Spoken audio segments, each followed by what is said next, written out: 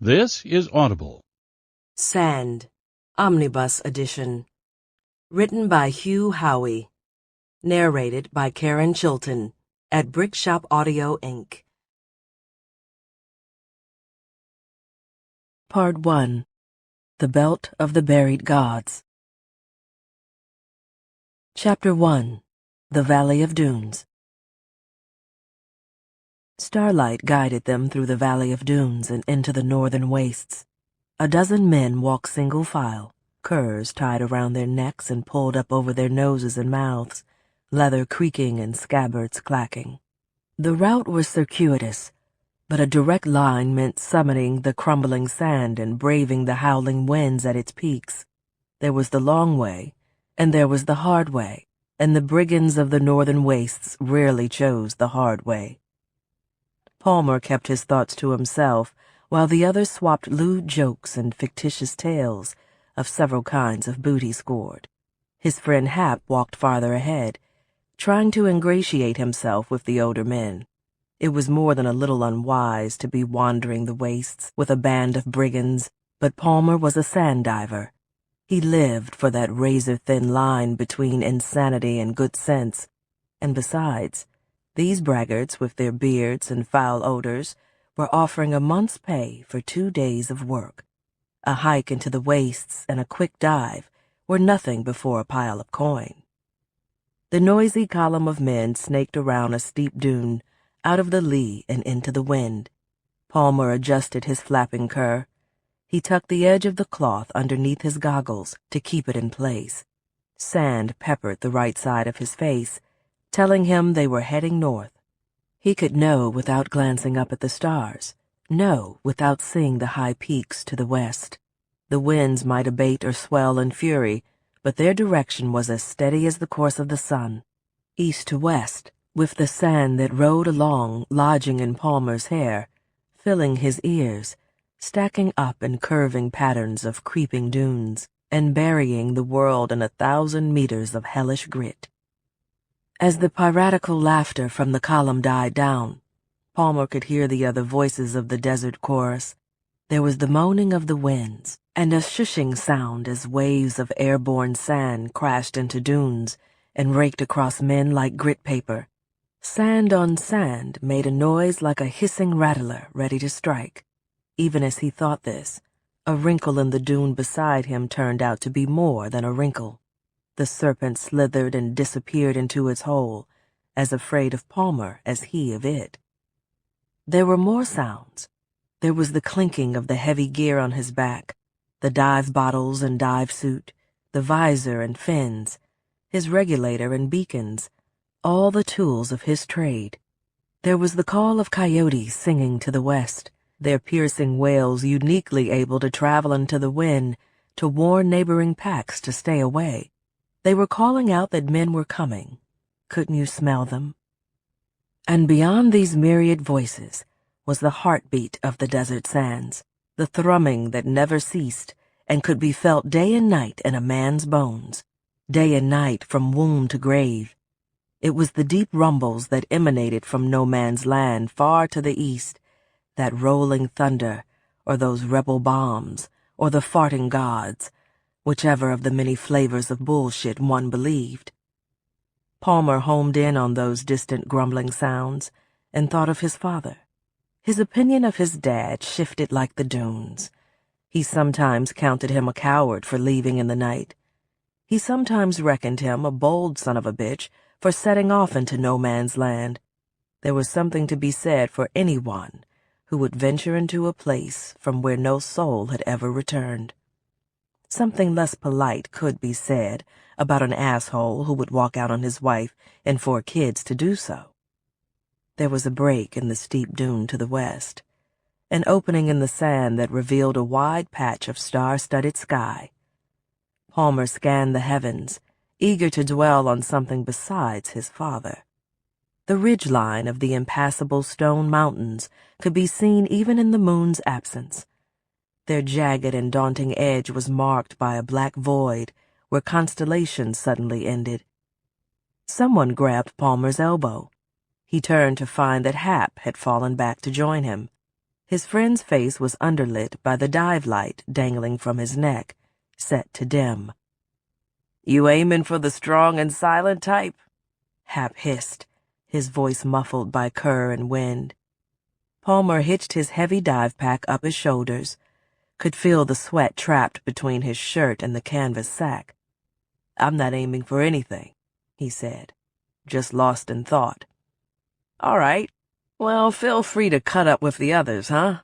I don't want them thinking you're some kind of psycho or nothing." Palmer laughed. He glanced over his shoulder to see how far behind the next guy was and which way the wind was carrying their words. "Really?" he asked. "Because that'd be kind of boss, don't you think?" Hap seemed to mull this over. He grunted, was probably upset he hadn't come up with it first. "You sure we're going to get paid for this dive?" Palmer asked, keeping his voice down. He fought the urge to dig after the sand in his ear, knowing it would just make it worse. "I don't want to get stiffed like last time." "Fuck no. These guys have a certain code." Hap slapped him on the back of the neck, sand and sweat mixing to mud. "Relax, Your Highness. We're gonna get paid. A quick dive, some sand in our lungs, and we'll be sipping iced drinks at the Honey Hole by Sunday. Hell, I might even get a lap dance from your mom." "Fuck off," Palmer said, knocking his friend's arm away. Hap laughed. He slapped Palmer again and slowed his pace to share another joke about Palmer's mom with the others. Palmer had heard it before. It got less funny and grew more barbs every time. He walked alone in silence, thoughts flitting to his wreck of a family, the sweat on the back of his neck cooling in the breeze as it gathered sand. That iced drink at the Honey Hole, not sounding all that bad, to be honest. Chapter 2. The Belt of the Gods. They arrived at the camp to find a tall fire burning, its beating glow rising over the dunes and guiding the men home in a dance of shadows. There were manly reunions of slapped backs and shoulders held, sand flying off with each violent embrace. The men stroked their long beards and swapped gossip and jokes as though they'd been apart for some time. Packs were dropped to the ground, canteens topped from a barrel. The two young divers were told to wait by the fire as some of the others ambled toward a gathering of tents nestled between steep dunes. Palmer was thankful for the chance to sit. He shrugged off his dive pack and arranged it carefully by the fire. Folding his aching legs beneath him, he sat and leaned against the pack and enjoyed the flickering warmth of the burning logs. Hap settled down by the fire with two of the men he'd been chatting with during the hike. Palmer listened to them argue and laugh while he gazed into the fire, watching the logs burn. He thought of his home in Springston, where it would be a crime to fell a tree and light it on fire, where coals of hardened shit warmed and stunk up homes, where piped gas would burn one day, but then silently snuff out a family in their sleep the next. In the wastes, such things didn't matter. The scattered groves were there to be raised, the occasional animal to be eaten, bubbling springs lapped up until they were dry. Palmer wiggled closer to the flames and held out his palms. The sweat from the hike, the breeze, the thoughts of home had turned him cold. He smiled at an eruption of voices that bravely leapt through the tall flames. He laughed when the others laughed, and when his twisting stomach made noises, he lied and said it was because he was hungry. The truth was that he had had a very bad feeling about this job. To start with, he didn't know any of these men, and his sister had warned him of the savages he did know, much less those strange to him. Hap had vouched for the group, whatever that was worth. Palmer turned and watched his friend share a joke in the firelight, his face an orange glow, his arms a blur of enthusiasm. Best friends since dive school. Palmer figured they would go deeper for each other than anyone else across the sands. That made the vouch count for something. Beyond Hap, parked between two steep dunes, Palmer saw two surfers with their sails furled and masts lowered. The wind-powered craft rocked on their sleek runners. They were staked to the sand, but seemed eager to race off somewhere. Or perhaps Palmer was projecting. He wondered if after this job maybe these guys would give him and Hap a ride back into town. Anything to avoid the night hikes and the bivouacking in the lee of blistering dunes. A few of the men who had hiked with them from Springston dropped down and joined the loose circle around the fire. Many of them were old, in their late 40s probably, more than twice Palmer's age, and about as long as anyone was meant to last. They had the leather dark skin of nomads, of desert wanderers, of gypsies, men who slept beneath the stars and toiled under the sun. Palmer promised himself he would never look like that.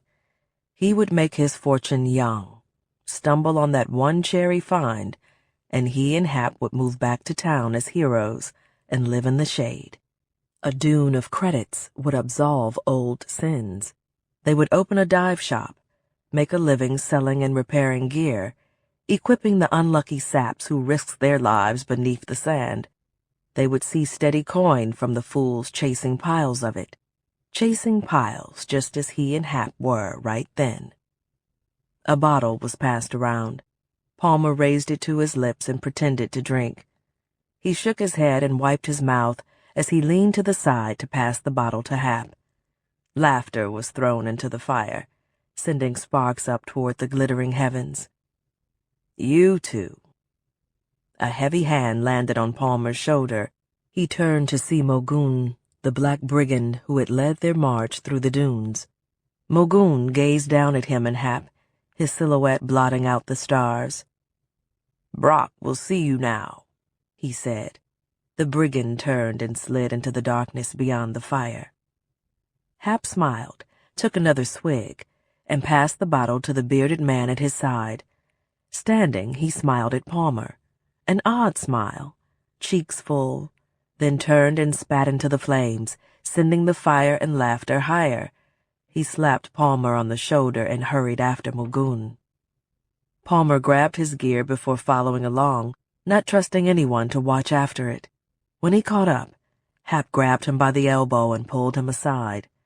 Together, they followed Mogoon down the packed sand path between the fire pit and the cluster of tents. "Play it cool," Hap hissed. "This is our ticket to the big time." Palmer didn't say anything. All he wanted was a score that could retire him, not to prove himself to this band and join them.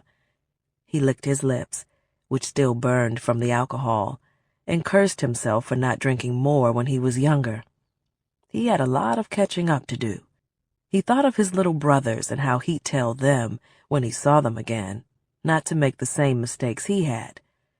Learn to dive. Learn to drink. Don't burn time learning wasteful stuff. Be more like their sister and less like him. That's what he would say. Mogoon was nearly invisible in the starlight, but came into relief against tents that glowed from the throb of flickering lamps. Someone threw a flap open, which let out the light like an explosion of insects. The thousands of stars overhead dimmed, leaving the warrior god alone to shine bright. It was Colorado, the great sword-wielding constellation of summer, his belt a perfect line of 3 stars, aimed down the path as if to guide their way. Palmer looked from that swath of jewels to the dense band of frostfire that bloomed back into existence as the tent was closed. This band of countless stars stretched from one dune straight over the sky to the far horizon. It was impossible to see the frostfire in town, not with all the gas fires burning at night. But here was the mark of the wastes, the stamp overhead that told a boy he was very far from home, that let him know he was in the middle of the wastes and the wilds, and not just the wilds of sand and dune, but the wilds of life, those years in a man's 20s when he shrugs off the shelter of youth and before he has bothered to erect his own. The tentless years, the bright and blinding years in which men wander as the planets do. A bright gash of light flicked across those fixed beacons, a shooting star.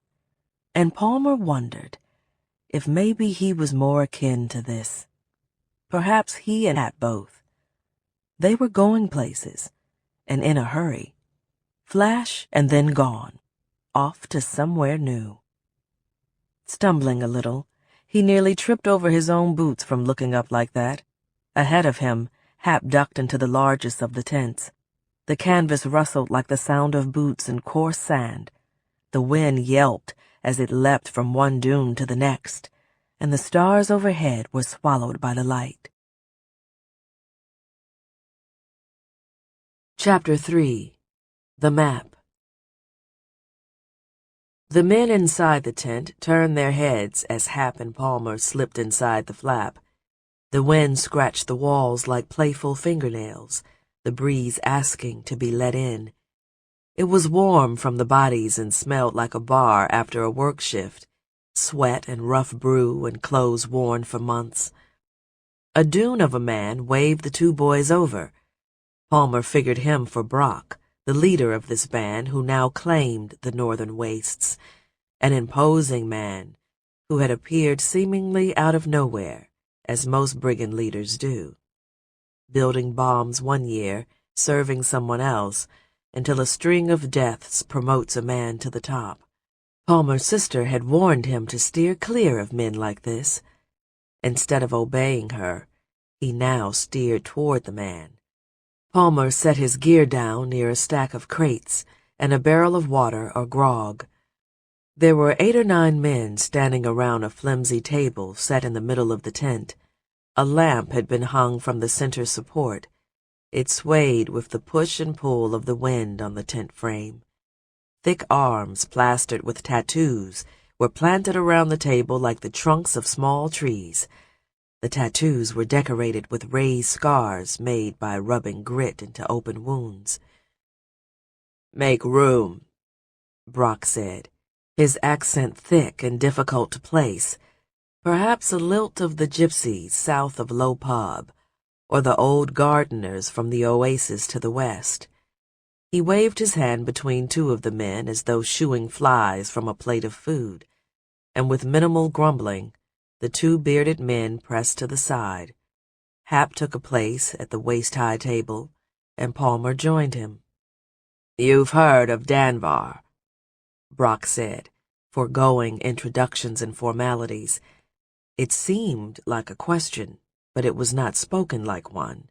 It was an assumption, a declaration. Palmer glanced around the table to see quite a few men watching him, some rubbing their long and knotted beards. Here, the mention of legends did not elicit an eruption of laughter. Here, grown men looked at hairless youth as if sizing them up for dinner. But none of these men had the face tats of the cannibals to the far north, so Palmer assumed he and Hap were being sized up for this job, being measured for their worthiness and not for some stew. "Everyone's heard of Danvar," Hap whispered, and Palmer noted the awe in his friend's voice. "Will this lead us there?" Palmer turned and surveyed his friend, then followed Hap's gaze down to the table. The 4 corners of a large piece of parchment were pinned down by meaty fists, sweating mugs, and a smoking ashtray.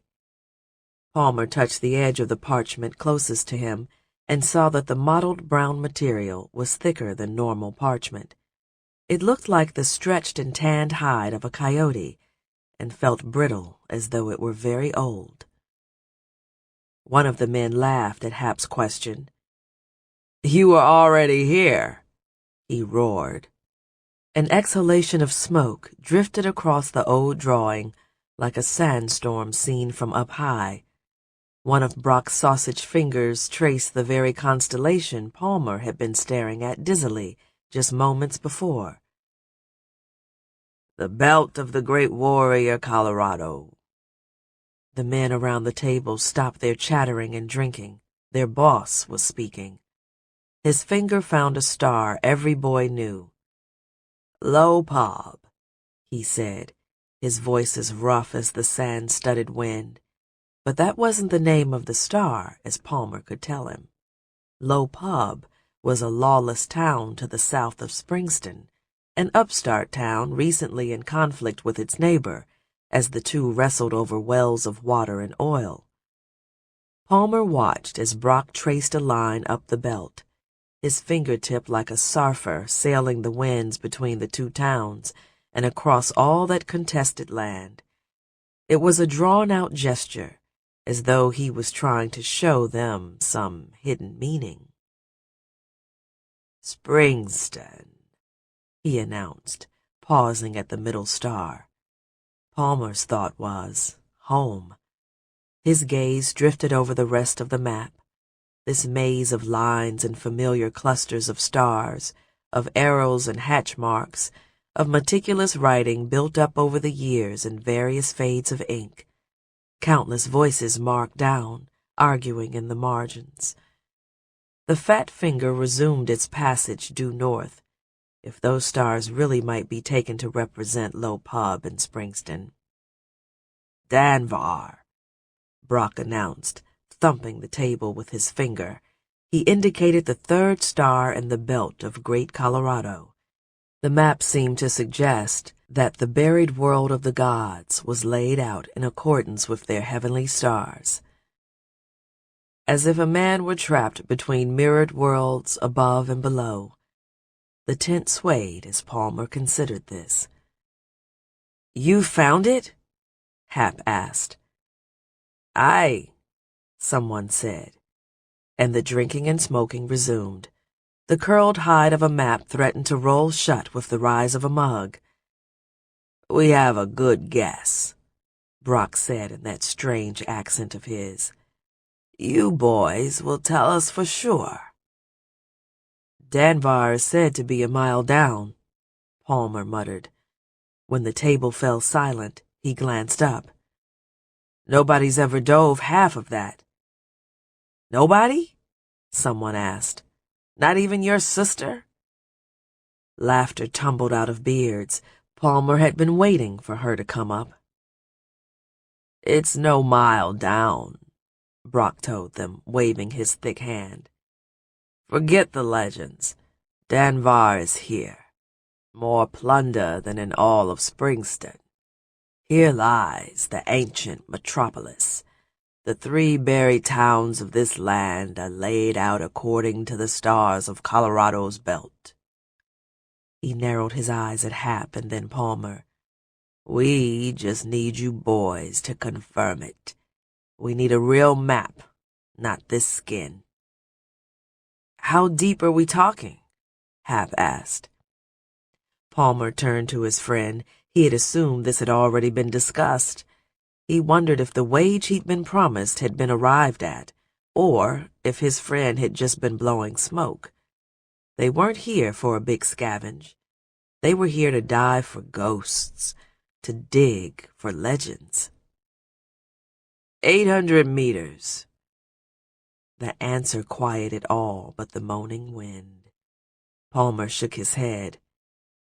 "I think you vastly overestimate what a diver can—" "We dug the first 200 meters, Brock said. He tapped the map again. "And it says here on this map that the tallest structures rise up another 250. That leaves—" Hap hesitated, waiting no doubt for someone else to do the math. The swinging lamp seemed to dim, and the edges of the map went out of focus as Palmer arrived at the answer. 350 meters, he said, feeling dizzy. He'd been down to 250 a few times on twin bottles. He knew people who'd gone down to 3. His sister, a few others, could do 4. Some claimed 5. Palmer hadn't been warned they were diving so deep, nor that they were helping more gold diggers waste their time looking for Danvar. He had feared for a moment that they were working for rebels.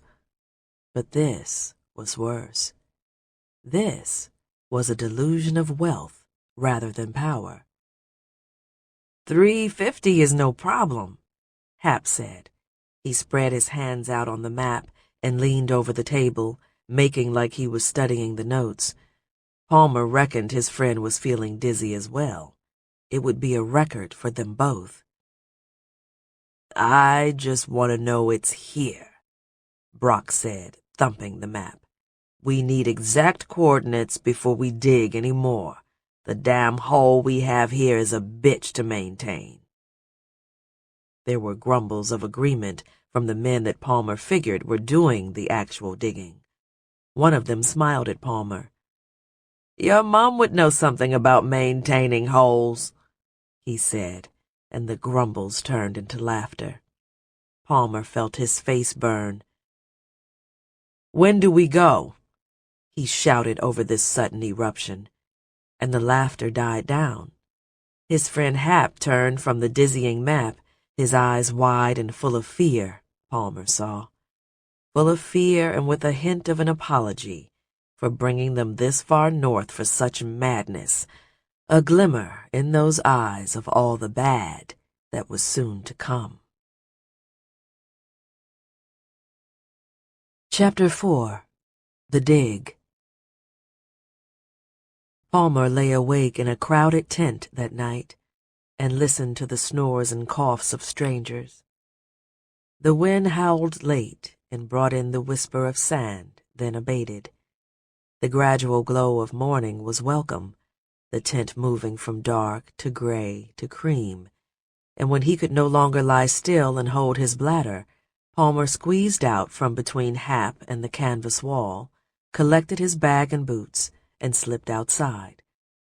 The air was still crisp from a cloudless night, the sand having shucked off the heat soaked up the day before. Only a few stars clung to the darkness in the west. Venus stood alone above the opposite dunes. The sun was up somewhere, but it wouldn't show itself above the local dunes for another hour. Before it could beat down between the high sands, Palmer hoped to be diving. He relished the coolness of the deep earth, even the pockets of moist sand that made for difficult flow. Sitting down, he upturned his boots and clopped the heels together, little pyramids of scoop spilling out. Slapping the bottoms of his socks, he pulled the boots back on and laced them up securely, doubling the knot. He was eager to attach his fins and get going. He checked his dive pack and went over his gear. One of the prospectors emerged from the tent, cleared his throat, then spat in the sand, near enough to Palmer for it to register, but far enough away that he couldn't be certain if it was directed at him. After some consideration, and while the man urinated on the wall of a dune, Palmer decided this ephemeral range of questionable intent was between 4 and 5 feet. It felt scientific.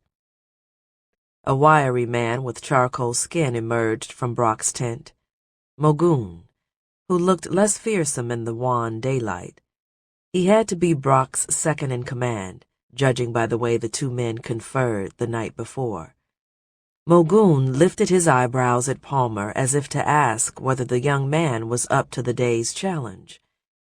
Palmer dipped his chin in both greeting and reply. He felt great. He was ready for a deep dive.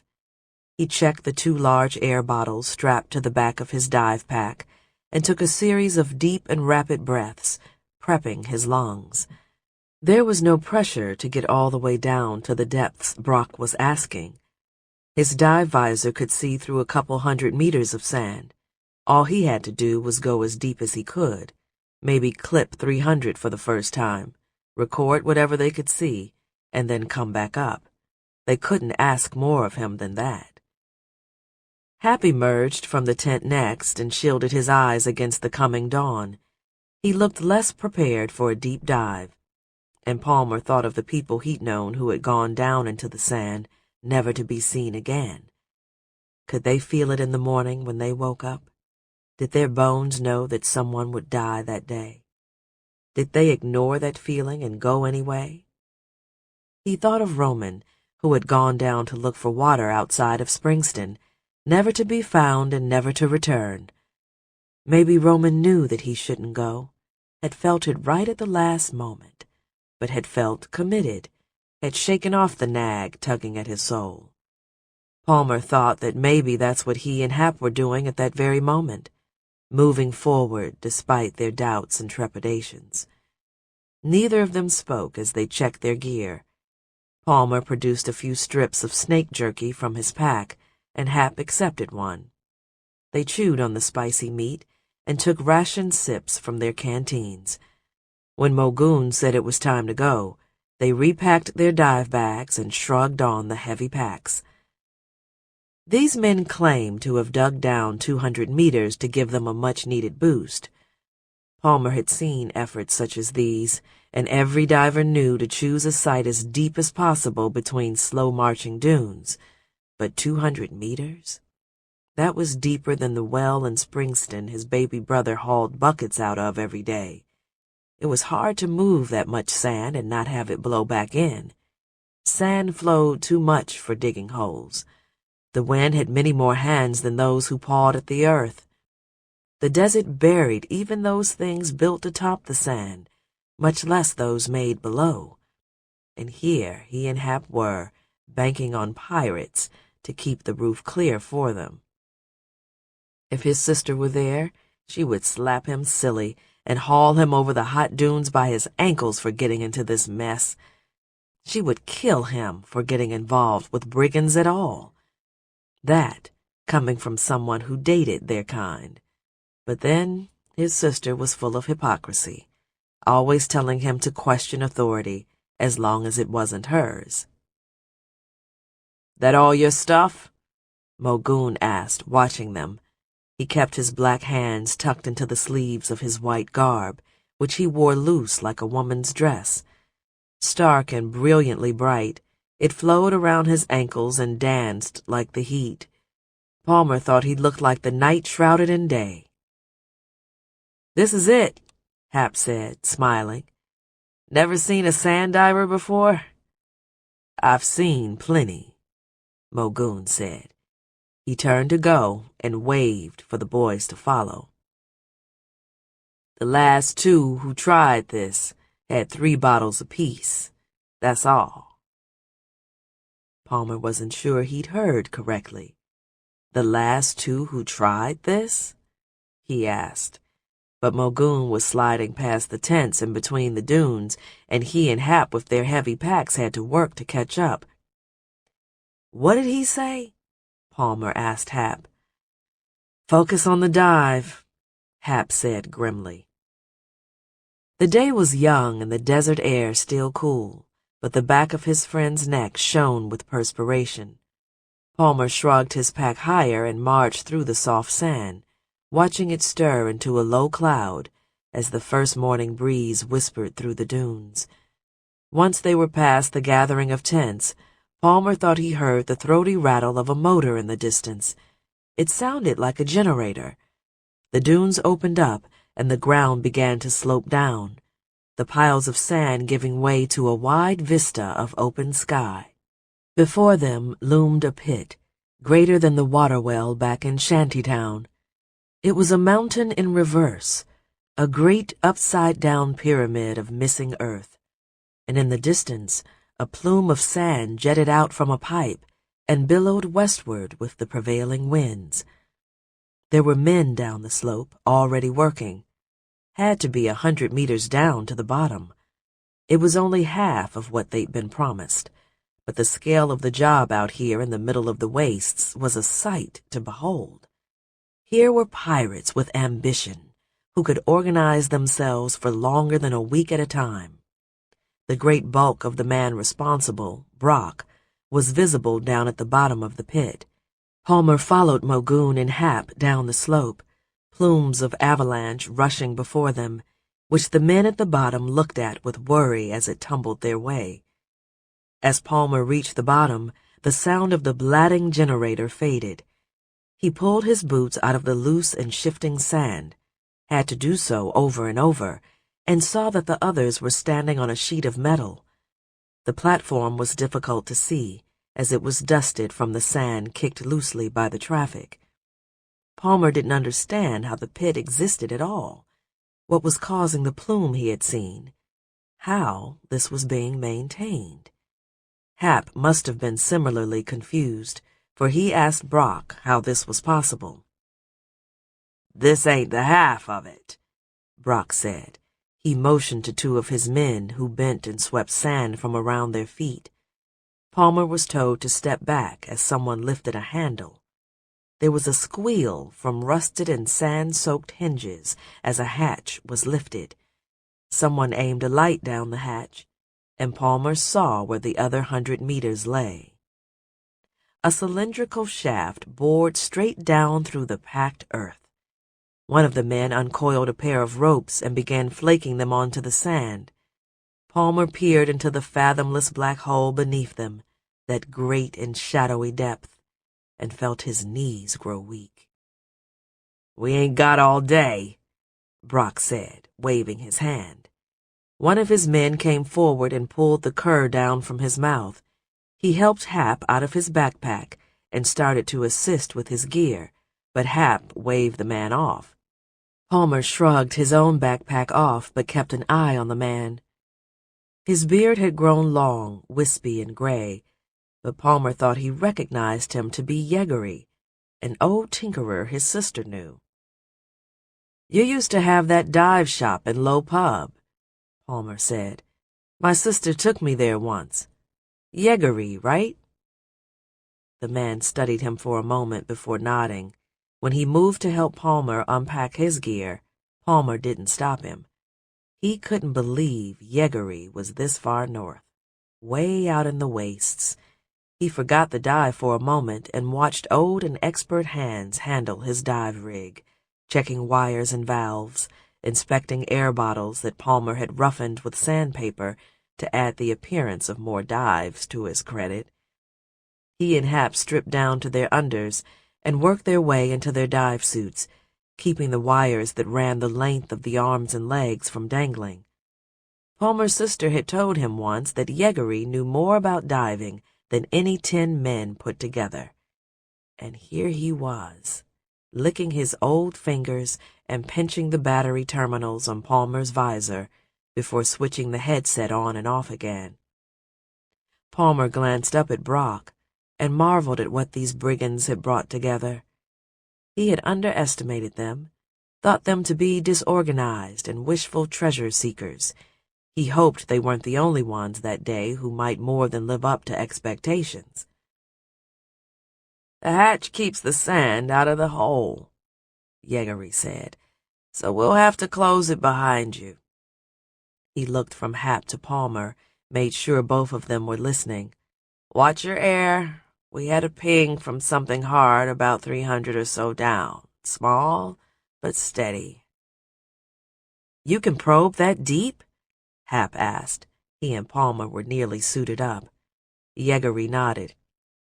"I've got 200 of my dive suits wired up here. That's what's holding the shaft wall together and softening the sand outside it, so we can pump it out. We've got a few more days of fuel left in the Jenny, but you'll be dead or back by then."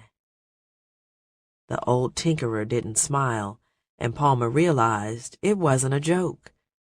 He pulled his visor on but kept the curved screen high up on his forehead so he could see. He hung his dive light around his neck before attaching his fins to his boots. He would leave the gear bag and his clothes behind, but he strapped his canteen tight to his body so it wouldn't drag. He didn't trust these men not to piss in it while he was gone. "The other 2 divers?" he asked Yeggary. "What happened to them?" The old dive master chewed on the grit in his mouth, the grit that was in all of their mouths, that was forever in everyone's mouths. "Worry on your own dive," he advised the 2 boys. Chapter 5. The Dive. The ropes pinched Palmer's armpits as he was lowered down the shaft. He descended in jerks and stops, could feel the work of the men above handling the rope with their gloved hands. The dive light illuminated the smooth walls of the shaft as he spun lazily this way and that. Hap drifted a few meters below him on his own line. "It's fucking quiet," Hap said. Palmer added to that quietude. He reached out and touched the wall of this unnatural shaft, and felt with his fingers the unmistakable packed grit of stone sand. This shaft had been made. A chill spread across his flesh. He remembered Yeagery saying something about 200 suits. "They created this," he whispered. He and Hap inched downward, spinning as they went. "They're using vibes to hold this together, and to loosen the sand before they pump it."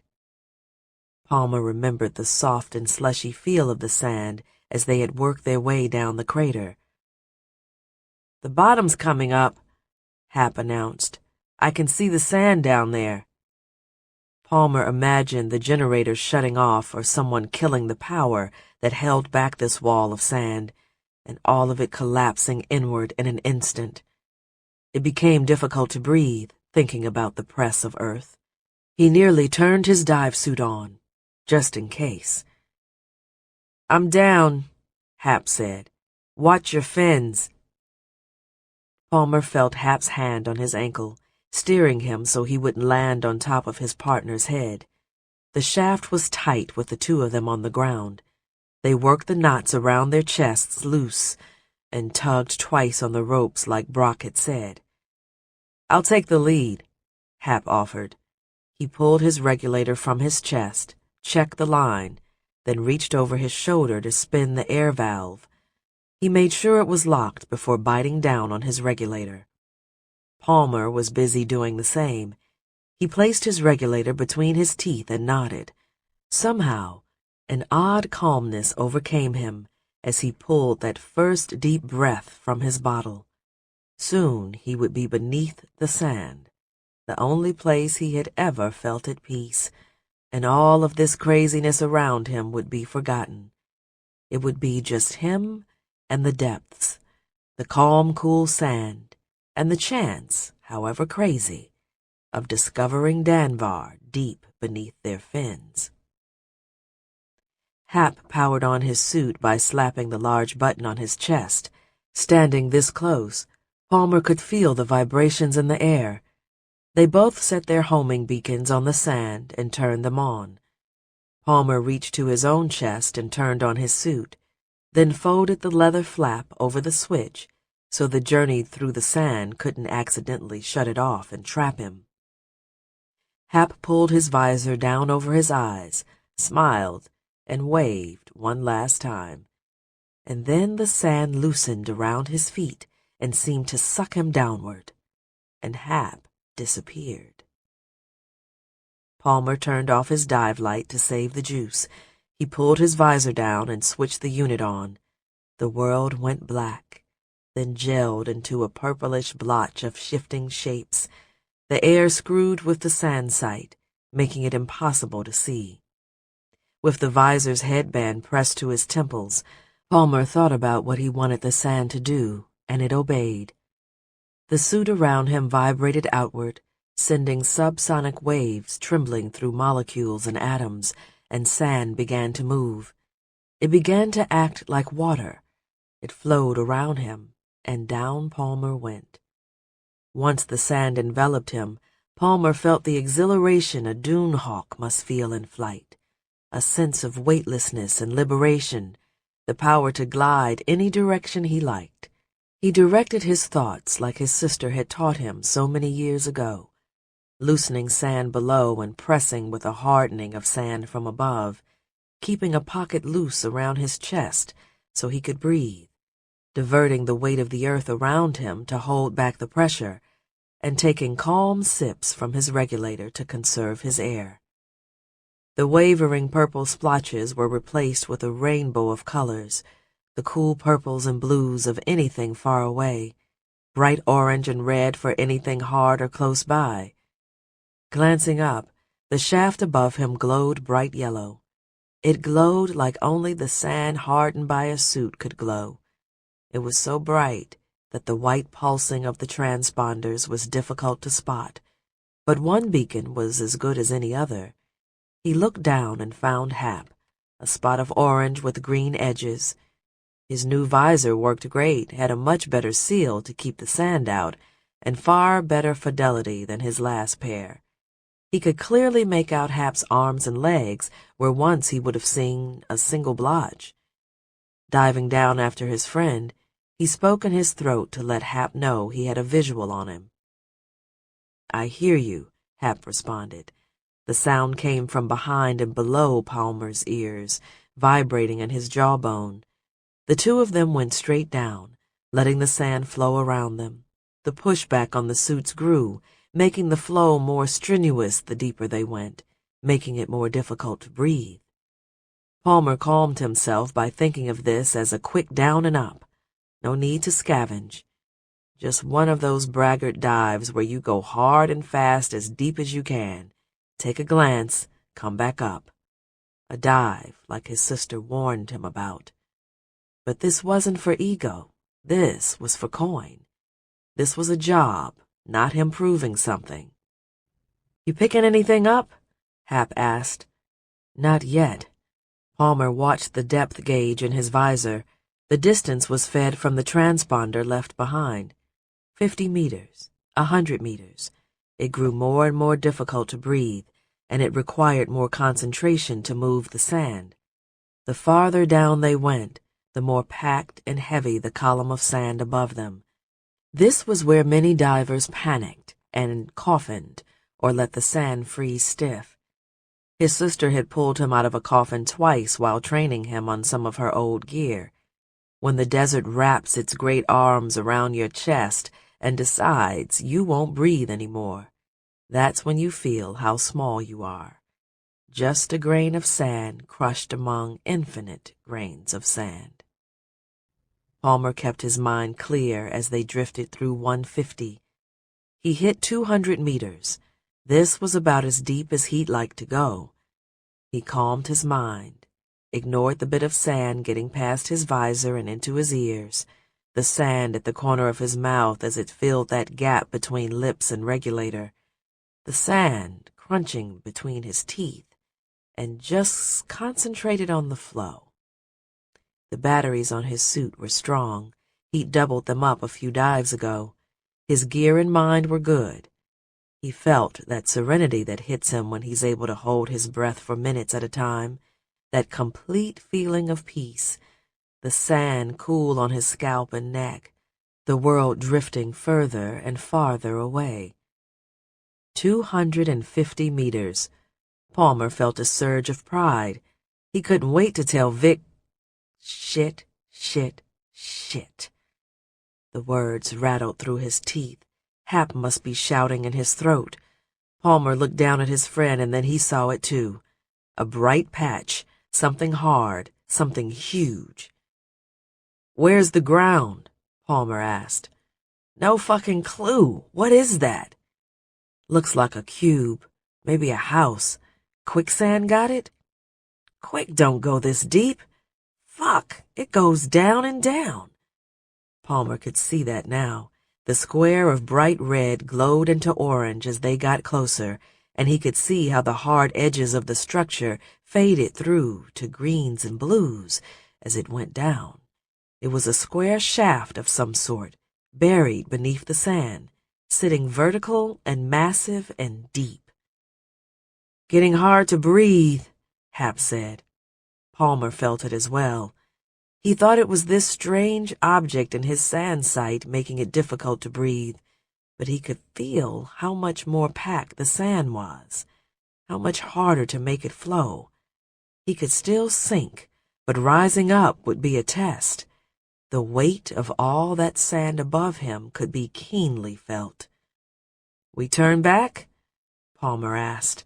His goggles said 250. It was still another 50 or so down to the structure. With the 200 meters they cheated from the dig, they were technically at 450 right then. Damn. He had never dreamed of diving so deep. Only 250 of it was him, he reminded himself, but still, his sister had told him he wasn't ready to go even that far. He had argued with her, but now he believed. God damn, was she ever wrong about anything? "Gotta see what it is," Hap said. Then we go back. The ground must be a mile deep. Don't see an end. I see something. More of these. Palmer wished he had Hap's visor. His own was digging into his face, pushing on his forehead and cheekbones like it might smash right through his skull. He worked his jaw to lessen the pain, strained downward, and then he saw something, too. Bright blues down there, more square shafts, and another to the side a little deeper, just a purple outline. And was that the ground down there? Maybe another 300 meters down? I'm getting a sample, Hap said. His words came in loud. The sand was dense, the visor bands transmitting the words from throat to jawbone louder than usual. Palmer remembered Vic telling him about this. He tried to remember what else he'd heard about the deep sand. He was sucking so hard to get a breath now that it felt like his tank was empty, but the gauge was still in the green. It was just the tightness around his chest which was growing unbearable. It felt like a rib might snap. He'd seen divers taped up before, seen them come up with blood trailing from their noses and ears. He concentrated, told the sand to flow. He followed Hap when his every impulse was to get out of there, to turn and find his beacon, to push the sand up as hard and as fast as he could. Pile of coin be damned. Hap reached the structure. The walls appeared perfectly smooth. A building. Palmer could see it now. An impossibly tall building with small details on the roof, some so hard and bright that they must be solid metal. A fortune in metal. Machines and gizmos, something that looked like ducting, like the building used to breathe. This was not built by man. Not by any man Palmer knew. This was Danvar of legends, Danvar of old, the mile-deep city found by a bunch of smelly pirates, Palmer thought, and discovered by him. Chapter 6. Danvar.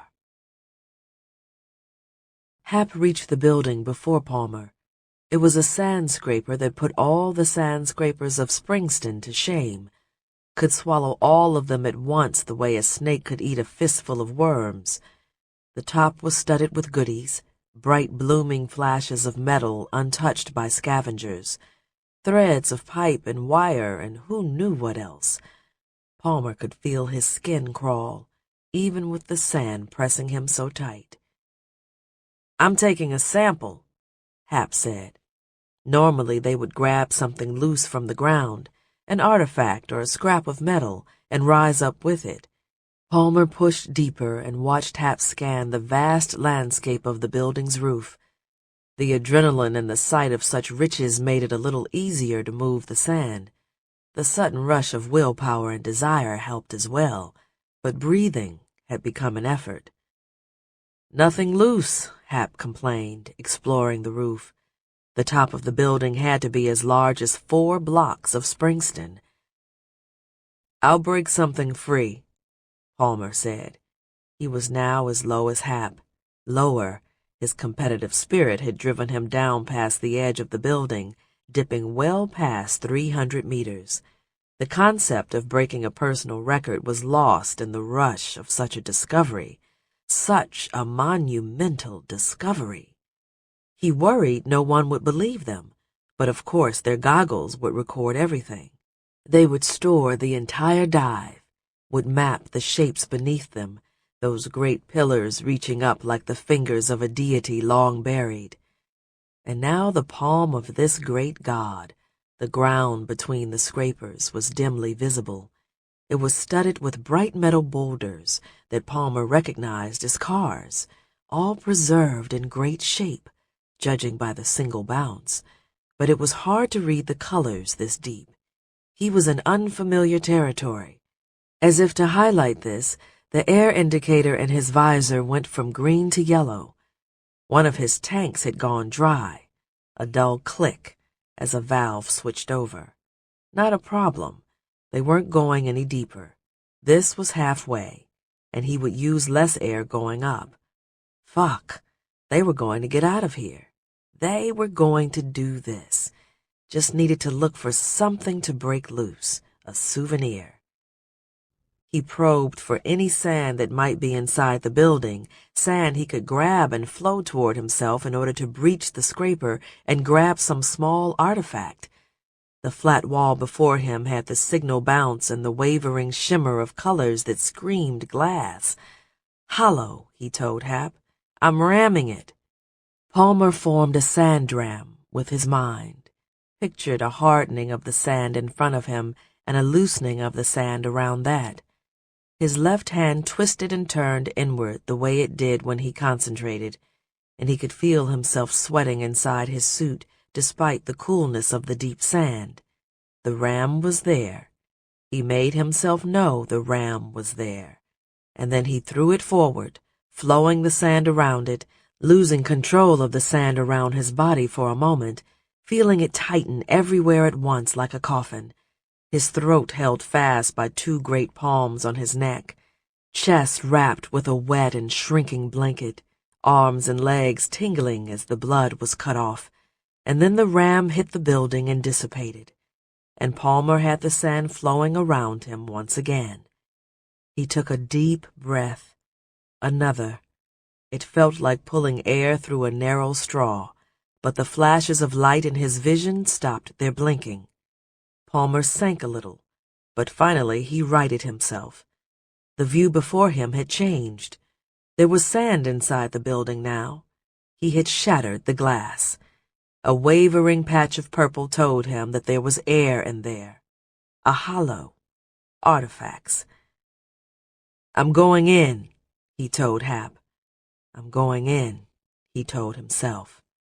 And then the sand scraper swallowed him. Chapter 7. A Burial.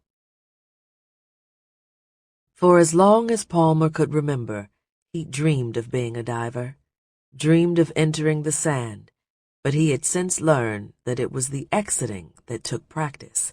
A diver quickly learns a dozen flashy ways to get into a dune, each more spectacular than the last, from falling face first into the sand and having it softly claim him, to jumping backward with his arms over his head and disappearing with the slightest of splashes, to having the sand grab his boots and spin him wildly on the way down. Gravity and the welcoming embrace of flowing sand made many a glorious entry possible.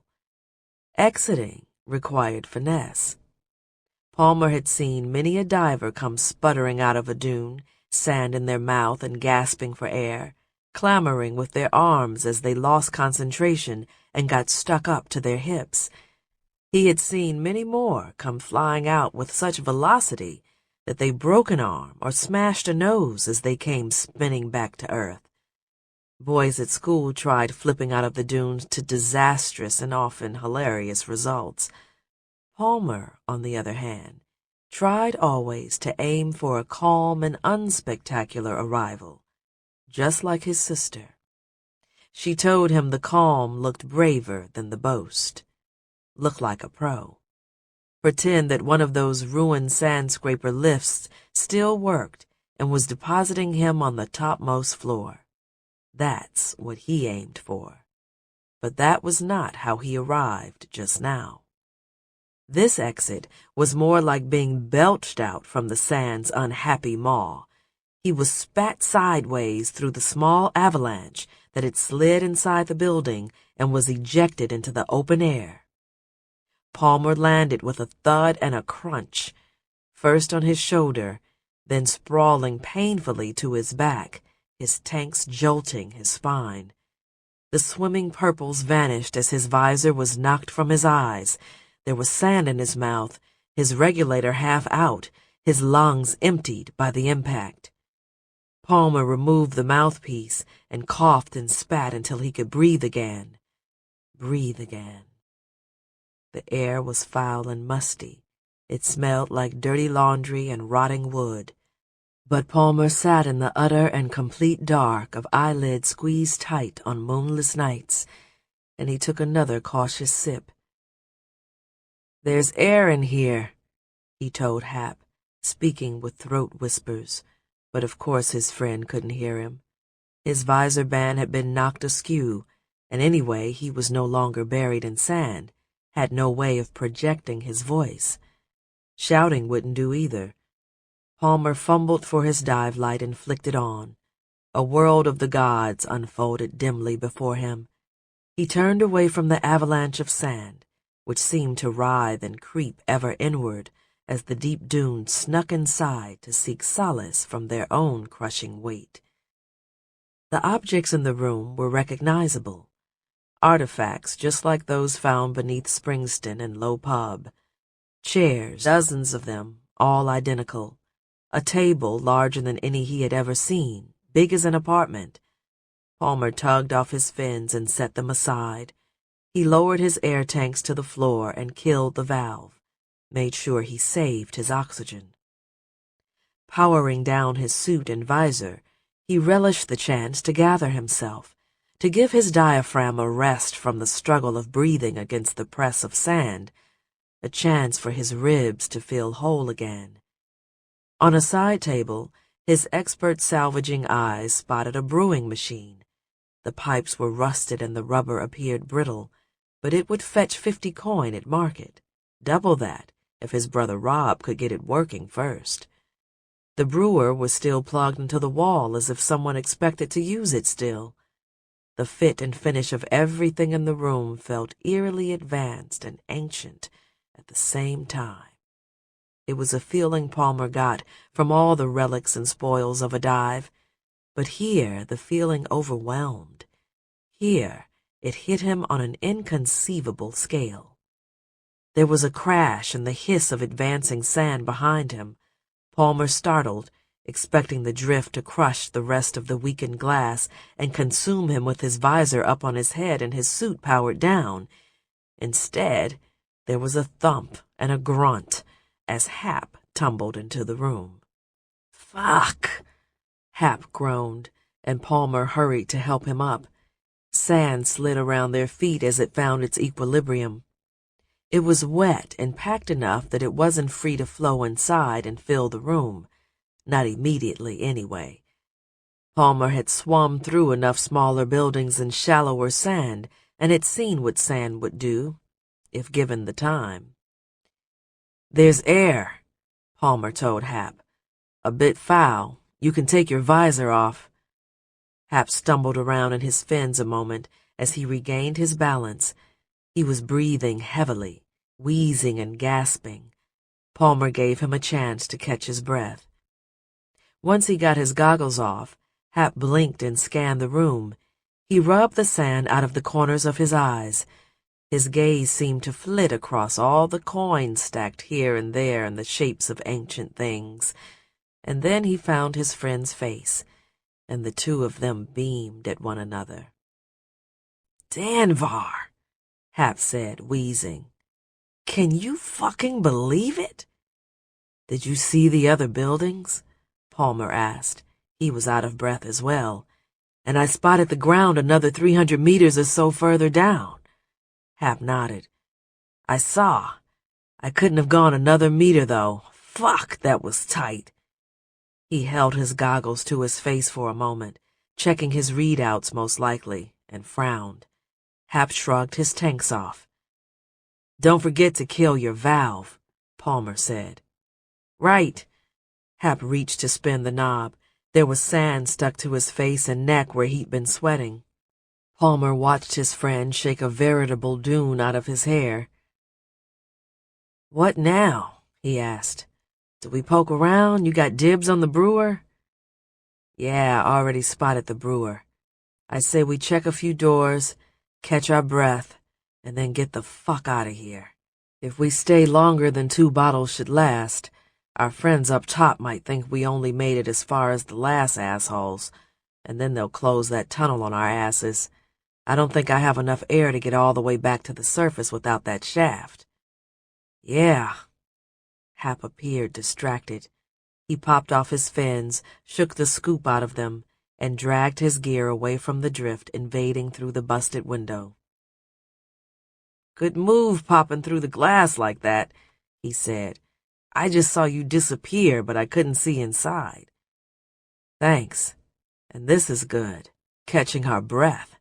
It would have been tight getting back up. We can get our strength." "Amen. Hey, did you happen to spot the other divers on the way down?" Palmer shook his head. "No, did you?" "Nah, I was hoping they'd stand out." Palmer agreed. There was almost nothing more valuable to salvage than another diver. It wasn't just their gear, which could run a pretty coin. It was getting cut in on all bounties they had or wills they'd left. Every diver was afraid to some degree of being buried without a tombstone, and so the bone bounties, as they were called, made every diver a comrade of the dead. "Let's try those doors," Hap said, pointing at the double set at the far end of the room. Palmer agreed. He got there first and ran his hands across the smooth wood. "Fuck me, I'd love to get these out of here." "You get those out of here and you could fuck someone prettier than me." Palmer laughed. He gripped the handle, and the metal knob turned, but the door was stuck. The two of them tugged, grunting. Hap braced his foot on the other door, and when it finally gave way, the both of them went tumbling back into the table and chairs. Hap laughed, catching his breath. The door creaked on its hinges, and there was some other sound, a popping like a dripping faucet, like a great beam settling under some weight. Palmer watched the ceiling closely. It sounded like the scraper was adjusting itself, like its belly was grumbling around these new morsels in its gut. "We shouldn't stay long," Palmer said. Hap studied him a long while. Palmer could sense that his friend was just as afraid as he was. "We won't," he agreed. "Why don't you go first? I'll save my dive light in case yours burns out." Palmer nodded, sound thinking. He stepped through the door and into the hallway. Across from him, there was a glass partition with another door set in it, a spider web of cracks decorating the glass, the effect of the building settling or being crushed by the sand. There appeared to be a lift lobby on the other side of the partition. Palmer had been in a few lifts in smaller buildings, found them a good way to get up and down if a building was full of sand. The hallway he stood in extended off in both directions, was studded with doors. To his right, there was a high desk, like some kind of reception area. But everything was so damn nice. He coughed into his fist. Hopefully the air here wasn't...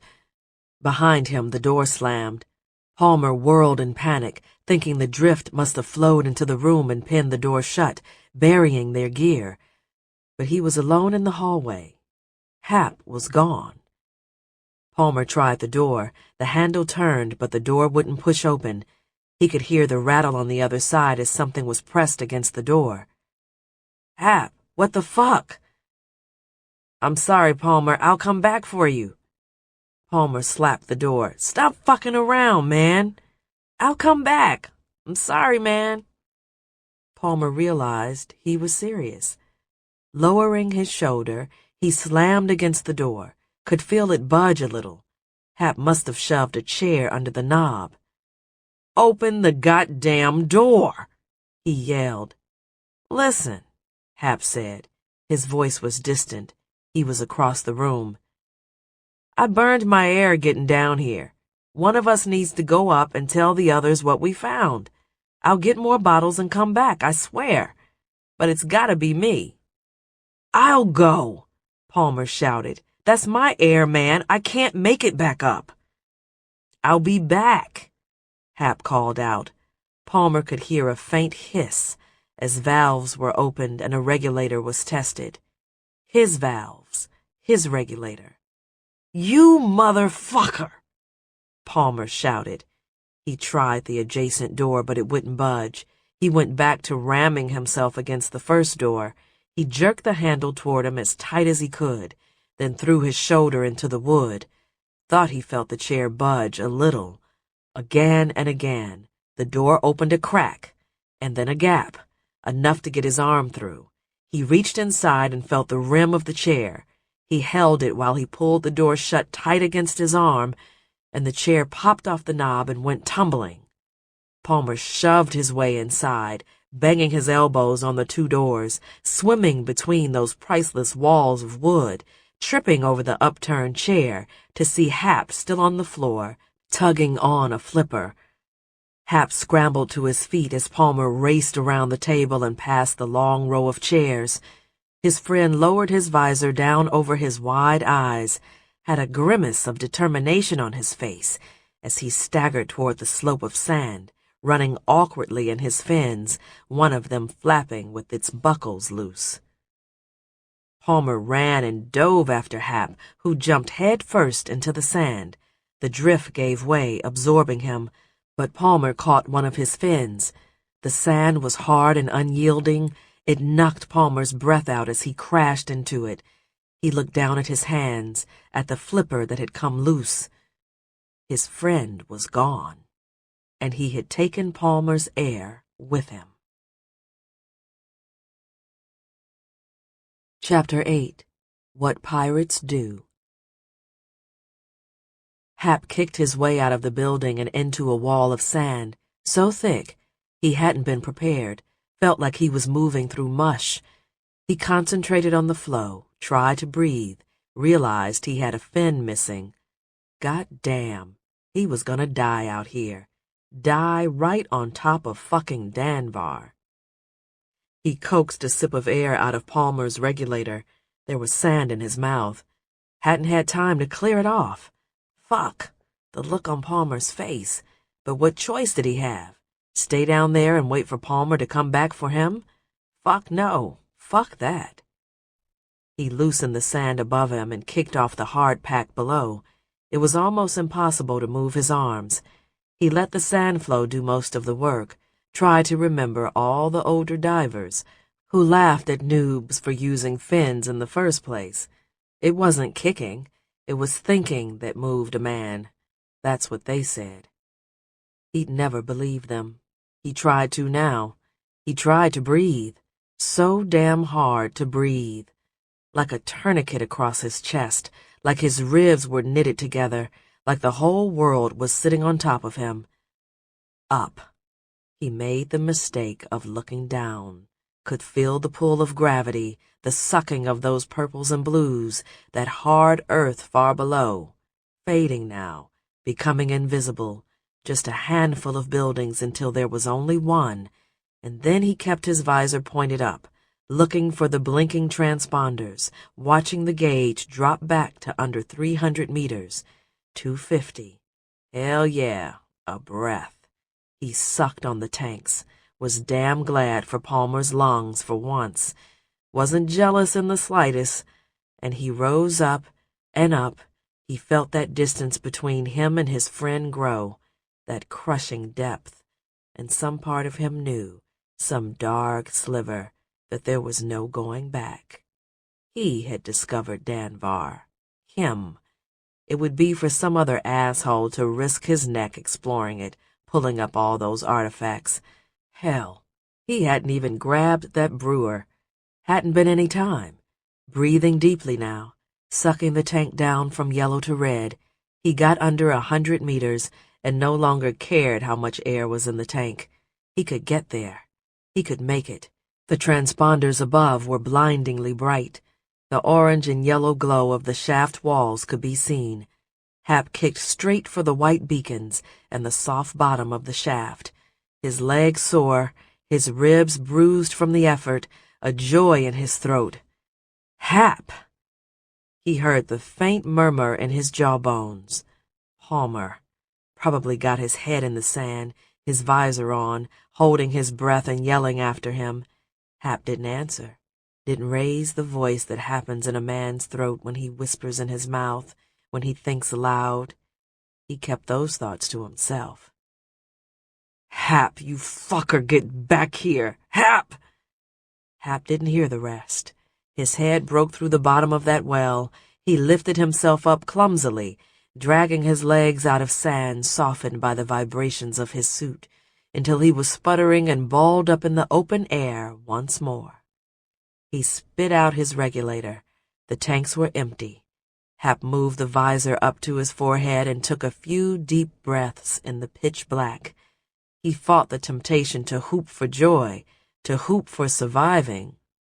The others would be waiting up on that metal hatch and might hear him. Act cool. Act like you've done this before.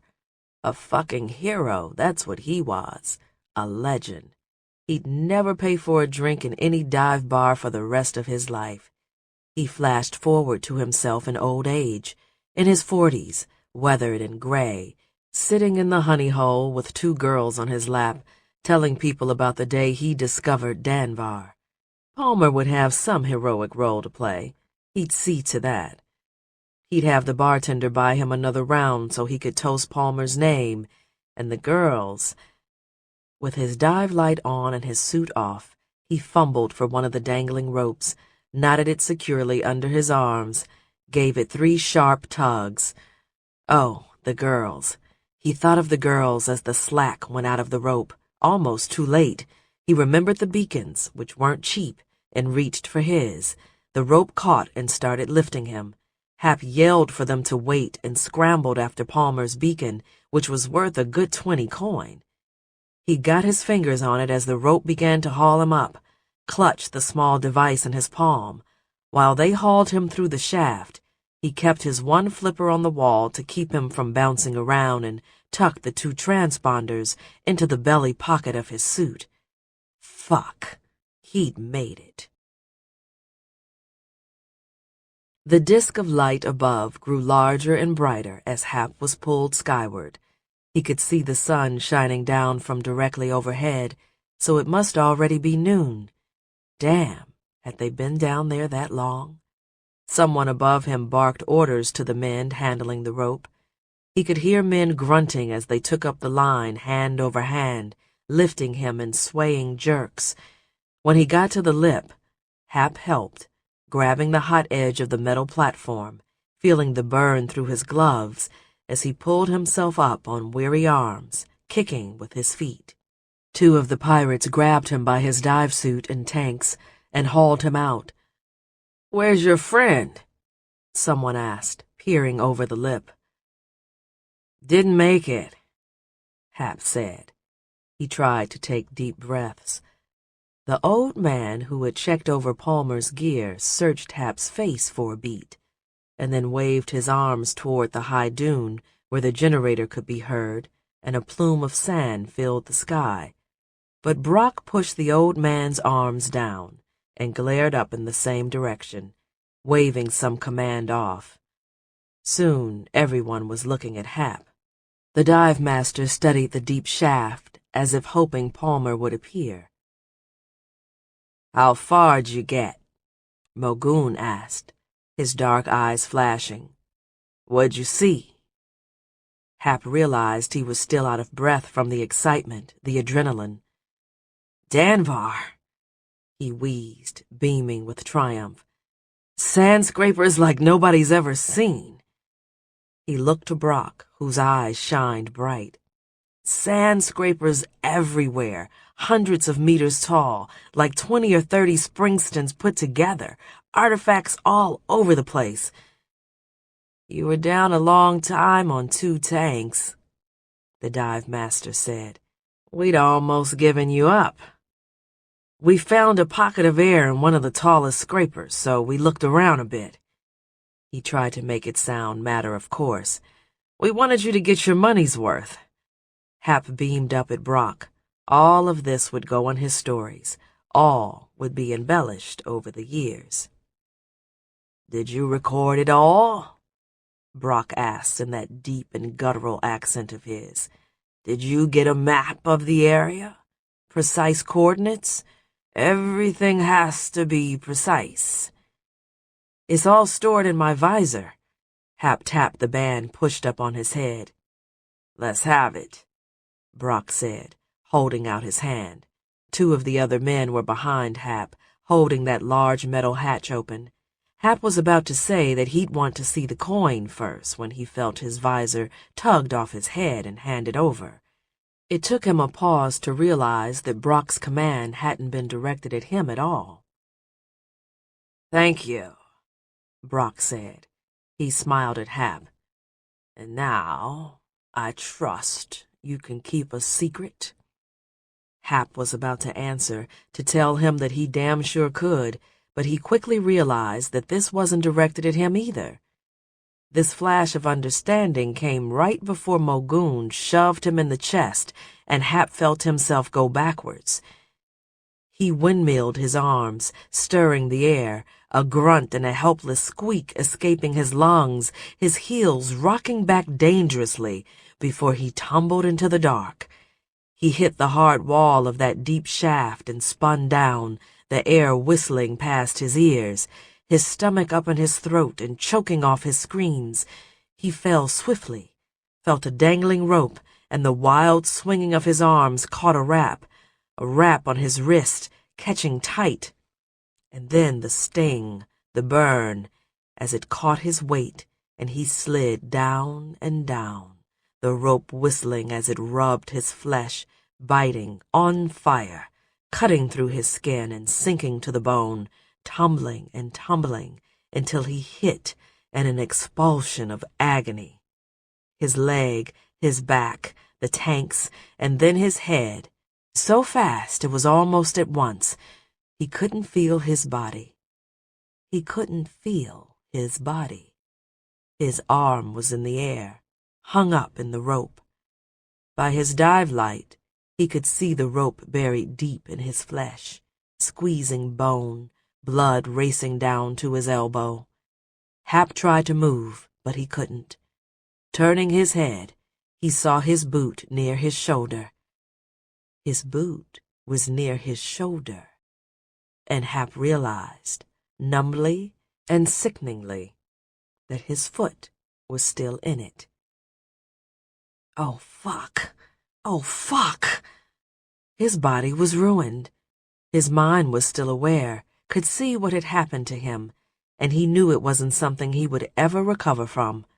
He was an unnatural heap, but still alive.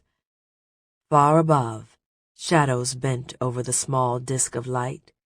Hap tried to scream up at them, yell for help, yell a curse on them for all their days, but all that leaked out of him was a whimper, a rattle. One of the shadows moved, an arm waving, and some receding part of Hap's mind thought that they were waving down at him. But they were waving beyond the rise of that great crater at whoever was holding the walls of that shaft open, because the power was killed, a connection severed, and those walls collapsed suddenly and all at once, and Hap's mouth, locked open in quiet agony, filled with sand, and the earth sat upon his broken chest. Part 2. A Visitor. Chapter 9. The Brief Hiss of Life. "You're letting the sand in," Connor warned, as Rob returned from his piss. His little brother fell into the tent and onto his ass, remembered to knock his boots together before swinging his feet inside, then wrestled with the canvas flap. "If we aimed the door to the west, the wind wouldn't get in," Rob complained. "We always do it this way. Just don't dally when you go in and out." Rob sulked, while Connor readied the lantern. Outside, the world pulsed red from the dying fire. The wind rocked the tent and sand hissed against the canvas. "Did you go?" Connor asked. "Yeah." "Will you need to go again?" "Not until morning." "Good, let's begin." Rob situated himself on the other side of the tent. Connor adjusted the wick. He pinched the top to feel that it was wet with oil, held his flint and striker above it, and scraped them together until the fuel caught. He turned off his dive light, and the tent was filled with the more primitive and inconsistent glow of a beating flame. It was the light of childhood and nostalgia, the ephemeral light, that which does not last. Both boys stared at the living flame for a long while, drawn back in time to simpler days, family days, when the concern for light meant another jar of rendered fat and not some rechargeable battery. "This was Dad's lantern," Connor said. "He left it for us the night he departed so that we could find our way home." This was how Connor began the yearly ritual. It was how he always began it. His older brother Palmer had said these lines before him, and their eldest sister Vic had spoken them before that. Connor looked up from the lantern, breaking the spell, and realized suddenly that Rob would never have a reason to speak these words. There would be no one to listen, no one to care. Rob coughed into his tiny fist, almost if to say, "Let's get on with it." "Dad left us 12 years ago today. We will never know why. All that remains is our memory of him, and that is what we honor. This tent, our father's tent, was the last place we saw him. It was less crowded in the morning when we woke. You were sleeping in Mother's womb. Palmer used to say that I kicked him all night and stole the blankets. Vic says she awoke as Father made ready to go, saw him in the moonlight when he flapped the tent, and that his face told her everything. In the morning we all knew. I was 6. Palmer was a little older than you are now. Mother was young and beautiful, and breaking down the tent that morning was the first thing we ever did without him." Connor fumbled with the canteen. His hands were shaking. His convictions, too. He poured water from the vessel and into the lid, rationing as was proper. He handed the cap across to his brother, who drank it down in a gulp. Connor poured a cap for himself. "The last night we were together, Father shared his canteen, and he told us stories. Mom was given 2 caps that night, one for you." Connor tipped the water into his mouth and swallowed. He poured another. "The first time Father brought Palmer and Vic here, it was before I was born. He and Mother spoke of their parents, their past, the need to remember. After he left us, we made a vow to come back once a year so that we wouldn't forget." Connor caught Rob looking to the side where Palmer would normally be. Gone, just like Vic. So much for promises. Connor dipped a finger into the cap and held it over the open flame, ashamed of his plans, of growing up to be like his dad. "This is the hiss of life," he said. The flame ducked and sputtered as the water hit, and then it leapt back up. "Our lives are the sweat on the desert floor. We go to the sky, over the jagged ridge, and we fall in the heavens where it rains and floods." He passed the cap to Rob, who repeated the ritual and the old saying that went with it. They were, both of them, religious for one day of the year. There was no pastor to finish the cap, so Connor told Rob to drink it, and he did. The cap went back on the canteen. Rob studied the flame for a long while. His eyes shone in the beating light, and then he looked up at Connor. "Tell me about Father," he said. In that instant, Connor was peering at his old self. He was young again, and his older brother was telling him stories of Father back when he was Lord of Springston, before the land was corrupt, before the wall took its lien, before Low Pub took its independence, back when their dad walked the streets and clasped hands and clapped backs and privately wept while his hair fell out, back before the office of lordship and the suffering of his people drove him to no man's land with all the others who leave and never return. Across the recovered lamp flame sat a younger Connor, eyes aglow. He could see himself huddled there beside his older brother, while Vic told them both about Father when he was younger still, the great sand diver, who shunned tanks of air for the sickness they caused, who could go down for 10 minutes at a time and bring back wonders from impossible depths, who saved the water pump of Low Pub and discovered the hills that became the Western Gardens. Father, when he was young and reckless and bold. But Connor remembered a different man. His last memory of their dad was of a man gray and weathered, like a piece of wood exposed to the wind and sun. He remembered his father that night in the tent, kissing them all on their foreheads, whispering that he loved them and to be safe. He remembered that terrible year as they were forced to leave the Great Wall and began a slow drift westward, with the wind, through the best and then the worst parts of Springston and out to Shantytown.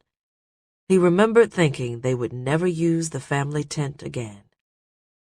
And yet they had, every year since, while the family dwindled and promises were unkept. There was that first fatherless year when their mother had come along and had helped them figure out how to erect the tent, the last year she would ever come. That night, she had told them of their father when he was a boy, the oldest stories of him any of them had heard, how he was forever in trouble, wrangling goats and taming snakes and burying sarfers in the dunes, mast first. Connor had woken early that year before the sun was up, had found his mother gone, had thought she'd left them like their father had, but there she was outside in the starlight, rocking and weeping beyond the tent, her feet dangling in the bull's gash, clutching baby Rob to her chest and moaning in tune to the drums of the East. Connor remembered all of this, but these were not the stories he told. "This is what I remember of our father," he said. And he whispered memories of memories, only the best ones, because after that night they would be for his brother to recall and no one else. Chapter 10. Sissyfoot. The day before. The monster squealed and bucked its head beneath the canvas shroud. With a hideous screech, muffled by the tattered burlap, it bent its long neck down, driving its steel beak deep into the sand. It did this over and over, like a thirst-mad hummingbird probing the same dry desert flower for what little nectar it held. Connor watched these gyrations while his buckets were filled with sand. The wind lifted a loose corner of the protective shroud, and he caught a glimpse of the mighty water pump beneath, the heavy-plated head with its rusty rivets rising and falling, the grease-streaked piston pushing in and out, water flowing through pipes like coins pouring into pockets. "What you waiting on, boy? You're topped and ready. Get to it." Connor turned his gaze to Foreman Bly, who leaned on his shovel and slid the long splinter between his lips from one corner of his mouth to the other. Connor knew better than to say anything and get another mandatory load. Besides, this was his 40th haul of the day, enough to fulfill his after-school requirement, and quite possibly the last bucket he would haul for the rest of his life. "Yes, sir," he barked, and Foreman Bly showed him the gaps between his teeth. Connor stooped to collect his buckets. The fine sand was piled up in flowing and shifting cones, precious veils of it cascading over the sides. Balancing his haul pole across his shoulders, the two buckets swaying from notches at either end, he forced his sore legs to straighten, turned to face the out-haul tunnel, and staggered up the long, sloping walk out of there. It was programs like these new work requirements that made him itch to leave, even if he never came back. It was programs like these that made him feel less than sorry for the Lords when rebel bombs clapped over in Springston and someone was violently voted from office. Above him, farther up the gentle slope of sand that rose on all sides from Shantytown's lone water pump, he could see tomorrow's work blowing over the lip and drifting down on the winds. What he carried up in his buckets was replenished by the minute. the grains rolling over each other like marbles, all seeming to seek the pump like thirsty little brigands rushing down for a sip. Connor passed several other sissyfoots on his way up the ramp. Empty buckets swung on the ends of their haul poles, and sweaty grime coated them just as it did Connor. A girl from his class, Glorelei, smiled as she passed with her buckets. Connor returned the smile and nodded, but too late realized she was laughing at something Ryder had said. The older boy followed behind, his haul pole and buckets balanced on one of his broad shoulders. He laughed and flirted and acted like it was a day at the Dome, but still took the time to bump Connor's bucket as he passed, spilling a handful of sand from one and sending the imbalanced haul pole teetering. Connor shifted the pole and recovered. He watched the precious sand from his bucket drift back down to where it came from. Probably not enough to keep him from his quota, and not worth telling Ryder to fuck off. It was Friday, the day before his camping trip, and none of this bullshit mattered. He continued his climb up the string of wood planks that zigzagged up the slope of shifting sand. A couple of young pluckers from the lower grades stomped up and down on either side of the planks, pulling them out of the sand by their ropes when no one was on them, to prevent them from getting buried. The after-school program was meant to provide a respite for the two shifts of full-time pluckers and sissyfoots, who worked mornings and nights. The wind and sand never took a day off, and so neither did anyone else. They all toiled in that pit, working to keep the well from being buried, when everyone up and down the slope knew it would happen eventually. But not today, they told themselves, as they hauled their sand and shook their planks. Not today, they said, and the pump beneath the shroud bowed its head in agreement. Connor neared the outhaul tunnel that burrowed through the bowl's lip and out to the other side. It was a public works project from a decade prior, a visible admission that the sand would one day win, that they could only dig so much, that the way out was too steep. Laughter echoed inside the tunnel as several of Connor's peers returned for another load. Most of them worked slowly, shuffling their feet until dusk. Connor preferred to grind it out and get it over with. He entered the cool shade of the tunnel and passed his friends without a word. He chewed on the grit in his mouth, the sand that had frustrated him when he was younger, that he'd wasted precious time scraping his tongue after, and wasted precious fluid spitting from his mouth, but that he'd finally learned to grind to nothing between his teeth, and swallow down. It was the sand that was trying to bury his town, the sand that wanted to work its way into pistons and gears until things fell apart, the sand that paid for his day's water if he lugged enough of it out of the pit and into the dunes where tomorrow it would blow west. It would blow west while new sand flew in from the east to take its place. 1 grain for every grain. An even trade. Out of the tunnel, Connor entered the weigh station and bent his knees until his haul pole caught in the crook of the scales. The assayer flicked weights down a long rod. "Don't lean on the pole," he ordered. "I'm not," Connor protested, showing his hands. The assayer frowned and made a note in his ledger. "That's your quota." He almost sounded disappointed. Connor nearly sagged in relief. He lifted the pole again, was glad to be done for the day, and hiked off toward the edge of the steep rise known as Water Pump Ridge.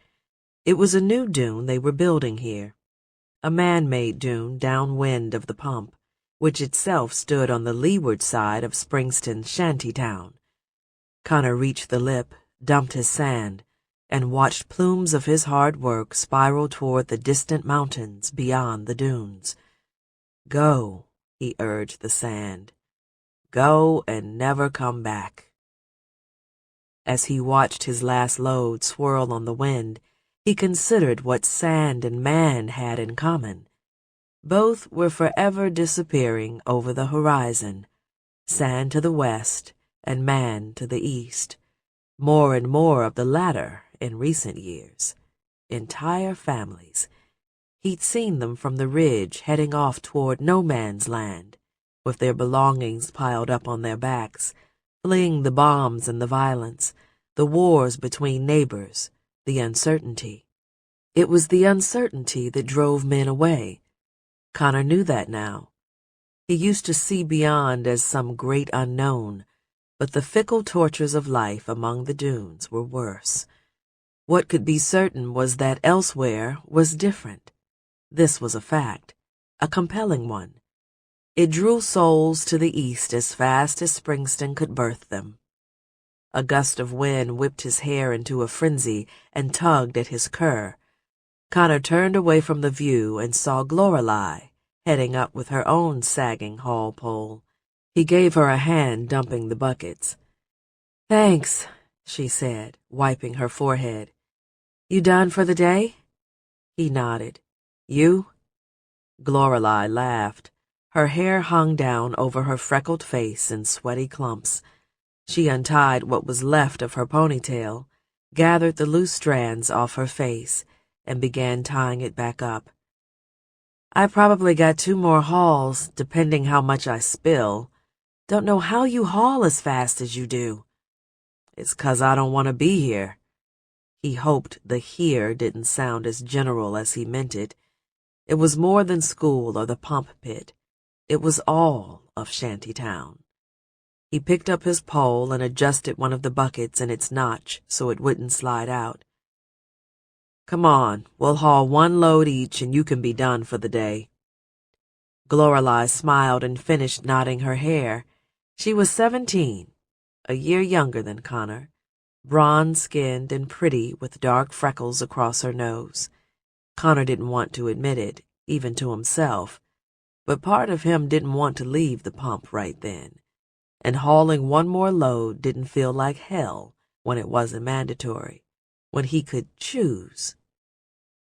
Over Lorelei's shoulder, he spotted Ryder trudging up the slope. The boy seemed to catch this moment between his 2 classmates. He turned his haul pole sideways, the buckets heavy and swaying dangerously, and Connor had to dodge out of the way. He danced down the loose sand and nearly lost his footing. "Watch it," Lorelei said. "Fuck off," Ryder told her.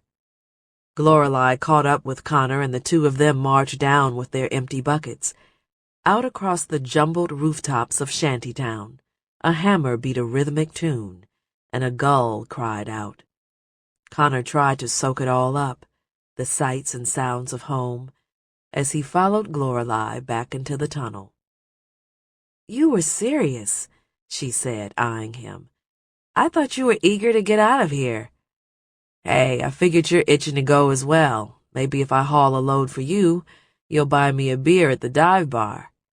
"You think so?" she asked, smiling. Connor shrugged. At the bottom of the zigzag of warped planks, the groaning monster nodded its sad head and pumped water from the earth. It bobbed up and down while Connor and Lorelei stood in line to get their buckets filled. As the sand heaped in and spilled over, Connor watched a diver emerge near the pump and hand tools up to an assistant. Must be down there repairing a connector rod or part of the pipeline. That's the life Connor should have had. If he'd made it into dive school, things would have been different. A diver, not a sissyfoot. Just like his brother and sister, out there scavenging and finding the spoils that cities were made of. Maybe then he wouldn't have gotten worn down, would have spent more time out of the wind, wouldn't be thinking of leaving. "Get her going," the foreman barked, and Connor saw that his buckets were full. Lorelei already had hers shouldered, was trudging up the planks. She yelled for him to hurry or she'd drink both their beers. Chapter 11. A Date? Connor and Lorelei dumped their buckets and turned toward town.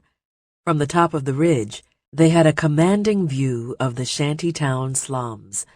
Connor could pick out the corrugated metal roof of the small shack he shared with his brother. The dune behind their shack had been creeping. The back half was already buried. Another month, and the sand would tumble over the roof and pile up around the front door. They could dig their way in for a while, but then it'd be time to cut their losses and move. Unless Rob was on his own. The dive school would have to take him in, as much promise as he'd shown, or Graham would make him an apprentice, or Palmer would have to settle down and stop running around with that asshole Hap. Something would have to change. Beyond his home and the scattering of roofs and half-buried shops sat Springston, with its rows of sand scrapers jutting up into the wind. Connor could just barely make out the outline of the great wall beyond the scrapers. The wall disappeared as he and Lorelei made their way off the ridge and behind the dunes. Soon it was just the tops of the tallest structures, those misshapen and disjointed stacks of cubes, little hovels and homes and shops built one atop the other, with no plan and no coordination. Wisps of sand streamed from their roofs, and the wind howled through their eaves. And then the last of the city vanished, and only the location of the dump could be determined. Flocks of crows hanging majestically in the air, black wings unbeating, riding that rolling zephyr that marched in from no man's land and carried with it the thunder of the gods and the sand that was the bane of all their existences. Connor listened beyond the wind and the crunch of sand beneath his boots, and could just make out the distant and beating drums. These were the thundering booms that built and built in men's chests. These were the echoes of rebel bombs that brought back the horrors of loved ones blown to bits. It was the sound that would not stop, the noise that pervaded men's dreams and haunted their waking hours. The torture that drove them mad and madder until they could take no more of it, until they fled to the mountains and were never heard from again, or until they staggered into no man's land to find the source of this abuse, to beg it to stop. This was why men packed up their families and left for another life elsewhere, or abandoned them in a shoddy tent. "You ever dream of getting out of here?" Connor asked. Lorelei nodded. "All the time." She shook her cur around her neck, dumping out the grit. "I've got a brother in Low Pub who says he can get me a job in a bar down there. He's a bouncer, but I gotta wait until I'm 18. "Which bar?" Connor knew what sorts of jobs had age requirements. He tried to imagine Lorelei doing what his mother did, and a rage built up inside him. "Lucky Luke's. It's a dive bar." "Oh, yeah." Connor ran his fingers through his hair, shaking out the mat. "You know it?" "I know of it. My sister used to work there. Bartending. You didn't have to be 18 to bartend back then." "You don't have to be 18 to bartend now." Lorelei led him to the right of a dune and onto a path. A group of kids slid past on sheets of tin, screaming and laughing. "You gotta be 18 to work in the brothel upstairs," she said. Connor choked on sand. He fumbled for his canteen, even though he knew it held the barest of splashes. "I'm only kidding," she said, laughing. "My dad just says until I'm grown, I have to live with them and obey their rules. Typical parental bullshit." "Yeah, typical," Connor said. But what he thought was how great it would be to have someone else setting the rules. All he and his little brother had were each other. Palmer and Vic had gone off to make their fortunes diving, leaving the two of them to fend for themselves. When their father disappeared, he had left the entire family destitute, when once they'd had everything. And their mom. Connor didn't know where to start with her. He sometimes wished he didn't have a mom. He pushed this out of mind, just as he pushed tomorrow's camping trip back to some dark corner. He concentrated on Lorelei there at his side, tried to live in the moment while he could. Together, they angled toward a half-buried strip of shacks jutting out of a low dune. A generator rattled and smoked on the roof of one. Inside, there was a glow of light, and hanging from the sand-dusted roof was a neon Coors sign, with the jagged shape of the westward peaks lit above it. Connor nearly pointed out that his sister had salvaged that sign, as he often did when he saw something she'd found and had rescued from the sand. "Hey," Lorelei asked, "are you going to Ryder's Bash on Saturday?" No." She must have caught his accompanying wince. "Look, he can be a dick, but it's gonna be a good time. Laugh Riot is playing. You should come." Lorelei held up 2 fingers to the man in the window and placed a couple of coins on the sill. Connor spotted the small homemade tattoo on her wrist and wondered if she had others. "It's not because of him," he said. "I could give 2 shits about Ryder. Me and my brothers are going camping this weekend." "You and Palm are taking Rob camping? That's sweet." She handed him one of the foaming jars of beer. Connor took a sip, cold from the deep sand. He wiped his lips. "Yeah, it's not really sweet, to be honest. It's something we do once a year." He didn't say that he was dreading it, that he was nervous, that he was packing for a much longer hike. This was too good a moment to spoil. "So how is Palmer? He moved down to Low Pub, right?"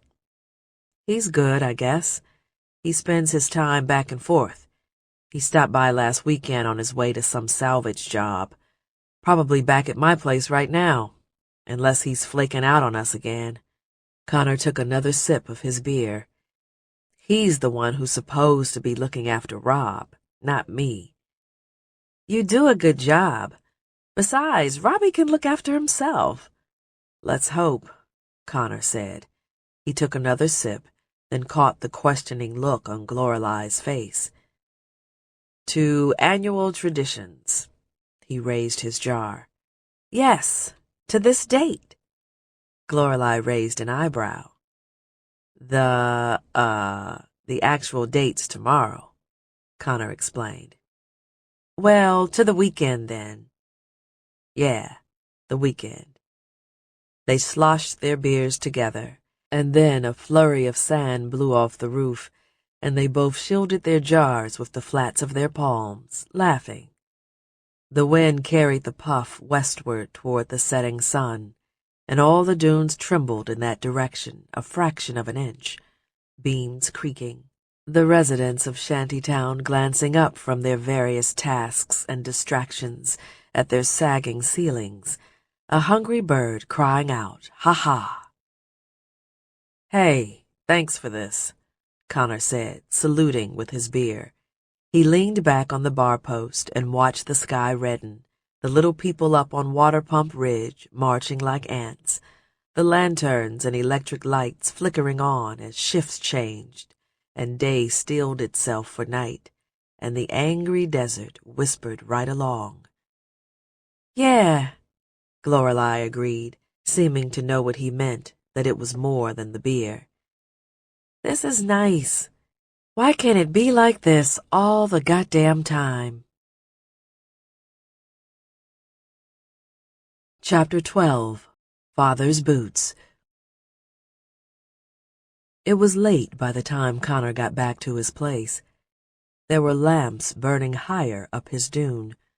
2 men on the scaffolding there, hammering away at the new home being built on top of his. A scrape of tin fell from the scaffolding and pierced the sand outside his door. One of the men above peered down at it, the scaffolding creaking. He showed no remorse for narrowly missing Connor. No apology, just an annoyed grunt at gravity's tricks and the tiring prospect of climbing down and back up again. "I still live here, you know," Connor called out. But one glance at the sand wrapping around his home, and he knew this was a complaint with an expiration date. He pulled the door open and kicked the scrum off his boots before stepping inside. "Yo, brother, you home?" Pulling the door shut required heaving up with both hands to get the doorknob to latch.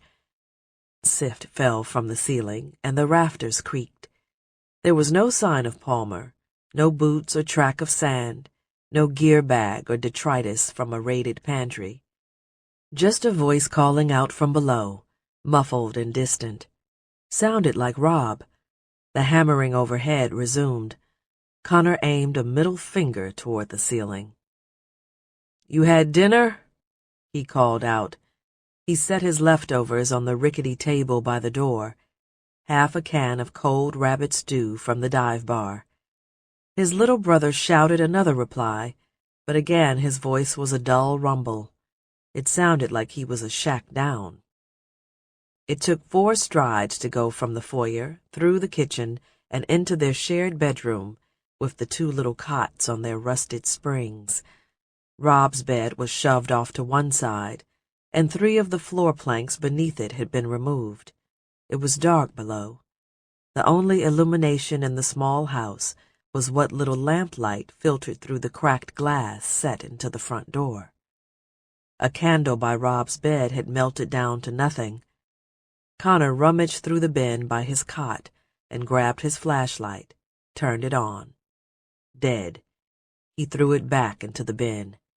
3 strides, and he pulled down the gas lamp from the living room, shook it, and listened to the splash of oil, fumbled to get it lit. "You getting the gear together?" he asked. Rob didn't answer. Connor adjusted the lamp until the room was flooded with light. He sat on the bedroom floor and dangled his feet into the pit, then lowered himself down and reached up to grab the lantern. A pale glow filled someone's former home. What had once been rafters holding up a roof were now floor joists in Palmer's house. Someone else's house stood below theirs, long abandoned and unclaimed. Soon his own home would be someone's basement, and this a sand-filled cellar. And so it went, sand piling up to the heavens, and home sinking toward hell. Connor swung the lantern around in the small space. He and Rob kept the few things they owned stowed down there. The bag that held the tent and all their camping gear was undisturbed. It sat right where they'd left it a year ago. It was covered in sift. Connor dusted some of the sand off the bag and wondered where the hell Rob was.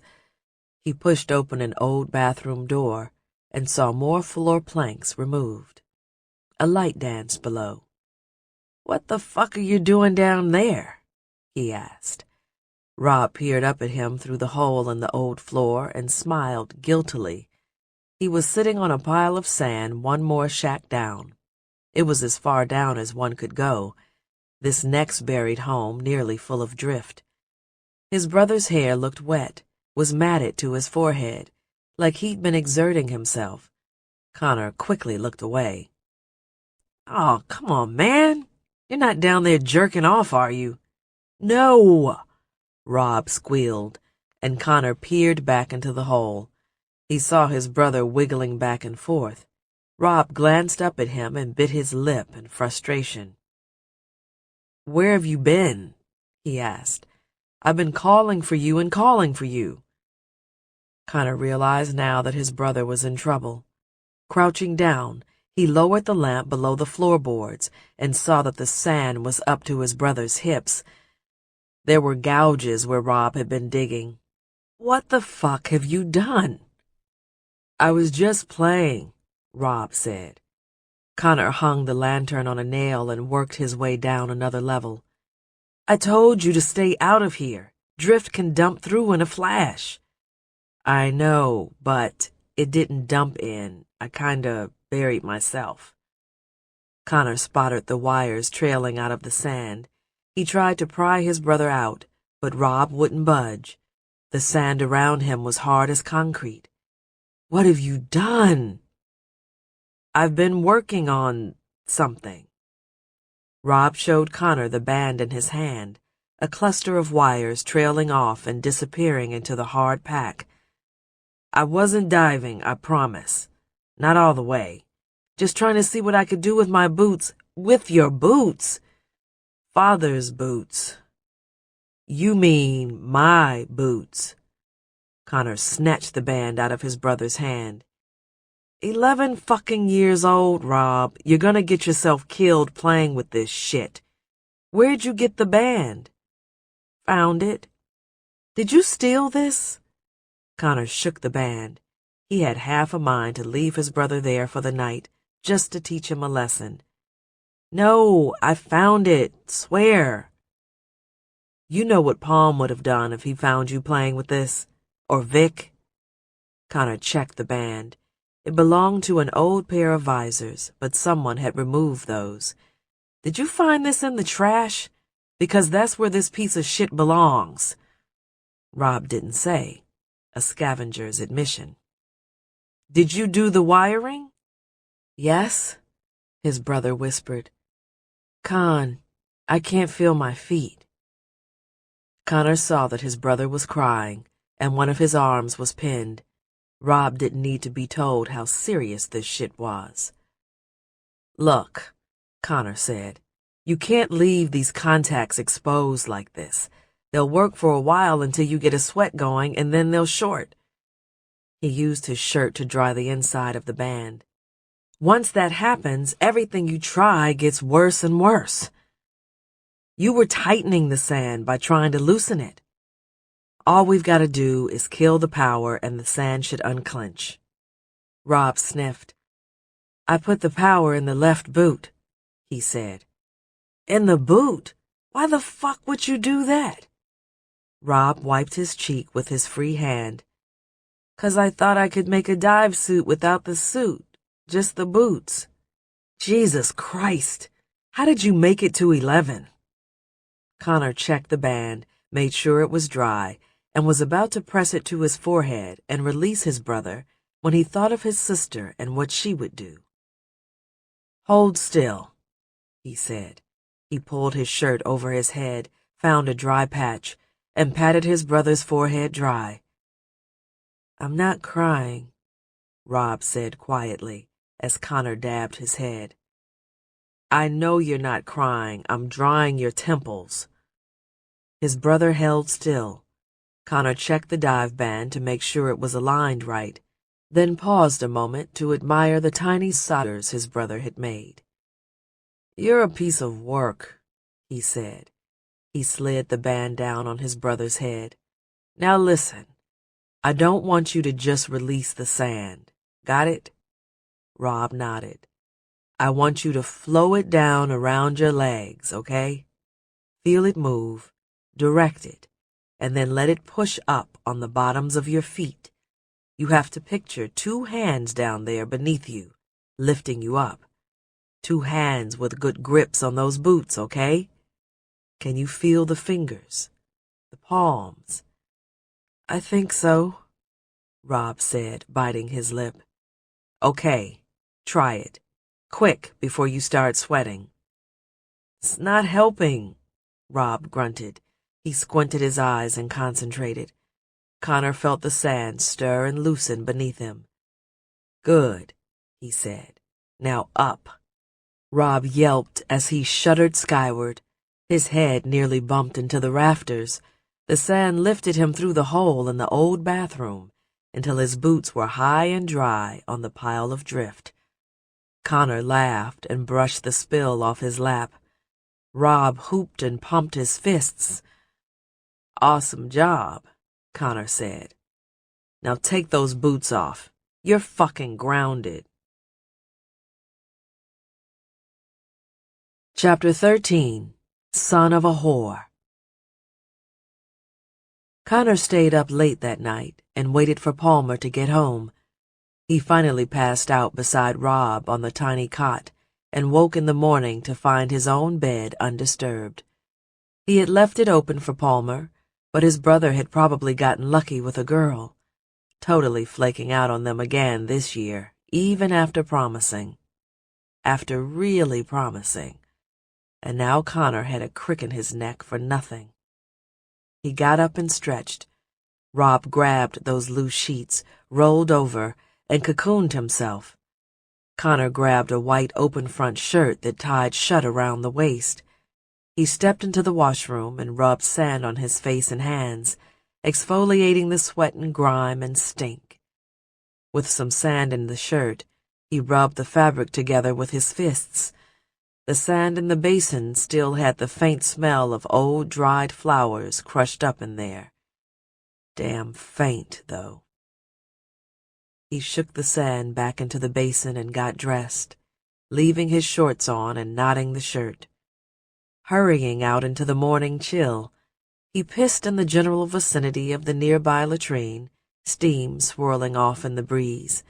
After kicking some light sand on the dark sand, he hurried back home. "Yo, Rob, I'm running out for a fill and to find Palm. Get the tent aired out, will you?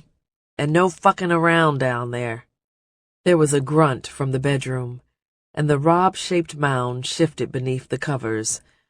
Connor gathered his canteens, one on the hook by the door, an old beat-up one of Vic's sitting in the window like a relic or a piece of decoration, and a third he'd hidden on top of the kitchen cabinet. He strung all three over his head, grabbed all the coin he owned in the world, which fit easily in one palm, and called into the bedroom again. "All right, I'll be back. Don't sleep till noon, man. I want to get going early enough so we aren't figuring the tent out in the dark like last year." Connor sat on one of his sister's old chairs and grabbed his boots. Then he spotted his dad's boots, where he'd dumped them the night before, and decided to wear them instead. Maybe he was already thinking about his trip that night and wanted something of his father's with him. Or maybe it was just to keep Rob from getting into trouble while he was gone. The band and a tangle of wires his brother had rigged up hung inside the right boot. Connor looked for a way to unplug the thing. He glanced into the bedroom, but the glorious cocoon of Rob had not opened and sprouted its precious little butterfly, so he didn't ask. He saw how the band split in two, little metal contacts soldered into snaps, and took it apart. Each half went up a leg of his shorts and out at his waist, snapped back together, and then the band went into his pocket. It was eerie how well the boots fit. He felt a little older as he grabbed his cur, stepped outside, and shook the sift out.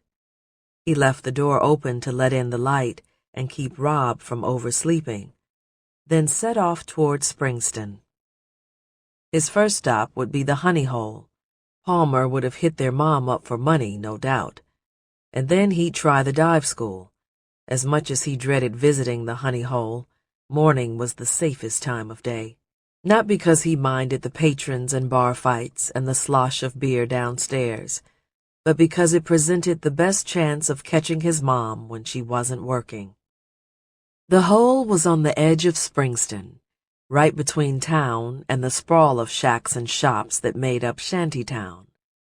The location kept the riffraff who worked and drank there out of the town proper, while also keeping the alluring fruit upstairs well within reach of the lords and the wealthy.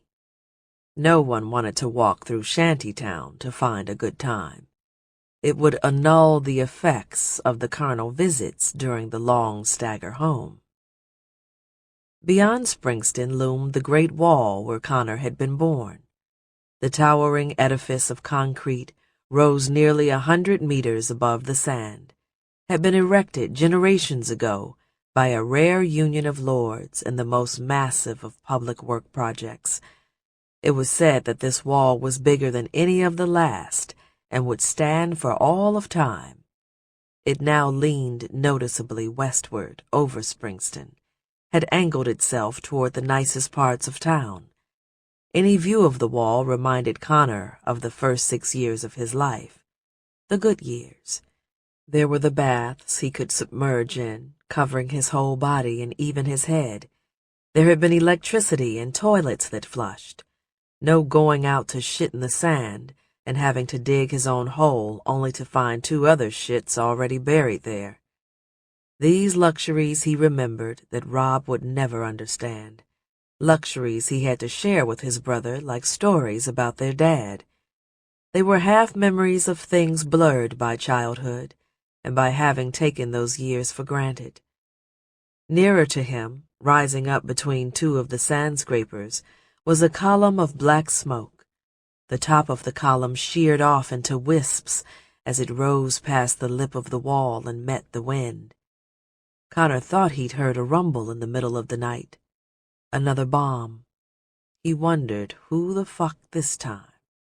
The self-styled lords of Lopub, the brigands up north, the dissidents there in the city, the free shanties out in his neighborhood. The problem with bombs when everyone was making them was that they no longer stood for anything. You forgot what the fuck for. He rounded a low dune and approached the honey hole, a building no one would ever bomb, not in a million years. The various brothels along the edges of Springston had to be among the safest places across the 1,000 dunes. Connor laughed to himself. Probably why the Lord spent so much time in them, he thought. He kicked the scrum out of his boots before pulling open the door and stepping inside. Heather was behind the bar, drying a jar with a rag. A lone man sat on a stool in front of her, bent over with his head on his arms, snoring. Heather smiled at Connor before glancing up at the balcony that ran clear around the second floor. "She should be up," she called out, not bothering to lower her voice. The man in front of her didn't stir. "Thanks," Connor said.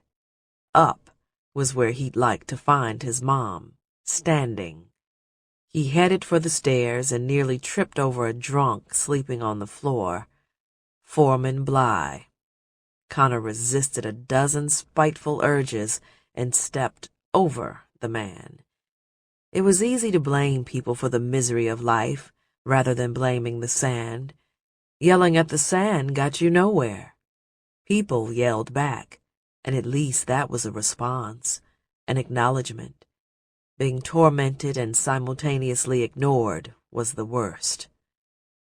He marched up the stairs toward the balcony, old wood creaking with each step, and couldn't imagine being one of the drunks who took this walk in full view of their friends.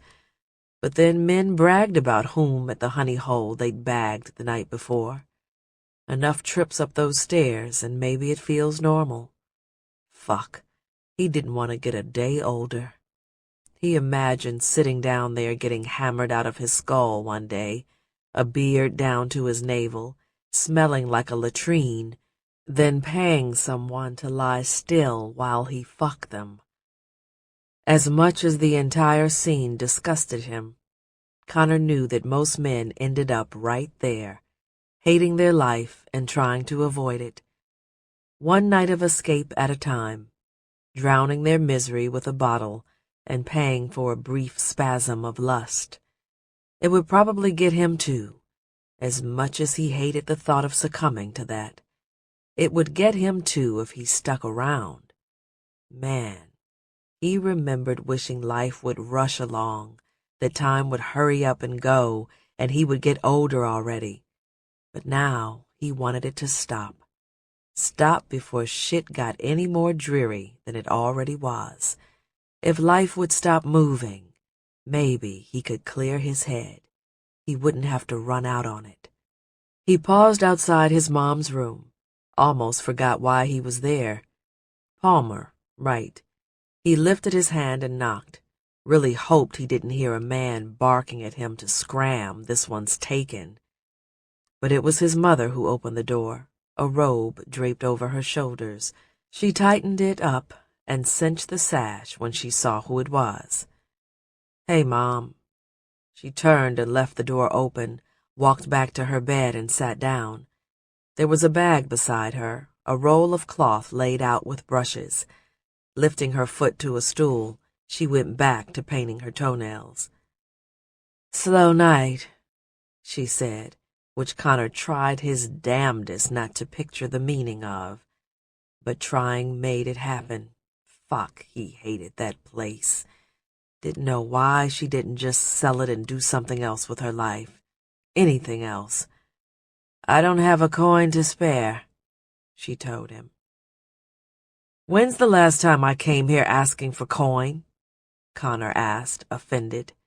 She glanced over at him. He still hadn't stepped inside. Wednesday before last? She asked. Connor remembered that. Okay, fine, but when before that? And that was for Rob, just so you know. The kid has fucking holes in his curs. Watch your language, his mother said. She jabbed her tiny brush at him, and Connor resisted the urge to point out that her profession sorta depended on that word. I just came to see if you'd heard from Palmer, or maybe even Vic. His mom reached for the bedside table where a curl of smoke rose from an ashtray. She took loud, popping tokes and got the cherry glowing again. Exhaling, she shook her head. It's that weekend, Connor told her. She turned and studied him for a long while. I know what weekend it is. A column of gray ash fell from her cigarette and drifted to the floor. Well, Palm promised he was coming this year. Didn't he promise last year? She blew smoke. Yeah, but he said he was really promising this time, and Vic, your sister hasn't been out there in 10 years. His mom coughed into her fist and went back to work with the little brush. I know. Connor didn't bother correcting her. It'd been 8 years, not 10. But I keep thinking, when you get older, you'll stop going out there too. And then poor Rob will go out on his own, and he'll make you feel bad for not going with him. But it's him you'll feel sorry for, and you'll sit around and wait for him to grow up and figure out what the rest of us know. And what's that? Connor asked, wondering why the hell he even tried anymore. That your father is long gone and dead, and the more you go on wishing he weren't, the more sick you make yourself for no good reason. She studied her handiwork, wiggled both sets of toes, and screwed the small brush back into its little bottle. Palmer tried not to think where she got little artifacts like this. Scavengers and divers trading for her wares. Fuck. His brain was obstinate. Well, I guess I came by for nothing. He turned to go. By the way, Rob says hello, which was a lie. You ever think about what I named you boys? Connor stopped and turned back to his mom. He didn't answer. He'd never thought about the fact that she'd named them at all. They just were. Palmer and Connor and Rob, she said. All of you little thieves. I named you after your father. Connor stood, rooting in place for a moment. He didn't believe her. It was a coincidence. What about Vic? He asked. His mom took a drag on her cigarette and exhaled a fountain of smoke. When I had Victoria, I didn't know your father was a goddamn thief. That he was gonna run off and leave us with nothing. He wasn't a thief, Connor said. He was a lord. He tried to say it with conviction. His mother took a long, deep breath, let it out. Same damn thing, she said. Chapter 14. Sand Trap. Connor left the honey hole and kicked along the edge of Shantytown. He stared down at his father's boots and thought for the first time on his name and the names of his brothers. Palmer, Connor, Robert. What kind of shit was that to learn? And it was like she'd gotten more blunt over time. Had to be a coincidence. Something her madness had dreamt up after their father left. He hoped his mom never told Rob. The kid would be crushed, would take to calling himself Bobby. Connor crossed a low dune between a freshly collapsed house and a new one under construction. A handful of men were hauling material from the ruin and nailing it back together 24 paces away, once again forestalling the inevitable. The most disturbing thing about the scene was how normal it seemed. How many times Connor had watched this play out in Shantytown, a ruin serving as the foundation for new construction. But now his mother had him seeing the commonplace in a new way. If anything, this alien view strengthened his resolve for that night's plans. It undid what a beer and rabbit stew with Lorelei the night before had started doing to his head. He cut through a row of apartments that abutted the back of the dive school. Palmer was probably back at his place right now, helping Rob unpack and air out the tent, but still a good idea to check the dorms and see if he'd crashed there the night before. Miss Schuyler waved from her porch as he passed. She went back to sweeping the sand out of her house when one of her kids stomped inside, transferring some of it back. She turned and yelled at the boy, was her own sissy foot in a way. They all were. The men building the house from the remnants of a house. All these tasks that required doing over and over with no end in sight. Filling canteens and eating, shitting, sleeping, looking forward to a weekend and dreading the week that would come after. Life was lived by sissyfoots, all of them, one bucket of sand at a time. He had to stop thinking like that. There was progress somewhere, something better. That's what the slow stagger of men, women, and families believed as they marched off toward the horizon. They believed in a life far away from the fighting and the bombs, away from the riots and the patter of morning gunfire, away from the shops where sunlight and sand filtered through bullet holes and wrinkled tin, away from lords with fickle rules and those who meant to topple them with indiscriminate bombs. There had to be a reason so many left and never returned. It was the allure of a good life, or simply no longer being able to stand the sound of distant grumbles, drums, and thunder without feeling an urge, a compulsion to go see for themselves. That's what his father must have believed. It had to be what he felt. Connor's mom was just trying to poison the memory of the man because she hated her own life. That was it. The door to the dorms was open, letting the light and a swirl of drift in. Connor stepped inside. There were 2 dive students in the back of the bunk room, a clatter of dice. They turned when Connor's shadow darkened the pips. "Have you guys seen Palmer?" he asked. One of the boys shook his head. "He and Hap are out on a dive. They're not back yet." "Wasn't that a week ago?" Connor asked. "So it was a long fucking dive. How should I know? They were all secretive about it." "Yeah," Connor said, dejected. "Thanks. Another year of disappointment from their big brother. Poor Rob. Yo, please kindly shut the fuck up," someone called from one of the bunks.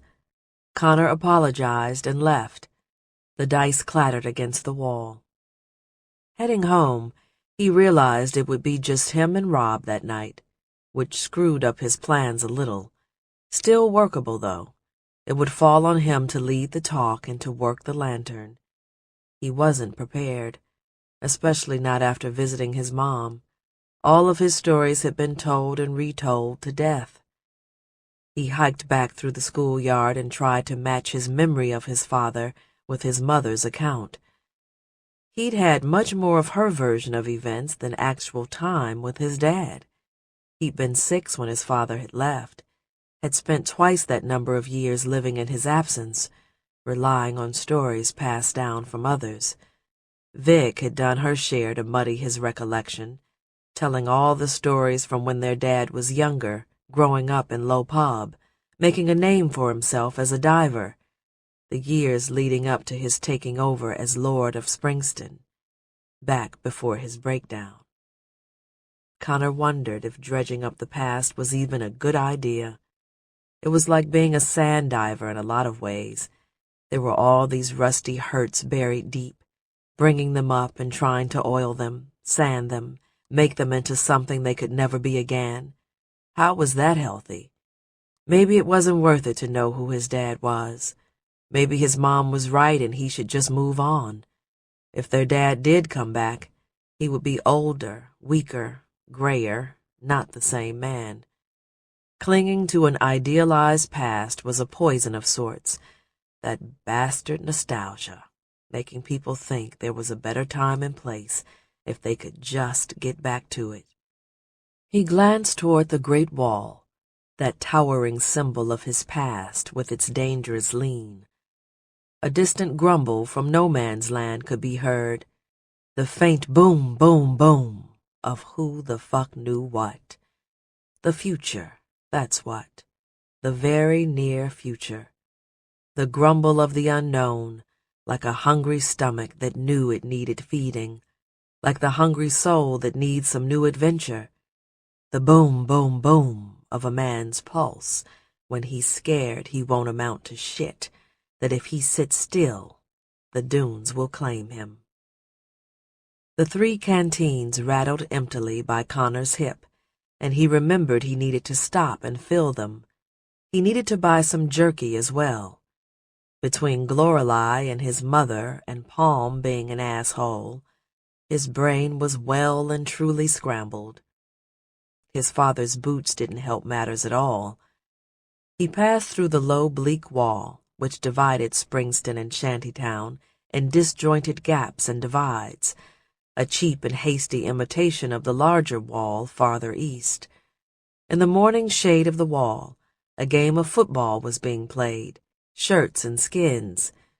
Boys Connor's age ran back and forth, kicking an inflated goose-skin and tackling one another, coming up covered in sweat and sand. There were 3 skins and 4 shirts.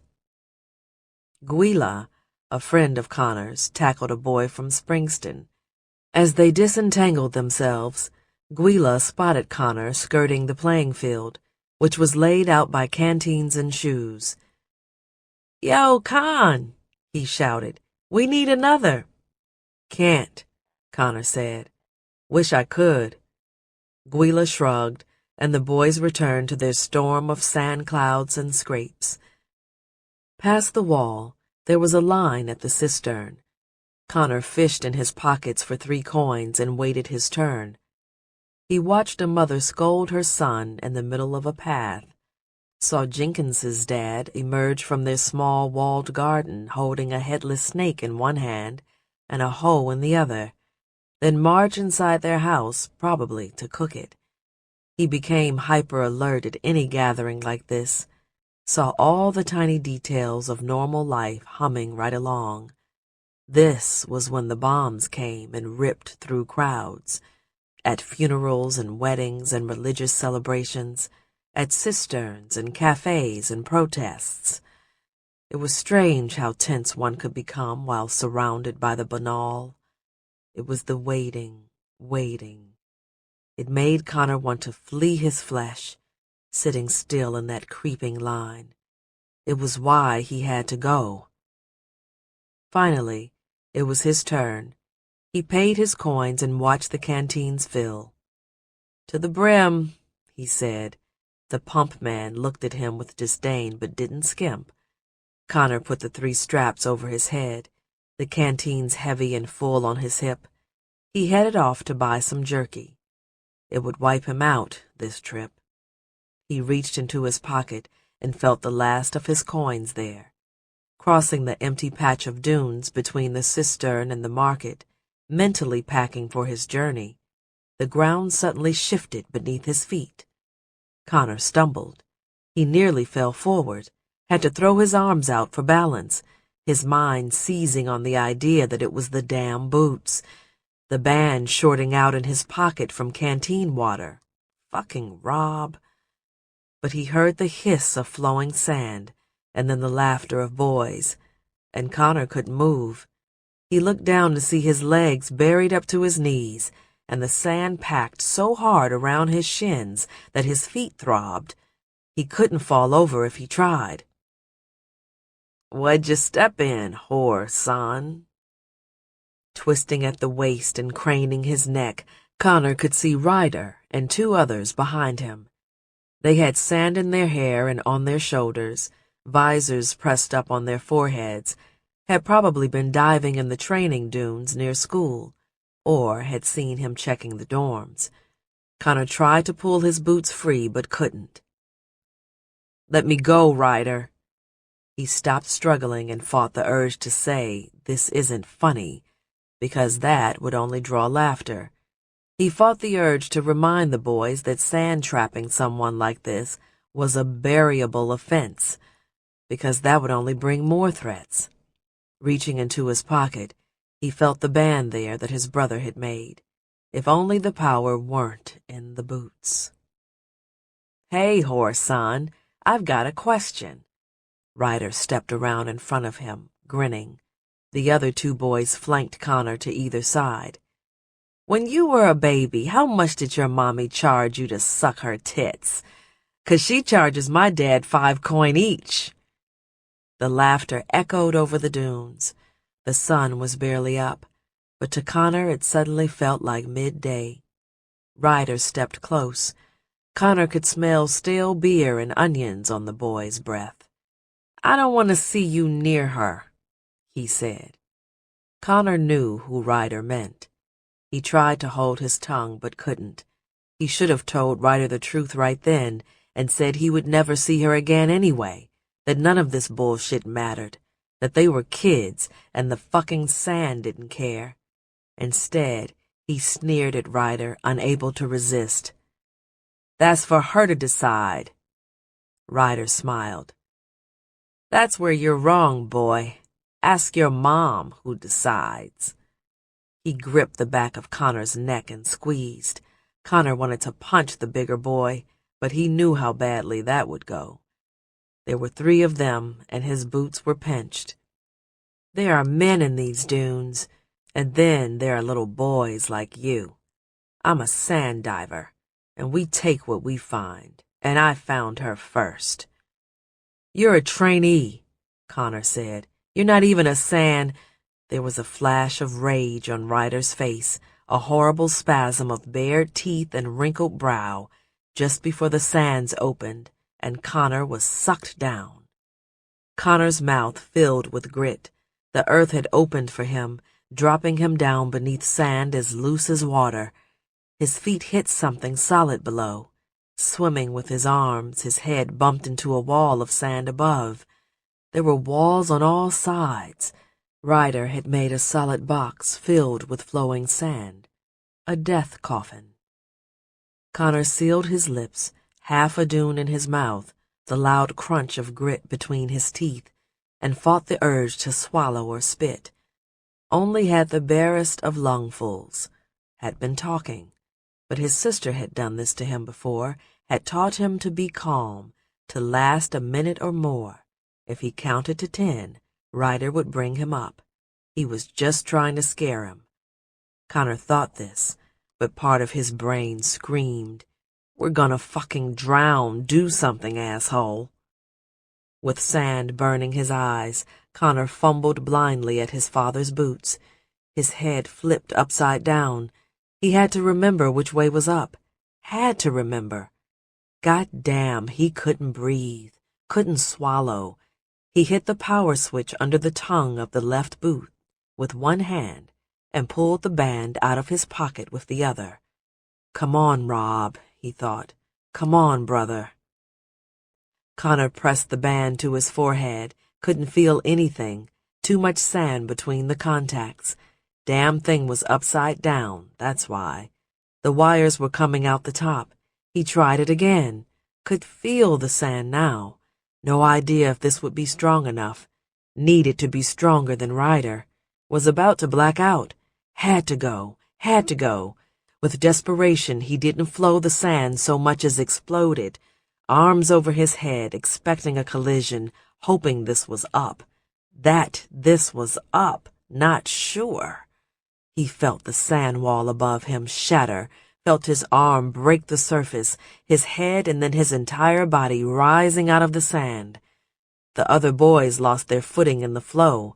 Connor was on his hands and knees, spitting the grit out of his mouth, grit that had turned to mud. He coughed and wheezed, and the black edges of his vision receded. Arms and legs weak, he fumbled for the band, tried to get it back on his head before they came at him again. Damn, the boots, strong as a whole suit. Shouldn't have been possible. Fucking Rob. A hand clenched over his knuckles and squeezed into a fist, the bones of his fingers grinding together. Connor dropped the band and grimaced in agony. Ryder was down on one knee, casting a long shadow over him, his face a mask of rage. "You think you're a diver, boy?" Connor watched as Ryder grabbed the band with his free hand and yanked it free, ripping the wires. "Patrol would bury you for this." He shook the band in front of Connor's face, and the grip with his other hand tightened, crushing his knuckles. "You're lucky I don't tell them. That's your life I just saved." Ryder spit into the sand and dropped the band. "I fucking own you. Don't you forget that, whore son. I own you like every man in Springston owns your goddamn mother." A swift kick in the ribs for punctuation, and then the boys were back to laughing. The sand trembled and opened up, and they dove and disappeared. Connor rested his forehead on the warming sand and took deep breaths. When he spit, it colored the sand like a sunrise. "This is my life," he thought miserably. But not for long.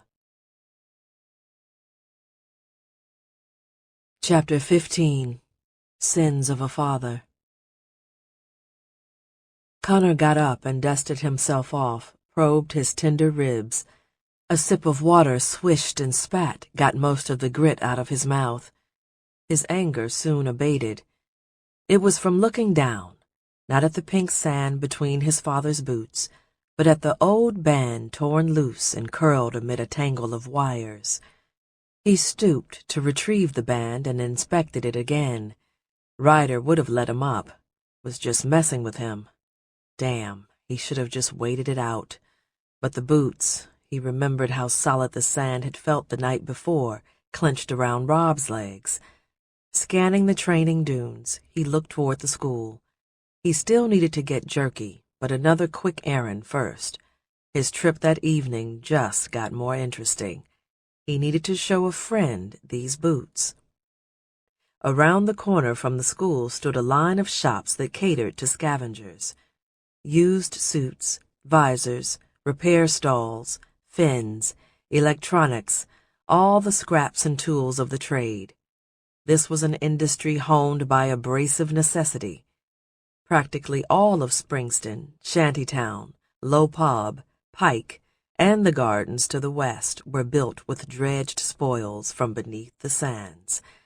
The mounds of dirt that rose up and were in shallow enough sand to reclaim had been discovered by divers, the same divers who went on to do the digging. Water, gas, and oil pumps relied on divers. It was the same industry on which all others were founded, which is why the death toll hardly dented the number of enthusiastic volunteers, and why most of the kids who dreamed of entering dive school found packs of others standing before them. It was why many never got the chance. Connor hurried through the bustling Saturday markets in the dive district and down one of the side alleys that kept creeping along with the dunes. He let himself into Graham's, one of the larger shops. An annoying collection of bells and chimes clattered and rang as the top of the door struck them. Inside, the walls were covered in artifacts, mirrors and clocks, pumps and small motors, coils of wire and tubing and pipe, and bin after bin of bolts, washers, and nuts. Across the high ceiling hung the remains of dozens of bicycles. Connor had to duck under a few of these. Most of the goods that studded the walls and hung from the rafters had been brought up by Graham himself. The rest had been bartered for with someone else he'd discovered.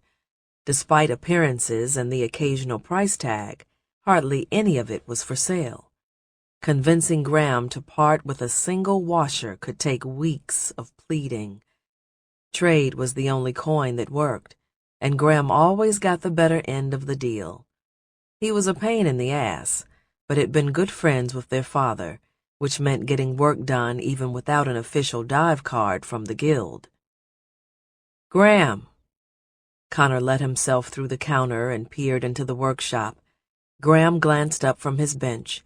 He had a wire brush in one hand and what looked like part of a rifle in the other. "Con," he smiled. "Thought you were off camping this weekend." "Tonight, I'm getting some water and a few other things while Rob airs out the tent. Hey, I want you to look at something for me." Graham pushed his glasses up his nose.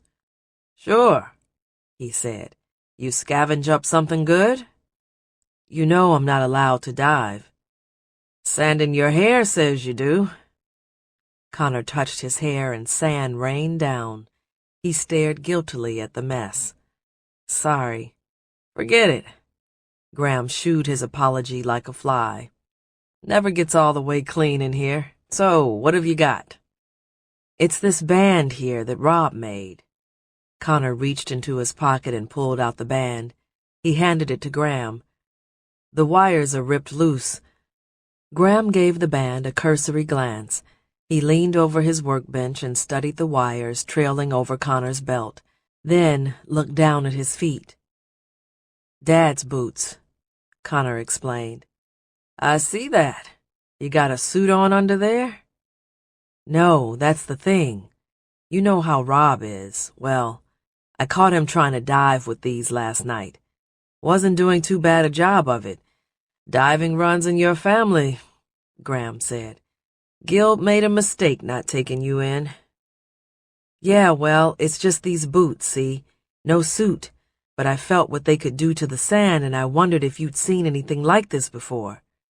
"You felt it," Graham said. "So how far down did you go?"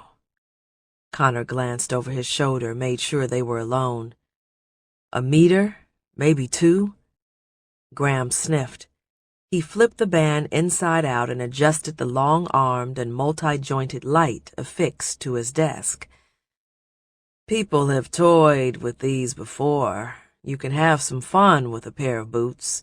Skate along the sand, dip your toes and whatnot, but they're no good for diving. If you can't keep the pressure off your chest, you can't breathe. And even if you could, you'd be in a world of hurt when you came back up. Did Rob do the wiring?" "Yeah." Graham looked up from his study of the band. "He's better than you." "Yeah, I know." Graham didn't mean it with malice. He didn't have a cruel bone in his body, but the power of dry observation sometimes felt the same. He made space on his workbench, setting that long steel barrel aside. He plugged in his soldering iron. "Can I see the boots?" "Sure." Connor pulled the wires out at his knees and kicked off his dad's boots. He put the power charge in the left sole. "Interesting," Graham said. He grabbed a magnifying glass from his desk and peered into one of the boots, removed the leather insole. He inspected the other one. "Looks like he made room inside the right one to stow the wires in the band. A visor, too." He glanced up at Connor. "A meter, you say?" Connor nodded. Graham studied the ceiling for a moment. "Could you leave these with me for a while?" Connor frowned. "I'm sorry, I wish I could. I was just hoping you could rewire them for me while I wait. I have a few coin." Graham grabbed the iron and tested the tip with his tongue. The hiss made Connor cringe and bite his teeth together. Graham began touching the wires back to leads, seeming to see at once how Rob had rigged the band. "You're always eyeing that pair of visors in the case over there, the green ones." He didn't look up from his work. "I'd trade you those visors and a mostly new suit for these boots." Connor didn't know what to say. I appreciate the offer, but those are my dad's boots. They were his old boots. He didn't even care about them anymore.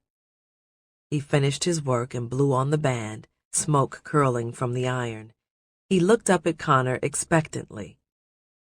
"Well, I'll think about it," Connor said. He reached for the boots. "What do I owe you for the repair?" Reluctantly, Graham returned the boots. "Tell you what, promise me you won't barter these to anyone else, and we're even. Trader's dibs." "Okay," Connor said, knowing it didn't matter. He wasn't going to trade his dad's boots, not after what he'd felt under the sand. "You got dibs." Graham smiled. "Great. You tell Rob to come by and see me when he gets a chance. Been a few weeks since he stopped by." "Yeah, about that." Connor stuffed the band into the sole of one of the boots. He slipped them on, leaving the laces untied. "Knowing how useful Rob can be around here, if anything ever happened to me and Palmer wasn't around to watch Rob, I promised your dad I'd look after you boys," Graham said. "I've told you that. I mean it. Don't you worry." "Thanks," Connor said. He turned to go, then paused by the door leading back into the shop. "Tomorrow's the day, isn't it?" Graham asked. Connor nodded. He didn't turn around. Old Graham was too damn insightful. His rheumy eyes could see further into the deep sand than anyone else. He could tell at a glance how something was wired. If Connor turned to say goodbye, to ask one more question, if he even reached up to wipe the water from his cheek, the old man would know. He would know that tomorrow wasn't just an old anniversary, but the start of a new one. Chapter 16. The Long Hike. "Palmer sucks sand," Rob shouted. He hitched the large pack up on his shoulders, had been complaining about having to carry such a heavy load since they'd left the house. "He promised us." "I'm sure he has his reasons." In truth, Connor was tired of sticking up for his older brother. It was a full-time job keeping little Rob from being disappointed with the entire family. And here he was, about to contribute to that. Just as the sand seemed to pile higher for each generation, so the youngest siblings ended up with the full brunt of familial mistakes. It was a tiring refrain, but Connor thought it again. Poor Rob. He and his brothers skirted Springston on their way toward no man's land. Avoiding the open dunes, they stuck to the outskirts where they could spend much of the hike in the lee of homes and shops. They kept their curs over their mouths and rarely talked, shouting above noisy gusts of wind when they did. An escaped chicken flapped and clucked across their path. A woman in a swirling dress chasing it, calling its name. In the distance, the masts of a line of surfers jutted up beyond the edge of town. Connor could hear the ringing bangs of loose halyards slapping aluminum masts. A solitary sail fluttered aloft, caught the wind, and the surfer built speed toward the west, off to the mountains for a load of soil, for the gardens, or to trade with the small town of Pike, most likely. Connor and his brother pressed east. He scanned the horizon for other deserters, for families with heavy loads on their backs, but almost no one left town on a weekend. Mondays were days for departure, Wednesdays as well, for whatever reason. Maybe because Wednesdays were those depressing days, as far from time off as possible. When he and Rob got even with the Great Wall, they tightened their curs and adjusted their goggles and angled off into the wind and toward the roar of distant thunder. Connor took the lead and broke the wind for Rob. Off to the side, he watched the edge of Springston approach. The city sat near to the boundary of no man's land, just a few hours' hike, like some kind of dare. But the city also looked afraid. It seemed to sulk in the sand, a towering wall erected to hold back the wind in dunes and fear. A handful of the tallest sand scrapers tilted sickeningly to the west, ready to topple. One of these towers had been abandoned a few years ago. Such were the creaks and quakes felt by its inhabitants. It leaned with a promise of collapsing, and yet a refusal to do so. It had been so long since the place had cleared out that the once great anticipation had relaxed into boredom. Talk had grown among those now eager to move back in. Connor knew that some squatters already had. Pale lights danced up in those forbidden towers at night and could be seen from Shantytown, and the deeds to those apartments had begun to change hands as speculators bet on topple or stability, their moods as fickle as the alley winds. Connor marched with his head to the side, goggles out of the peppering sand, and imagined the sound those rickety scrapers would make when they tumbled. The homes in their shadows would be crushed, the people living there buried, the shops and stalls flattened. The poorer people to the west must live in daily terror of what dangerous things their wealthy neighbors built. Those in the shadows didn't speculate with their money, but with their lives. The Great Wall itself would topple one day.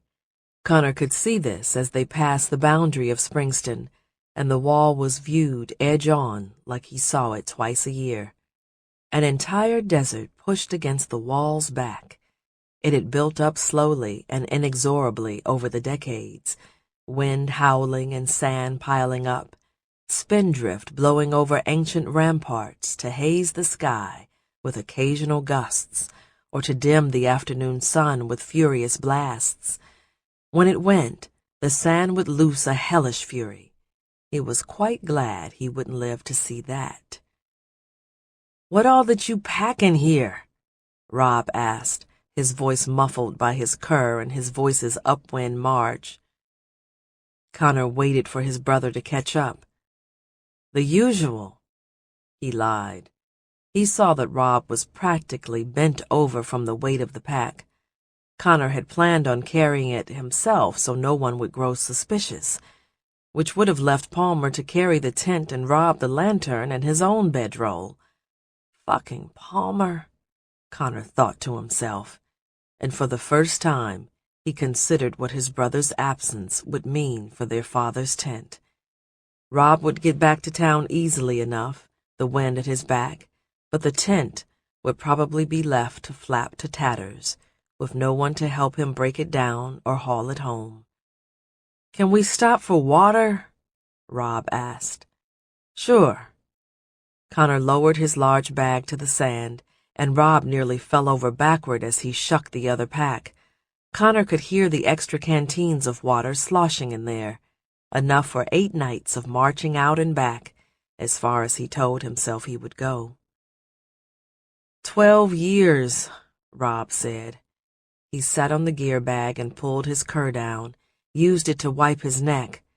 The cloth had sand-worn holes in it, and was tattered along the edge. Connor felt like a shitty brother. "Yeah, 12 years.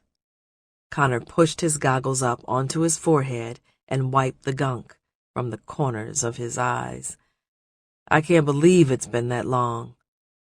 "It has. It means I'll be 12 this year." "Yeah." And Connor wondered if he'd waited this long for another reason than to know his brother would be okay without him. And he would. At 12, Rob could officially apprentice in a dive shop. He could get room and board for what he now did anyway on the side. Graham would take him in, and Connor knew Lorelei would watch after him like he was her own little brother. "Why'd we bring so much jerky?" Rob asked. Connor turned from the horizon and saw his brother rummaging in the rucksack. "Close that up," he said. "You're letting Sag in." "But I'm hungry." Connor reached into his pocket. "I've got food for the hike here. Now seal that flap." His brother did as he was told, didn't seem to have seen all else in the bag. Rob sat with his back to the wind and chewed on a heel of bread, In the far distance, carried on the breeze, the drums and thunder of no man's land could be heard, sounding nearer than last year, and nearer still than the year before that. Soon, Connor thought, those drums would be beating in Springston. Soon they would be beating in all their chests, driving them mad. The sun beat down as the clouds of sand abated. It was one or the other during the day. At night, it was the cold and the howling beasts. The various torments of life worked in shifts, so that one was always on duty. Thus was human misery, extracted day and night like water and oil are pulled from the earth. Thus was the toll inflicted, the price one paid for being unwittingly born. "Let's go," Connor said, getting to his feet and adjusting his cur. He pulled his goggles down over his eyes. "We'll be making camp in the dark if we keep lingering like this." His brother rose without complaint, and Connor helped him with the pack. He lifted the heavy tent with its lantern, and bedding, and stakes, and sandfly, and the two of them left the great wall behind, and marched to the thunder. They marched to the thunder, if not in step with it. Chapter 17.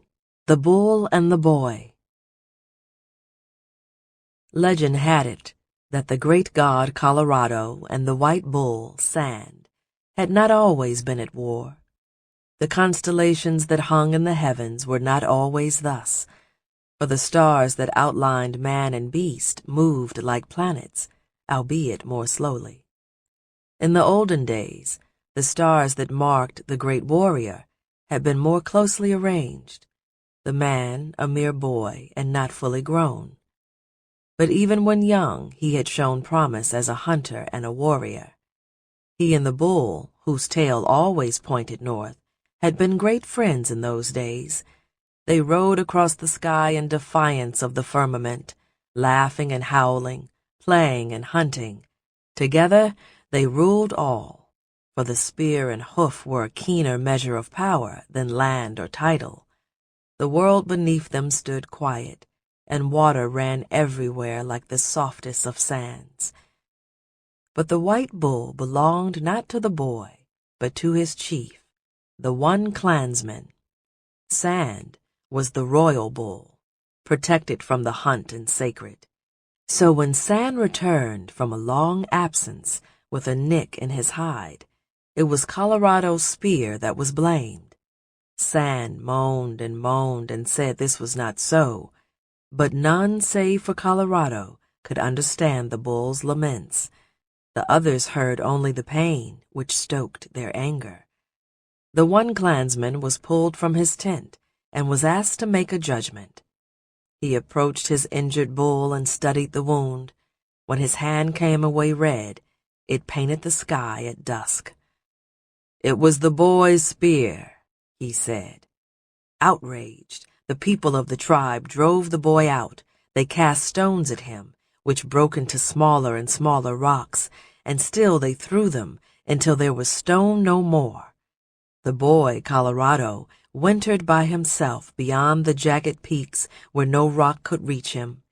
And so began the winter of 10,000 ages.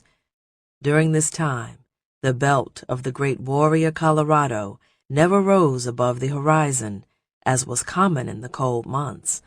The months stayed cold for a very long time. Rain froze and gathered. The ice grew so heavy it made valleys where once there were plains. The rocks used to drive the boy out now covered the old world.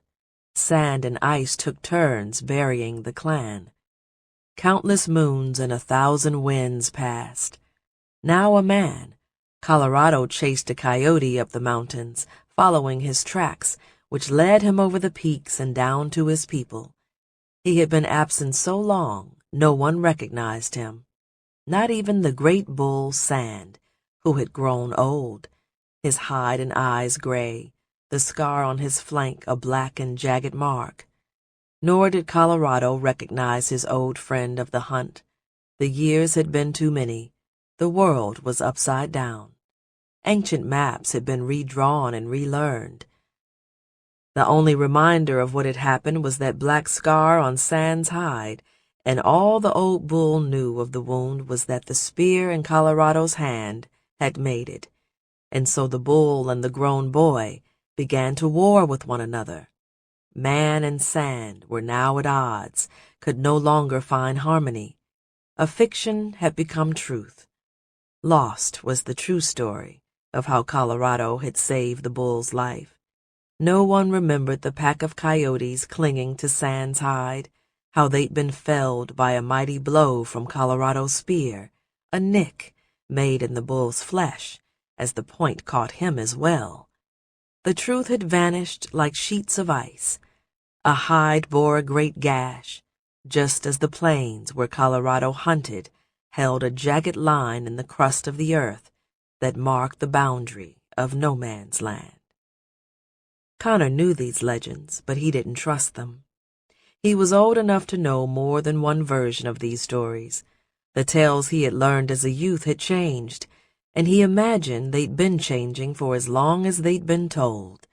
Back when legends began, the sand that made the dunes had probably been solid rock. But there stood the valley out of which no man returned.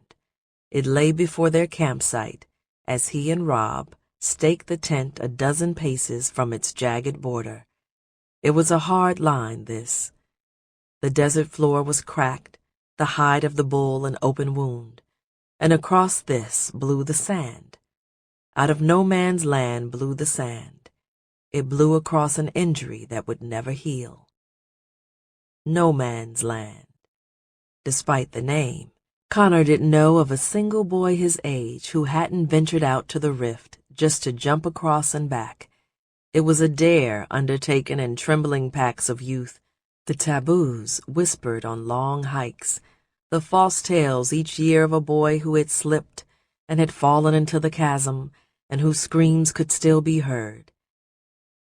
"That's how deep it is," an older boy would invariably warn with a sinister smile. "You fall in and you fall forever, screaming and screaming until you grow old and die." Connor had heard these warnings as a boy. Later, he had spoken them to others. When he had gone on his own trek, he had been 9 years old and had known that it was the wind that made that noise. And for all of the boys who seemed to annually plunge to their deaths, none were ever named. There were never any funerals or sobbing mothers. It was just older kids trying to scare the younger. The chasm itself was a mere 2 paces across where boys made brave leaps. Once they crossed, they stood on the other side, trembling and afraid, chests thrust out in defiance of the noisy gods deep in the valley, feeling the wind and sand on their faces, thinking on warnings from fathers who had in their youth done the very same, and then they jumped right back, vastly relieved to have this ritual behind them. And so it was said that no man returned from this land, even though all men dipped a toe in unharmed.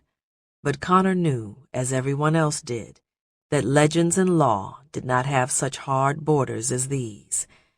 They were soft things, probed without bursting, until one pressed the point too far. And the danger in life was that no one knew when the skin would give, just as Colorado had not known how to fight an enemy who wrestled with his friend, how to aim true enough to hit only the one. They set up the tent and made a fire and warmed bread and stew in silence, and Connor thought on these things. They lit the lamp and sipped caps of water and shared stories of stories about the long dead and long absent, and Connor thought on these things. That night, he lay in his father's tent while embers throbbed red outside, and he dwelt on the legends, thinking how a boy might leap across that gap and live, but how no boy truly believed he had entered no man's land. Not really, not for honest, because this was a place from which no soul returned. No man, at least. Chapter 18. No Man's Land. Connor lay in his bedroll, counting down to the moment, feeling in his bones what his old man must have felt 12 years ago to the day. His heart thrummed louder than the rolling booms in the distance. He could feel his pulse in his temples. His blood ticked there like one of Graham's old clocks. And after it had ticked for what felt like days, he rose as quietly as his father once had. Slipping from his bedroll, he could feel not only Rob's presence in the pitch black, but also Palmer's, Vic's, and his mother's too. He was sneaking out on all of them. The wind was his noisy accomplice. Connor waited until a gust shook and flapped the canvas, and just as the breeze passed and would not blow sand inside, he added to its nocturnal noise by parting the tent and stealing into the night. The stars were bright outside, the sky clear, the air cool. There was a half-moon low to the west, giving the sand an even whiteness. That same moon had been high in the night when he'd left the tent to pee and used this commotion to remove his pack. He found the bag now by the light of the fire pit's glowing coals. He dumped the scoop out of his father's boots and sat on the cool sand to pull them on. Connor shivered and his teeth chattered, as much from nerves as from the temperature. He felt the urge to pee again, but knew he didn't really need to. There was no water in him, only fear. A wailing lament blew across the bull's gash, and the coals in the fire throbbed with life as they inhaled the breeze. There was a great and mysterious rumble in the distant earth that filled Connor's chest and throat, a sound of beating drums, that echo eternal. He rose and slung the pack over his shoulders, cinched the truss around his waist to carry the load on his hips, and turned to look back one last time. He studied the dark form of the tent, barely aglow from the coals, his brother sleeping inside, all alone, and he felt a final tug of guilt and doubt before steeling himself and heading off into the noisy beyond. The moonlight showed him the break in the earth, that dark crack, as real as a line on any map. Connor watched sand tumble in and blow past. How many millennia had done this without filling that hole to the brim? Here was a wound incapable of healing, a slice in need of a stitch. People age day by day, he used to think, minute by minute, much as a dune is built one grain at a time, much as one region of the desert overlaps and fades gradually into another. But here was a truth keenly felt, that some moments were like great rifts in the earth, some moments as discreet as a young boy's leap. Life was divided into these ages. Here one moment, in the great beyond the next, an eye blink, and a boy becomes his father. With barely more than a large stride, Connor crossed what in youth had required a lunge, and this renewed ritual filled him with courage. It was a symbolic break with all behind him. All that was left was the thunder to march into, as so many others had marched before him without coming back. Behind, nothing but sad wails would be left, wails he would not have to listen to. Despite the dread in his marrow, he told himself that this was not final. 4 days' march out and 4 back, that was all. 4 days to see what was over the horizon, and then he would return. He told himself this just as he was sure all those before him had, just as his father had. He hiked toward the drums, promising himself he would return, and the wind picked up and cried at him for being so foolish. But not the wind. That was not the wind crying. Ahead, in the pale moonlight, some different, anguished wail. Connor crept forward. He pulled his knife from his belt, expected to find a coyote homing in on his scent or warning him away from its lair. And there, on all fours, sure enough. But the coyote lifted its head into the moonlight. and it was the gaunt face of a human looking up at him. A boy. Connor put his knife away and hurried forward. Some stupid kid from Springston. Someone there to dare the gash. He scanned the darkness for the other boys he knew would be there, the friends who had to witness who was courageous and who chickened out. Connor was pissed at having his more serious ritual disturbed by this petty one of youth. And so it was with anger that he rushed to the kid, ready to haul him up and toss him over the meaningless crack in the earth and back to his friends. But Connor drew up as he approached. What had looked like a boy was a gaunt girl, her clothes in rags, crawling on hands and knees, the remains of a shoe dragging behind its laces. Reaching ahead, she dug her fingers into the sand and pulled herself forward, seeming not to know Connor was there, simply staring ahead as if toward the glow of the distant fire. "Be still," Connor said. He dropped to his knees, and the child saw him at last. She clutched at him, wide eyes and parched lips and skin pale as milk and moon. Connor held the frail child, the anger in him gone. But this was even more intrusion than daring boys. Drums beat in his chest. Where were her friends? He scanned the sands and saw no one. Probably left her out here alone, or a coyote had nipped her and scared off the others. She trembled against him, senseless and moaning. Connor lifted her up, found she weighed less than his pack. He'd have to carry her across, back to the tent, and Rob would need to look after her and get her home. She had played at a boy's game, and look what it had cost her. She was lucky he had been out there. He would get her to the tent, could still vanish while Rob was occupied. This changed nothing. It was simply his first act as a free man. It was a life saved for a life lost, an even trade. The step across the gap was more treacherous this time with the girl in his arms. It wasn't just the extra weight. It was being unable to see. He shuffled forward until his lead boot felt the edge, extended his other foot, and leaned forward into blind faith. His boot found the far side, and a story leapt up in his mind as he hurried toward the tent, a reason for him being out in the middle of the night. "Rob," he called. "Rob, wake up." There was a glow inside the tent a moment later. Connor started to set the child down outside the tent when the flap parted, his bleary-eyed brother peering out. "What time?" Rob began. "Help me get her inside," Connor said, and Rob did. The girl was unable to move on her own. The two boys got her into the tent, and Rob closed the flap on the wind. The dive light dangling from the tent pole threw light and shadows across the disheveled bedding. Connor laid the girl out, then unbuckled his hip belt and shrugged off his pack. He caught Rob studying the heavy load as he set it aside. "Don't just sit there," Connor said. "Get her some water."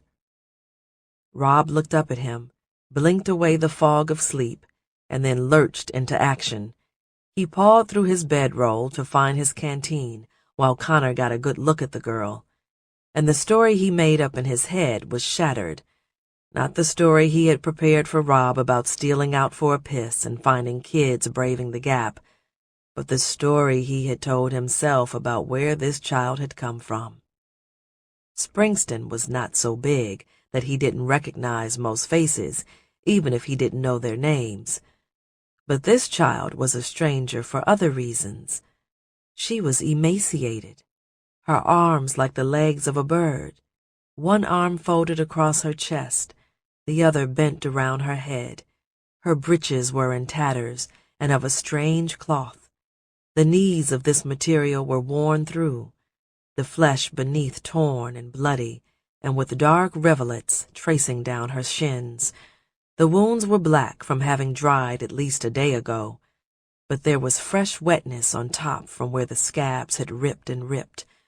There was sand in all the wounds. She moaned. Her lips were cracked and dry, her face burnt like a daywalker's. The shoulder of her shirt was missing, torn away, the rest of it barely hanging on. She looked as though she'd been dragged across 1,000 dunes, and when Connor saw the bloody stumps of her fingers where her nails used to be, he knew that this poor creature had done her own dragging. She was half dead and senseless, and Connor knew as a diver does when he raises an unseen relic from the cold sand that this thing at his feet did not come from Springston, nor from any other living world. This child was from no man's land. Someone had wandered out, had crossed that impassable divide. "How do I make her drink?" Rob asked. He had the canteen open and was looking to Connor for help. "Just a cap," Connor whispered, his mind reeling from what this girl meant. "Give it to me." Rob poured a cap, the canteen trembling and spilling, and Connor wondered if his brother knew what he himself knew. Probably. Rob was the smart one. "Careful," he said, taking the cap of water. He positioned himself at the girl's side, folded her other frail arm across her chest, and slid his hand behind her neck. Gingerly, he lifted her head and scooted a knee behind her until she rested on his thigh. Another faint moan escaped her lips, a feeble sign of life. The girl appeared to be 8 or 9 years old, but it was difficult to tell, as gaunt and frail as she was. Connor dribbled the water onto her cracked and bloody lips. He imagined he heard a sizzle there, as moisture hit the fire of thirst. Her cheeks twitched, a wince of pain, and he had to steady her head. He tried to drip the water past her wounded lips and directly onto her tongue. "Easy," Rob whispered. "I know," Connor said. He emptied the cap, watched the child's throat bob as her body unconsciously swallowed. "Fill it again." He passed the cap back to Rob, whose hand was steadier now as he poured another ration. This time, the girl seemed to help with the drinking. A weak hand came up and rested on Connor's arm, nailless and bloody fingers curling there, tender and thankful, desperate. "Drink," he told the girl, as if she needed any encouragement. She drank that cap and another, whispered for more. But Connor told Rob that was enough. Too much too fast was a bad thing. He had seen the madness of thirst before. Her eyelids blinked open, fluttered. She squinted up at the dive light, which shone harshly down onto her face. "Get that away," Connor told Rob, but his brother was already doing it, was just as keenly aware of the girl's suffering. Her face dimmed as Rob held the light by her side and out of her eyes. "Easy," Connor told the girl. "We've got you. Everything's gonna be okay." He said this for himself and for Rob as well. He wasn't sure. "I want you to rest while I look over your wounds, okay? You can have some more water after I clean you up. I've got to get this sand out of you." He reached for his pack, was thankful for the extra water, for all the emergency supplies he'd brought along that were meant for him and his trek. The girl made a sound. "Near," she whispered. Connor turned back to the child as she said the words a second time. "What?" he asked. The girl clutched his shirt with her small and bloodied hand and whispered it again. "She wants us to come closer so we can hear," Rob said. His little brother bent his head to better understand the girl's whispers. "What do you need?" he asked. But the girl was looking past him and up at Connor. Her eyelids fluttered open, and for a moment her cloudy eyes grew bright like a break in a sandstorm. They were half-familiar eyes that bored into Connor as the girl summoned the strength to speak, pulling desperately on the air in that stuffy tent. "Connor," she said again, each syllable an effort, the corners of her mouth curling into the barest of smiles, a smile of some faint recognition and some great relief. "Father sent me." And then the light in her eyes went gray again, wounds and exhaustion claiming her. And this girl, out of no man's land, fell into the stillness of death and sleep, Connor's name echoing softly in his ears, certain that he had never seen this girl in all his life, this girl who spoke of his father as if he were her own. Part 3. Return to Danvar. Chapter 19. The Prodigal Daughter. All of life was like the deep sand, Vic had learned. From birth to death, it was a series of violent constrictions, one after the other, an oily fist gripping hapless souls who popped free long enough to gasp half a lungful before they were seized again. This was how Vic had come to see the world. Everywhere she looked, she saw life squeezing people, forcing them from one tight spot to the next, the cruel palms of misfortune wrapped around hapless necks.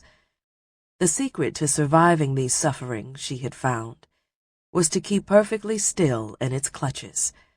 Learning how not to breathe was the answer.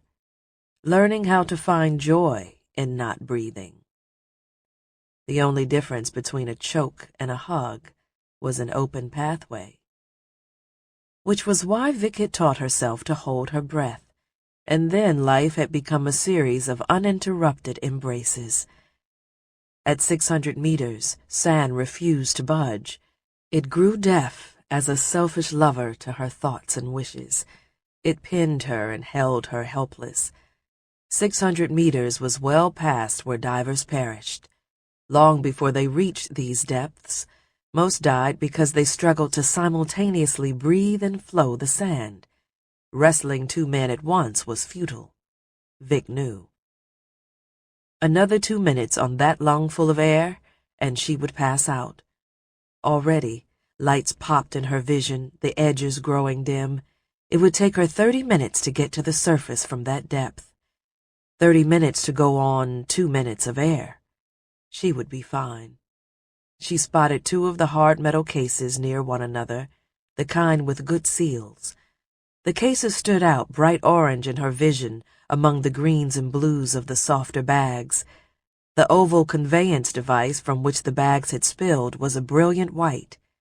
All that metal, preserved by the deep pack of sand. It would live there forever, that buried and gleaming steel. Too deep to pull it apart and haul it up. Too risky. Vic grabbed the 2 cases, hoped they were the silver kind, the Samsonites, and flowed upward. She left through a gaping hole in what must have been a fabric roof at some point, a tent roof, a tent bigger than half of Low Pub. She surged up and away from the giant metal birds with their outstretched wings and their hundreds of glass eyes in 2 neat rows. Up toward the flashing transponder at 400 meters, arriving with just enough air left in her starving lungs. She found the tank she'd left buried and flowed the sand around the regulator, slipped it into her mouth. A minimal amount of grit hit her tongue. She stopped thinking of moving, and only of that column of sand high above her, all that weight pressing down and from all sides. She deflected that weight and took a deep breath. Another. Her suit thrummed with energy and impatience. It lived for the deep sand. Leaving the tank and the transponder behind, she flowed upward to the next blinking light. 2 more stops to the surface. Ignore the need to breathe. It wasn't the lack of air that made a person panic. It was the urge to exhale. It was the poisonous gas building up in her system that signaled her brain to expel the contents of her lungs. Her father had taught her this, had taught her all the mysteries of breathing. The body was not to be trusted, he had said. It could go for a long time without air. Longer and longer, the more one worked, the more mental of muscles. Next stop, another tank buried in advance. Here, the sand was almost back to normal. As the pack grew less dense, the colors seen through her visor shifted along the spectrum. She had her visor adjusted well beyond spec for the hard pack of near concrete below. As she rose, the sand around her became like open air, shimmering with purples and unnatural hues.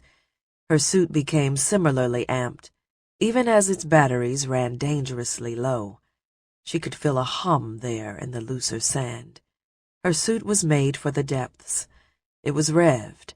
Turned up like this, she could feel its energy in her teeth. Here was another secret of the deep dive. You had to be willing to don a suit that felt as though it wanted to kill you. You had to pull on a visor that showed you nonsense, and then you had to dive straight down until the world felt right again. Vic reached the next buried tank and took a long pull, swallowed some sand in the process. The most important part of diving deep, of course, was convincing everyone else that it was impossible. Part of this was letting people think she never dove on tanks, and mostly this was true.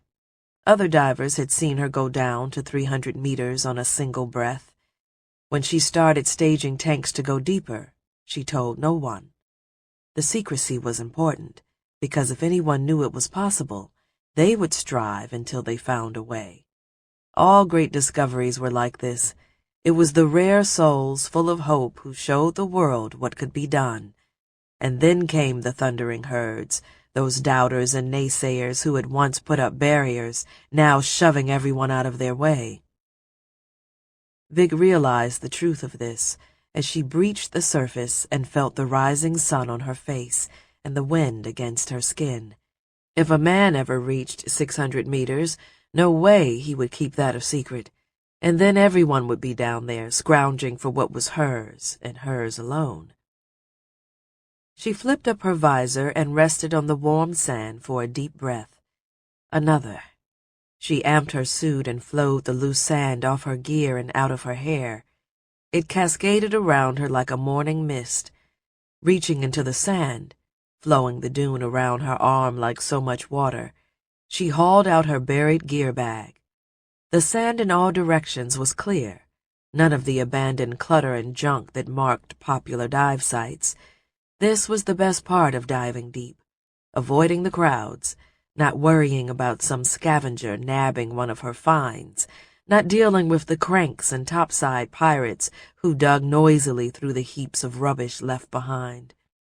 With her pack out of the sand, Vic powered off her humming suit and could feel her molars again. Low pub clattered noisily in the distance, the thrum of generators, the rap of hammers on nails, the sporadic gunfire, the noise of life. A fitful wind blew across the dunes, carving the tops of them flat and pushing their mounded bulks ever westward. Vic dug her canteen out of her pack, took a long swig, and wiped her chin. Now for the payout. She hoped for enough to cover the rent and what she owed Yeagery for the tanks and air. She'd rather not put in another deep dive this week, not if it could be helped. Her ribs were sore from being down so long, and her left knee felt tweaked. In the deep sand, all it took was losing flow around a leg for a split second for a foot to get twisted. She'd seen divers come up with arms and legs out of joint, screaming and spitting sand, or those who got the bends, who forgot to keep the weight around them deflected, and surfaced with bubbles of air under their skin like little blisters, the soreness in their joints, if they were lucky. More often, the divers who lost their concentration never came back at all. She screwed the cap back onto the canteen and reached for one of the metal cases. There was a silver and a black. The latter had much of its paint scratched off from the trip through the sand. The cases themselves would fetch 30 coin apiece. If the locks worked, her friend J-Mac could file up some keys. Cost 5 coins apiece, but would add 15 to the price. and Vic knew a couple shopkeepers in town who needed better safes. As far as she was concerned, both bags were already sold. Here was coin temporarily trapped in the shape of something else. She started with the black one, knocked the latches with the butt of her palm, and jarred the sand inside the mechanism loose. The latches were stuck. She had a dull metal rod for this, pulled it out of her boot, and rested the case on its end. With a swift stab, she slammed the two latches, and both popped open. She put the rod back into her boot and set the case flat, was about to open it, expecting the typical jumble of clothes to pop out, when the sand rumbled beneath her. Before Vic could slap her suit on, she and the two cases dropped down into the desert floor. The sand hardened all around her, leaving just her head and neck free. Panic surged in her chest, and sand blew into her mouth. It mixed there with the adrenaline taste of metal. She had filled her lungs by reflex, had expanded her chest, so she could still breathe. Her hand had flown toward her suit's power switch, was nearly there. She strained against the packed earth, wiggled her shoulders and arm, just needed another inch. In a fountain of sand, Marco emerged beside her. He floated up to his feet with a twirl and a flourish, and shook the sand out of his dreadlocks. Vic averted her head as far as she could and squinted against the flying sand. "I'm gonna fucking kill you," she said. When she opened her eyes, she found Marco lowering himself down beside her, as if to do a push-up, until his grizzled face was just a few inches from hers. "Did you say you're gonna fuck me?" He lifted his thick eyebrows, mocking her. "I said I'm gonna kill you," Vic spat sand. "I'm counting to 3, Marco. 1. Marco lowered himself and crushed his lips against hers. Vic bit his tongue, and Marco pulled away, laughing. 2, motherfucker. Marco pointed a finger at her. "Now, that's totally not fair. I haven't fucked your mother once since you and I started going steady. 3, asshole." Vic got her finger to the switch, and the power in her suit surged. The rage of being pinned down exploded through her, that same rage she often felt when Marco got too rough in bed and would laugh and hold her wrists, that feeling of helplessness, of wondering when play became abuse, biting on her lip to keep from crying in front of him, remembering the last man who had held her down. With her suit humming and teeth shivering, no one could hold her down. A ram of buried sand flew up beneath Marco and slammed into his chest, launching him and the two cases into the air. Vic heard an oomph escape from Marco's lungs. She flowed herself up to the sand's surface as Marco shot skyward, yelping now, waving his arms fruitlessly, an explosion of clothes around him like a flock of startled birds.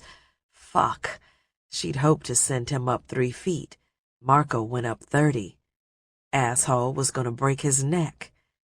Vic knelt and slid one hand into the sand. With her other hand, she adjusted the band around her forehead. She watched Marco plummet back to the earth, screaming like a crow, half a clothing shop raining down around him.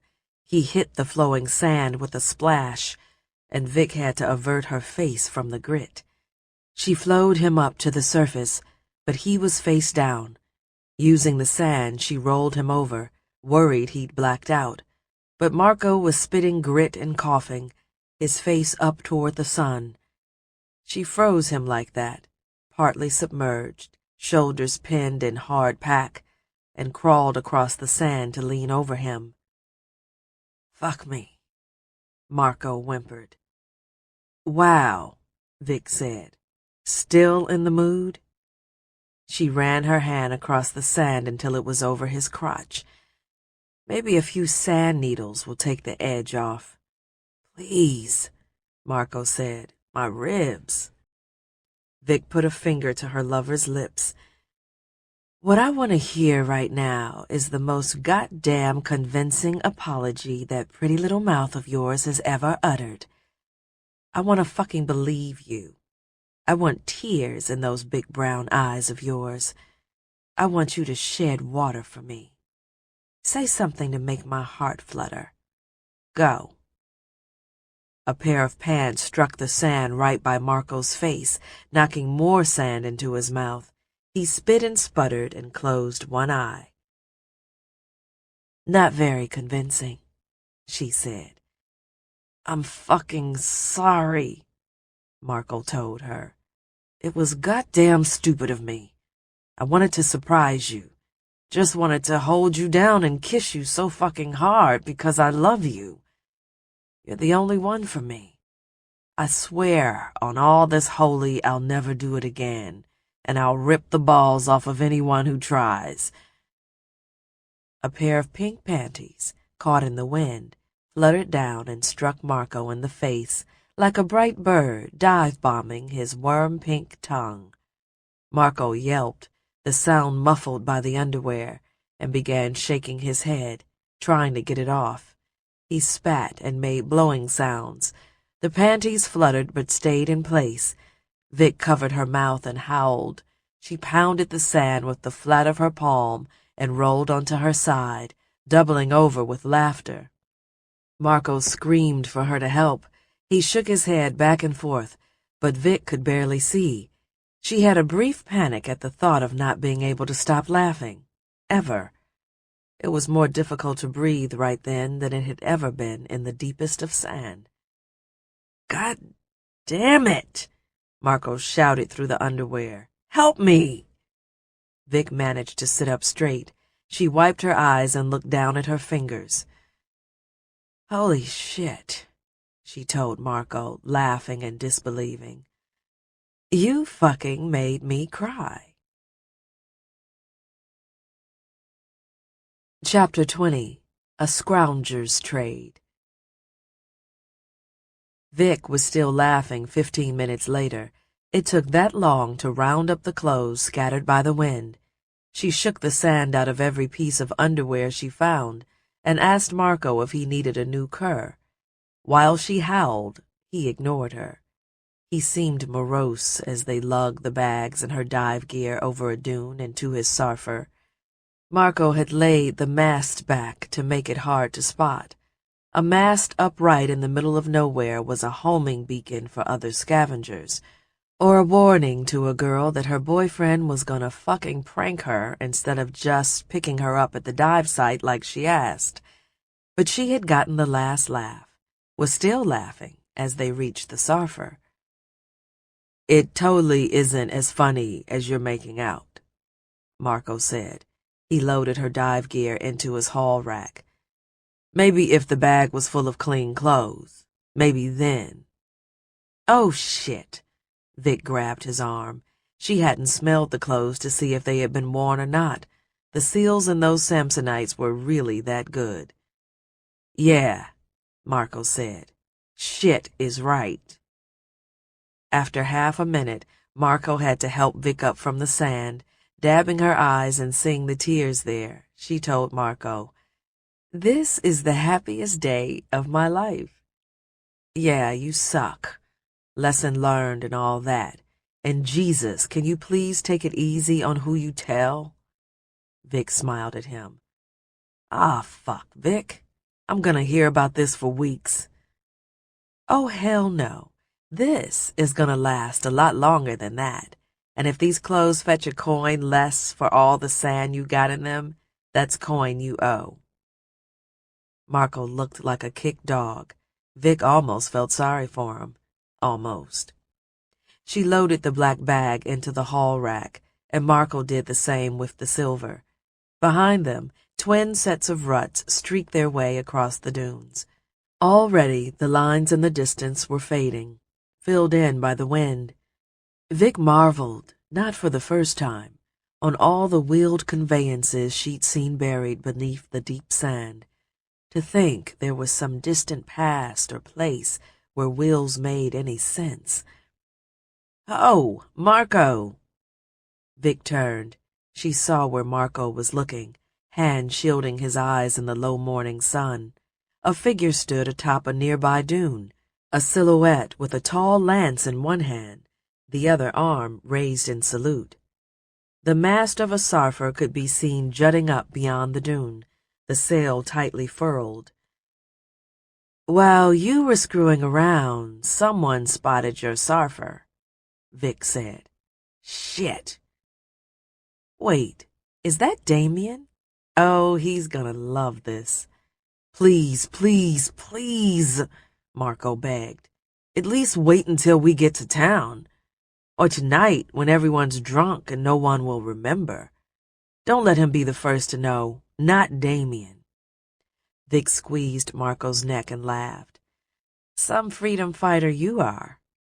Marco tensed. "That's just it. I'm a fighter." He made a fist, and his great and tan bicep bulged, scars and tattoos straining. Vic stopped smiling. "I was stressing the freedom part. You forget that, and all you are is fighting. I'll tell who I want when I want. Freedom, Marco. Don't get like these assholes and fall in love with the fighting. Then you're just setting off bombs because you like the noise they make." Marco didn't say anything as Damien glissaded down the dune toward them, causing a gentle avalanche and using his spear for balance. He stomped over with a grin, and his eyebrows lifted when he spotted the 2 bags in the haul rack. "Jesus, nice find, guys." His eyes went to the trails left in the sand, quickly filling. "How the hell do you 2 score every time you go out? And way out in the middle of nowhere?" Vic didn't say that it was usually her scoring, while Marco watched their things on the surface. "Just lucky, I guess." "Clothes?" "Mostly underwear," she said, and before Marco could respond, she added, "For the ladies." She fought off a bout of giggles.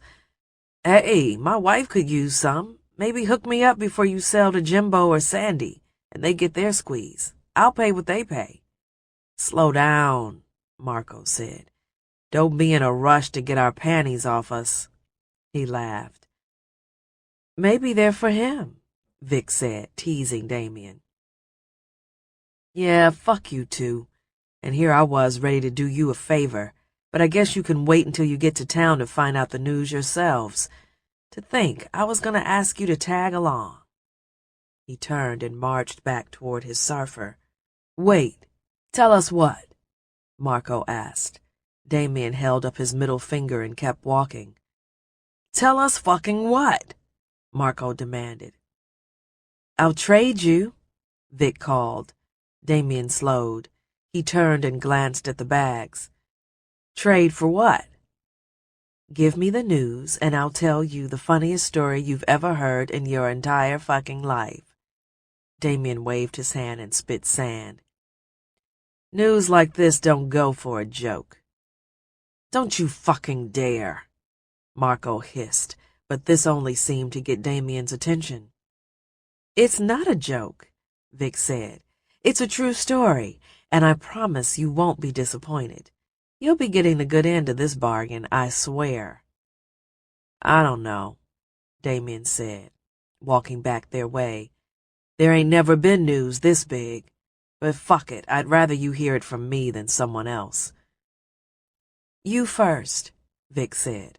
In truth, she didn't care about his news. She was just rehearsing how best to tell this story, a story that would get many retellings. Damien took a breath and searched their faces. The 2 sand divers waited. The clatter of low pubs spilled over the dunes, and sand rode through the sky above their heads. "Fucking Danbar," Damien finally said. "Somebody found it." Chapter 21. Buried Alive. It was a crypt for a king. His friend Hap had left him to die in a crypt for a goddamn king. This tomb of untold riches. Palmer was going to take his last breath in a manner no lord of Springston could refuse, a place where a truly great man should be laid to rest. And it'll do for me, he thought morosely. The air in the buried sand scraper tasted stale, and seemed to be growing thinner, but it had outlasted his water. Palmer had poured himself half caps for what felt like 5 days. He had eaten both strips of jerky, one tiny nibble at a time, like a mouse trying to win the cheese from a loaded trap. Now all of that was gone, along with 15 or 20 pounds of himself. He hadn't been eating that well even before the march north. The stress of a deep dive always messed with his appetite. No, it hadn't been the dive. It had been the camping trip coming up. The anniversary. He never ate well before that trip. Had bugged out the year before. Damn. Maybe he'd already been down there a whole week. Con and Rob would go without him, just like last year. Con and Rob. They would never hear from their big brother again. Or maybe it hadn't been so long. He had counted 5 days, 5 urges to sleep. But maybe it was 4. Hell, it could have been 10 days or 10 hours since Hap abandoned him. His mind was playing tricks. He heard noises and voices, had a dream about his father that seemed so real, Palmer had truly thought he was dead and in heaven. Ah, a crypt fit for a king. And where was his asshole father buried? His father's bones had ground to sand in no man's land, that's where. A pauper burial for a lord, a place for desperate dying. It was as ironic as Palmer's lavish crypt. But Palmer had been old enough to remember a lord's life. He had bawled when his mom pulled them away from the wall, had bawled when he was put in a different school with strange kids who smelled bad, had bawled harder when he could no longer smell them because he had begun to stink as they did. What he wouldn't give to have all those tears back. Just a capful. He licked his cracked and burning lips. The dream about his father made sense now. Some part of him had been dwelling on the anniversary. He'd let Con and Rob down again. He was a shitty brother and a shitty son, and did not deserve to die in so fine a place as this. Such were his wild thoughts as he left the conference room where he'd been imprisoned by his hope of Hap's return. He staggered out and through the dark building, his dive light as dim as he could make it. It stayed old battery down to rations as well. Maybe he'd find a pool of water where a spring had flooded, or where trapped moisture had drained down through the impossibly tight pack. But there was little hope of that. He left the conference room to get away from his nightmares and his failures, to let his body wander instead of his mind. Before he died, he should go out into the sand one last time. Better to perish there and be discovered by another diver as they came to pick over this city. He still had a good charge in his suit. Might see how far he could make it before the sand filled his lungs. But some naive part of him kept thinking Hap would come back, that Brock would send others, that he would be a fool to go out and die when there was still air in that building to breathe. At any moment, Hap would burst in with a second set of twin tanks, laughing and saying he'd only been gone 2 hours, and here's the coin those scroungers paid, and all the beer and pussy in Springston would be theirs. Palmer kept thinking this, but the hope had grown as stale and thin as the oxygen. The hope that had kept him prisoner in that room with the chairs and the great table and the brewing machine had weakened. Gone was the need to be there when the divers came for him, and as that hope waned, he left through the door that had damned him, that heavy door that Hap had slammed shut on his face, and with his dive light barely aglow, he nosed around his crypt for the first time. He had seen many crumbling office buildings full of sand outside Springston, but never on such a scale as this, never so pristine. The buildings he had seen had been picked over for centuries. Men with mastery over the sand had ripped out great holes and had salvaged almost anything worth taking. But Palmer now strolled through a perfect recreation of that long-dead world. It was a museum for the buried gods and the world they had lived in. His fragile mind tallied stacks and stacks of coin as he felt his way down the hall. There were clocks, pictures framed and behind perfect glass, recessed lights and miles of copper wire, unbroken tile, wood countertops, coin everywhere. Other divers would come and claim these things. Probably not Hap, for the guilt would gnaw at him. At least, Palmer hoped it would. No, it would be some other diver who would find his bones. They would remove Palmer's skeleton from his suit, piece by piece, and marvel that he still had a charge left, that he had been too scared to make for the surface, and someone would point out that he didn't have tanks, and some other asshole would say that there was a girl from Low Pub who could have done it, and none of them would know that these bones in their hands belonged to that girl's brother. He tried another room, a bathroom, porcelain fixtures and indoor plumbing. He felt insane for twisting the spigots, but no one was watching. The next room was a jackpot, a bonanza of riches, a small room no bigger than a bed, but full of tools, brooms and mops and much else. He picked up one of the brooms. Synthetic bristles, plastic, as good as the day it was made. Palmer kicked some of the scrum from his boots to the marble tile and whisked the sand around with the broom. His mother, the mother of his youth, would have loved such a broom.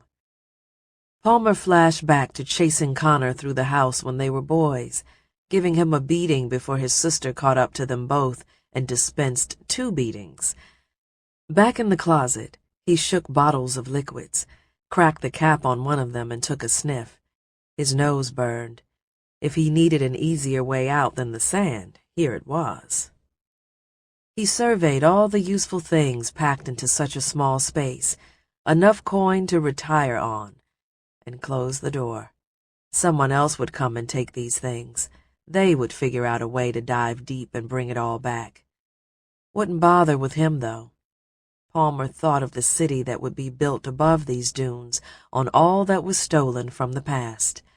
There would be an orgy of excess, a gold rush like the old-timers used to tell of Low Pub's founding. No one would remember the first person to set foot in that scraper.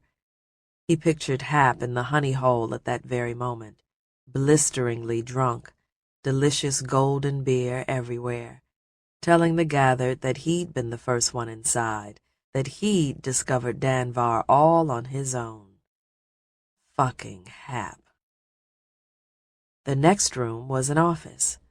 Palmer checked the drawers, hoping for a canteen, even though the ancient people seemed rarely to use them. Dry pens, knickknacks, a silver key, which Palmer couldn't help but slip into his belly pocket, folded paper. He pulled this out and held it close to his dive light. A map. Dark lines and place names. The word Colorado caught his eye. Palmer slipped this into his pocket, too. When they found his body, they would find something useful. Find that he had been useful. In the center drawer, he found raw riches, coin, an entire pile of them jumbled together as if they'd been swept inside ages ago. They weren't even locked up, just left among paper clips and pens and other worthless artifacts, as if these trinkets were as dear as money. Copper and silver, they were unscratched by sand. Palmer studied them one at a time before throwing them into his stomach pocket with the key. There grew a jangle by his belly to go with the grumbles, a 2-man band. He would die wealthy, starving and wealthy. Whoever found him would bury him well and pour a beer into his grave. A note. Palmer would write a note to go with the coin. A note to his pallbearer and one to his sister Vic. He would brag about being brave in the first message and admit to being an idiot in the second. He rummaged for a pencil, found one, pulled out his dive knife and scraped the point sharp. It felt good to have something to do, something as simple as sharpening lead. He slipped the knife back into his boot and found a pad of paper, eaten through with worms, but it would do. He scratched out instructions for his burial, and a quick note to Vic saying he was sorry. He signed his name and started to write a date, but was just going to guess. But then wrote the anniversary of his father's disappearance instead. Probably not right, but it was close enough, and there was poetry to it. Poetry was better than truth. He folded both notes and stuffed them in with the heavy sag of coin. Hopefully it wouldn't be Hap who found him. Hap wouldn't come back, unless Hap was arriving right then and he was missing him. In a panic, despite the days of staring at the drift of sand with no sign of Hap, Palmer imagined his friend coming back right then, seeing that Palmer was gone and leaving him for a second time. Palmer rushed back to the hall, hands on his belly to keep the coins from sloshing around, and he heard a noise, the creak of an old building with the weight of a world on its head, coming from across the hall. Hap. He called out his friend's name, felt a little delirious. How long had he slept the last time he'd lain down? Was he still dreaming? Father? There was a noise on the other side of the door. Palmer looked up and down the hallway, the dim red glow of his dive light barely penetrating a dozen paces. He tried to get his bearings. Was this the room he'd been wasting away inside of? Did he get turned around? The darkness beyond the feeble reach of his dive light made everything seem distant and full of quiet potential. He tried the door and found it unlocked. A single door, a different room. He stepped inside and saw rows of desks, those flat plastic screens on each. Several of the desks were jumbled together. They had been shoved away from a large pile of drift pushing its way into the room. Palmer's brain wrestled with possibilities. An old breach, a building giving way from years of the crush. It was on the opposite side of the building from his approach with Hap, so he hadn't seen it. He might have swum right in if he had. Perhaps other divers had made this, a new hole. They had come here while he had slept. Brock's men, with Yeagery, the old dive master, to confirm the find and salvage a few things. Yes, there were signs that others had come. Boot prints of sand. 2 desks cleaned off and pushed together, away from the others. Yes, the plundering had begun. Divers must be descending on this place as he stood there. He would be saved. Or was it Hap? Maybe Hap had come back. Hap had come back for him, hadn't found the other way in, had made a new way, and had left tanks of air for him so Palmer could save himself. Yes.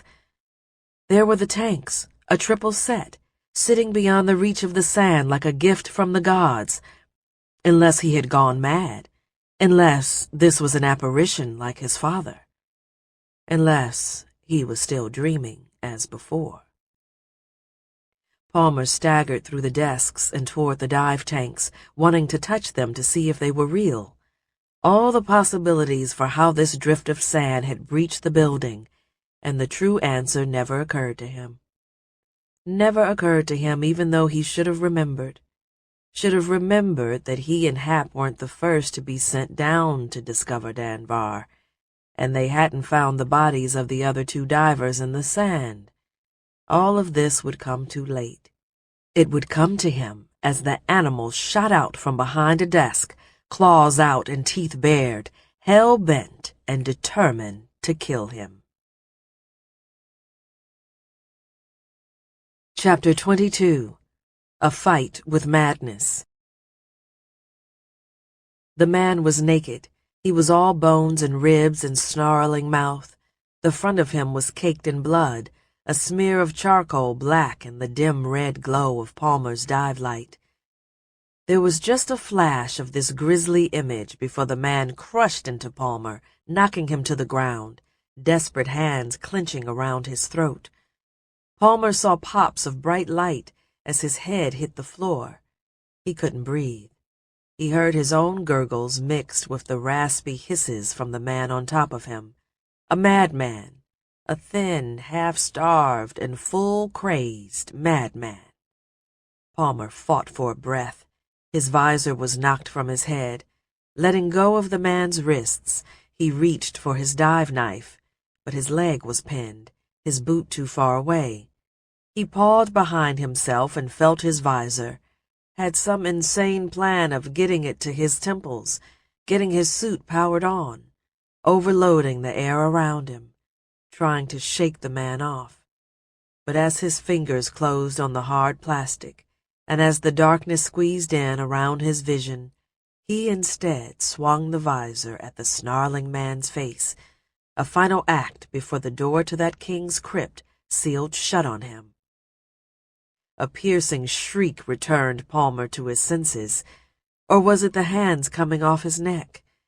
The naked man howled and lunged again, but Palmer got a boot up, caught the man in the chest, kicked him.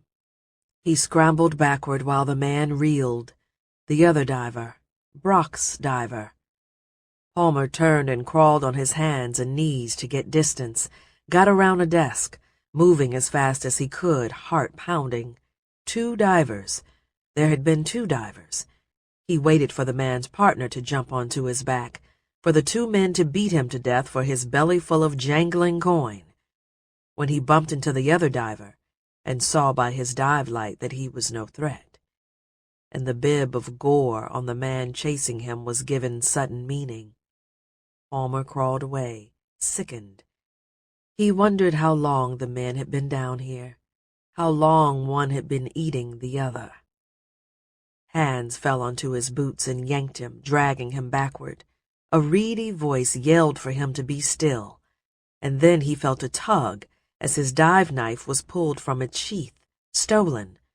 Palmer spun onto his back to defend himself. His own knife flashed above him traitorously, was brought down by those bone-thin arms, was meant to skewer him. There was a crunch against his belly, a painful blow. The air came out of Palmer. The blade was raised to strike him again, but there was no blood. His poor life had been saved by a fistful of coin.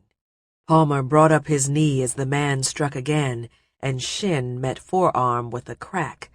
A howl, and the knife was dropped. Palmer fumbled for it, his dive light throwing the world into pale reds and deep shadows. Hand on the hilt, his knife reclaimed, he slashed at the air, and the man fell back, hands up, shouting, "Please, please!" Palmer scooted away, keeping the knife in front of him. He was weak from fitful sleep and lack of food, but this poor creature before him seemed even weaker. Enraged and with the element of surprise, the man had nearly killed him. But it had been like fighting off a homeless dune sleeper who had jumped him for some morsel of bread. Palmer dared to turn his dive light up so he could see the man better. I'm sorry," the man said. "Thought you were a ghost." The blood on the man's chin and down his neck made Palmer's stomach turn. "Did you think I was your partner come back to get you for what you did to him?" The thin man pointed a bony finger at Palmer. "You're a diver. Did the others send you? Oh, thank the heavens! Thank the heavens!" He glanced down at his naked form. His eyes shot between the desks where the corpse lay. No, I didn't kill him. He died out in the sand. I brought him in here. I was starving. Oh, God. Food. Do you have food? Water?" He staggered forward. "Stay back," Palmer said. The man hesitated. "Juice," he said. "I've used up all my juice on the way down. Did you bring a charge? I've got a tank of air, but no juice. Help me." "You tried to kill me." "I thought you were a ghost." He took another step forward, wild eyes on Palmer's dive light. "Give me my knife back," he said, baring bloody teeth. "I found that. Found it in your boot. In my boots." The man screamed and lunged, a bloodthirsty cry, naked limbs all bone and sinew, a mad and desperate creature in the red throb of Palmer's flickering, dying light. The two men crashed together, a clatter as metal fell to tile, a single coin spilling out of the gash in Palmer's suit, a sound two scroungers knew well, the price of one life saved and another taken, as bare flesh impaled itself on a dive knife and a belly opened like a purse, a cost far graver than coin spilling to the floor. Chapter 23. Missing Treasure. Vic. Vic and Marco sailed back into a low pub that had transformed into chaos. It was not the sleepy town they usually found after their pre-dawn dives. This was a town startled into frenzy, a transformation jolted by the electricity of rumor. The tale of Danvar's discovery had sent the diving community into a tizzy, and along with that community, the rest of the small southern town. Those who rummaged scrape heaps, the welders who reshaped old steel, the women who catered to men's lust, the shopkeepers and barkeeps, and everyone with a love of coin, all seemed to be out in the streets gossiping or packing their sarfers or checking their gear before they ventured out to find the great and untouched city said to be buried a mile deep. But confirming a legend may have heightened its allure without any promise of bounty in return. Damien had warned them that no one knew exactly where the city was, only that a couple of divers were said to have found it. Some brigand had flapped his inebriated gums in a crowded bar, claimed to have been there to witness the discovery, and now that same brigand was said to be dead. It had sounded to Vic like the sort of unsubstantiated nonsense that scavengers and conspiracy theorists were drawn to. And even as she and Marco pulled into the marina and began to voice doubts about the veracity of these Danvar claims, other surfers were flying out in all directions at once. They could hear rumors being shouted from one deck to the other over the whistling winds, each diver seizing on the location that made the most sense to them. It was clear from the chaos around the marina that no one knew where Danvar was, but that wasn't going to stop anyone from being there when it was uncovered.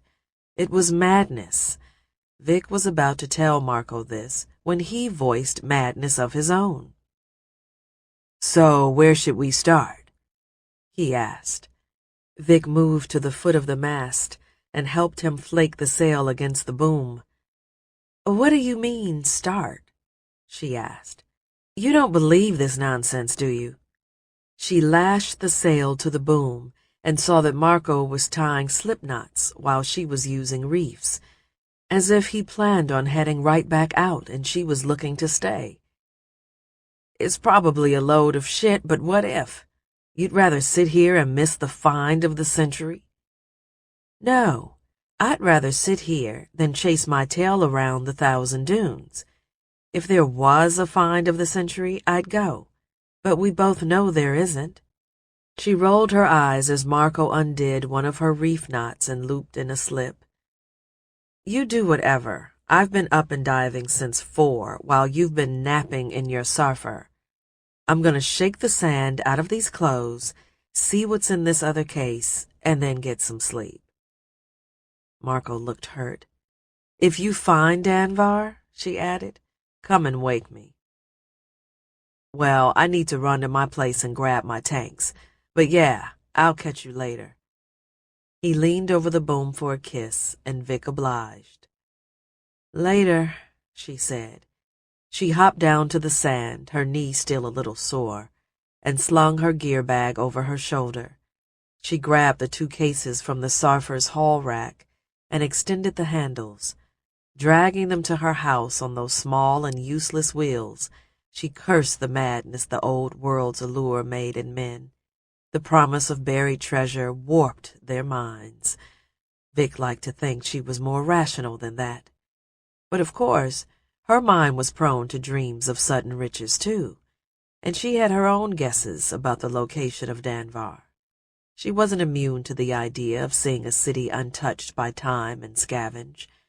Even with the craziness around her, the hysteria, the fun she might poke at Marco and these people off their rockers, she knew her own rocker was prone to tipping too. It tipped right back, that feeling of vertigo as some momentous event loomed underfoot, until she was the one asking herself, what if it's real? What if? But only a fool runs around shouting, a find, when they haven't seen it in their own visor, right? She tried to convince herself. Because the greater fool sits in a bar alone, nursing a warm beer, while hauls of coins start coming into town, and the stories that will one day be legend fill the pub. It's a fool either way, so it's all about cost. Which fool would she more loathe to be?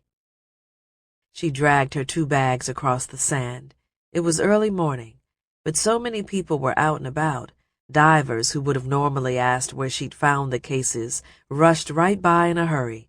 Shopkeepers who would have begged her to come pop those latches on their counters were too busy haggling over the rising price of a fuel cell, or the use of a generator, or the purchase of a haul net. Vic slid through the throngs to her house. She set the cases down outside her shack and fumbled in her pocket for the key. Out of habit, she tapped her toes on the kick plate along the bottom of the door to knock the scrum from her boots loose. The gentle raps caused the door to swing open, hinges squealing. Vic pulled her hand out of her pocket. She was damn sure she'd latched it when she'd left. "Palm?" she called. Her brother often treated the place like it was his, had started spending as much time in Low Pub as Springston, and liked to take advantage of the fact that Vic spent most of her nights over at Marco's. He was the only other person with a key. There was no answer from inside. She studied the door, saw the scratch marks from someone jimmying the thing open with a screwdriver, which brought back memories of the dozens of times she'd jimmied the damn thing open with a screwdriver. She hesitated before going in, wondered if maybe the latch just hadn't caught that morning. It had been dark and she'd been groggy when she'd left. "Hey, Palm, you asleep?" Vic reached into her boot and pulled her latch brake out. She used the metal rod to push the door all the way open. It was dark inside, the west-facing windows getting little of the morning sun. She didn't hear anyone. Must have not pulled the door shut when she left. That was it. She lit a candle and checked the bedroom and bathroom, was satisfied with her theory. She went back for the 2 bags, brought them inside, and kicked the door shut. 2 days max. That's how long before they'd know if Danvar had been discovered. No harm in waiting and getting in on the action late. No harm in that. She had plenty of places she could dive that no one else could. Hell, it might get nice and quiet around Low Pub for a couple days once everyone cleared out. That would be a pleasant change.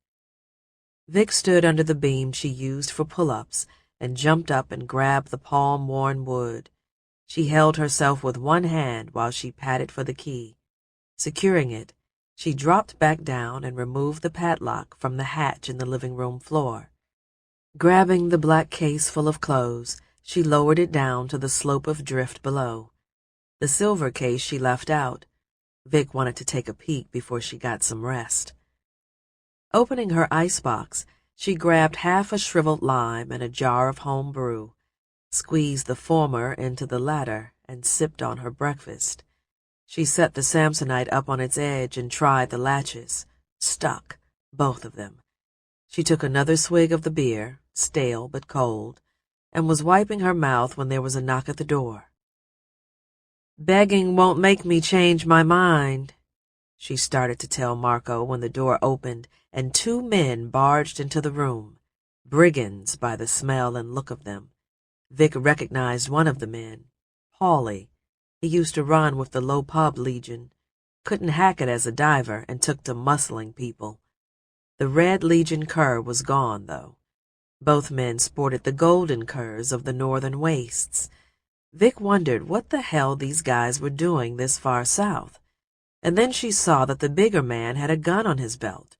Probably didn't work, as most of them didn't. but the problem was in the probably. "Hey, wrong house, assholes." Vic stood up and blocked the view of the Samsonite. "If you're looking for Danvar, it's not in my cellar." "Save it, Vic," Paulie said. "Where the fuck is Palm?" "How the hell should I know? And you guys are tracking sand in." The larger man with the gun stomped toward the bedroom and peered inside. "He's not here," Vic said. "You've got the wrong fucking house." "Well, we hear he spends time all over the place." "He's probably in Springston," Vic said, trying to throw them off. "We already checked Springston," Paulie told her. "Yeah, look, I don't care what he owes you. Dusting up my place is gonna get you in my debt." "Chill with the tough act," the big guy said. He pointed a finger at her. "Where the fuck is he?" "Even if I knew, I wouldn't tell you." The large brigand made a move in her direction, but Paulie held the man back. "She don't know. She's just fucking with you." The brigand spat at Vic's boots. "Lovely," she said. "I'll tell my brother you boys are wanting him to come out and play." "Do that," Paulie said. "Seriously, your brother is tied up in shit beyond your comprehension. If you see him, tell him to come in. It'll go easier on him this way." "Shut the door behind you," Vic said. The large brigand took one last look around the room. His eyes fell to the locked hatch, but Paulie guided him back toward the front door, and the large man relented. They left the door open. Vic crossed the room and shut it.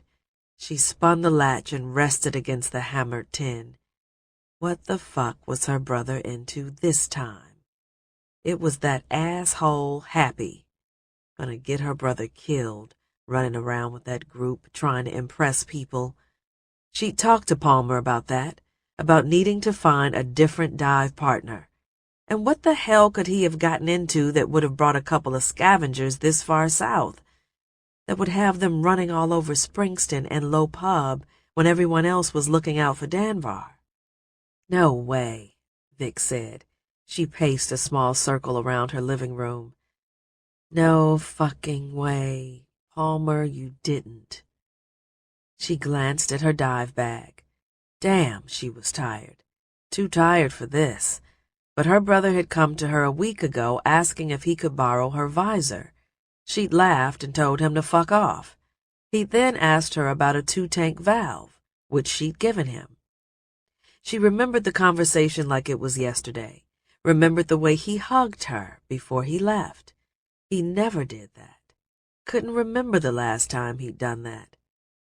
"What have you done, Palm? What the fuck have you done?" Vic crossed the room and grabbed the jar of stale beer with its shriveled green lime. She chugged the bitter breakfast down and grabbed her dive bag. Damn, she was tired. But hopefully, Marco hadn't left town without her. Chapter 24. A Mad Dash. Palmer. Dive light and diver were extinguished as one. Palmer felt the wild man sag lifeless to the ground, and the light around his neck threw out one last spurt of red rays before it too gave up the ghost. He was left shaking and terrified in the pitch black. His dive knife felt heavy in his hand. Palmer wiped the blade on his thigh and placed a hand over his belly, holding the coins there. He remembered that a coin had spilled out, and bent down, patted the floor until he found it. There was a tear in his suit. He felt to see if any of the wires had been severed. Couldn't be positive, but didn't think so. The knife went back into his boot. He arranged the folded map in his belly pocket so it was against the tear, outside of the coins, staunching the costly wound. Reaching for his dive light, he switched it off, shook it, and tried it again. Popping the battery out and touching its leads to his tongue didn't resurrect it.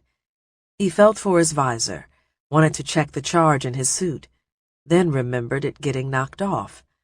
Palmer felt around in the darkness and tried to retrace his steps. The air was fucking awful in there. It was the stench of the dead mixed with the stale and too weak oxygen. His knees were wobbly. He bumped into a desk, felt around the corner, went too far and placed a hand in the gore of the other diver. Fuck! Fuck! Palmer backed up, wiped his hand on the ground, wiped again on an office chair, was bumping into things and making noises, ghosts everywhere. He practically crawled on his belly, swept his arms across the floor, found random knickknacks, lost a coin from his pocket, and chased after it. Wasn't able to find the damn thing when he bumped into his visor. Tank of air, the madman had said. Tank of air, but no charge. Palmer had some battery left, but no air. Fucking hap. He tried to remember where the tanks had been. Couldn't see shit. Couldn't see his hand in front of his face. His fins were back in the other room. Vic always made fun of him for using fins, said only beginners wore them, that once you really learned how to flow sand, you could do it in your boots. You could do it barefoot. Palmer strained with his other senses. He listened for the sound of sand tumbling across sand, little tiny rocks the size of pinpricks whispering in diminutive avalanche. He searched for that noise of his life, of his entire goddamn existence. Sand on sand. He heard a sigh, a hush, barely more than a rustle, maybe the sound of him breathing, or his heart thrumming, or the brush of fabric between his trembling knees. But no, it was sand moving, sliding toward him. Palmer slid toward it in return. He crawled through the desks, straining to remember the layout of the room, where the tanks had been, where in relation to the drift. There were chairs and desks everywhere. There were tangles of wires and a keyboard. Palmer considered trying his visor, using it to navigate, trying to see the pulsing purples of open air, but the dead dive light around his neck was a reminder to not waste his charge. His suit had held enough juice to get him down to that building and back to the surface, and he was only halfway through that dive. This is what he told himself as he fumbled around in the darkness. He was only halfway through this dive. He had stopped for a few days, a few hours, who knew how long. He had starved at the bottom of his plummet, had scrounged longer than any living soul ever had, and he wasn't through. Weak and exhausted and terrified, he wasn't through. Palmer felt sand beneath his palms. He nearly bent and kissed the stuff, those cool granules that reminded him of home. He turned to the side and kept one hand in touch with the slope of drift, the other waving out in space, shuffled along on his knees when his fingers hit that cool metal. The tears came. Palmer cried out in relief, but he dared not hope. Not until he knew. He felt around the dive tanks for the valves, everything in a different place, a strange arrangement, a different model, 3 damn tanks to lug, to flow around. No way he could lift all 3. He cracked the valve at the top of one tank and felt down the hose to the regulator, with his heart pounding, unable to breathe or think or swallow. He touched the purge button in the center of the regulator. Nothing. Empty tank. He tried the next. Prayed. Really fucking prayed to the old gods, the ones he didn't believe in, but he promised them now that he would. He would. He would believe. Just give him some air. But the regulator made no sound. He tried sucking on the mouthpiece to make sure. All he got was dizzy. Last tank. There was no hope now, no promises to the gods, nothing but weariness and despair, anger and fear, and then a blast of air. A blast of air, goddamn you. He thought this to Hap, to his friend who had left him for dead, who had promised to come back for him, to save him. Well, Palmer would get out of there, and he would find Hap, would return to him like a vengeful ghost. He would kill that motherfucker. That's what he would do. And this gave him the courage to go. To go. Palmer fumbled for the webbing straps and the buckles that held the tanks in place. He removed the two empties, shoved them aside with clanks and bangs, set them off to roll into invisible furniture and warn away the ghosts. He slipped his arms through the webbing straps on the harness, the single tank lopsided on his back. His visor wouldn't be able to interface with the regulator and tell him how much air he had, but that didn't matter, did it? There was enough, or there wasn't. The dead diver would have turned back if he had gotten too low. Palmer told himself this. He told himself this, pulling his visor down and powering both it and his suit on. He bit down on someone else's regulator, took a long pull of someone else's air, and he crawled up that slope of drift. He told his suit to vibrate outward against the world, against the hard pack, shiver it until it moved like water, and then he sank down, was enveloped by the deep dunes, the purples becoming oranges and reds, and he could see again. Chapter 25. The Risk of Believing. Vic. Vic found Marco back at the marina, loading his tanks into the haul rack. His was the last surfer in sight. There were sails and masts out across the dunes, but all were heading away. Everyone was looking for Danvar. Vic wondered how to explain to Marco that they needed to use his surfer to look for her brother instead. "You heading out alone?" she asked. Marco turned from his surfer and smiled. He moved his goggles up to his forehead. "Thought you needed a nap." "Nah, when I need beauty rest, I just blink." She batted her eyes to demonstrate. Prettier by the moment. He helped her with her gear bag and lashed it down with the tanks. "So I thought we'd head south. One of the rumors floating around is that Danvar is in a line with Springston and Low Pub. A lot of people are going west, where the sand isn't so deep. I think that's a mistake." "I think we need to go north," Vic said. "You would." Marco studied the wind generator at the aft end of the surfer. It howled as it spun in the breeze. He checked the charge on the batteries. "If I'd said north, you would have told me we needed to go south."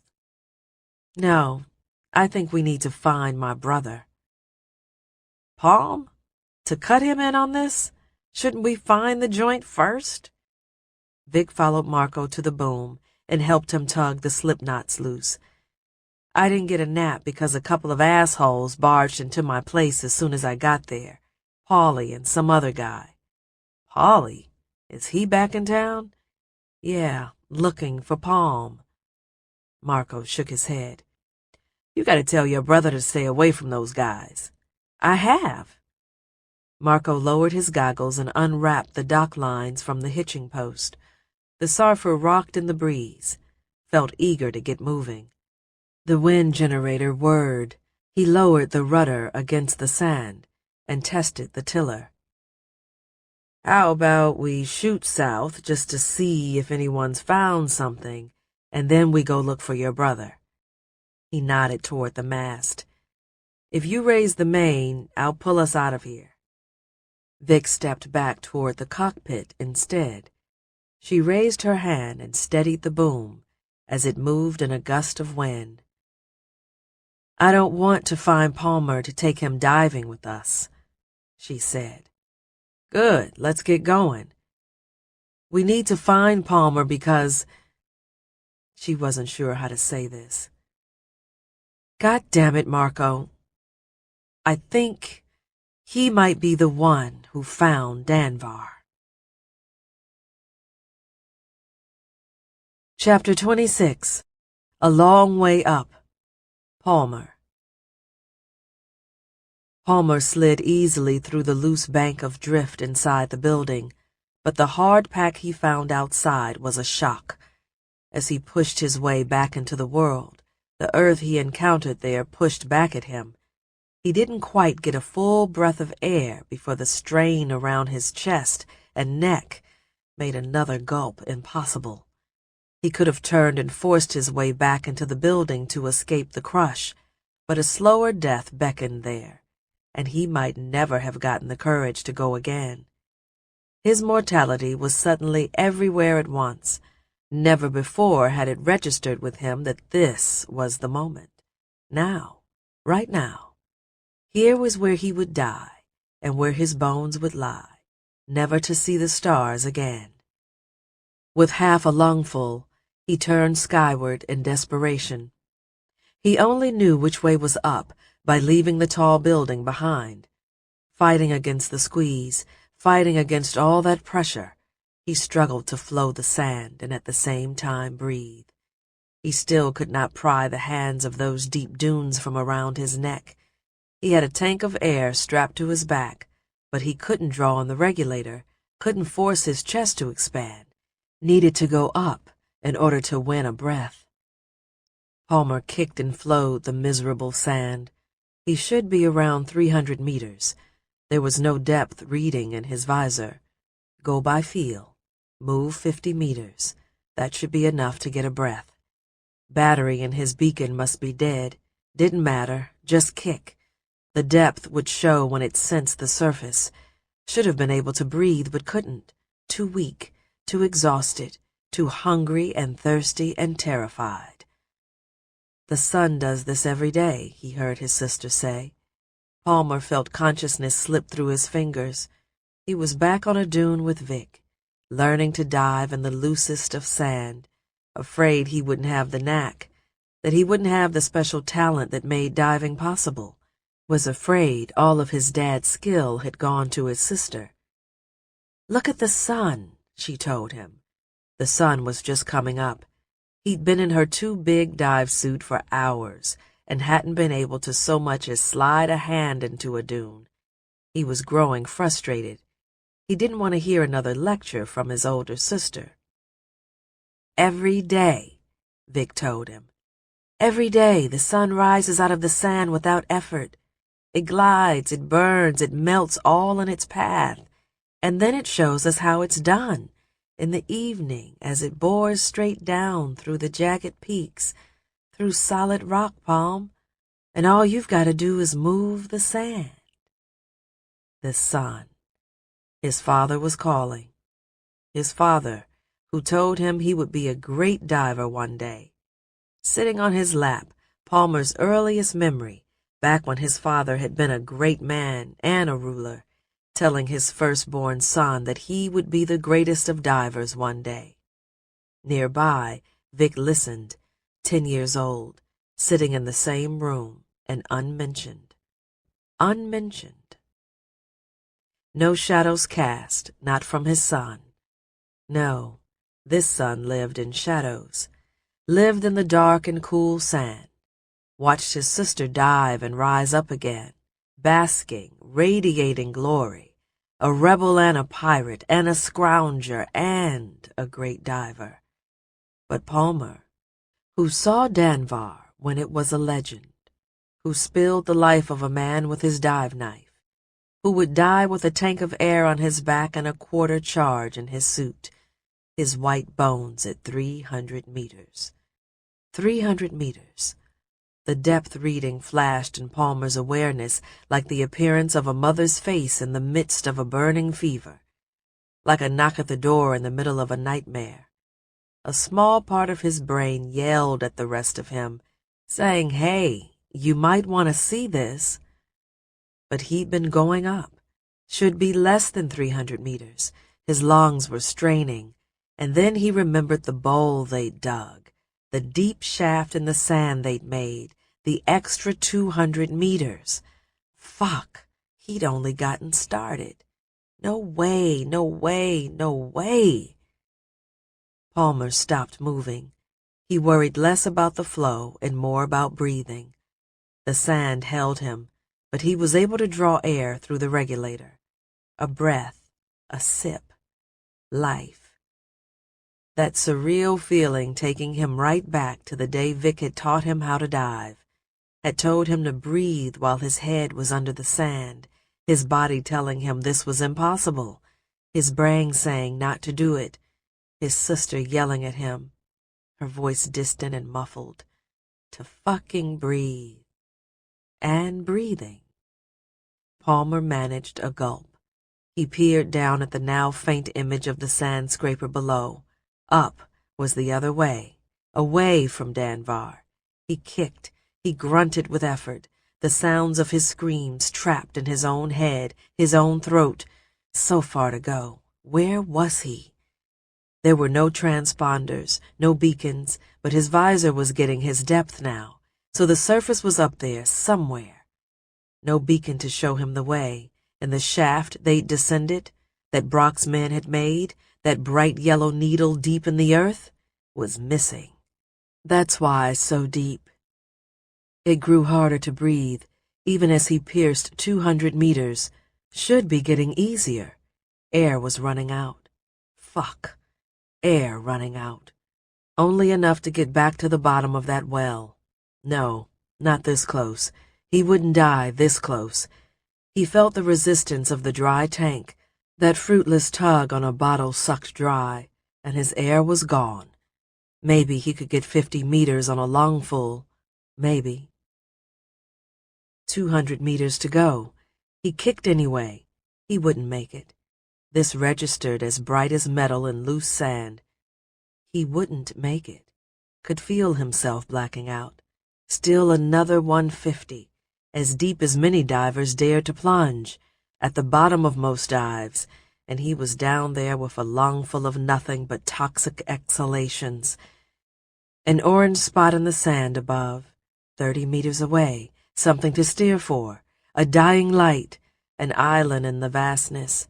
His body needed to breathe. His body told him to spit out his regulator and suck down sand. It was that impulse at the end of asphyxiation, the urge to get something into the lungs, anything, even the soil, whatever it took to breathe, to gasp, just fucking do it.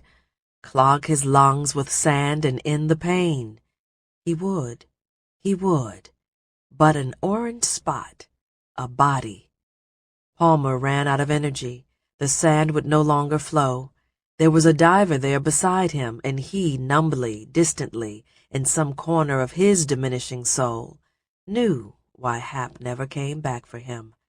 Hap had never made it. Palmer spit out his regulator. He tasted the sand on his tongue. He could see Hap's face. The way his body was twisted out of shape. Something wrong with that. Something wrong. A frozen look on Hap's face, mouth and eyes wide, regulator dangling. Palmer's regulator. Palmer's regulator. Palmer flowed the sand around the regulator and grabbed it, placed it into his mouth. No hope, but air cares not for hope. It is or it isn't. And here it was. Air. Energy flowed into Palmer's cells like electricity. He blinked away the tears behind his visor.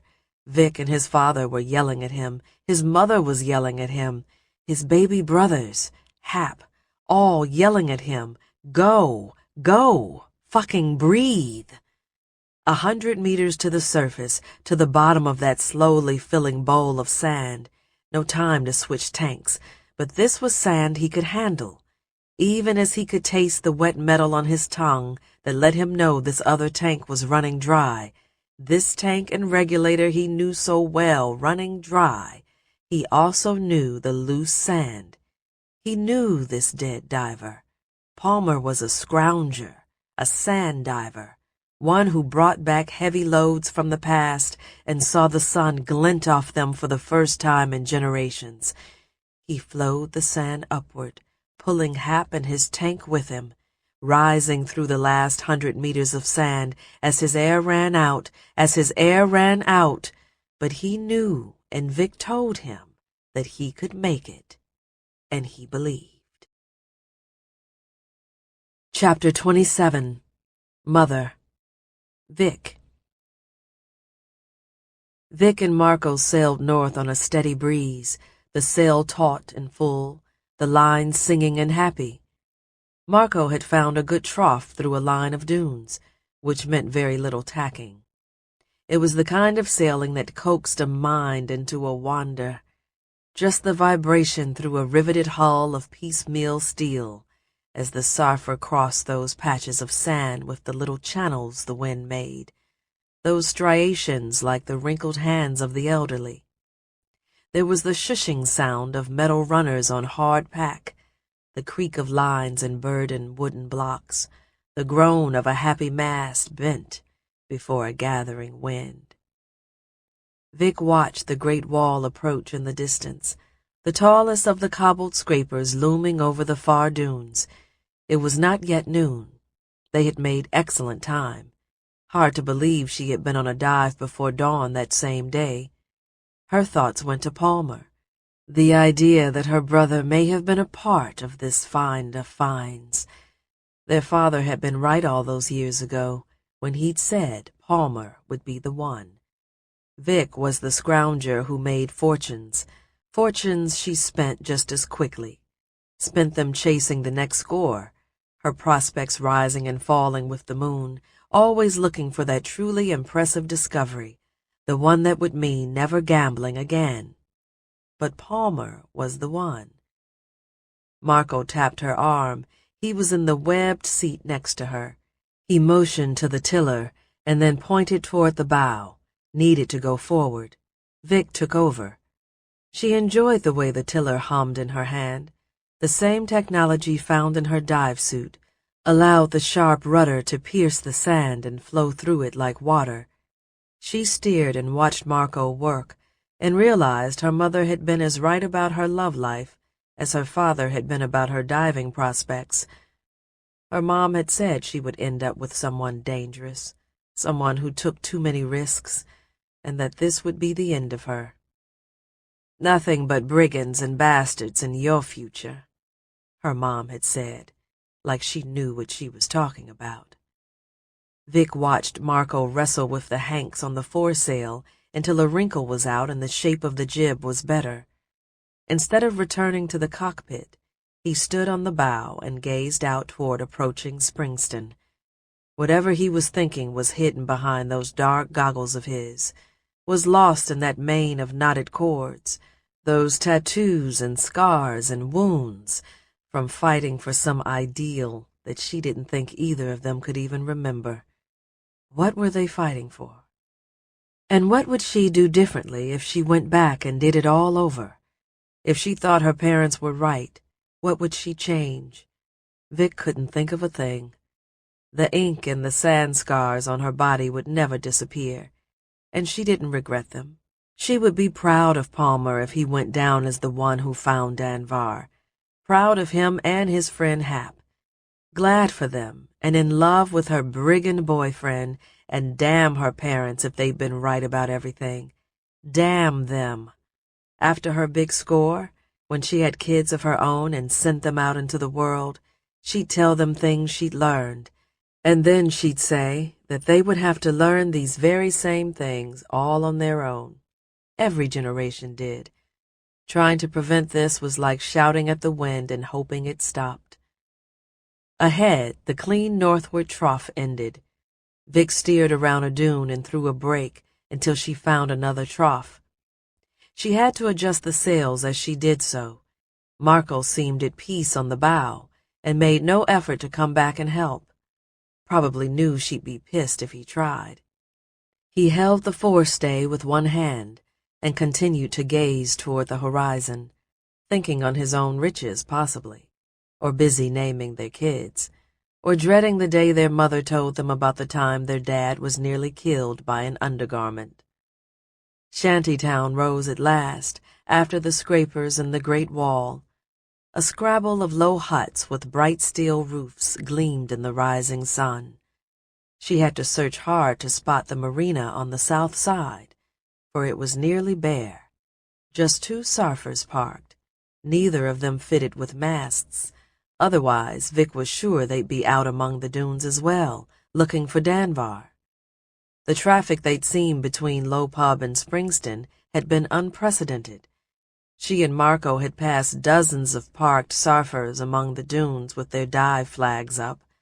Dozens more had been spotted with their sails billowing as they raced all points but east. Vic eased the sheets to drop some speed and steered into the marina while Marco lowered the jib. It felt good, this ride between Low Pub and Springston. The anxiety of the chase for treasure had lessened. She just felt an urge to find her brother and share in the excitement with everyone else. Nothing wrong with being second or 10th. Just a pang that her father wasn't there to be a part of it, to hear that Palmer had maybe been first. She guided the surfer into an open flat of sand, loosened the mainsail, and realized this would be her first trip into Springston in almost a year. God, today was the day, wasn't it? Or was it yesterday? She knew it was coming up. Connor and Rob would be out camping. Maybe that's where Palmer was as well. Hell, maybe he'd had no part in locating Danbar. He'd just been camping, had done whatever 2-tank dive he and Hap had lined up, and had gone out to No Man's for the weekend. Doubt crept in after getting Marco's hopes up. She may have sailed them in the wrong direction. "I'll stay here and watch the surfer," Marco said, snapping her from her thoughts. The noise of the wind and the skids was gone, leaving a residual roar. They would both be shouting at each other until it went away. "No, you're coming with me." She coiled the main sheet before tugging her gloves off, then nodded to the small shack beyond the mooring posts. "I'll give the dockmaster a coin to watch our stuff." Marco shrugged. "If you insist." He wrapped a line around one of the posts so the surfer couldn't break free and run under bare pole. They flaked the mainsail and left the mast up so they could get out of there as soon as they found Palmer. Vic tied back the halyard so it wouldn't clang a racket, then checked their dive gear in the haul rack to make sure nothing had come loose. She took a long pull on her canteen, dreading the hell out of this, dreading it worse than any deep dive, then led the way toward the honey hole, Marco having to jog to catch up with her. Chapter 28. No Room for Breathing. The brothel, with its noisy generator and bright lights, and balconies hunkered under juts of corrugated tin, stood between two shoveled dunes in that neverwhere between Shantytown and Springston. Vic couldn't decide which town the building belonged to. It was as if neither side wanted it, but neither wanted to lose it. It was that last piece of rotten snake meat begrudgingly fought over by two starving but half-hearted men, each secretly hoping the other might win the struggle. The sun pounded the back of the brothel by day, baking it until noon, then allowed it to revel in all its lurid glory as it slowly set to the west. This is when the idle women left their idle beds and leaned over railings from their balconies, their breasts drooping seductively in fire-red lace and midnight black straps as they smiled down at the men who went 12 dunes out of their way home from work to ogle what they could not afford, or as they shoved their way inside and paid anyway for what they could not afford. Vic avoided the place like no other spot in the high desert.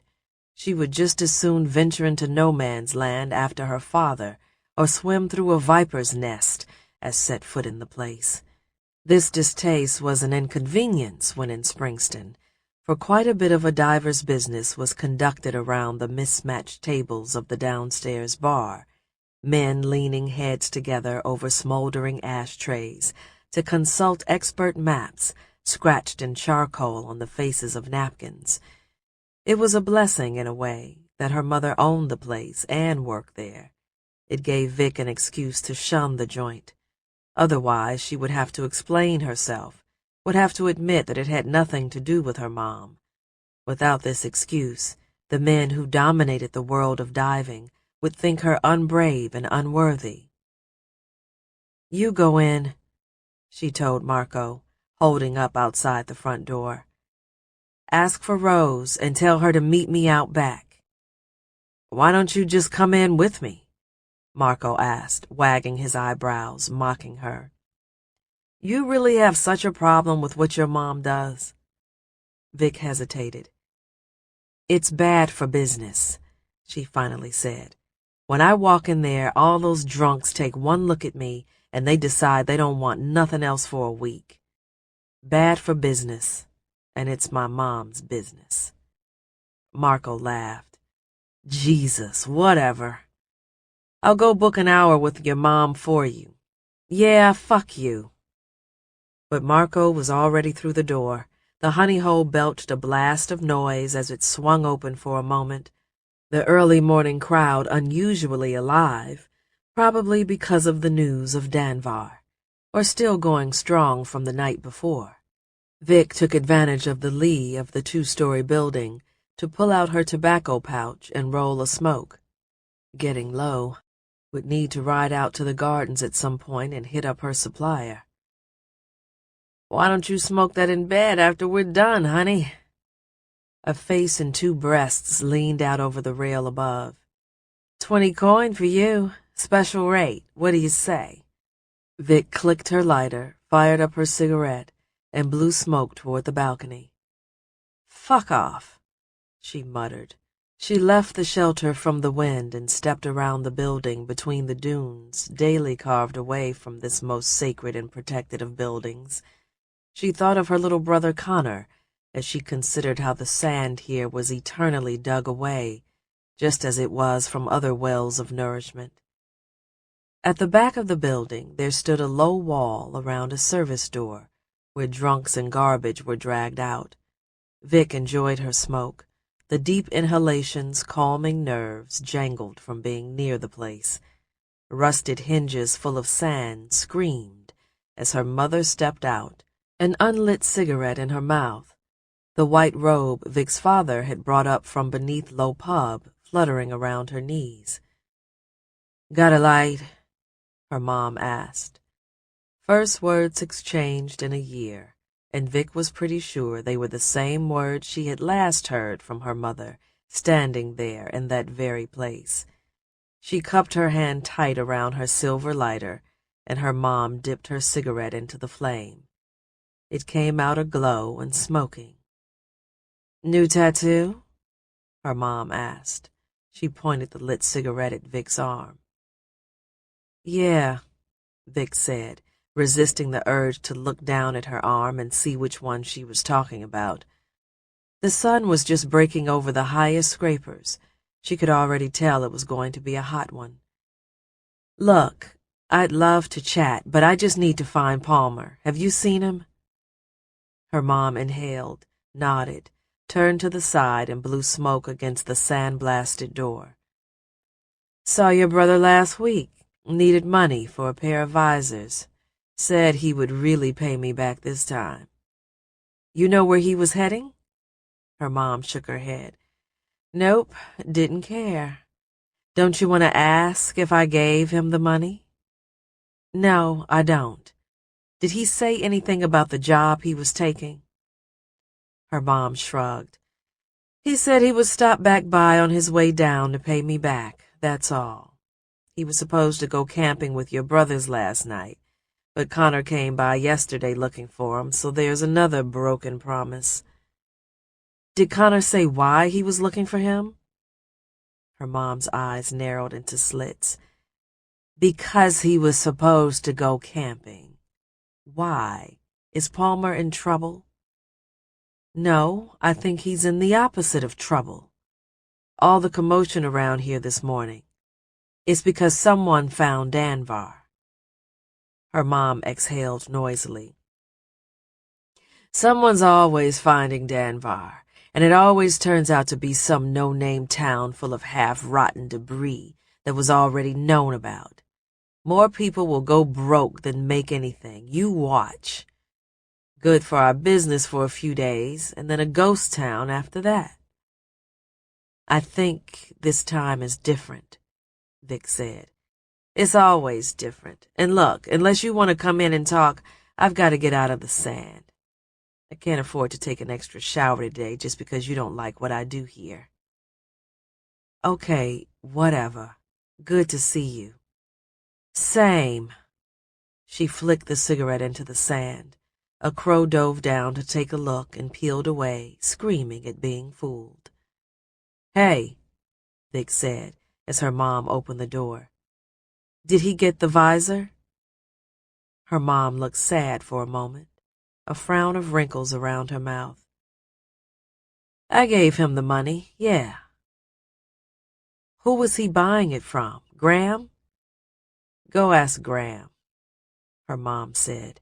She stepped back inside, and the wind and sand helped slam the door. Chapter 29. A Soul's Weight. Well? Marco asked. He was waiting for Vic out front. Danvar is north of here, she said. I think. You think? Did your mom say that? She know where your brother went? Not exactly, but Palmer told her he would stop back by on his way down. Plus, I don't think he would have come this way just to head south or west. They were passing through Springston from Low Pub, and he stopped to hit her up for money. We need to run to a dive shop real quick. I've got one more person to ask. She grabbed Marco by the shirt and pulled him close for a deep kiss. One of the women on the balcony whistled. What the fuck was that for? Marco asked, smiling. Vic wiped her lips. Making sure you didn't have any lipstick on you. You're clean. Oh, is that right? He followed her as she set off toward the dive school. I'm clean, huh? Yeah, but your breath tastes like panties. That could mean anything, though. That joke's gonna get real old real fast, Marco said. He ran to catch up. So what dive shop are we going to? You've got a lead? Yeah, a family friend, a guy my dad used to scavenge with. Name's Graham. Graham Seiler? Yeah, you know him? I know of him. If it weighs a gram, he gives a damn. A hoarder, right? I know a guy who came across one of his buried caches once. Said there was 100,000 coin worth of artifacts 200 meters down in the middle of nowhere. Bullshit, those are legend. No, but he was for real, but he wouldn't touch any of it. Said he heard Graham booby traps the caches. I'm not kidding. This guy still goes out there sometimes, dives down, and just looks at it. I've tried to get him to take me. He won't take you because they don't exist. He's just a junker like my dad was. Hey, did that sand up there just settle? Like it was moving? Marco peered at the dune she was pointing to. There was still a small cascade of sand sliding down the face. The wind, Marco said. Felt like someone was watching us. Come on, there's a back way to his shop through here. We can stay out of the market. It sounds nuts over there. Yeah. Marco lagged behind, was still studying the dune. Vic turned down a narrow path and into a tight alley where shacks jutted out of the high sand and roofs met overhead to form a dark tunnel. Cracks in the tin allowed thin lines of sift to fall in golden veils. Vic ducked her head as she passed through one. She found Graham's by looking for the shack with the billiard ball for a door handle. A perfunctory knock, and she pushed her way inside, bells overhead ringing. Graham? There was no one at the counter. A lantern flickered with the breeze swirling through the door. Marco kicked his boots on the door jamb and joined her inside, closed the door, which upset the bells again, but stilled the shadows. Look at those bikes, Marco whispered. Vic ignored him. She ducked under the handlebars of the suspended bicycles and peered into the back. The workshop was empty. "Graham, you still in bed?" She had gone up 2 rungs toward his loft to check his mattress when she saw the body behind his workbench. Graham's stool lay on its side. "Marco!" she called. She scrambled down from the ladder and hurried around the workbench. An electric light on the bench was still on. She swiveled it toward the floor so she could see better. "You okay?" Marco asked. "Fuck!" Vic said. She moved the stool which lay across the body. "Is that Graham?" "No, never seen this guy before." She reached up and adjusted the light better. "Damn! Look at this." There was something wrong with the man's face. It was stove in, like he'd been hit with something, perhaps a bat. But there was almost no damage to the skin, just rivulets of blood streaking from his nose. "What the hell?" "Hey, I know that guy." Marco knelt down beside the man. He lifted his hand and bent his arm around, studied a tattoo and a knot of sand scars on his wrist. "Danger," he said. He looked up at Vic, saw the confusion on her face. "His name, that's what he went by anyway.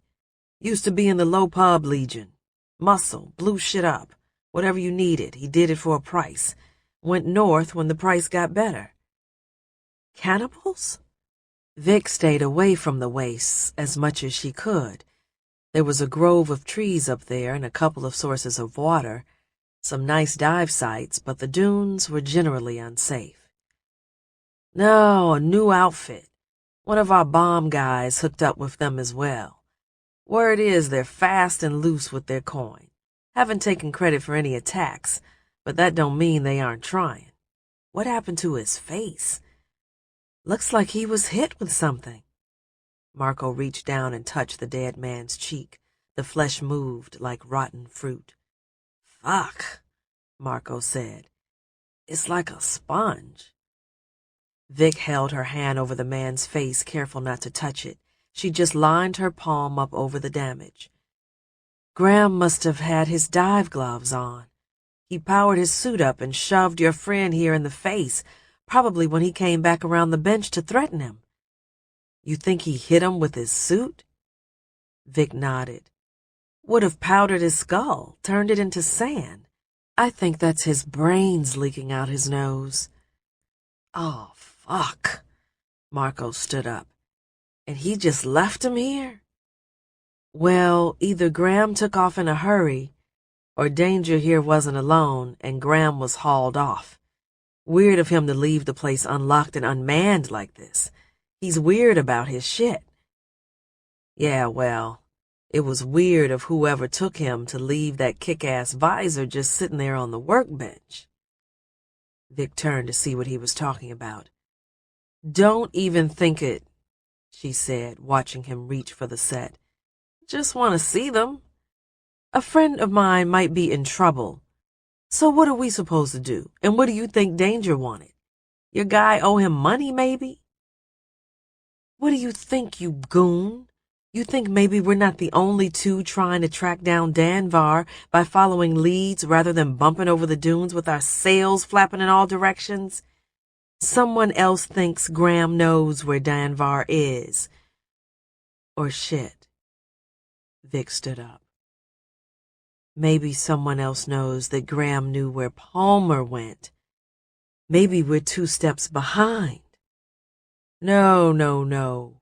Marco paced up and down behind the workbench, shaking his finger at the dead man on the ground. "I've got it.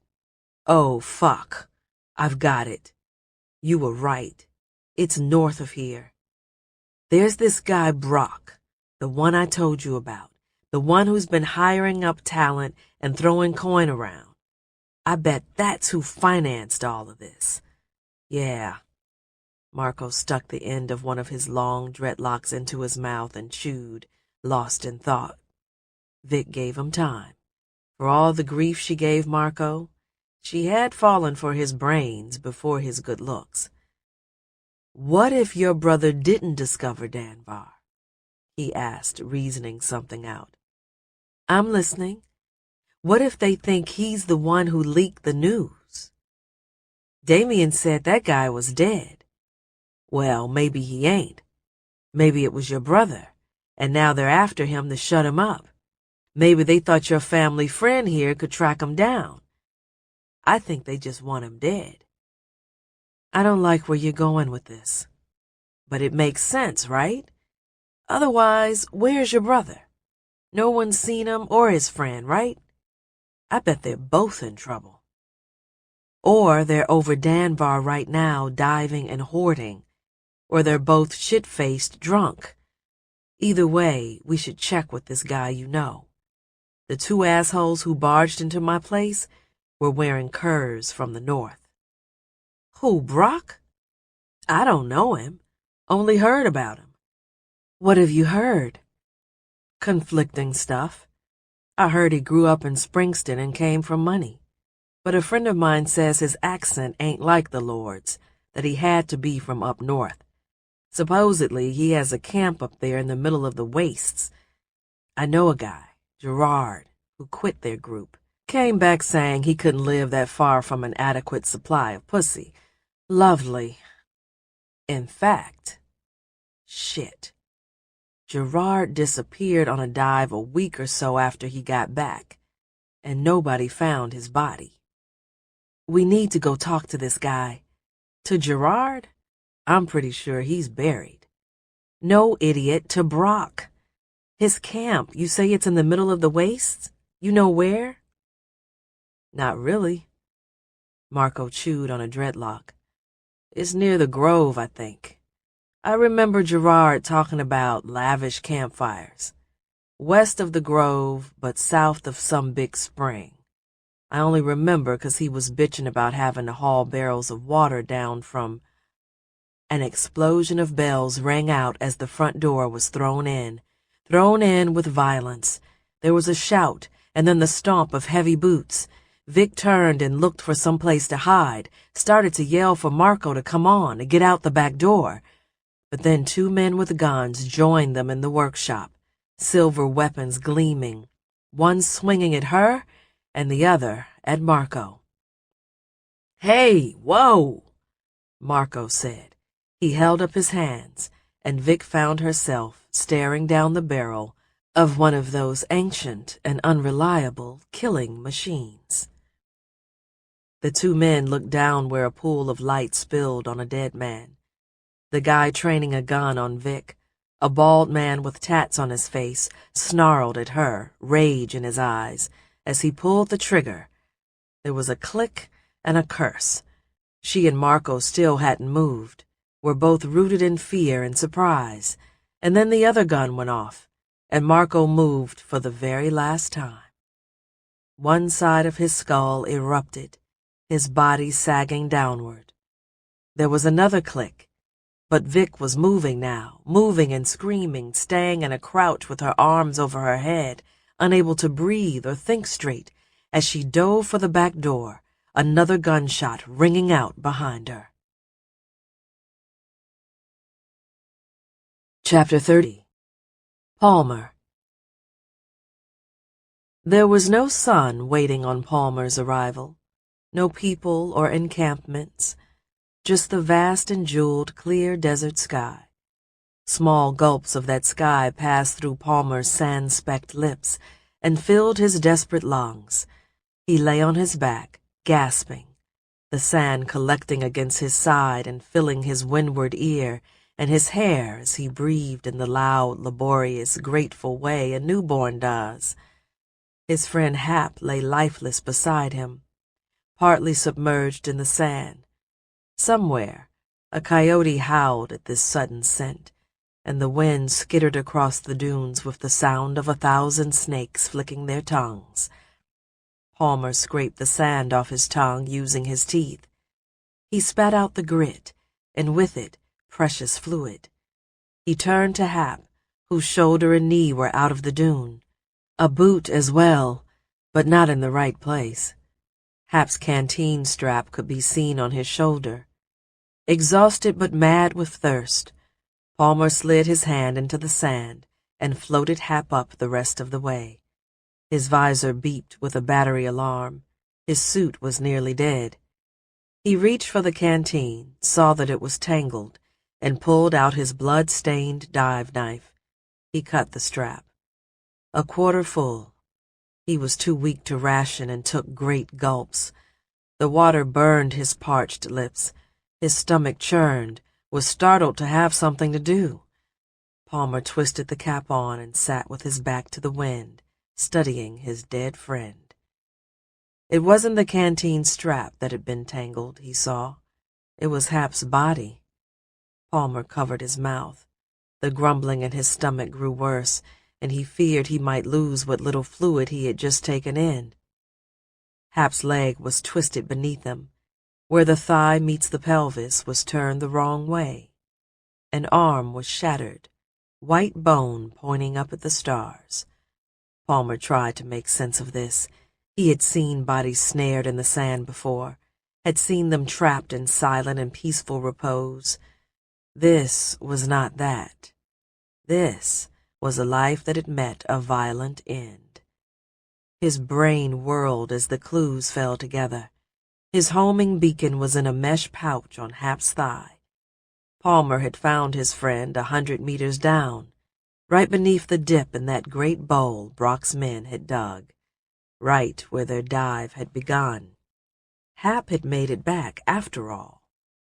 Maybe the walls of that strange shaft had crushed him. Maybe Hap had gotten back too late, right as they'd given up on them both. And when they released the held-back sand, the walls had pushed in violently around him. But no, there would be damage everywhere. It would be even. Hap had been hit on that side, there. A fall, a great fall. It was the visor that told the story. Hap's visor was gone. The visor would have a recording of his dive, of Danvar, of the location of every building, maybe even the streets below, every block of that buried legend. Sand blew across Hap's body and ramped up against his side. His mouth was packed with grit, his nostrils clogged, his lifeless eyes dusted. Palmer saw now that there was never any coin in this for either of them. This had been the plan all along. Get a layout of the land, see where to dig, where to put their efforts, and keep the location of all those vast spoils to themselves. He saw in Hap's open and horrified eyes what had happened, imagined him pulled up by the ropes, maybe saying that his friend was still down there, that there was a pocket of air in the building, that they needed to go back. Or maybe Hap telling them that it was no use, that his friend was dead. Palmer scooped a handful of loose sand and placed it over Hap's eyes, dunning them shut. It was no wonder they were never told what they were looking for when they took this job. If Palmer and Hap had known they were diving for Danvar, they would have wondered why they weren't blindfolded for the hike north. Hell, they would have known right then and there that this was a one-way trip. Of course. Otherwise, they would have begged to have been blindfolded. They had marched north from Springston as dead men. "You saved my fucking life," Palmer told his dead friend. "You betrayed me, and you saved my fucking life." And who knows, maybe Hap would have come back for him. Who was to say what decision he'd made, what was going through that mind of his, what he had told Brock and the others? Yes, he would have come back for him. Palmer was sure of it. He was also sure that his life was now in danger, not just because he was in the middle of the desert and starving, but because he knew what Brock didn't want anyone else knowing. Palmer reached up and touched the visor on his forehead, needed to make sure it was still there, that his dive was still there, that it had happened. As exhausted and weak as he was, he needed to do something about Hap. Not relishing the task, he patted his old friend's pockets, pulled the 2 transponders out of his hip pouch, then reached into Hap's belly pocket for his death note and the few coins there. With his suits charged dangerously low, he flowed the sand beneath Hap and sent his body straight down. No way of getting the distance exact, but Palmer planned on being long gone before anyone realized the body had moved. He took off the tank he'd stolen from the other diver and stretched his limbs, pulled his hiking goggles out and adjusted them around his eyes, stowed his visor away. He would have to carry the tank a few dunes away and bury it. Couldn't leave anything behind. Couldn't flow it down with Hap where it might be discovered, where Brock's next foray into the sand would reveal that they had a problem. Rising on unsure legs, he peered up that slope of sand from the bottom of the great pit Brock's men had dug. There was no generator running. The sand was no longer loose. The metal platform had been taken away. He could see the sand rolling down in the darkness to fill that great dip in the desert floor. Dreading the climb, he took one step at a time. The night wind would mask his departure. His boot prints would be erased by morning. He could put the breeze on his left cheek, keep the pole star at his back, and head due south until he reached Springston. But he knew he would never make it that far. He was starving, only had a few swallows of water sloshing around in his dead friend's canteen. He wouldn't make it 2 days' march, much less 5. At the top of the arduous hike out of the bowl, he faced the wind. Palmer tried to remember the route he'd taken to get to the dive site from the brigand encampment, and oddly, strangely, crazily, he prayed that Brock's men were right where he'd last seen them. They would be the only ones with food and water for miles around. On weary legs and with little conviction, he marched off toward the men who in all likelihood wanted him very much dead. Chapter 31. A Bounty. There was a glow beyond the dunes. Voices mixed and carried on the wind. Palmer used the tall sand for cover and worked his way toward the light. When the voices seemed too near to dare march any farther, he snuck up on a sloping dune, crouching as he got higher, then crawling on his hands and knees before finally squirming on his belly to the wind-blown peak. He peered over the lip and down into the camp where he'd spent his last night above the sand. The encampment had shrunk. Palmer had expected an explosion of activity, the rest of Brock's men descending on the site of the find, but many of the tents from earlier were gone. The large tent where he and Hap had been shown the map was still there, throbbing with the light of a lantern inside. Beyond this tent, the embers of a fire glowed and sparked, a column of smoke dulling a patch of stars. There were 2 men around the fire, animated silhouettes. The smell of food cooking made Palmer's empty stomach knot up. His belly tried to convince his brain that these people didn't want him dead, that Hap's mangled body was an accident, that he could just stroll into camp and be hailed a hero, the discoverer of a lost land, with coin and a feast for his efforts. There was laughter in the darkness. One of the men around the fire, but it was almost as if someone were mocking his belly's wild thoughts, someone daring him to come down and announce himself. Palmer lay still beyond the crest of that dune, his cur over his nose and mouth, his goggles pelted with sand, just watching and thinking. The sun would come up soon. The stars were already dim over the horizon. He was wasting time. He needed to eat. There were several dark tents he might try to surface inside of, to scrounge for food or water, but the danger of waking someone was too great. An hour passed, the stars marching the width of a hand, the horizon faintly glowing. Palmer unsure. He finally chose a tent to raid. He removed his hiking goggles and fumbled for his dive visor, got the band around his forehead, when a commotion erupted in the distance, and Palmer thought he'd been spotted. He ducked down and began to scoot back, then watched as the 2 men by the fire rushed off, casting long shadows. There were voices, shouts. Palmer looked in the direction the men were running and saw swinging flashlights between the dunes. A marching party. A nearby tent filled with a brightening glow as someone woke. Several silhouettes left the larger tent where the lantern was burning. Everyone was moving away from Palmer and toward this arriving party. "Now," his belly commanded. "Now, goddamn you." Palmer obeyed. He scampered over the crest of the dune and glissaded down the other side on his back, the loose sand following him. He found himself half in the lee of a smaller dune, the sand no longer pelting his face. The large tent stood nearby, the fabric flapping noisily. Palmer remembered the barrels of supplies in this tent.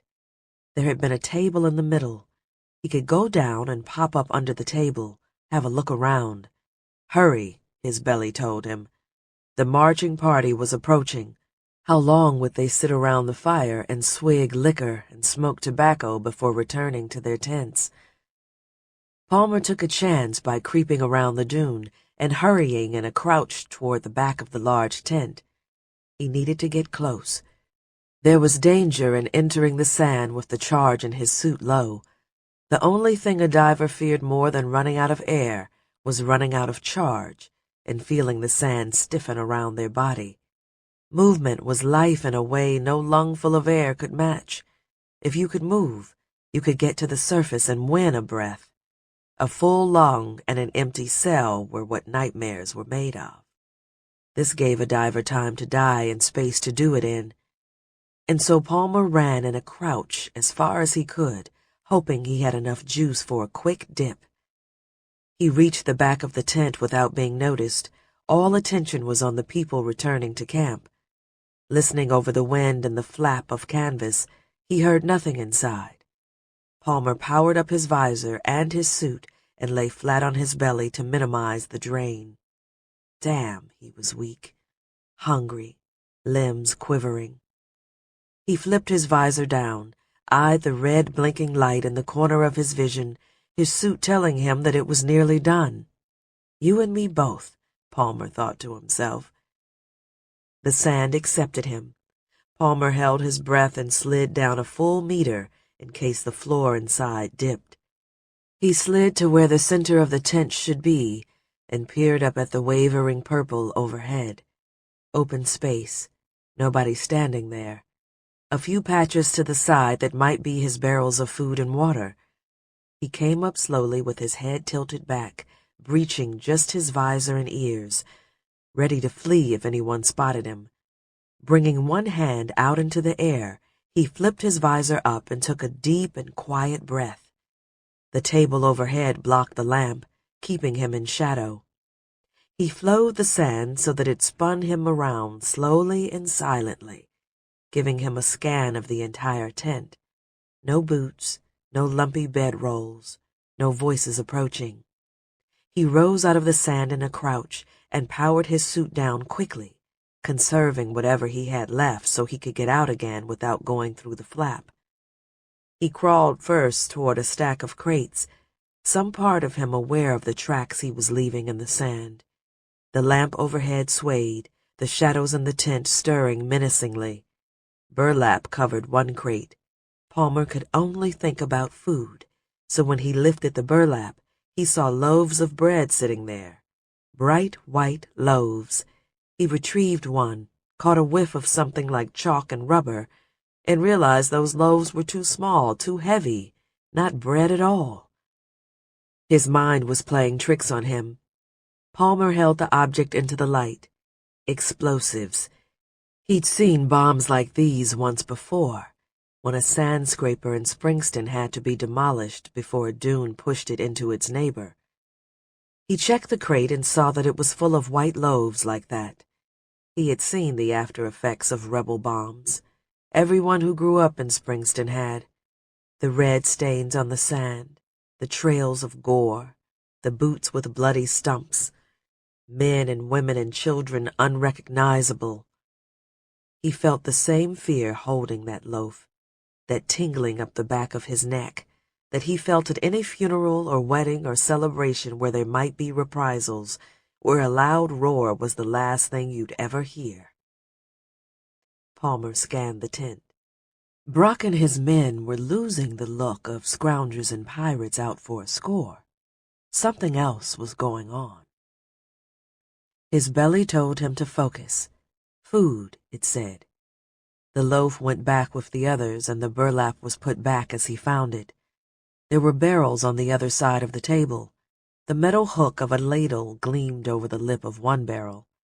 Palmer's mouth ached for a drink. He shuffled toward the barrel, shaking the sand loose from his canteen, and peered over the side to see a dim, murky, but glorious reflection at the bottom.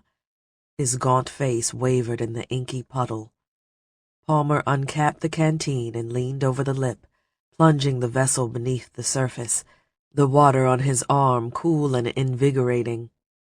The canteen gurgled twice, pockets of air bursting through the surface, and then a shout erupted just outside the tent. Laughter, voices approaching. Palmer yanked his hand out and whirled around. His limbs and organs desired to go all directions at once, which left him rooted to the spot. The laughter grew near. He fell to the ground as the tent flapped open. Wiggling on his belly, he got under the table, dribbling water, pairs of boots kicking their way inside. "Fucking hell!" someone roared. "This thing's heavy!" There was the thud of a palm slapping someone's back, the smell of cooked meat, a hot meal in someone's hand. Palmer powered his suit on and sank his knees and feet into the earth, pivoting his legs down while keeping his shoulders and arms clear. He worked the cap back onto the canteen, didn't risk taking a sip, could feel water dripping off his right hand. He pressed his wet palm to his mouth and sucked what moisture he could without making a sound. Seeing the tracks he had left behind from crawling under the table, he used his suit to flow the ground level, careful as a man tucking in a sleeping baby. Something heavy thudded down right beside the table, a large metal cylinder, and there was a shout to be careful.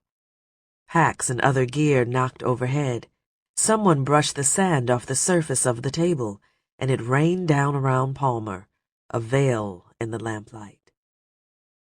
Palmer started to sink himself beneath the sand to get out of there, to wait and come back later when everyone was asleep, but a fragment of a sentence caught his ear. "Any sign of the other diver?"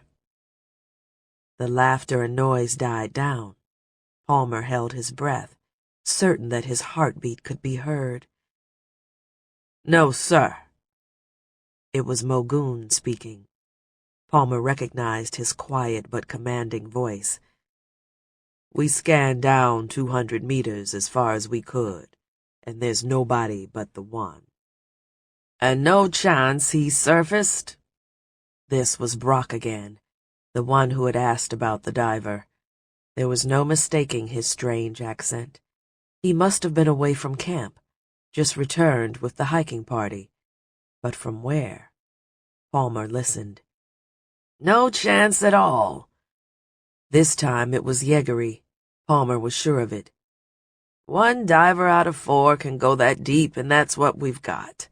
1 in 4 of them made it. The sand down there makes it impossible to breathe and move at the same time. Besides, it's been 4 days. He's gone." 4 days, Palmer thought. "I tried to tell you," his belly said. "So is this heavy-ass thing what we were after?" someone asked. They sounded doubtful, disappointed. Palmer couldn't see what it was they were referencing. "This is it," Brock said. "Does that mean we can break camp?" someone else asked. "Yes, first light, and then we head south. We leave no trace." "You sure this thing does what you say it does?" "Let's see it," someone said. "Set it on the table," Brock ordered. 2 sets of hands drifted down right in front of Palmer to grasp the large metal cylinder. Palmer took a deep breath to expand the sand around his chest. then powered his suit down. He couldn't have more than a trickle of charge left. He was buried up to his armpits, but he could still breathe. "You sure the table will hold it?" "It'll hold." Above Palmer, the metal table creaked and strained from the weight of the thing. He had only gotten a glimpse of the object in the lamplight, but it looked like old tech, something scavenged. A cylinder with wires and small pipes, made with precision and expensive looking. Expensive and old. "Damn thing's heavy," someone said as the table somehow didn't buckle. Palmer kept a hand on his chest, ready to dive at any moment. He could feel that object overhead like a dark thought. "Looks busted to me. Wiring's fucked. And look at this here. Ain't no fixing that."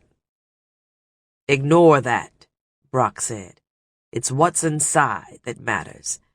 The rest of this is for setting it off, but we don't need that." The men grew quiet as they studied the object. The scavenger and Palmer grew intensely curious. "It's a thing of beauty," Yeagery whispered.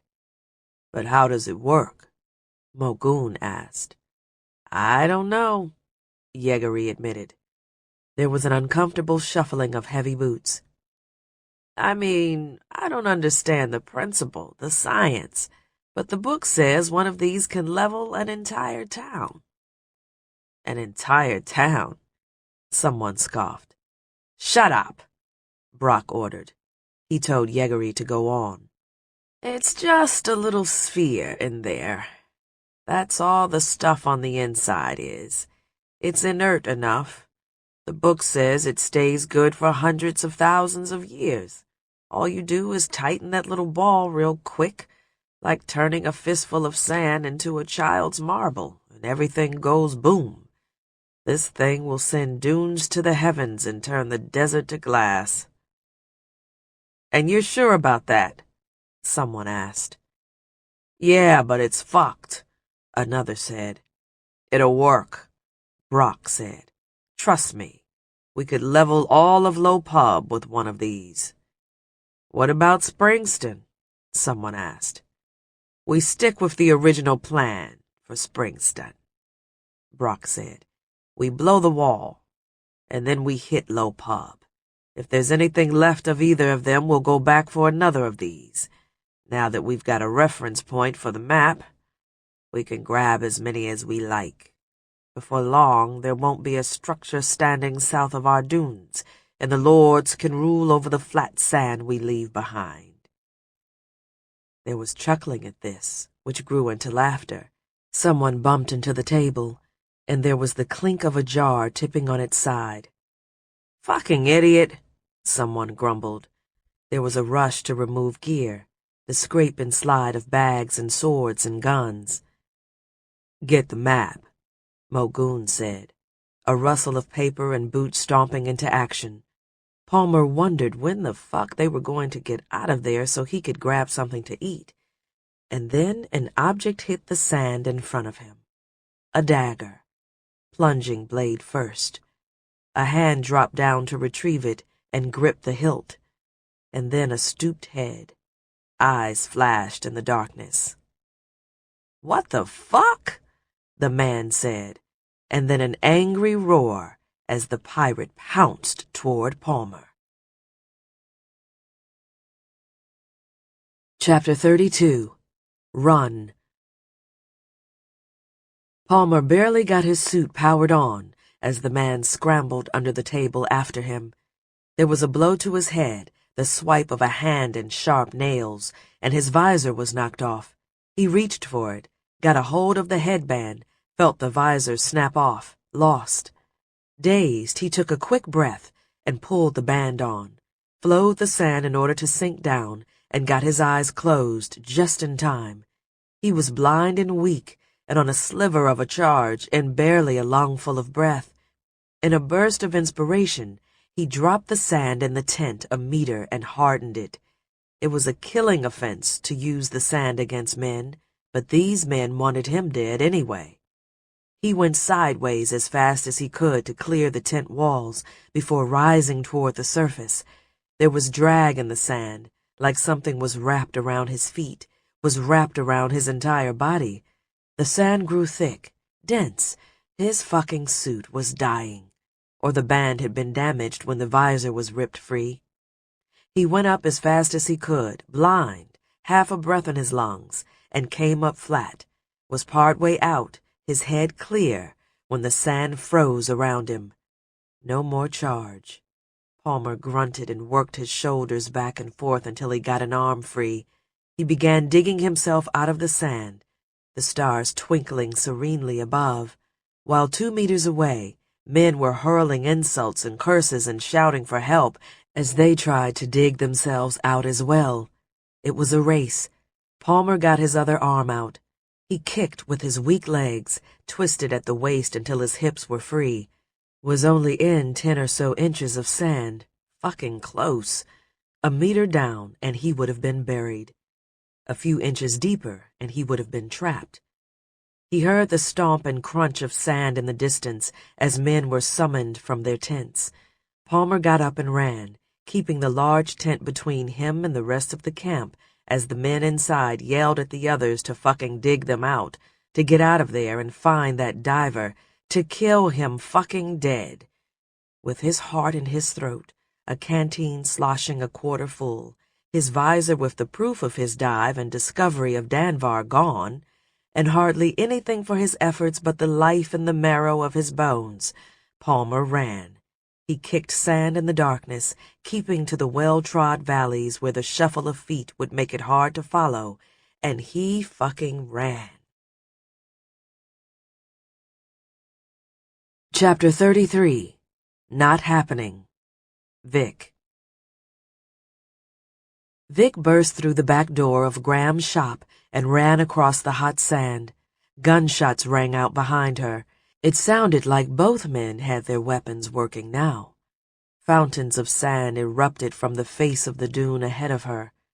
There was a zing off a metal roof, an explosion of sand near her feet, and then some wild animal took a bite out of her calf. Vic sprawled forward in the sand, her leg on fire. Someone yelled that was his sister, goddammit. Don't fucking kill her. Feet stomped her direction. Vic could feel them coming, could feel a thrumming in the sand, but the thrum wasn't from the boots chasing her down. The sand opened and swallowed her. Vic was too startled to take a breath, only just got her eyes closed in time. A regulator was pressed to her lips. She accepted it and took a deep gulp of air, felt the sand around her stay soft so she could breathe, could feel movement through the earth as she was hauled sideways like so much scavenge. The regulator was taken away for a moment. She was left with only blackness and motion. The regulator was returned. Someone was sharing their tank with her. Vic clutched this person, knowing they had saved her, hoping it was Palmer. The agony in her leg faded to a dull throb, and the sight of Marco's head erupting filled the back of her eyelids and played over and over again. A bang and a fountain of what she loved best about him. A profound hollow in the pit of her soul, so that when she was brought up through the sand and into the open air, she was unaware of this, didn't know she was out of the sand, couldn't feel the hot sun on her flesh, wasn't aware that there was air to breathe, even as it filled her lungs, wasn't aware of anything but that Marco was dead. There was just fact, like an all-encompassing blackness, a cool pit in the center of her chest. Her cheeks were dry and dusted with sand. Graham holding her, calling her name, asking if she was okay, her leg coloring a dune like a sunrise. Graham worked on the wound while Vic sat there numbly. She gradually realized that they were on the back of a low dune in the training grounds, where at least it was legal to use a dive suit, though they were long past legality. People were trying to kill them. No find was worth this. Danvar wasn't worth this. Vic could feel the senseless violence of retribution attacks. That blank stagger when people mill about the dunes after a bomb has interrupted a funeral or a wedding or a queue at the cistern. Bang, and the world stops making sense. Bang, and mothers are wailing. Bang, and body parts mingle. Bang, bang, bang. The lucky make it out to mourn. For the lucky, there is a click, a misfiring of fate, a dud of doom. Vic is there on that slope of sand, and Marco is dead. Life is capricious and cruel and totally fucking random, and there is no hope of finding meaning in a nightmare. In a nightmare, at least her enraged screams would come out a hoarse whisper. But Vic could not manage even that. Could not manage even a whimper. "You're lucky," Graham said. He was winded, was tying off her calf with a strip of her own bloody pant leg, had torn it without her realizing. "Miss the bone. Damn lucky." She just stared at him. She could taste blood in her mouth. She hoped it was hers and not Marco's. Hers from falling face first into the sand, from biting her tongue. Don't let it be his. "I don't have air enough for both of us," Graham said. "Not for long, and my suit's not on a full charge, but we need to get you out of here. They're after me." "They're after Palmer," Vic said, thinking out loud. Her voice had returned, but it was distant, like it was being carried to her on the wind from some faraway place. "Yes," Graham said. "Do you think you can walk? I haven't taken us far. You should get out of here if your leg is okay." "What about you?" "I'm gonna bury those two." He said it like a man announces his intention to take a piss. "And I can live in these dunes longer than they can search for me. If you want to stay here, I can try to snag a tank from the market. I know where there's an extra suit." "The marina," Vic said. "My suit's there." Graham nodded. "I can get you part way. They'll never catch you if you can stay moving. You should lay low for a few days, get way out of town for a while." Vic thought of her two brothers out camping. She wondered where Palmer was. Life had been simple and good an hour ago. Click. Boom. It can't happen like that. It can't. "Hey, Vic, are you with me? You're not going into shock, are you? You've lost some blood." "Marco," she said. She focused on Graham's face for the first time. He was the nearest thing she had left to a father. "I loved him. He's dead. Marco's dead." "Well, let's worry about you then. You've got a surfer in the marina?" She nodded. "I'll get you there. You just need to figure out where you're going once I do." "Brock," she said. She remembered Marco's words, remembered his voice, his face. "The northern wastes, west of the grove, south of a spring. That's where I'm going." And Vic became aware of the sun on her cheek, the grit in her mouth, the wind in her hair. She came alive as one returns from sleep. Alive, but different. An empty husk, capable of thought, of hearing, of processing, of wanting men dead. Chapter 34. That Final Embrace. Palmer. Palmer kept the wind on his left cheek and pressed south. He'd never felt so weak, so tired, so ready to lie down and succumb.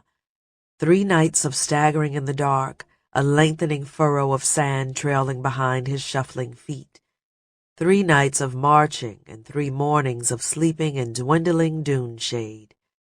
3 days of high noon spent roasting, trying to cover himself in sand to protect his skin. 3 afternoons of watching the shade slowly form again, giving him some place to starve in peace. His black dive suit was too hot to wear in the day, so he kept it draped over his head to cast a little shade. At night, The same thin suit couldn't keep him from shivering.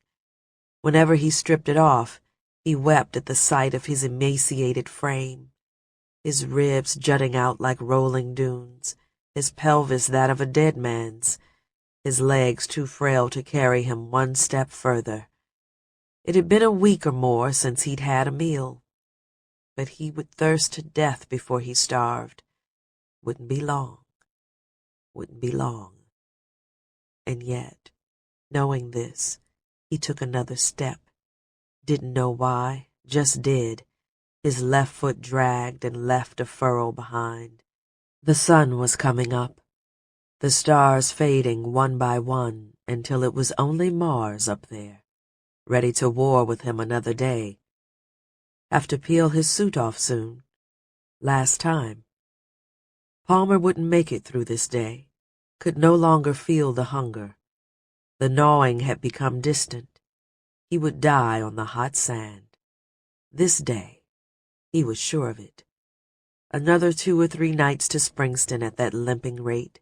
The crows would get him. He could see them circling. They knew. Caw, he whispered, the word choked back by his swollen tongue.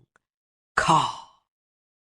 The sun topped the hill to his left, and its naked rays struck his cheek like an open palm, a lucid memory of his father.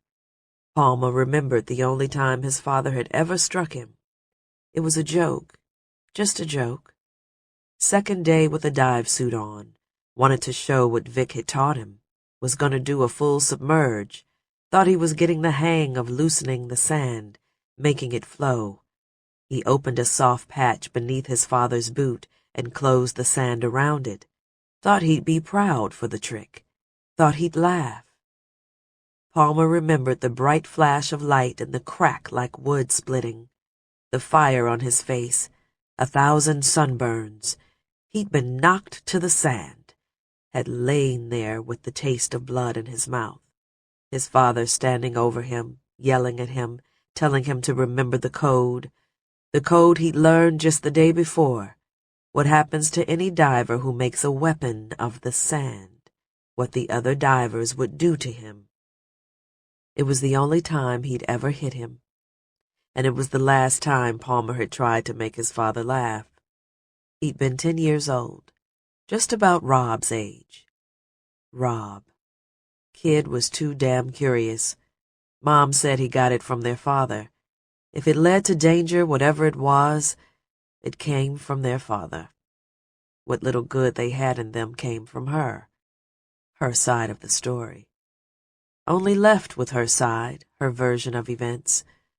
That's what Dad gets, his doing, his fault for leaving. Poor Rob, too curious, that boy, causing trouble, with only Connor to look after him.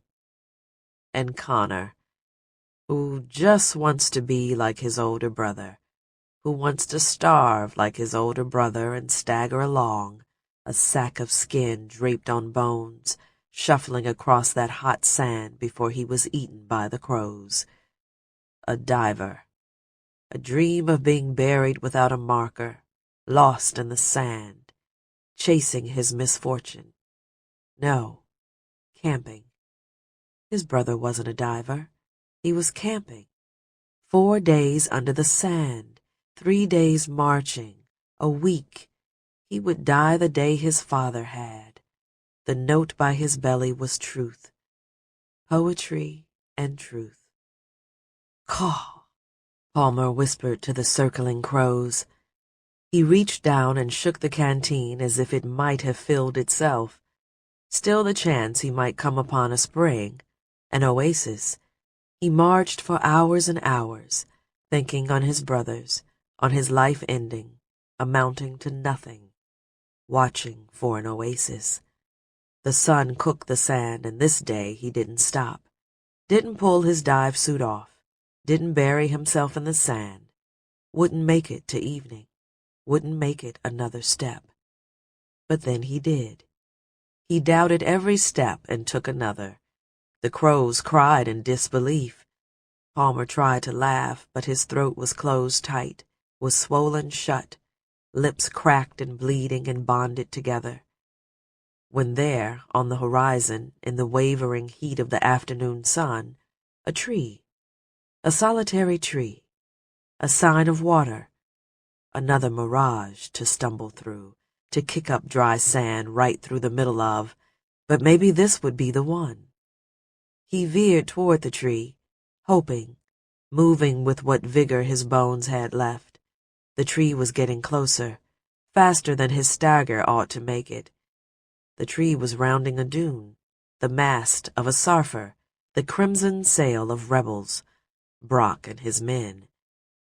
Palmer tried to run, his brain remembering back to when that was possible, but his damnable body reminded him of more recent events by collapsing onto the sand.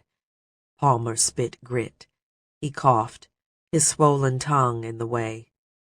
Peering to the side, he saw the sarfer speeding toward him.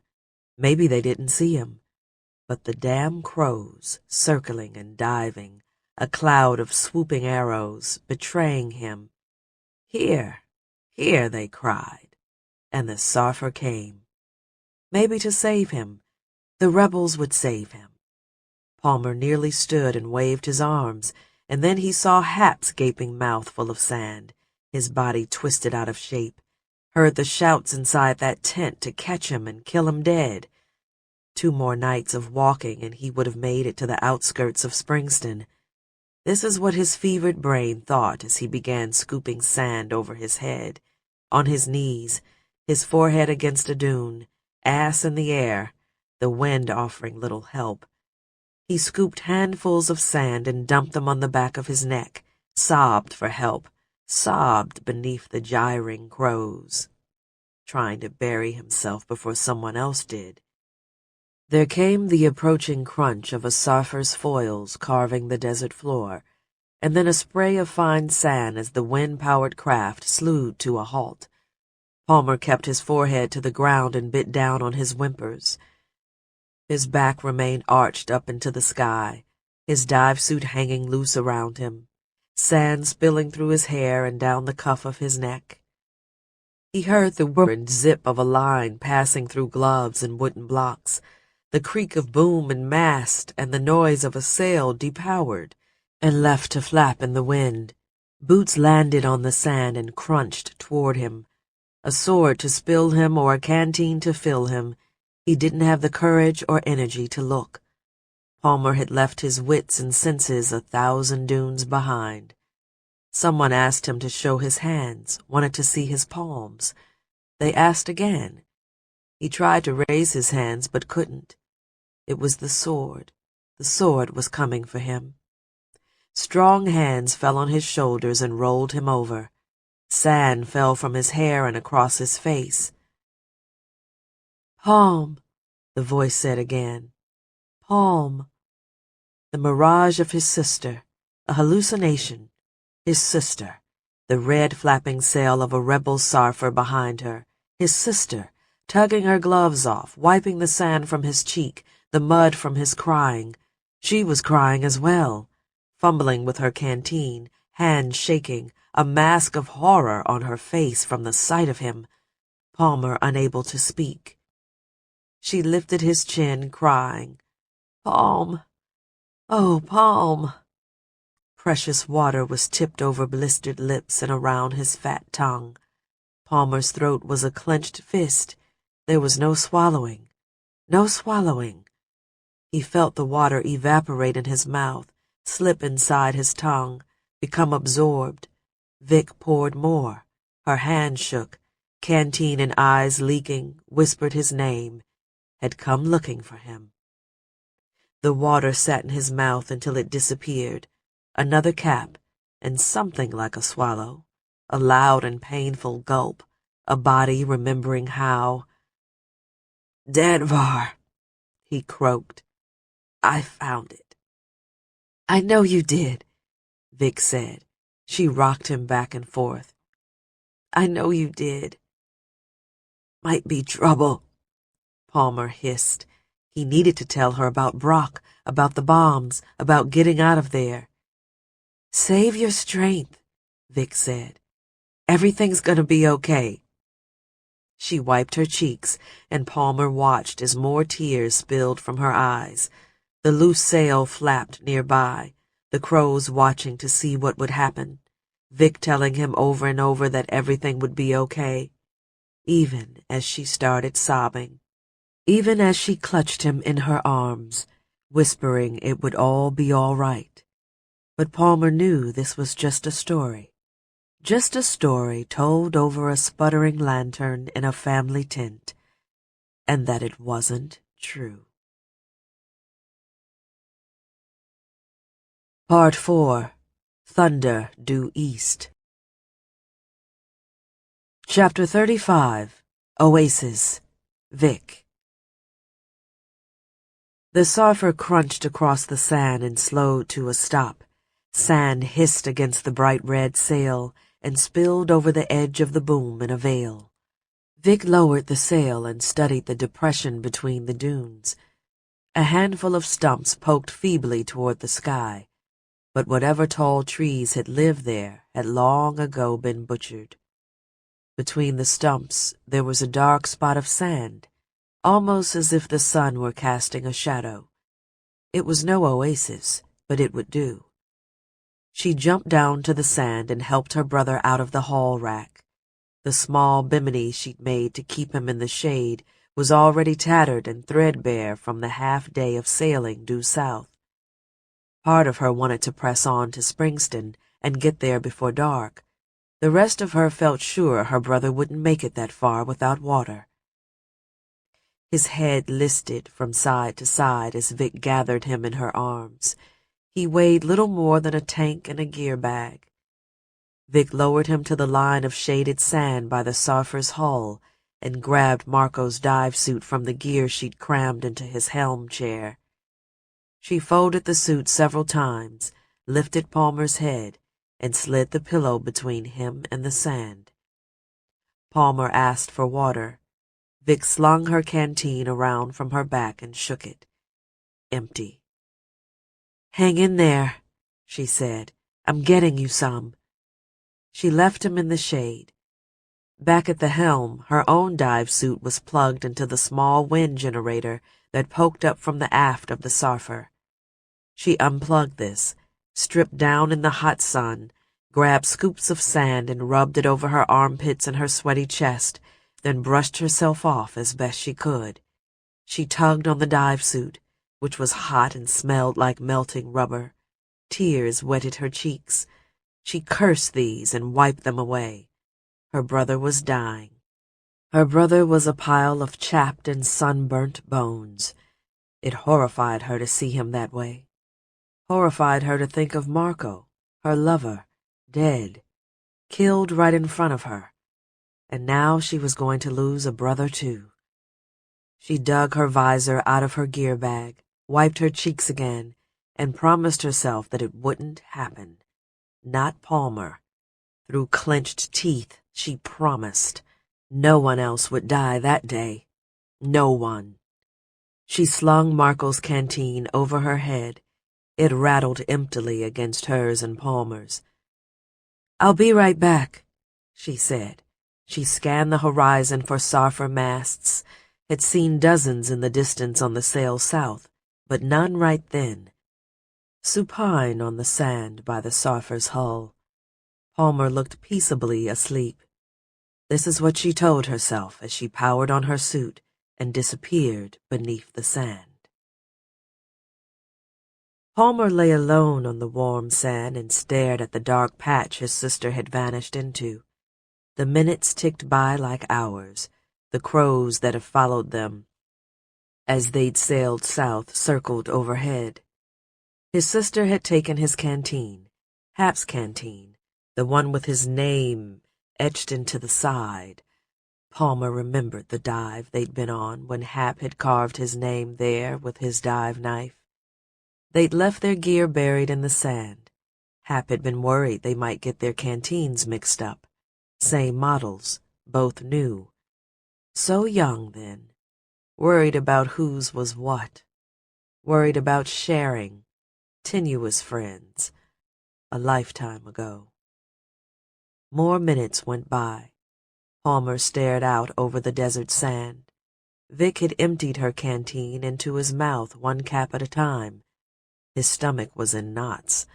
Springston and Hope felt so very far away. And where could they go once they got there? People wanted him dead. He remembered the way Hap's body had been twisted out of shape. What the hell had he gotten himself involved in? And for what? Some coin? A crow swooped down and lighted on the Sarfer. The mainsail flapped, and the bird flapped back. It pecked the aluminum with its beak, the reaper rapping to be let in. Palmer waved his arm and begged it to go. He wondered what he would do if Vic didn't come back. How long before the sun slid overhead and his shade dwindled to nothing? How long before another diver or a brigand found the Sarfer with its flapping sail? How long? The crow startled, and with a beat of its black wings, labored into the sky. Palmer heard a deep gasp.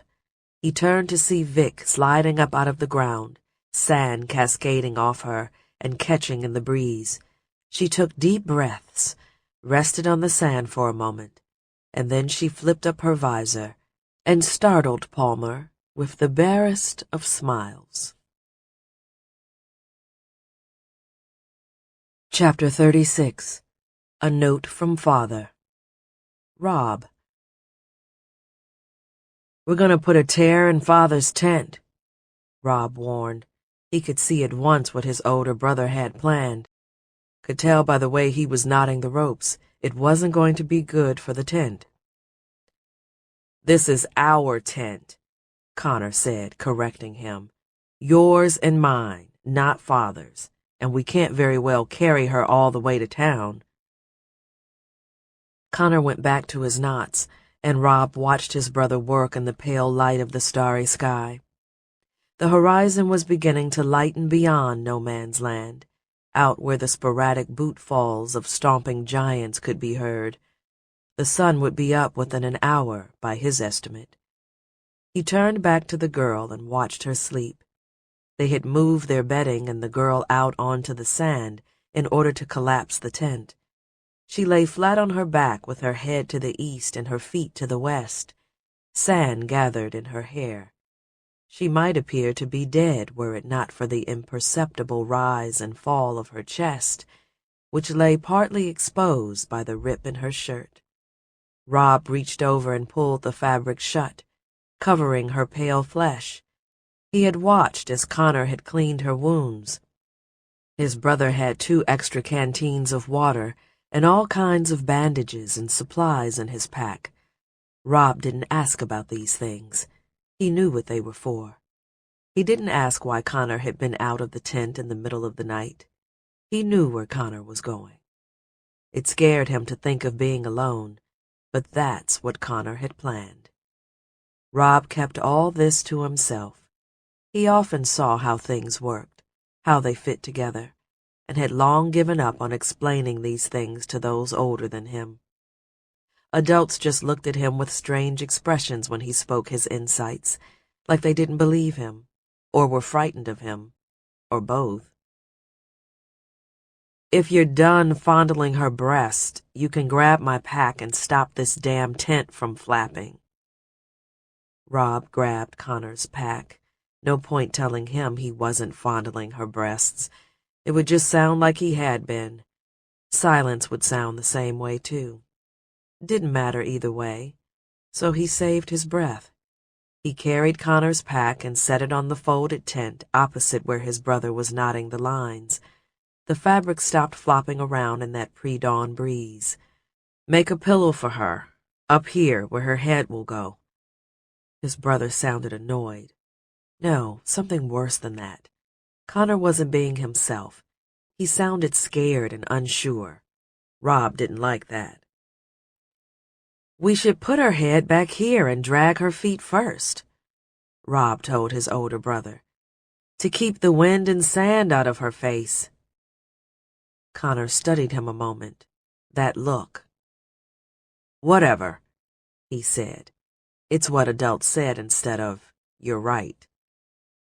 The girl was moved onto the sand for a moment. The bedding went onto the tent, and then the girl went back onto the bedding. All their gear was arranged on the flat canvas, which was now like a surfer with no skids and no sail. Just 2 sets of lines to shoulder. It was a long way back into town, but neither Rob nor his brother complained as they adjusted their curs, draped the ropes over their shoulders, and leaned into the task. "What if she dies before we get there?" Rob asked. "She won't." "But how do you know?" "I just do, okay? Now shut up and do your share, or we'll go in circles." Rob pulled. He counted his steps. Whenever he could, he counted anything that could be counted. A few years back, he and Connor's camping trip had come on a windless night, and when the fire had died down to coals and the stars had burst bright, he had counted 5,258 stars before he couldn't be sure if he was counting the same ones over again. Numbers calmed him in a way that words couldn't. If he thought with words, they went around in circles and crashed into each other and grew more dire and terrifying, just like they were right then as he forgot to count steps and remembered that camping trip and worried they were dragging a dead girl across the sand. "She made it out of no man's land," Connor finally said, as if he could sense Rob's worry. "She'll make it to town." Rob didn't argue. He dug his boots into the sand and tried to do as much work as his brother. He could feel a blister forming on the back of his heel. He was tired. They'd only gone to sleep what felt like a few hours ago. "What are the chances someone would show up on this night?" Rob asked his brother. "This night of all nights?" "Not good," Connor said. "The same as dropping a grain of sand and then finding it again. Those are the chances." Rob thought so too. "She said she had a message from Father." He grunted between words from the effort of the haul. "She was delirious. Keep quiet and pull. Let's head to the right a little and around that next dune. Get in the lee." Rob obeyed. He kept his thoughts to himself, which meant he couldn't know if Connor was piecing together all that he was piecing together. Coincidences didn't make sense, but if they did happen, they could get you thinking really strange thoughts. He knew a boy in Shantytown, a kid in his class, whose roof had caved in twice, both times on his birthday, 6 years apart. It had buried him in drift both times, but they had dug him out. Now he sleeps under the stars every birthday and won't listen to sense about it. He also hates the number 6. And as much as Rob found this silly, he was pretty sure he'd be the same way if that had happened to him. And now his brain was whirling with all kinds of new facts. People came out from no man's land. That wasn't supposed to be a thing. So maybe Old Man Joseph wasn't so crazy after all. Old Man Joseph claimed to have been to the other end of no man's land and returned, but no one believed him. But maybe. And maybe Father was alive out there somewhere. Maybe he had sent this girl to them. And if so, he had sent her to arrive on the night he and his brother would be there. But there was something else about what she had said. "Hey, Connor." "Jesus, Rob, what the fuck is it?" "She didn't say, 'your father.' She just said, 'father.'" "Save it, Rob. I'm thinking." Rob felt the blister on his heel go. Raw flesh began to rub. Sand would get in, and then the real hurting would begin. "I'm thinking too, you know." He bit his lip and tried not to limp, tried to be strong. His brother took a deep breath beside him. "I know. I'm sorry." "What are you thinking, little brother?" I'm thinking the way she said father, it was like hers and ours are the same one. They reached the lee of a great dune, and the whispering wind fell quiet, and the rushing sand was no longer at their ankles but high above their heads. Connor eventually answered. I've been thinking the same thing, he finally said. Chapter 37. The Sand-Filled Screams of the Dying. Rose. A pad of paper spelled out the bad news in a single column of numbers. There was more subtraction than addition taking place. Rose would have been happy to break even, for every dollar earned to be a dollar spent. But rarely were such balances kept. If there was a zero-sum game, it was played among a host of winners and losers. Businesses like hers going under, literally, more often than not, while riches piled elsewhere to the heavens. Coin was like sand in this way. It only flowed in one direction.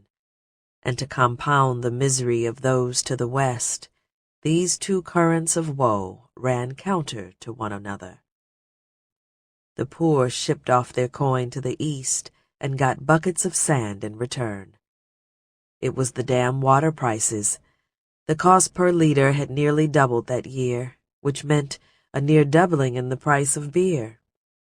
And the ladies of the balcony still needed their showers, not so much for their clients to stand them, clients who could hardly be expected to nose their wares over their own stench, but so the ladies could stand themselves. Rose had put it off longer than she should have.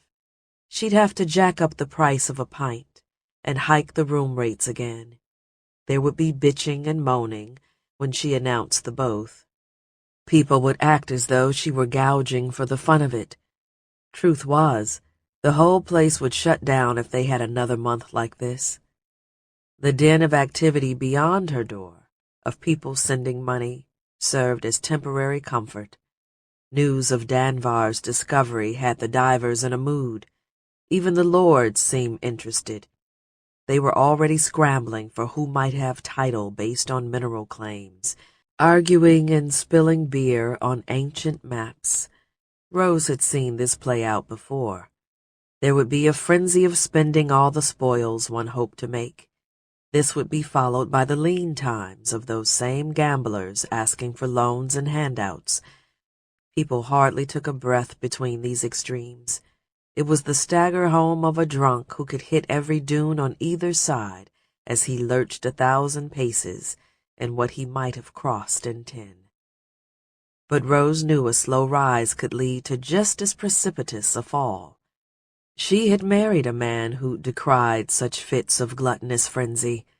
Her husband had made his gradual fortune, had climbed a slope of infamy up that peaceful dune to the heights of the Great Wall, and had stepped right off just as neatly. All he might have left her was snapped up by villainous thugs who gave themselves title and who thought a bath and a clean robe made them natural-born princes. She had been left with nothing but the honey-hole, which her husband had won in a game of dice. It had only been a place to stay the night she was tossed out with her children, but then it had been a business to manage, her only source of income. She took care of the girls and tended the bar, grew some vegetables on the roof, whatever it took to keep the water flowing, but each passing week drew the noose tighter and tighter around her neck. She looked for a buyer, but who would buy a place that barely broke even? Everyone else got their pay, she made sure of that. The drunks who swept up in the morning for a pint made more profit than she. There was nothing left for Rose after the school fees for the kids, after the dive gear Palmer and Vic needed in order not to lose their spots. There was nothing left to help them start a life of their own, help them open a business, rent a stall in the market, anything. Nothing but mounting costs. Piles of coin transmuted into piles of resentment. Resentment that left her bitter toward her husband for bolting in the night, for leaving her a tent and a whorehouse to choose between. For a long while, she'd only tended to the men at the bar, only slacked that thirst. But there were long hours of thinking how tight the money was, and the joking offers came fast and loose. They were made with a laugh, but there was always the dangle and jangle of coin. "Hey, Rose, I give you 50 to go upstairs right now." "Hey, Rose, 100. Just scored big time down in Low Pub." "Hey, Rose. Hey, Rose. Hey, Rose." There was one night when 120 coin was enough. This was the cost. Enough to pierce some membrane within her, some barrier she would have sworn could not be crossed. But it had been worn down over months and months of lean times, worn so thin the right words could make it through. The offer came from a customer she knew well enough, might have dated if they'd been sitting on the same side of the bar, if they'd been around any other bar, in any other place, at any other time. She would have had sex with him for nothing, the way a respectable woman does. Instead, she let him pay, and it wasn't bad. He cared, asked her if that felt okay, did all the work, didn't hit her or spank her or ask her if he could choke her a little, pulled out and even cleaned her up with his shirt. She would have done it for free. Nearly told him so as he left stacks of coin on her dresser. Fragile, wobbly things, all that coin, like the tall scrapers to the east. And then he went back to the bar, and Rose sat and stared at the towers of coin on that dresser her husband had left her, and it was a different woman who walked out that door.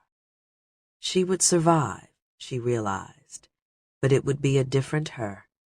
It would be someone who did the surviving, who would drag memories of a former self along, a tiny echo of a woman somewhere deep in her skull, a small voice of who she used to be. When Palmer had come asking for a little help the next day, it had felt different. He was 14 back then, and Rose thought he could see. She thought he knew. She sure as hell did. And the same 10 coin that he asked for and always got suddenly weighed the same as 10,000. Palmer pocketed it too easy, not to just disappear. And here was when the gulf with her children opened. It opened not the day her legs had, but the day her palms did. It was the only way, she told herself. There was no other. She would earn her keep the only way she could, and the cost of dispensing that keep could only grow. It was inevitable that her children would find out. Men don't just talk, they brag. They brag about rented love, even. And children hear everything. They are echo chambers. And they take what they learn from their parents off to school more readily than they haul anything of merit home. A father's boast becomes a way to torment a peer. And so the boys heard about her new line of work from the worst source possible. No, not quite. Vic had learned about it from someone even worse than the boys. A client, a young man who made a flippant comparison, who thought it might be taken as a compliment, who had said in the heat of passion that the daughter was more expert than the mother. Vic had already stopped coming around the honey hole, wouldn't even approach the place, and after this, she wouldn't agree to see Rose anywhere. Not for 3 long years. And so her children began to wither like the roof gardens did when showers and beer water took precedence. They began to die to her, and she to them, even as the small voice she carried deep within her soul relented now and then, and dispensed with hard-fought coin, even though some part of her left her pillow wet in the morning, as it leaked out in quiet sobs, leaked out but never emptied. All this and more her husband had taken the day he'd run off. All this and more he had stolen. But she would survive. Rose told herself this as she studied the column of numbers where more was subtracted than added. There was a knock at the door. She checked her watch. It was her 6 o'clock. Oh yes, she would survive. Chapter 38. No Place for a Girl. Connor. The sun was up by the time the boys entered Springston and swung around the edge of the Great Wall. There was still shade in that part of town where people could afford to delay the rising sun and be sheltered from the creep of sand. And though it was early and a Sunday, Connor felt something was amiss. There was that nervous buzz about town like after a bomb had gone off. But bombs rarely went off so early in the day. The young men who caused violence were as lazy as any youth when it came to getting out of bed. And besides, there were no columns of smoke, no wailing mothers. Instead, there were the sails of sarfers spread out to the horizon. There was an empty marina with bare hitching posts jutting out of the ground, and only the wind passing through. There were people in front of their homes, talking with neighbors, out and about, even though the markets had not yet opened. "Head left here," Connor told his brother. There was a doctor on the edge of Springston that sometimes took people in from Shantytown. He might help them. He might be trusted if he found out where the girl came from. Where the girl came from. Connor chanced a look over his shoulder. She could be sleeping or dead. She could be someone who wandered into no man's land with her family and turned back after 2 days of hiking. But she had spoken his name, had mentioned his father. If she died, would anyone believe their account of things? Or would he become Old Man Joseph, standing at the intersection of the great dunes, holding a sign, screaming to frighten kids about no man's land? These were the thoughts swirling in his mind long before the sun came up. Connor couldn't stop thinking of all the girl might know, might say, if she survived. Their father might still be alive. 12 years of camping on the edge of no man's land. 12 years of listening to the wind moan across the bull's gash. 12 years of Shantytown, of their mother selling herself. And their father might still be out there. Connor outpulled Rob, his legs pumping as his thoughts raced. They rounded the corner and stopped outside Doc Welsh's place. "Closed," Rob said. There was a sign on the door. Half the stalls they had passed were closed, but a glance at the sun told him it was after 9. They'd been hiking for almost 5 hours. "What in the world is going on?" he asked. He dropped the line and went back to the girl on the tent. Rob was right about the wear on the canvas. Connor could see where it was tearing. He pulled his canteen out of his pack and knelt by the girl to give her more water. "Is it a special Sunday?" Rob asked. "Not that I know of." Connor poured a capful there in the shade of the doctor's office. "Bang on the door," he said. His brother did. A woman with a load balanced on her head hurried past. "Hey," Connor called to her. She slowed. The load wobbled as she turned her head. "You know if Doc is out on a call?" The lady looked at them both like they were from the northern wastes. She gave the girl lying still on the folded canvas a brief glance. "Probably looking for Danvar," she said. "Haven't you heard?" "Danvar?" Connor asked, quite certain he'd heard wrong. The lady didn't dare nod. "They found it," she said. "Half the town's out there now. The other half is scrambling for their coin.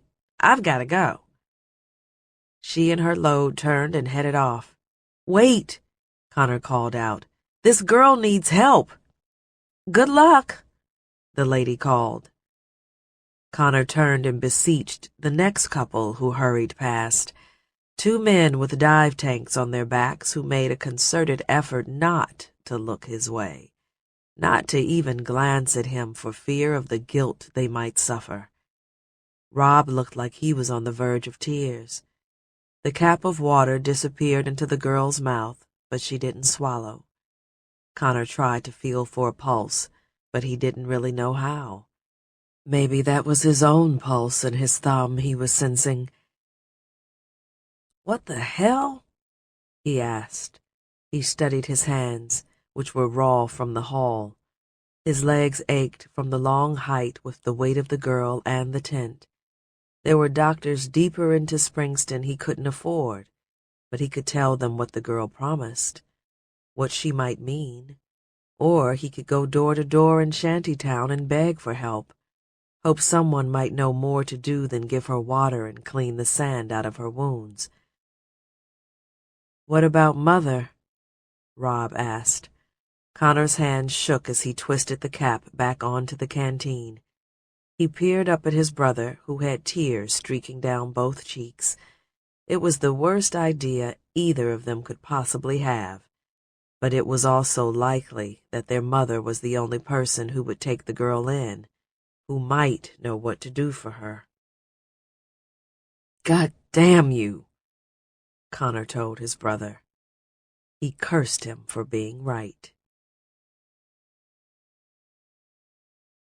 Chapter 39. A Rose on the Pillow. Rose. The leak in the pipes had not been fixed like the plumber said.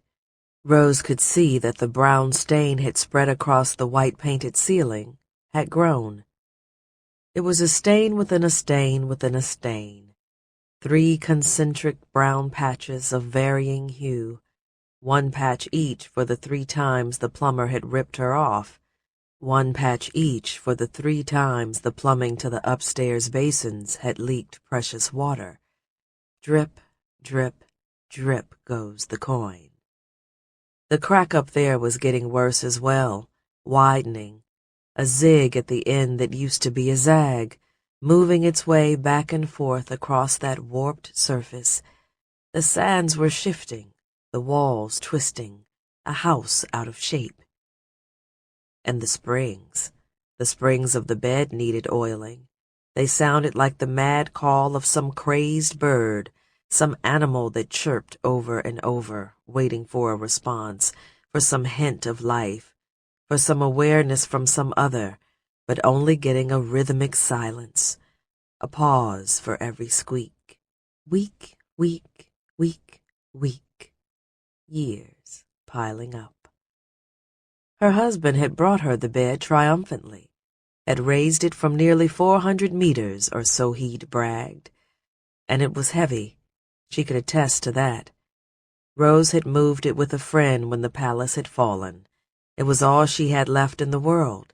The bed, that dresser, this brothel. It was fitting how her husband had left her prepared for her new life. Other men concerned themselves with getting their family up on their feet. Rose had fallen for a man who had left her on her back. "How was that for you?" the man asked. He had evidently finished, was now looking down at her expectantly, sweat dripping from his nose to splash between her breasts. His arms, muscled but layered with fat, trembled. There was more hair on his shoulders than his head, and his beard was full of sand.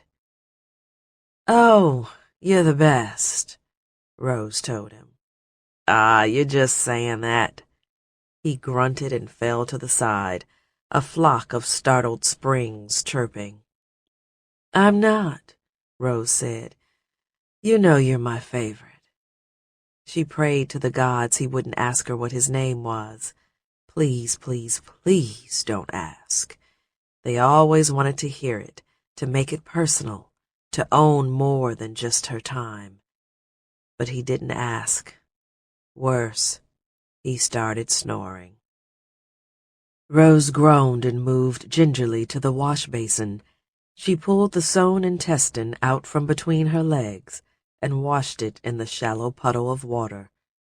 The milky swimmers swirled on the surface with the others before slowly settling to the bottom. Rose draped the intestine over the lip of the basin with 2 others to dry. With a towel, she wiped off what had leaked out and had dribbled down her inner thigh to her knee.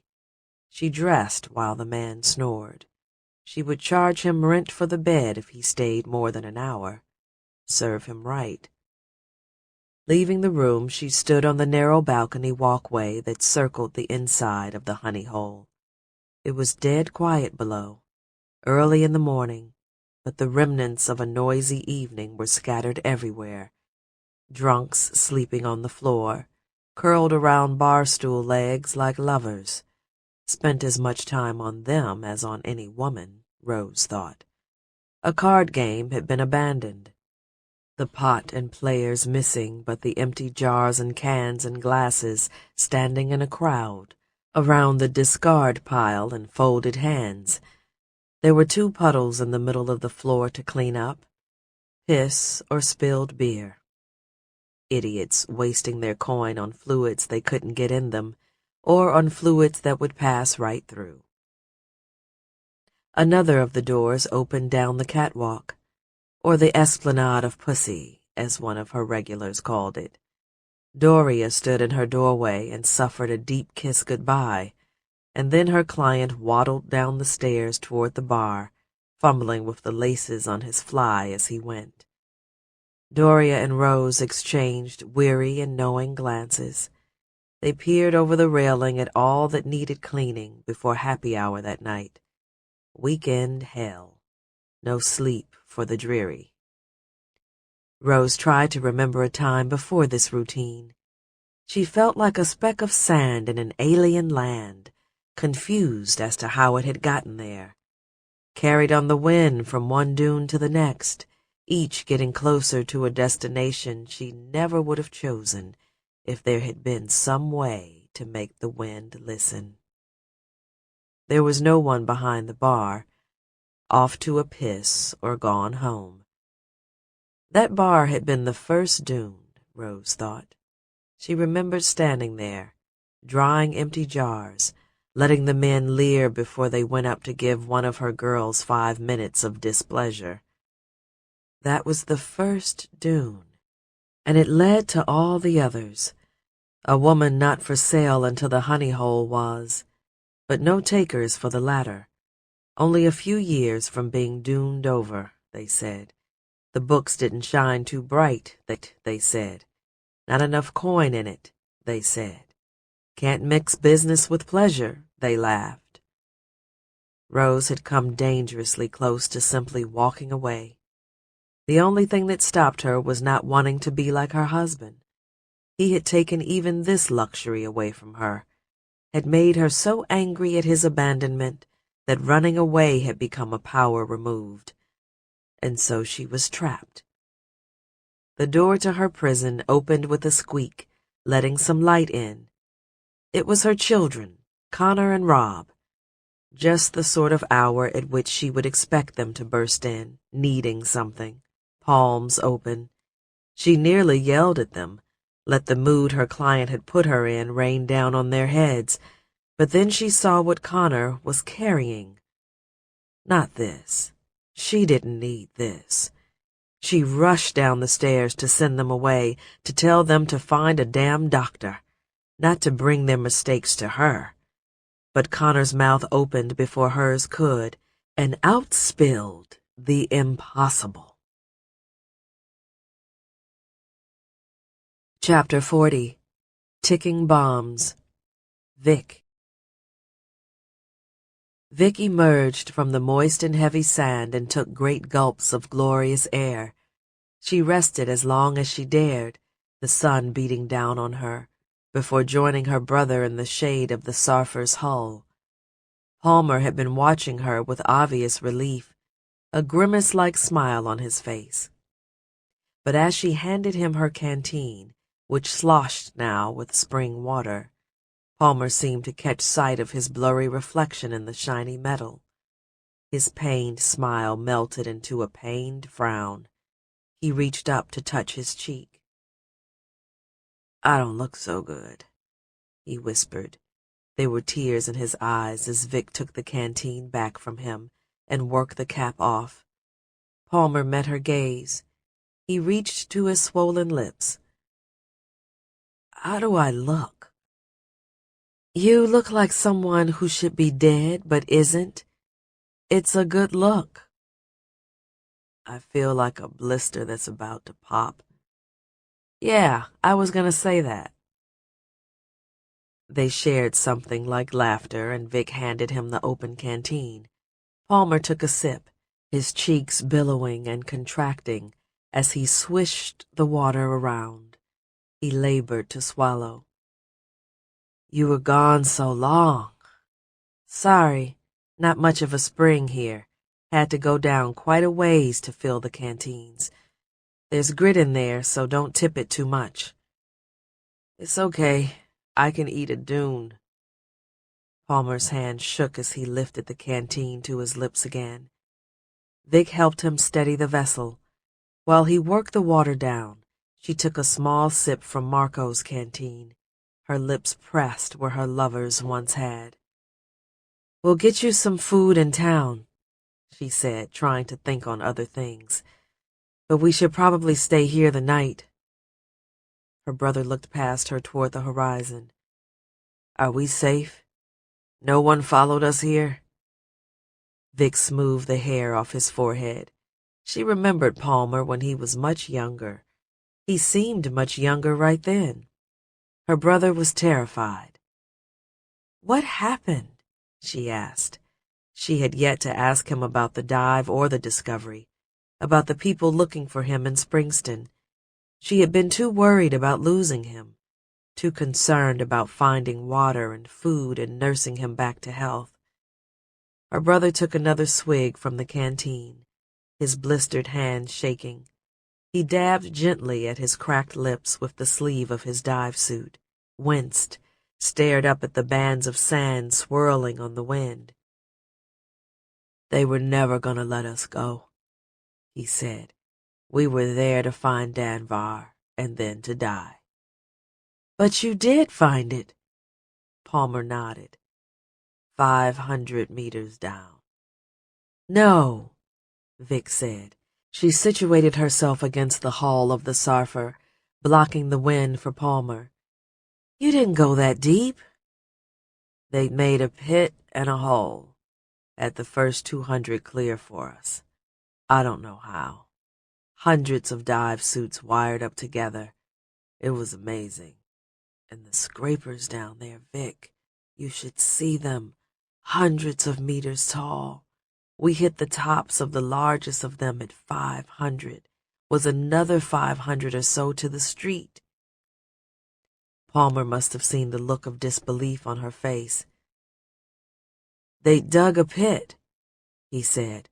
"Did I mention that? But we were down 300 true, maybe close to 350. "You went down 300 meters?" Vic said. "Are you out of your fucking mind?" "You can, but I can't." She didn't have an answer for that, not without sounding like their mother. "Was it untouched?" Something flashed across her brother's face. "Not quite," he said. 2 other divers had gone down before us, but they didn't make it back. "So you were the first to get down and back up. You discovered Danvar." Vic heard the awe and disbelief in her own voice. Palmer looked away. "Hap made it back before me, and Hap saw it first. He's the one." "But you said Hap was dead." Her brother reached up and patted his forehead as if looking for something. "My visor," he said. "They got both our visors." He seemed to deflate even further with this, seemed to sink down within that too big dive suit, like the last juice of life had been squeezed from him. Do you think you could find Danvar again? Vic asked. Palmer hesitated. I don't know. Maybe. If we found their camp, or the remnants of their fire, then maybe. But without the hole they made, it'd be too deep to reach those buildings again. I could get down there, she told him. Her brother searched her face, almost as if seeing if she was kidding. Do you know how they found it? She asked. How did they know to dig there? Connor nodded up toward the sky. The stars, he said. Colorado's belt. They had a map that showed Lopub and Springston and another town in a line, just like a constellation. The third star was Danvar. They knew where it was. A map. Her brother flinched, a jolt of life and energy. He patted excitedly at his stomach, fumbled for the zipper on his pouch, and outspilled coin after coin. Shit, Vic said, plucking one out of the sand. It was copper, untarnished, beautiful. 30 or more pieces spilled out and were quickly covered by the rush. Her brother seemed uninterested in these as she gathered them up. He pulled out a folded piece of paper.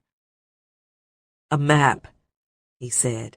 The paper trembled as he struggled to get it unfolded. Vic helped. She took over. It was a large sheet.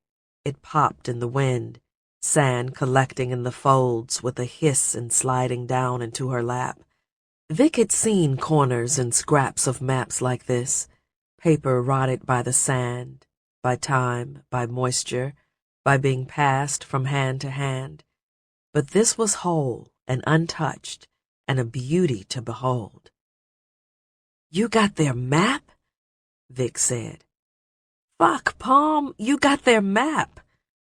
No, I found it in the scraper. It was with the coin. Vic bent over to protect the paper from the wind. She folded the map in half, and then in half again, had to wrestle with the creases, was worried she or the wind might rip it. There were lines and place names and numbers everywhere. Every scrap of a map she'd ever seen or heard about could fit together, and not equal even a fraction of this massive, undisturbed sheet. Do you know what this means?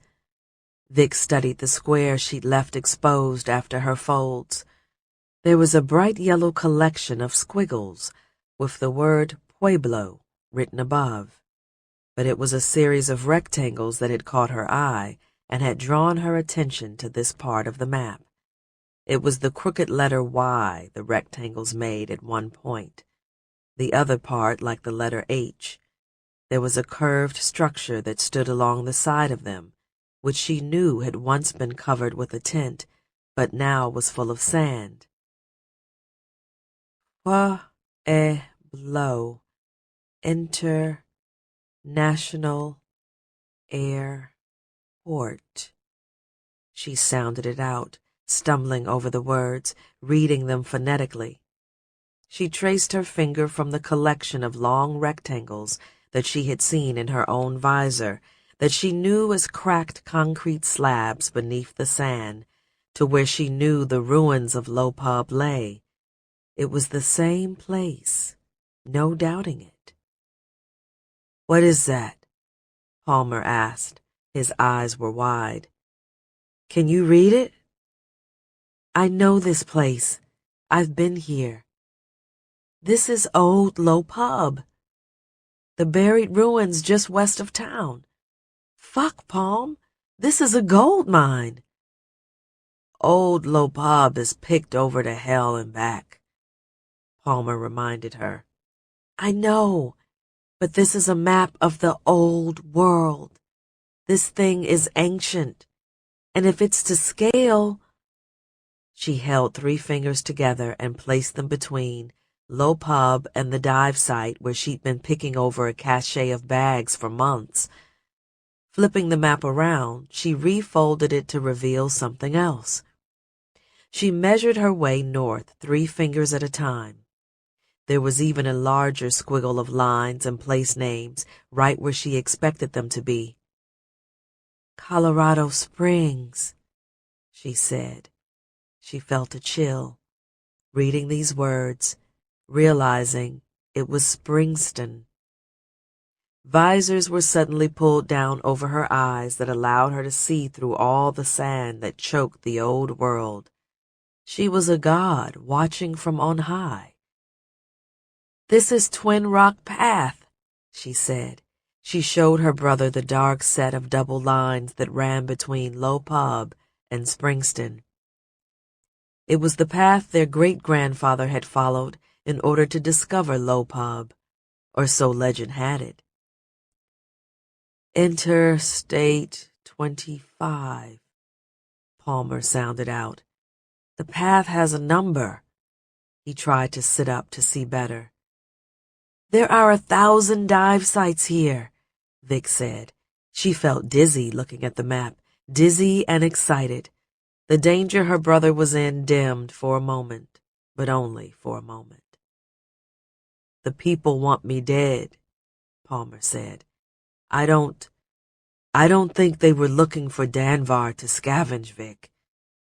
I'm not even sure it was Danvar they were after." She tore her eyes away from the map. "Then why would they have you dive down there to find it?" Palmer situated himself against the hull of the Sarfer. He stared out over that dark, damp patch of sand.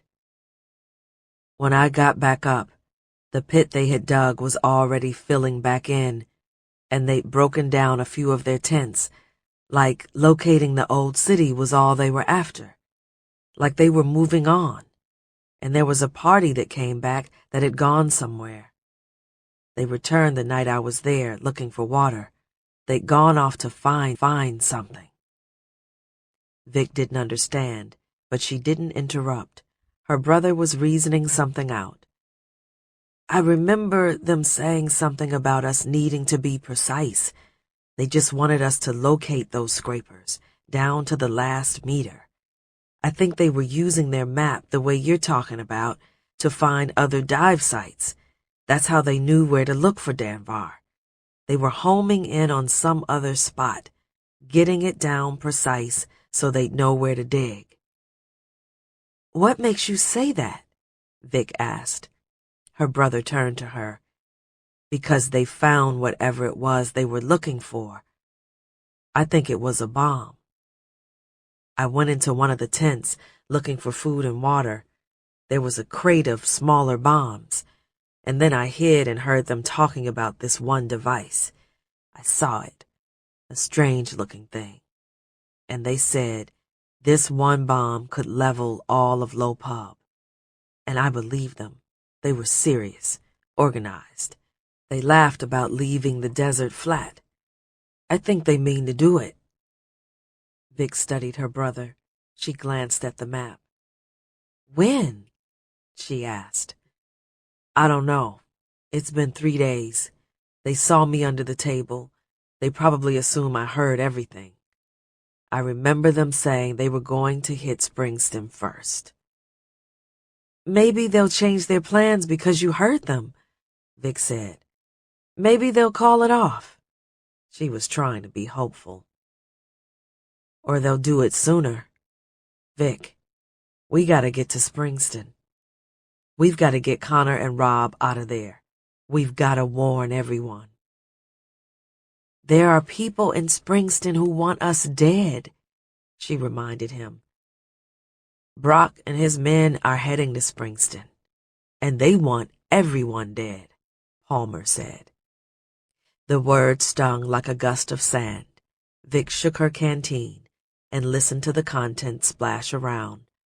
Her brother looked away from her and toward the sky, where crows circled and the tops of dunes blew in gray sheets. She knew her brother was right.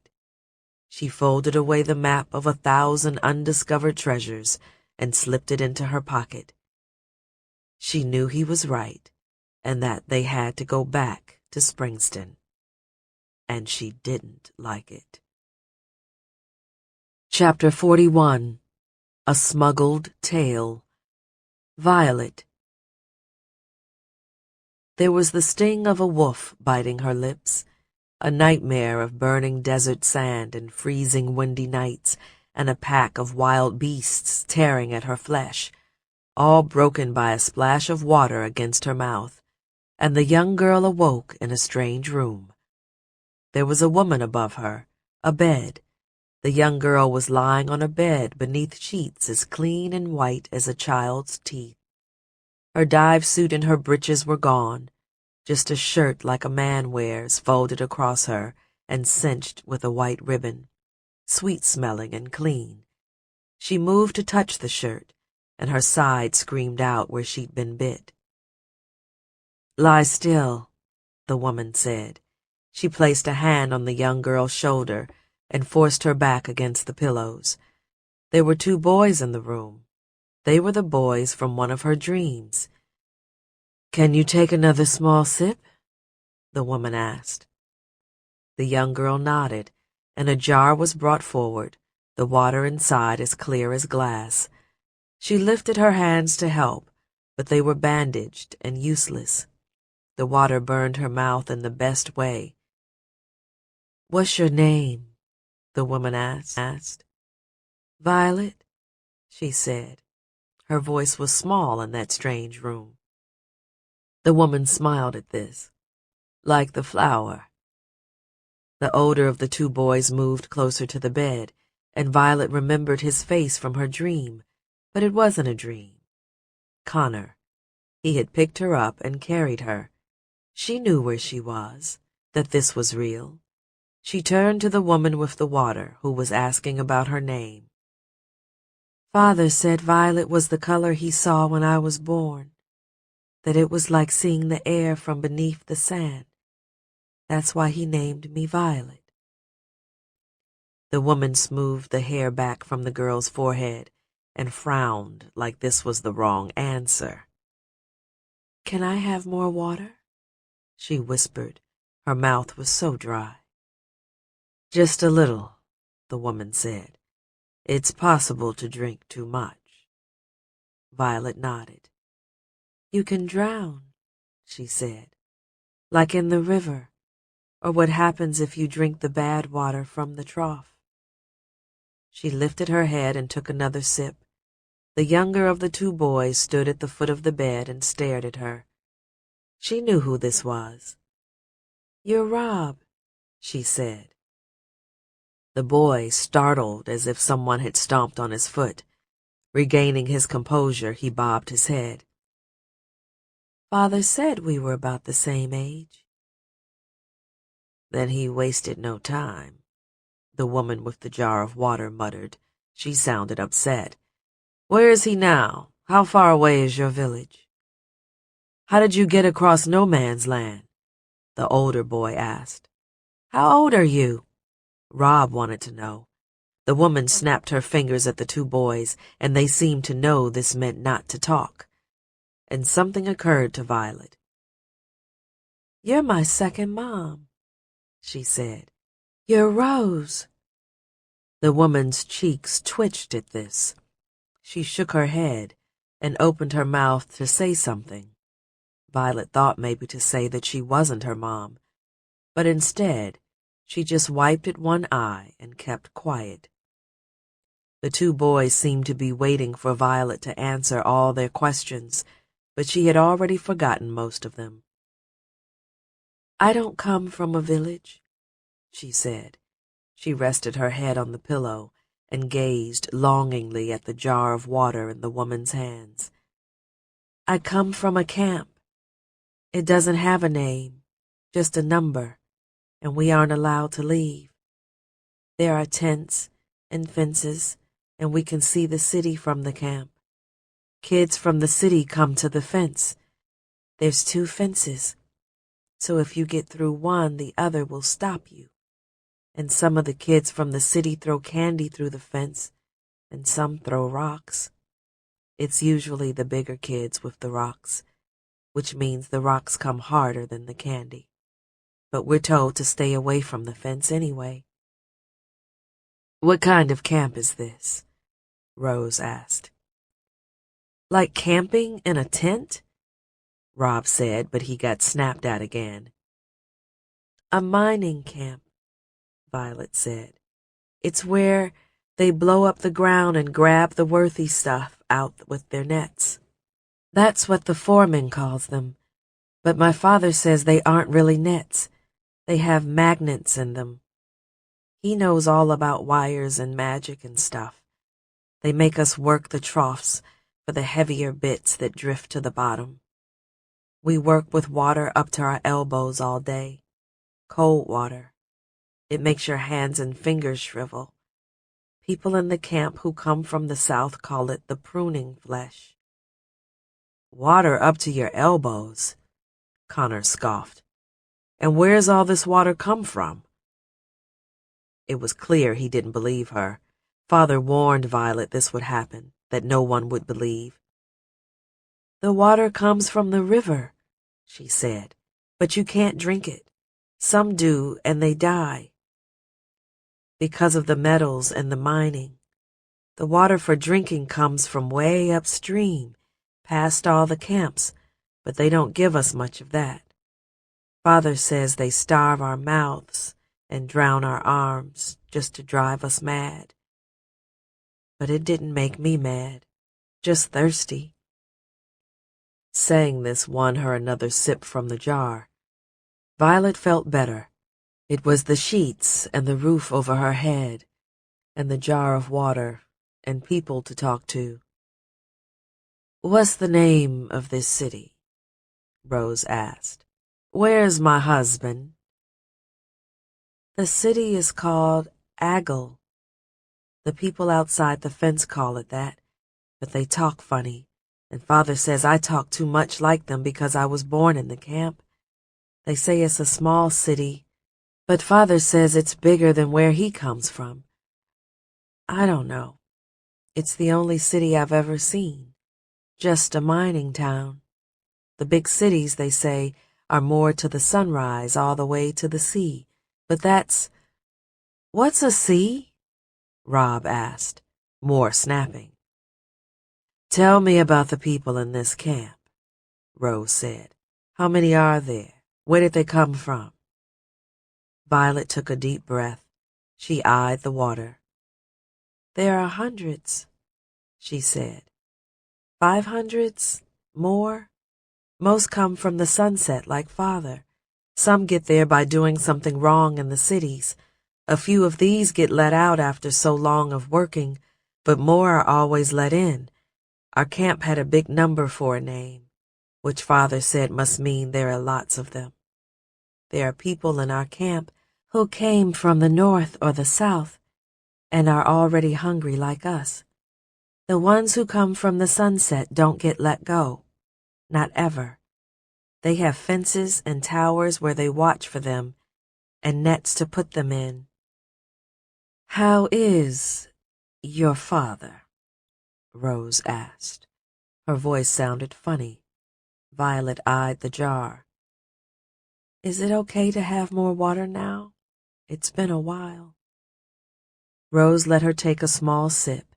It reminded Violet of her father, getting a ration like this, and she started crying. She wiped the tears off her cheek with the back of her wrist and drank them too. Father said you'd ask how he was, and to say that he was okay. But Father doesn't always tell the truth. This made Rose laugh, but then she covered her mouth and was crying too. The boys were quiet without being snapped at. Violet thought of what she wanted to say, some of what she was told to say with some truth mixed in as well. They don't feed us enough.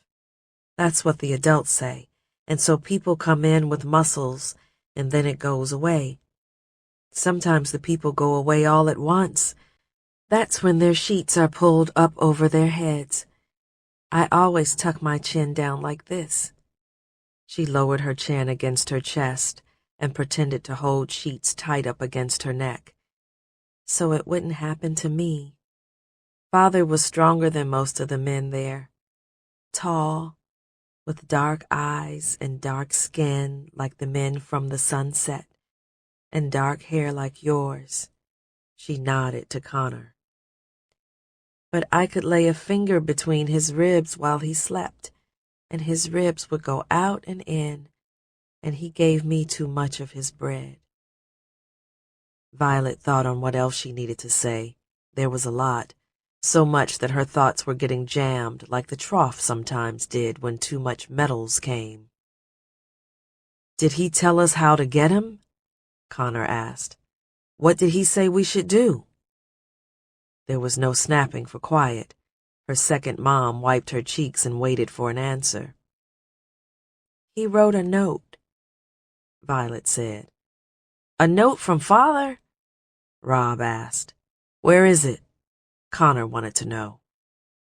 It was in my suit, against my skin. I think I lost it with my pack. Father told me not to read it. She hesitated. It's okay, Rose said. Her second mom reminded Violet a lot of her first one. I read part of it while he was writing it. He made me promise not to read any more. The part I read said not to come for him, to look west over the mountains, and then a confusing part about the sand and the wind and how it comes from the mining they do, that the wind also comes from something bad, something with the lands. I'm sorry. I'm trying to remember. You're doing a great job, Rose said. She smiled, but there was still water in her eyes.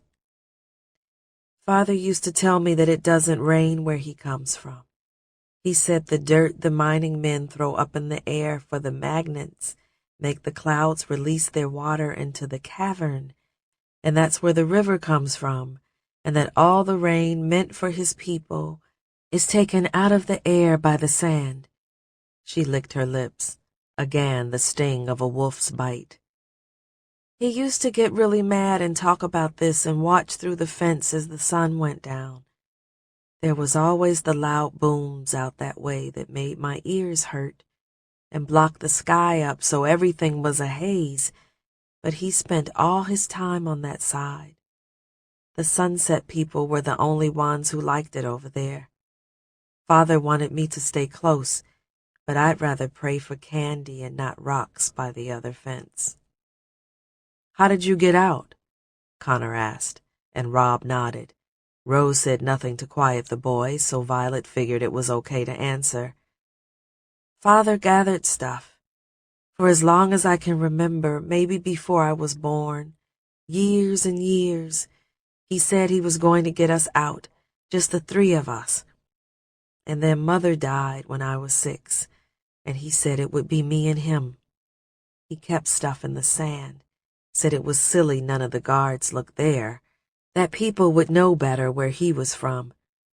Bits of wire, a rubber raincoat, batteries, a drill someone left behind because the motor wouldn't work.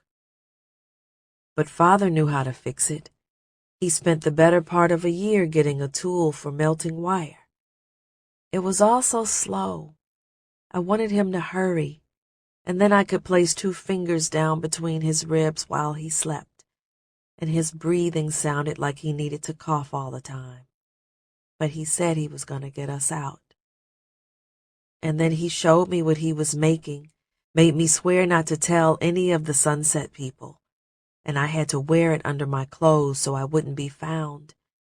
He would have me take it off at night so he could work on it, adjust the wires so they didn't scratch me, and then he showed me how.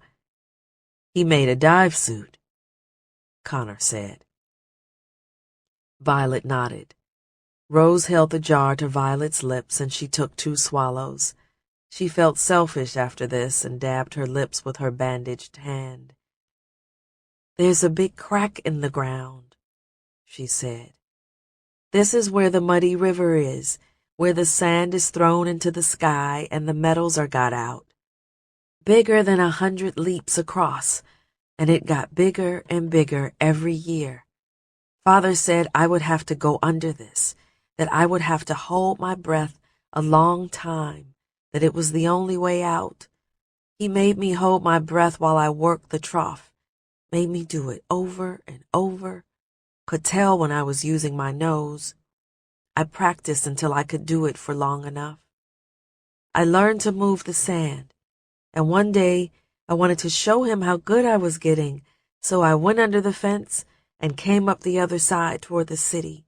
But he got madder than I've ever seen him and told me never to go that way, that I'd only end up back here, and then they'd know what we could do and everything would be worse. I had to go west, he told me, and I had to tell his people to keep going west. That's what he said. There had been a family in the camp when I was too little to remember who shared a story about a sea, even past where the sun went at night, where the water wasn't muddy. It never rained there, but there was water as far as you could see. Connor grunted at this. Violet remembered how the Sunset people in the mining camp hadn't believed this story either. But her father had, and Violet too. He said we shouldn't come for him, Rose said, almost to herself. Violet nodded. There were fights in camp. Some of the people from the city said there were too many of us, more and more coming all the time, that we were making their life bad. But our life felt bad. Father said I had to get out, that I was young and strong, and that I could make it. He made me dive at night when everyone was asleep, and for months and months he drank half rations and filled bladders with the other halves. He caught rats and made jerky. Said it kept him going, all these things. Said it was good to stay busy. Said he never should have come there, never left his people, but that I would make it okay because I would come back and tell about the world that doesn't care for us. And you're a sand diver? Rob said, his voice full of awe, as Violet paused to catch her breath. All the nights of hiking and thinking and being alone made her want to say everything all at once. The diving was easy, she said. The walking was the hard part. It was 12 days of walking. It took Father 9, but he said it would take me 12, that I would have to count and time it right. It was very important the day I left. Which day? He drew a picture of the mountains and showed me which was the pike, and that I would keep this just left of my nose and the star to the north directly over my right shoulder, and on the 12th day I would see smoke, and on the 12th night I would see fire, right past a crack in the ground that he said I could leap over at the narrowest. He knew we'd be camping, Connor said. Violet nodded. He said if I missed the fire, I would come to a big wall in a small town, but that if I found the smoke and the fire, that I would be home right then. And I was doing good, walking at night and sleeping all day and being careful with my water, until a wolf came. A wolf? Rob asked. You call them coyotes, I think. In camp they had different names for things, talked a whole other language. I grew up with both, so I forget which goes where. Dad used to say my accent was like theirs. The coyote came for the last of my jerky while I slept on the 9th night. I should have just let him have it, but I was scared, and so I fought back, and he ripped me good, tore open my pack, and I ran. My last bladder was torn, and all the water spilled out, and I ran all day thinking the coyote would come for me, but it didn't. I was real tired and thirsty after that, and I had 2 days more to find the crack in the ground. And my knees were messed up, and my stomach hurt real bad. So I went and went all day and night, and then on the 12th day, I was falling asleep while walking, and I would wake up on the sand, and the sun would be hot, and I had bad dreams, and my hands and knees were burning. But then I saw the smoke, like Father said, and the night came, and I saw the fire, and then I had a dream that you were there. She looked at Connor, took deep breaths, realized she was winded, that she'd been talking and talking. But there was another sip from the jar for her efforts, and when her second mom, Rose, wiped the hair off her head and tucked it behind her ears, it was with a different look on her face. Her hand stayed on Violet's shoulder. Everyone else in the room was looking at her with wrinkles of worry, but Violet just rested against the pillows and enjoyed the feel of the sheets and the grumble of her belly around the water. She wasn't worried. She had made it, just like Father said she would. Chapter 42. The Letter. Rose. Rose left the young girl to rest in a bed too rarely slept in. She made Connor and Rob leave her in peace and pester her with no more questions. Poor Rob had to be dragged away. Both boys had spent the previous day and all night orbiting that bed, waiting for the girl to recover, to come to say something. Now they sat downstairs around a table and the slowly emptying bar and slurped greedily at bowls of leftover stew. Rose watched them eat over the balcony rail, her mind in all places at once. Down the balcony and through a door, Rose could hear a drunk's labored grunts. Valerie's room. That such baseness could occur alongside events of staggering significance was like a joke from the gods. Rose fought the urge to bash Valerie's door down and slap the drunk off her, to yell at them both, to shut it down, all of it down, not just the honey hole, but the entire exercise of going through the motions, living life, being there among those dunes. If what the girl said was true, that the elsewhere her husband had disappeared into was worse than this place, then the dream of so many for an easy escape was really just another hell beyond their reckoning. Rose leaned over the rail, wondering what was taking Diana so long. She caught Connor staring up at her. Rob looked up as well. They were just boys, but they possessed something like protective ownership of the girl. Connor had even referred to Violet as his sister after she'd fallen back to sleep. Another sister, this girl who would cause a storm. Yes, her story would lead to chaos once it was out. News of Danvar was nothing. The sands would not sit still for this. Hard to believe it was only the day before that the boys had arrived with the girl in their arms. Rose had nearly turned them away. She had very nearly refused them when they showed. She did plenty of patching after the occasional brawl, and was the one her girls came to after one of their clients got too rough, but she didn't want it known that just anyone could be brought in with wounds from elsewhere. Then Connor had explained just how far elsewhere had said this girl came from no man's land, and that she had a message from their father. Half of such a sentence as this could fry a woman's brain. The whole had taken over her limbs.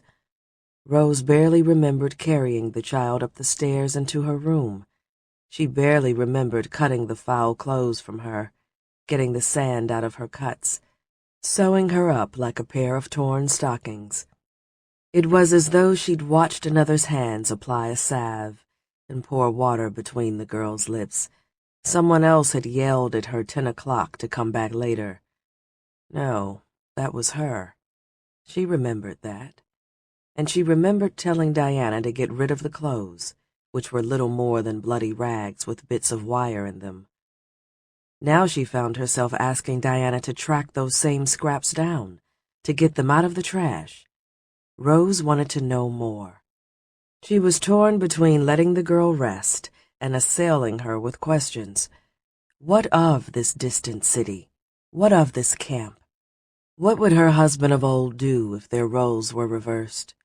She tried to think like her husband, the Lord, not the desperate and crazed man who had sent a girl to warn his people away. Not him, but the younger man who had once brought other lords to their knees. The man she'd never told her children about. Would this man run and hide? She didn't think so. And yet, he was asking them to. And Rose had a terrible thought. What if her husband was still the same man, and he knew in his battle-scarred wisdom that running was the only option? What if he knew that now was the time for laying low, for giving in, for sliding deep beneath the sand? Rose wiped angrily at her cheek, damning him as was her daily ritual. "I think this is all of it." She turned to find Diana beside her, holding tightly to a bundle of scraps tied up in one of the towels from the kitchen. Rose hadn't even seen her climb the stairs. Good, thanks." Rose took the bundle. Diana glanced at the door. Is that girl okay?" "She'll be fine." "Another attack? Looked like a bomb, maybe, the way her clothes were shredded." "No, something else. Keep an eye on my boys for me, and no appointments for the rest of the day." Diana frowned, but Rose didn't care to explain. She let herself into her room and shut the door. The girl was still sleeping. She held the edge of her sheet with her bandaged hands and kept it up against her neck, chin tucked down. Here was another miserable life her husband had made. Another life ruined, no doubt, in the name of love. Rose set the bundle on the small table by the window where there was light. She untied the towel and began sorting through the scraps. Her stomach twisted up in knots at the sight of the blood on the girl's pants and her dive suit.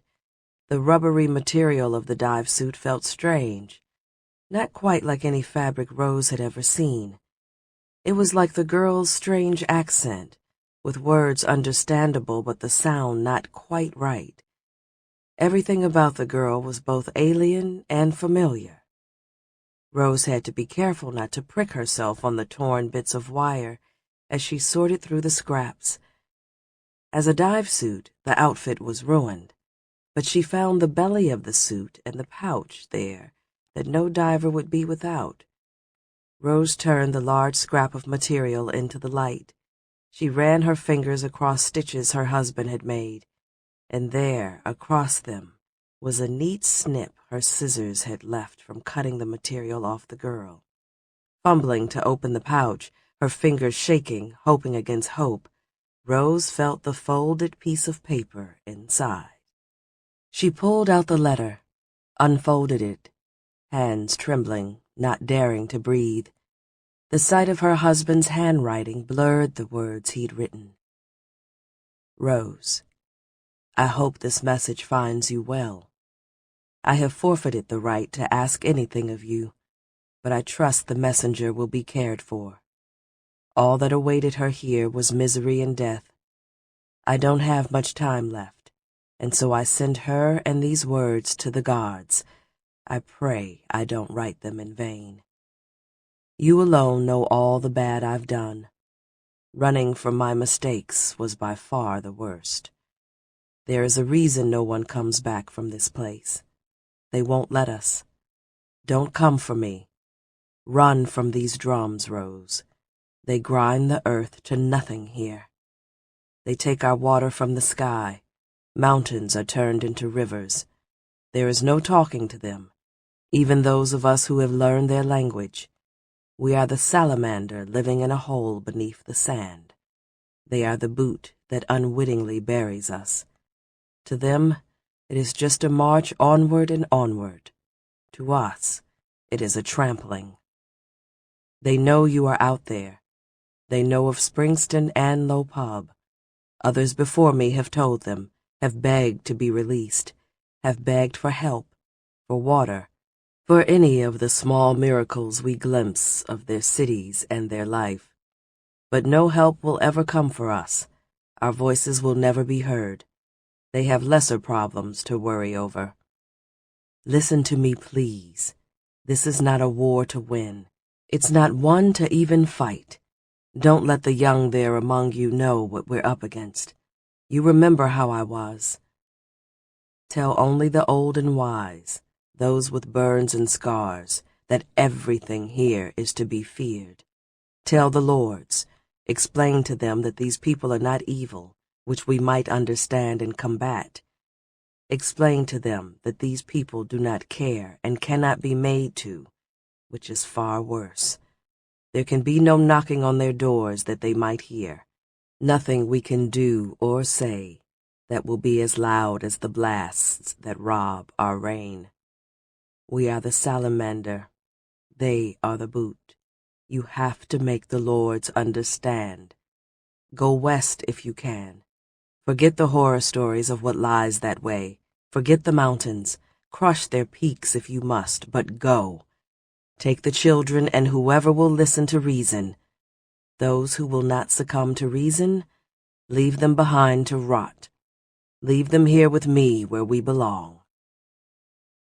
Yours, Farron Robertson Axelrod, the pickpocket of Low Pub. Rose ran her fingers across her husband's name. She could feel the graceful groove the press of his pen had made. A man she thought dead had written this. She sat there for a long time, with that letter in her hands, gazing upon the words, while a young girl lay in the bed beside her, murmuring in her dreams. Rose remembered a time and a life when things had been different. She read the letter again, hearing the voice of her husband reading it to her, remembering his smell, his touch, the itch of his beard against her neck, the way a man could lie with her and she would want it to last, not end as quickly as possible. Love she would give anything for. There was no telling how long she sat like this, there in that feeble shaft of light dumping through sand-dusted glass. The sand hissed on the panes. It came in waves with the wind. Her daydreaming of the long ago brought with it more than the sound of Farron's voice. It brought the thunder of drums, which she used to hear from the great wall. Drums like a heartbeat out of rhythm. The empty water jar on the table shuddered, which snapped Rose back to the present. The drums were real. She could still hear them popping, that unmistakable dull roar of buried bombs being triggered. But too many.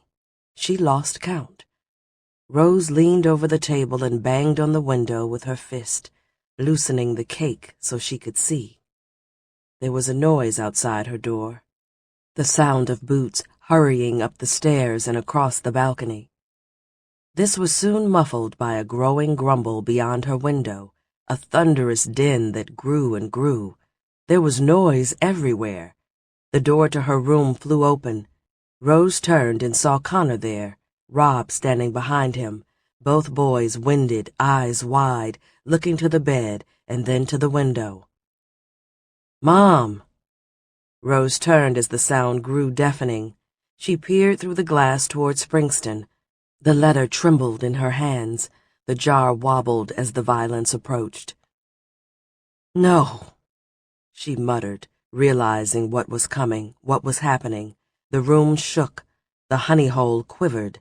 The young girl woke suddenly and began screaming, and Rose yelled at her boys to take a deep breath, to get down. She dove from the window and threw herself across the girl.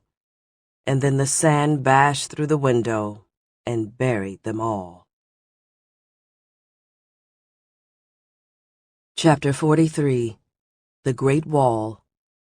Vic. Vic and Palmer spent a night at the oasis. Palmer needed time to regain some strength before another day of sailing, and Vic wasn't comfortable navigating the dunes at night. They left at first light in a building breeze.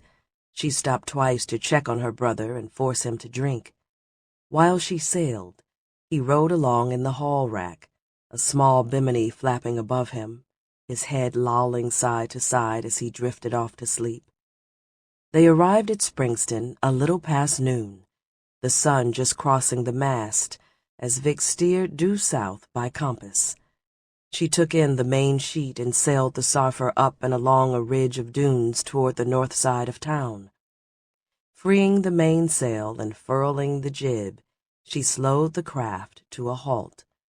The aluminum hull groaned on its rusty rivets as the pressure on the mast lessened, the sand crunching as the craft came to a rest. Vic set her teeth and rummaged through Marco's gear bag, an unpleasant reminder of his absence. She always figured she'd lose him on a dive, or in some retaliatory bombing, some nonsensical violence, an effort to depose one lord and replace him with some identical other. She tried not to think of how it had happened, or the click of that misfire aimed at her own skull. She found his binoculars in his bag and placed the strap around her neck. Today, focus on the now. "Why are we stopping?" Palmer asked. He had propped himself up in the Sarfer's haul rack, Vic's gear bag a pillow behind his head. The bimini Vic had rigged up to keep him in the shade made it difficult for him to see where they were. "We're stopping so I can get a look at town. Last time I was here, someone tried to kill me, and everyone is looking for you. We need food, and I'd like to get word to some friends to be on the lookout for Brock and his men. I'm hoping I can do both at the market on the edge of town here. If it looks too risky, we're going to push on to Low Pub." Palmer groaned. "I don't think I can go another dune in this rack, Vic." She unplugged her suit from the charger fed by the wind turbine and stood on the deck of the twin-hulled craft. She gave the boom a wary glance, made sure the wind wasn't going to blow it toward her. "I know," she said. "I'd rather not ride any farther myself, but I'd also prefer not to get killed either." She pulled her goggles off, wiped the gunk from the corners of her eyes, and lifted the binoculars to study the lay of the land. There were a few Sarfers parked along the dunes between her and Springston, dive flags flapping high up their masts to warn territorially of activity below. Vic had parked a little west and just north of the line between town proper and the unofficial scattering of shacks known as Shantytown. The last place she'd lived out there had been pushed under a dune a while ago. The morning market on the north side looked like it had already shut. The tents had been broken down and hauled off, probably from lack of activity. So many had scattered in search of Danvar. There used to be a grocer just beyond the market. Vic could always leave Palmer with the Sarfer and go check. She had the coin he'd scavenged. She just needed to get in and out without drawing attention. She scanned farther to the east. There was a sand scraper near the Great Wall that had been abandoned for its lean. That might be the safest place to spend the night if Palmer couldn't take more travel. The vagrants there would know where to grab an emergency bite. If she got desperate enough, she could make her way beneath the sand and just steal something. Better risk a hanging than starve for sure. Amazing how quickly one could reach such a decision. If it were Marco there suggesting such a thing, she'd be the voice of morality, of caution. But Marco was gone, and people wanted her brother dead. She supposed there was a different sort of morality that took precedence, a hierarchy. Life and liberty were the lords of action, now. Focusing past the tall scrapers, she surveyed the Great Wall. The leaning concrete face was still in shadow. Another way she knew that it was a touch past noon. Vic remembered watching a quiet sunrise from those ramparts when she was a child. Remembered not worrying about her next meal or the next cap of water. She licked her chapped lips as she remembered baths, as she remembered braying goats that could be had for their meat as well as their milk and cheese. Her stomach begged her to remember no more. She spotted people up on the wall, little black specks of privilege. She envied them that home, that fortress that protected bustling Springston. Here was one solution to the winds from the east. A different answer to the same problem could be seen in Shantytown. The problem in common was that the world was in flux. The sands were always shifting, always pushing from east to west, progressing as her father used to say, always progressing from east to west. Vic swung the binoculars across Shantytown, where the people moved with the dunes. Not a day went by without a house collapsing, and the rhythmic rattle of hammers there was as constant as the wind. Build and destroy, destroy and build. People tunneled through the dunes as they closed in around their homes. Back doors became front doors, a doormat shaken out and relocated. Adapt and survive. Life goes on. People died, of course. Houses collapsed in the middle of the night. Sand rushed through breached walls at any hour. A handful mourned. Hands slapped faces in grief. And then came the rhythmic rattle of hammers, building. The wail of a newborn, breathing. Change in Shantytown was gradual and continuous. Dunes slid and moved, and people adjusted around them. The change was backbreaking and exhausting, but it was a way of life. Each day was much the same as the last. The misery came in buckets, which could be handled. Time, the dunes, society, the people. They all progressed, as her father would say. Such were Vic's distractions as she scanned the line between Shantytown and Springston, thinking on change in life rather than food, putting off how best to proceed. The high sun beat down on her. She could hear Palmer twisting the cap off his canteen, knew they were both getting low on water. Making a decision with his life in the balance made it difficult to be prudent and wise. She was used to risking only her own life. She preferred diving solo. "What do you see?" Palmer asked from the hall rack. "One stall near the market," she said. "Might be our best bet." She focused the binoculars on the stall, which would have to be their oasis. They could sail over and park close by, get in and out, drop some coin and a warning about Brock's men. She watched a family tend the stall, a woman sweeping sand into piles, and 2 kids hauling it out to the dunes. Maybe she could meet the children there and pay them to bring the food out. She watched them work, not wanting to hurry any one plan, and her mind flitted back to these 2 ways of managing the dunes, Springston's and Shantytown's. Here was the perfect vantage for seeing how they both worked.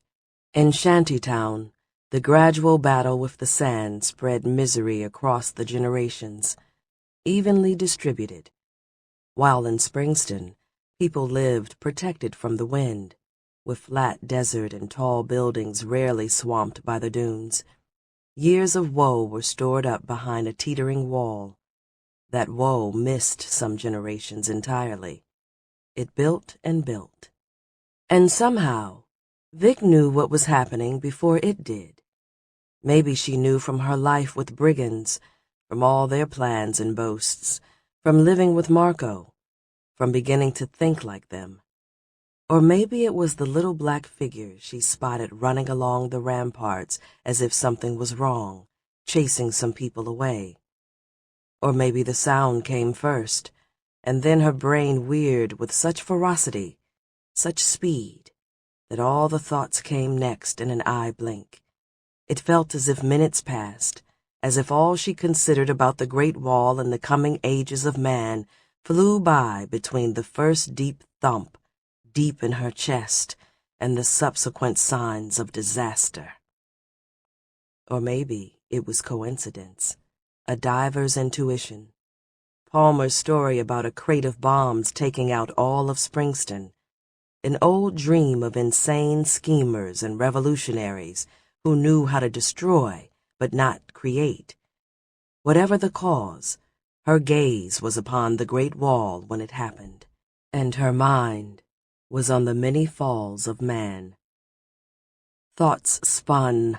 She saw the ages counted by each collapse, empires that came and went, and that made up all of their history and lore.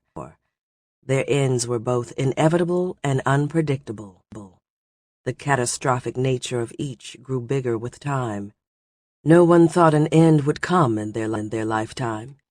People glanced up at the towering wall of concrete and iron bars and reckoned their children or grandchildren would see it topple. It would be left to some distant generation to build the next wall, and to build it stronger, bigger, like each fall. Meanwhile, on the back of the wall, the sand grew heavier and heavier, one grain at a time, like a clock, like the ticking clock on a bomb, or a whole string of them, dozens of bombs like loaves of bread, buried along the base of the wall in the middle of the night, placed there by divers with a hellish bent, divers and pirates who had grown weary of that cool shadow that divides one world from the other, that harsh line between those who toil all day and those who can afford to wait. Those who think they can afford to wait. Tick, tick, tick. Sand and second hands. Vic watched from the top of the dune, from the deck of her dead lover's sarfer, a sickness deep in the pit of her stomach, a powerful dread, all of this flashing through her mind as the dull thumps hit her in the chest. The roars were muffled. They came like drum beats out of rhythm. Boom, boom, boom, boom, boom.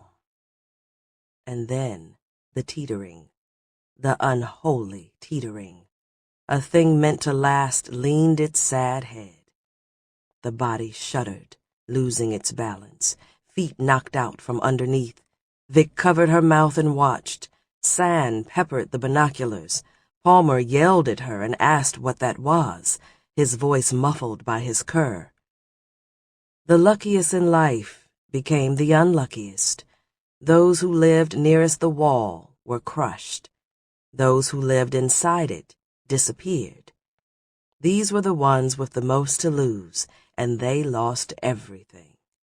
The sand they had let build for generations flooded down, finishing what the bombs had started, and a slab of concrete as high as many of the sand scrapers thudded, impossibly flat.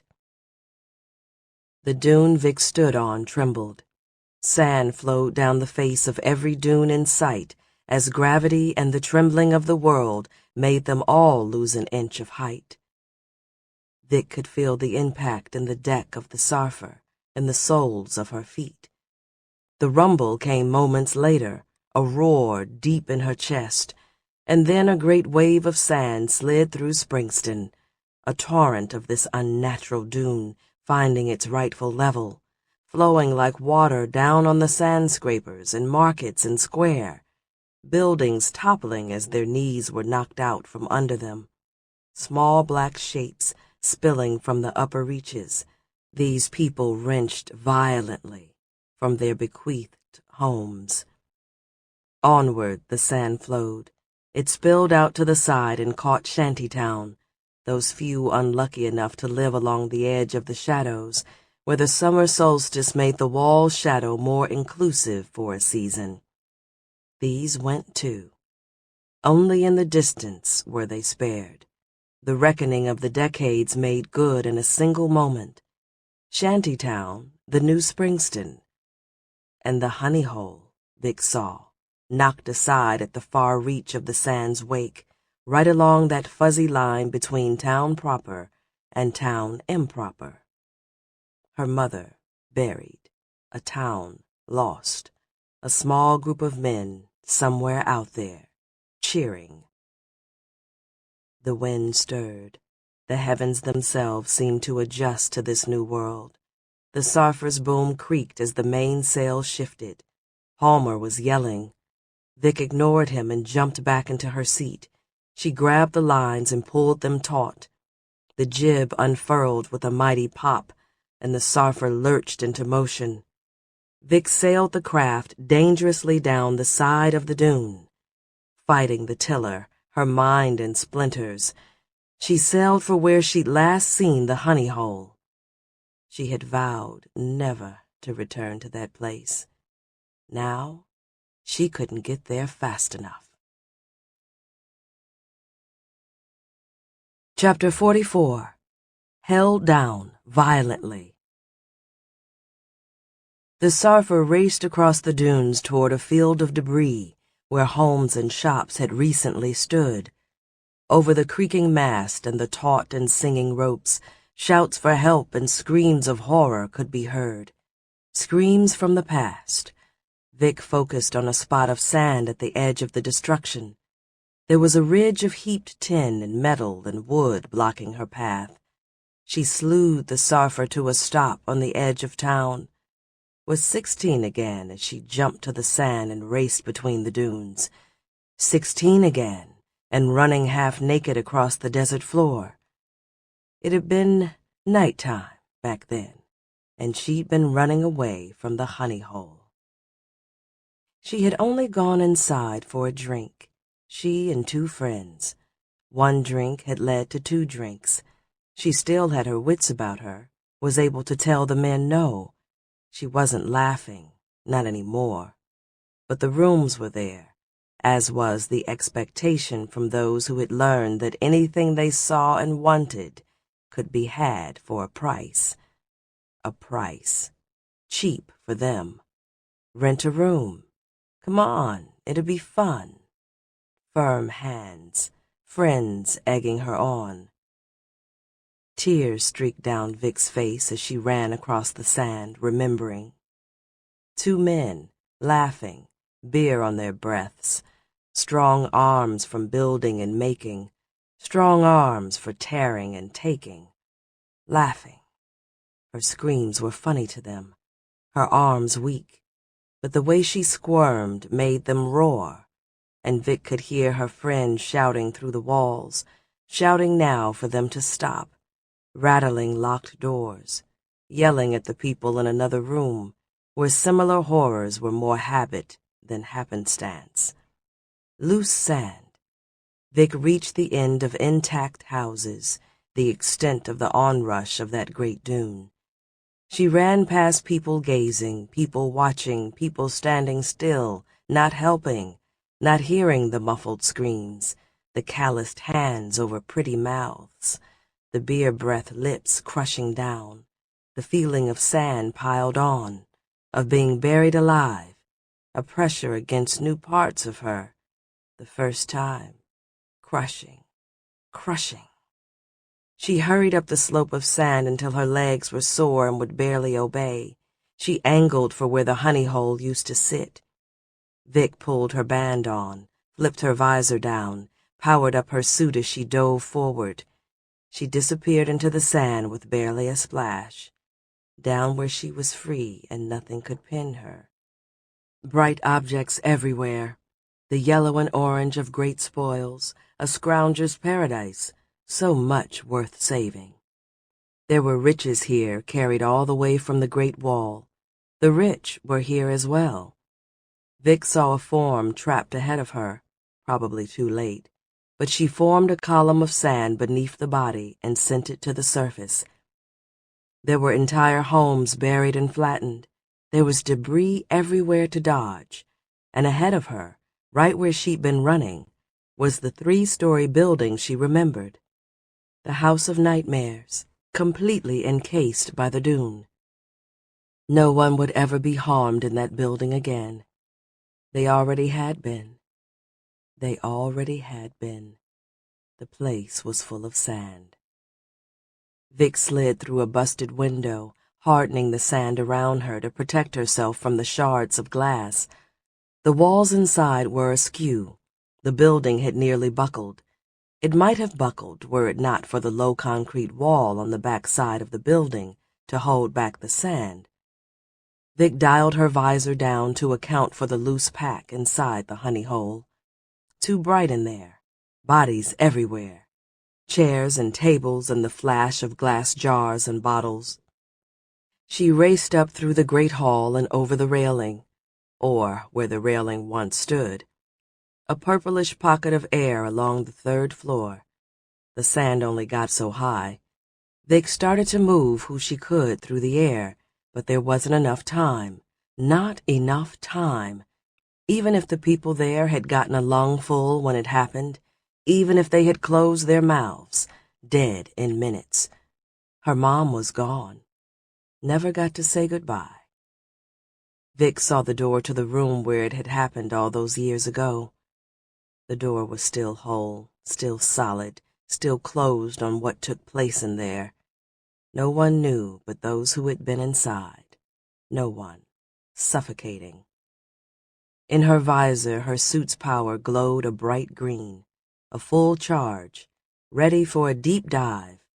All that extra juice for holding the world at bay, for holding up that column of sand and air that was always pressing down on her, pressing down. Vic only had breath enough in her lungs for another minute or two. Her heart was racing, burning through her oxygen. Not prepared for this. Not ready to see this. Not ready for her mother to die. She couldn't scream beneath the sand. There were no divers to hear the shouts rising up in her throat. Nowhere for that rage to go. But something inside Vic burst. Something like a great wall meant to hold back the years and years. It toppled all at once, anger flowing outward, a power she'd honed in the deepest of sand now surging through her suit. That power exploded. It raged in the deadly spill from that tumbling dune, and the muscle to lift a motor, a car, to rip the roof off an ancient skyscraper billowed forth. There was a rumbling in the earth, a swelling, a press of sand from beneath, and the honey hole creaked upward, out of the spill. Vic screaming and crying beneath the sand where no diver could hear her, hands curled into claws of rage and effort, the sand spilling into her mouth and onto her tongue, sand soaked in beer and tasting of the awful past, and a grumble as the world tilted and the walls popped and sand flowed from orifices, out of windows and doors, flowing like warm honey, like blood and milk, draining from that awful place where the past had long been buried, as the honey hole rose out of the desert and settled, shuddering atop the dunes. The honey hole, full of the spitting and coughing and bewildered and dead, was sickeningly saved, and Vic, exhausted again in that place, terrified and weeping, collapsed to the ground outside her mother's door, her mother's open door, blood coming only from her ears and nose this time. Part 5. A Rap Upon Heaven's Gate. Chapter 45. A Quiet Dawn. There was a distant thrum, the sound of drums, of bootfalls, of a god's mighty pulse. Connor knew that sound. It reminded him of the thunder far east. It was the muffled roar of rebel bombs, a noise that came before chaos and death and red dunes and a mother's wails. Connor dropped his spoon into his bowl of stew, pushed away from the beer-soaked table in the honey hole, and ran toward the stairs to warn his mom. He took the steps 2 at a time. His brother Rob chased after him. There were more of the muffled blasts in the distance as they raced down the balcony. Danger outside, violence. Or maybe it was nothing. Maybe it was cannon fire to celebrate the discovery of Danvar. Connor almost felt silly for running to his mother, a child doing what boys did in a panic, turning to a parent to save them, to tell them what to do. He threw open her door, knew there were no clients inside, just his half-sister Violet, who had emerged from no man's land. And as he stepped into the room, Connor felt a rumble in the earth, felt it through his father's boots, and he knew what was happening. He knew that this was more than the usual bombs. That great roar and that impossibly loud hiss meant the sands were coming for them all. And in the brief flutter between 2 beats of his heart, as the din grew and grew, as his mother yelled for the boys to run, to hold their breath, to move, Connor thought only of diving onto the bed, of protecting the girl he'd spent the last 2 days looking after. He bolted across the room, Rob on his heels, got halfway there when the wall of sand slammed into the honey hole. The floor beneath Connor's feet lurched sideways, a god snatching a rug out from under him. He tumbled.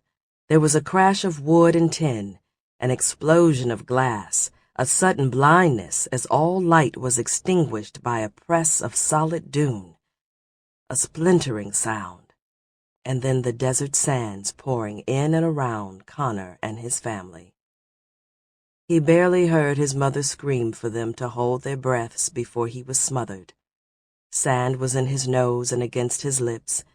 He was frozen, pinned to the floor in a sprawl, the weight of 10 bullies on his back, a sense nearby, right beside him, of his brother Rob, just a memory of where his brother had been, where his mother had been, before the sand had claimed them.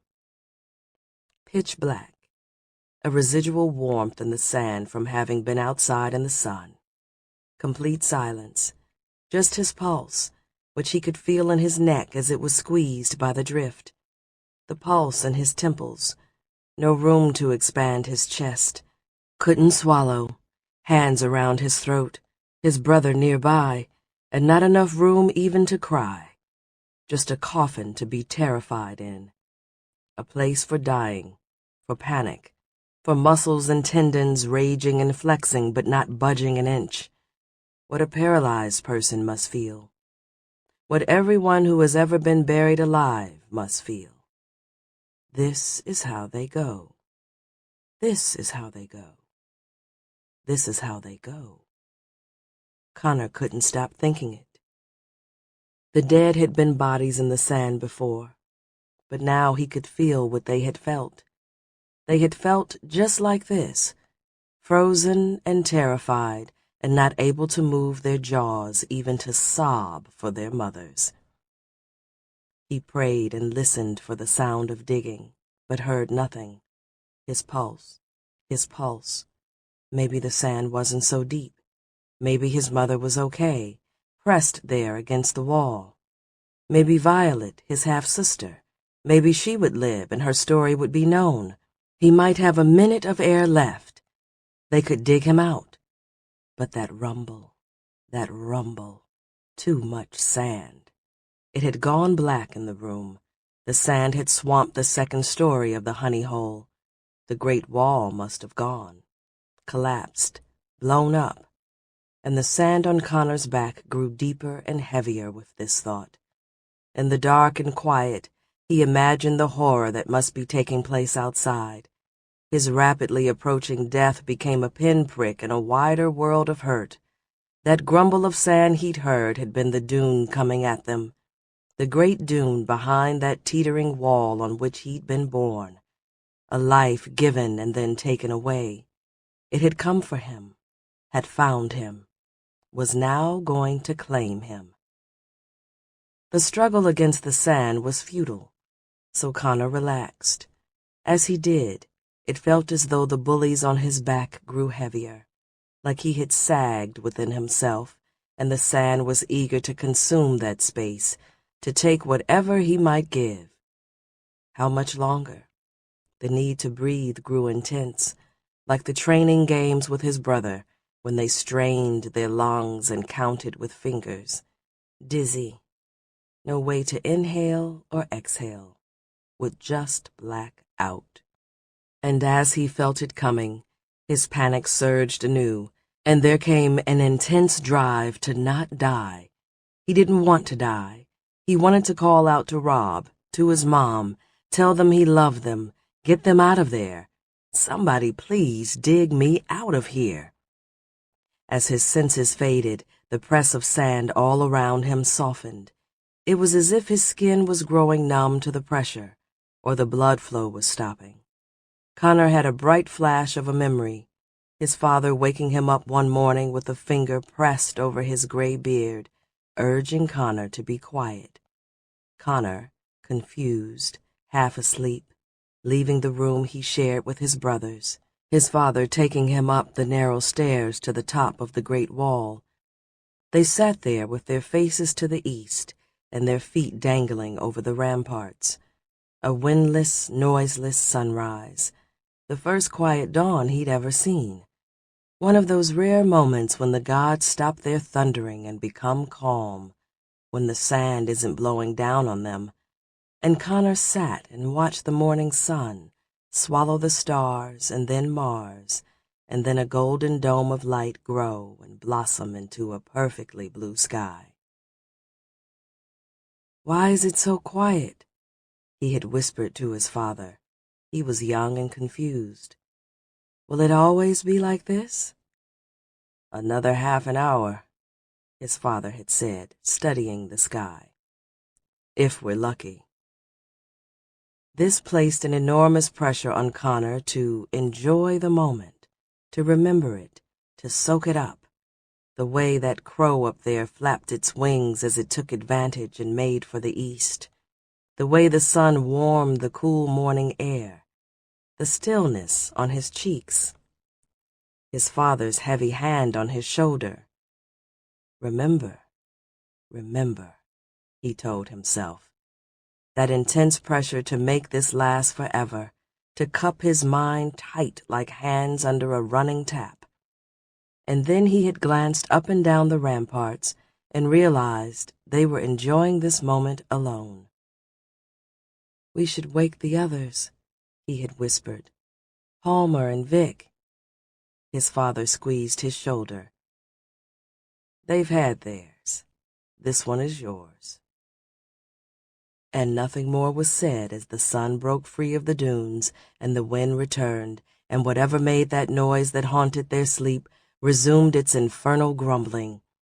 And it dawned on Connor, sitting there on the great wall with his father, that the world was full of secrets and strangeness. At some point in the past, he had slept while Vic and Palmer had been taken up into the darkness to witness this. They had never told their little brother, had never shared that moment, and Connor knew he never would either. And it occurred to him there in the honey hole, buried under all that sand, that Rob had never been given a windless dawn with their father, had never been given any kind of morning with him, had never known him. And the sand loosened even more around his body, and Connor knew it was happening, the last of his breath, the last of sensation. He'd had a minute or two under the press of doom to consider his life, and now his time was up. But as the sand grew lighter, he felt his body more keenly, not less so. He swallowed back a sob. Swallowed. The fists around his neck lost some of their grip. There was a hum in the earth, a hiss, that sound of someone diving nearby. He'd heard this sound before. His ear pressed to the hard pack as he listened to his father scavenge beneath him. It was the sound a diver could only hear when his suit was off and another's was on. And Connor discovered that he could move. Someone was loosening the sand. He still couldn't breathe, was still buried and blind. Wasn't sure how many ticking heartbeats he had left in his lungs, but he struggled against the sand to reach for his boot. Couldn't swim in this, couldn't get anywhere, but might be able to bring his knee up, stretch his hand down, reach inside, bring out the band, hit the power, fumble with the wires, the scratch of the rough floor as he wiggled beneath what felt like 1,000 heavy blankets. His little brother crushed beside him, his little brother who could never hold his breath quite as long. Got the band plugged in, sand crunching between the contacts. Wouldn't work, no way. Band on his head, the sand growing less viscous, and then feeling a connection with the drift, with the sand pressing in all around him. No visor, no way to see, no way to breathe, but he could move. Not much time. Connor went to where he thought his brother would be and felt a body. He grabbed Rob. Didn't feel anyone grabbing back at him. Didn't feel life there. But he had no time to consider this, no time to think about the miracle of the boots or the nearby diver, only of getting to the bed. He pulled Rob along like some scavenged find. Another body. Someone on the bed. He felt someone on the bed moving. Connor groped. His mom. Alive. Something in her lap. He didn't wait, didn't think, didn't have a heartbeat of air left in him. He pushed up. Up. Made the sand hard over his head to protect him. Was back in that box Ryder had made. That coffin cube, breaking through, up through the ceiling and into the third floor. Dark, loose sand, light, dim, but there. And then air, stuffy attic air, a glorious pocket, and Connor, exhausted and choking on grit, passed out. Chapter 46. A Buried People. He couldn't have been out for long. He woke up on top of a shifting pile of sand. His mother was beside him, her lips pressed to Rob's, his young cheeks puffing out as she blew into his mouth, sand spilling from her hair and coating both their faces. The sand beneath them was sinking, swirling and draining out somewhere, a creak and the snap of timbers overhead, a thrumming violence all around. The whole world was moving. The honey hole was moving. Slashes and stabs of light lanced through fresh cracks in the wall. Barrels and crates were piled up, having been shoved aside when Connor pushed his family up through the ceiling. They were in the third-floor storerooms, but they were sinking back down, riding the plummeting level of the sand, fighting for purchase and stability, their mother cursing and losing her grip on Rob. Connor remembered the boots. He hardened the sand beneath them, made a platform. His mom breathed into Rob's mouth again. The girl was there, Violet, eyes open, alive, looking at Connor, taking deep breaths. Father had taught her well. But Rob, poor Rob, with an affinity for all things diving but never a chance to swim beneath the sand. His first time. Don't let it be his last. Don't let it be his last. Connor watched his mother work, was too tired and numb and afraid to speak. He just concentrated on keeping the sand firm as they floated down. All the sand in the honey hole was draining away, vibrating as though someone was making it move. The rigid platform of sand rode back through the hole and into his mother's room. More light filtering in, sand coursing through the shattered window and the splintered wall. The honey hole was now above the dunes. Connor didn't understand. He felt a rage and a violence in the sand, could feel it through his boots and his band, a burn like the fabric was on fire, a scorch around his temples, and then that rage and heat were gone. The world fell still. A coat of sand stood on everything in the room, but the drift had poured out. Connor tried to piece the last few minutes together, wondered if maybe the honey hole had done a full roll, if he'd been buried for a minute as the world went upside down, had righted itself, and then the sand had drained away. He went to his mother and Rob. His brother wasn't moving. Their mom leaned over him, palms on his chest, pressing down violently and counting. She got to 5 and stopped, bent down and began blowing into Rob's mouth again. "What do I do?" Connor asked. His mom didn't respond. She repeated the steps like she was reviving a drunk or someone choking in the bar. Here was the reason they'd brought the girl to the honey hole. His mom could save people. That's what she did. That's who she was. And Connor saw this as she bent to her task. He pulled for her. He pulled for Rob, reached for his brother's small, limp hand, saw that Violet was holding the other, sand coating all of them. They had come back down beside the bed, the 4 of them on the floor, and then a gasp of air from their mother. No, a sob from their mother. The gasp from Rob. His brother spit sand and heaved for air. Their mother cradled his head, and Connor felt his brother's hand flex around his own. He realized he was squeezing Rob's too tightly. "Water," their mother said. She turned to Connor to give him some command, but then her gaze drifted beyond him to something on the floor.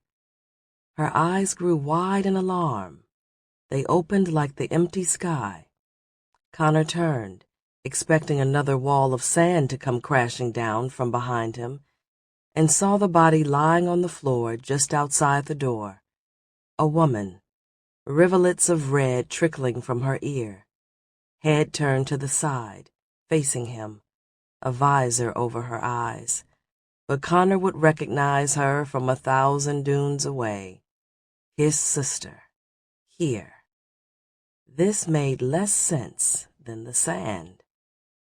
He scrambled toward her, got his hand tangled up in the wires that trailed from his band to his boots, threw the band off his head, and let it drag behind him, finally made it to her side. "Vic!" He rolled her onto her back, lifted her visor. There was blood coming from her nose. Connor cried out. He turned to his mom, who was still holding Rob and urging him to breathe. "What do I do?" he asked. His mother was crying, dark streaks of sand beneath her eyes like ruined makeup. Connor tore his shirt off and shook the sand out as best he could. He dabbed at Vic's nose. "Is she breathing?" his mother asked. "I don't know." He didn't know. How do you check? What was going on? Vic and all the sand. The world had gone upside down. Rob was coughing. Violet took over holding him while their mother came to Connor's side. She seemed unsurprised, calm. She checked Vic's neck and then held her cheek to her daughter's lips. And Connor saw again that this was their mother, taking the dunes as they came, as the world shifted beneath her feet, all in stride, because the world had always been moving. A shock to Connor, this violence, but his mother was just in motion, saving them. Vic stirred, groaned. "What the fuck?" Connor asked, overwhelmed by a flood of confusion and relief. He surveyed the damage, this gasping and sand-covered family all around him. Maybe his mom didn't hear. She didn't answer, didn't tell him to watch his language, just held her daughter as Vic's eyes fluttered, as her sand-crusted lips parted, a groan and then a gasp. Vic tried to sit up. She looked around the room, seemed to grasp where she was. "Easy," their mother said. But Vic didn't seem to hear. Vic didn't go easy. "There are more," she said, as though she had never been unconscious, as though she weren't bleeding, like she was finishing some sentence started a year prior. A year. It had been that long since Connor had seen her. And her first words were, "There are more." And then, "I've got to go." She staggered to her feet, wobbled there, steadied herself on the door jamb with one hand, and raised the other to touch her visor. "The Great Wall," their mother said, turning to what was left of the window. Vic dabbed at her nose and inspected her finger. "Check the others," she said, jerking her head down the balcony. She turned to go. "Wait," Connor begged. But his sister was already running toward the stairs, and the word she'd left them with, others, rattled around in his head. The miracle of his own life and the confusion over what in the world had happened dimmed in the bright new awareness of all those who must be in trouble. His mother seemed to understand. There was no shock or complaint. The lid on a jar of water was cracked and passed to Violet, who took it with her bandaged hands, and the ministered to became the caretaker as she held the jar to Rob's lips. Connor was the one left staggering about, the one with the dull ache of a bomb blast ringing in his ears, the one groping after his own life for a minute, for 5, before looking to help others. His mother and Vic had sprung into action like they'd been here before. Even Violet seemed to take this awful world in stride. Connor spun and felt bewildered, lost. He heard his sister racing down the steps outside. There was a band on the ground, a diver's band, and a trail of wires leading to his father's boots. Connor gathered the wires. He pulled the band down over his head. There were buried people outside. His buried people. This he knew. Connor ran out of the room, yelling for his sister to wait up. Chapter 47. Not Enough Buckets. His fear was that Vic would be gone and far beneath the sand by the time he got outside. He navigated the staircase, which swayed beneath his feet, was hanging on by a few sad nails. There were people stirring across the expanse of the bar, helping one another up, piles of drift everywhere, some bodies half buried, as many alive here as dead, a miracle. By the time he reached the front door, Connor had a vague sense of what his sister had done, why any of them were still alive. He knew, but it wasn't possible. Lifting a building like this, the blood leaking from her ears and nose. He felt afraid of his sister right then, a feeling remembered from childhood. He spotted her outside, saw her running across the sand rather than diving into it. A nightmarish world stood all around, folded tin and splintered wood jutting up through a rolling sea of new sand. To the west, the sprawl of shantytowns seemed to have been spared. Those on the eastern edge, however, were gone. Connor saw people rushing in with shovels and buckets. More stood scattered atop the distant dunes, shielding their eyes and staring numbly toward the scene of such awful destruction. Connor chased after his sister. He glanced over his shoulder toward the east and saw the mostly flat expanse of ruin. A ridge of a fallen sand scraper jutted out of the sand like the spine of a half-buried corpse. A high dune stood where the great wall had once been. All the rest of that sand, stored up for generations, was gone. All that misery had been evenly dispersed. Connor concentrated on keeping up with Vic, tried not to think of the great wall and the sight of empty air where it had once loomed. He could taste the fear in his mouth at the sight of such permanence ended. Don't think about it. Follow Vic, who for some reason wasn't diving beneath the dunes to rescue others like he thought she might. She raced instead through structures that became more intact the farther west and north they went. Connor was out of breath, his heart pounding. He chased her around a home, was fighting for the voice to call out to her, when he spotted the surfer sitting out on the open sand. The mainsail was still up, the fabric luffing, boom swaying. A rebel surfer with a red canvas. Some part of Connor knew that his sister being there when the Great Wall collapsed was no coincidence. The thuds he had heard before the sand had rolled in. He remembered the sounds like distant bombs, dozens of them. Vic spent time with the sorts of people who might do this. The thought that she might be involved, might have a hand in the death of thousands, might have come there only to rescue their mom. This was a more personal and direct hurt than the toppling of the wall. It was the scratch that burns rather than the blunt trauma that knocks a man numb. At the surfer, Vic rummaged for something in the hall rack. No, not something. Someone. Connor drew near and realized it was his brother. "Home?" he asked, the confusion piling on now. He rested against the surfer's hot hull and caught his breath. His older brother gazed at him from the shade of a makeshift bimini. His face was blistered, his lips swollen. He managed a wan smile. Vic was giving orders to them both. She pressed something into Connor's hands. He looked down. A pair of visors, a band. She pulled a dive suit from a bag in the passenger seat. Palmer was saying that he was okay to dive, to give him the suit. He tried to get up, but Vic shoved him back down. "You can barely walk," she said. Connor wondered what was wrong with his brother. Palmer's face had shrunk. His cheeks were sharp. There were the beginnings of a beard on his chin. "I can walk," Palmer insisted. Vic took all of 2 beats to consider something. As rarely as she stood still, it felt like a lifetime. She reached some decision. "Head to the honey hole, then," she said. "Help Mom. Wait for us there."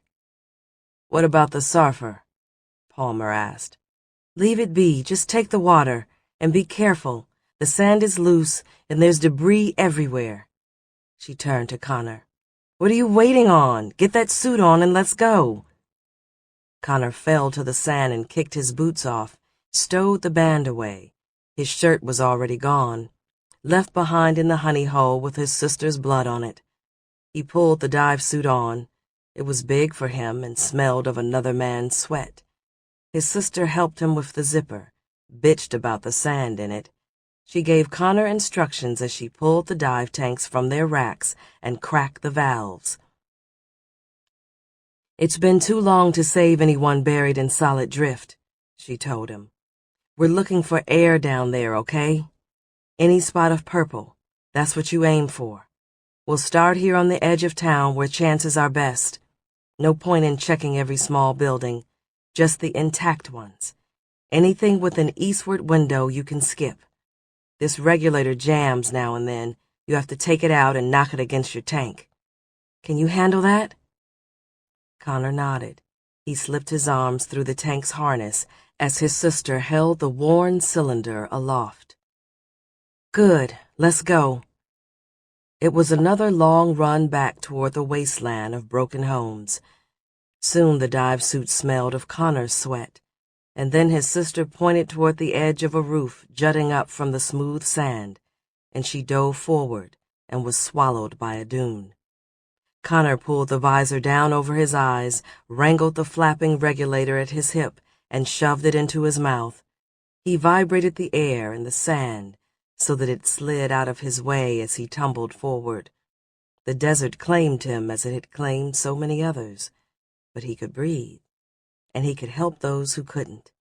There was so much to do, and not enough buckets. Chapter 48.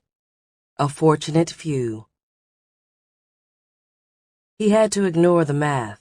There were thousands of bodies scattered and buried beneath the sand, and he and Vic had only found dozens alive in pockets of air, maybe 100 survivors in total.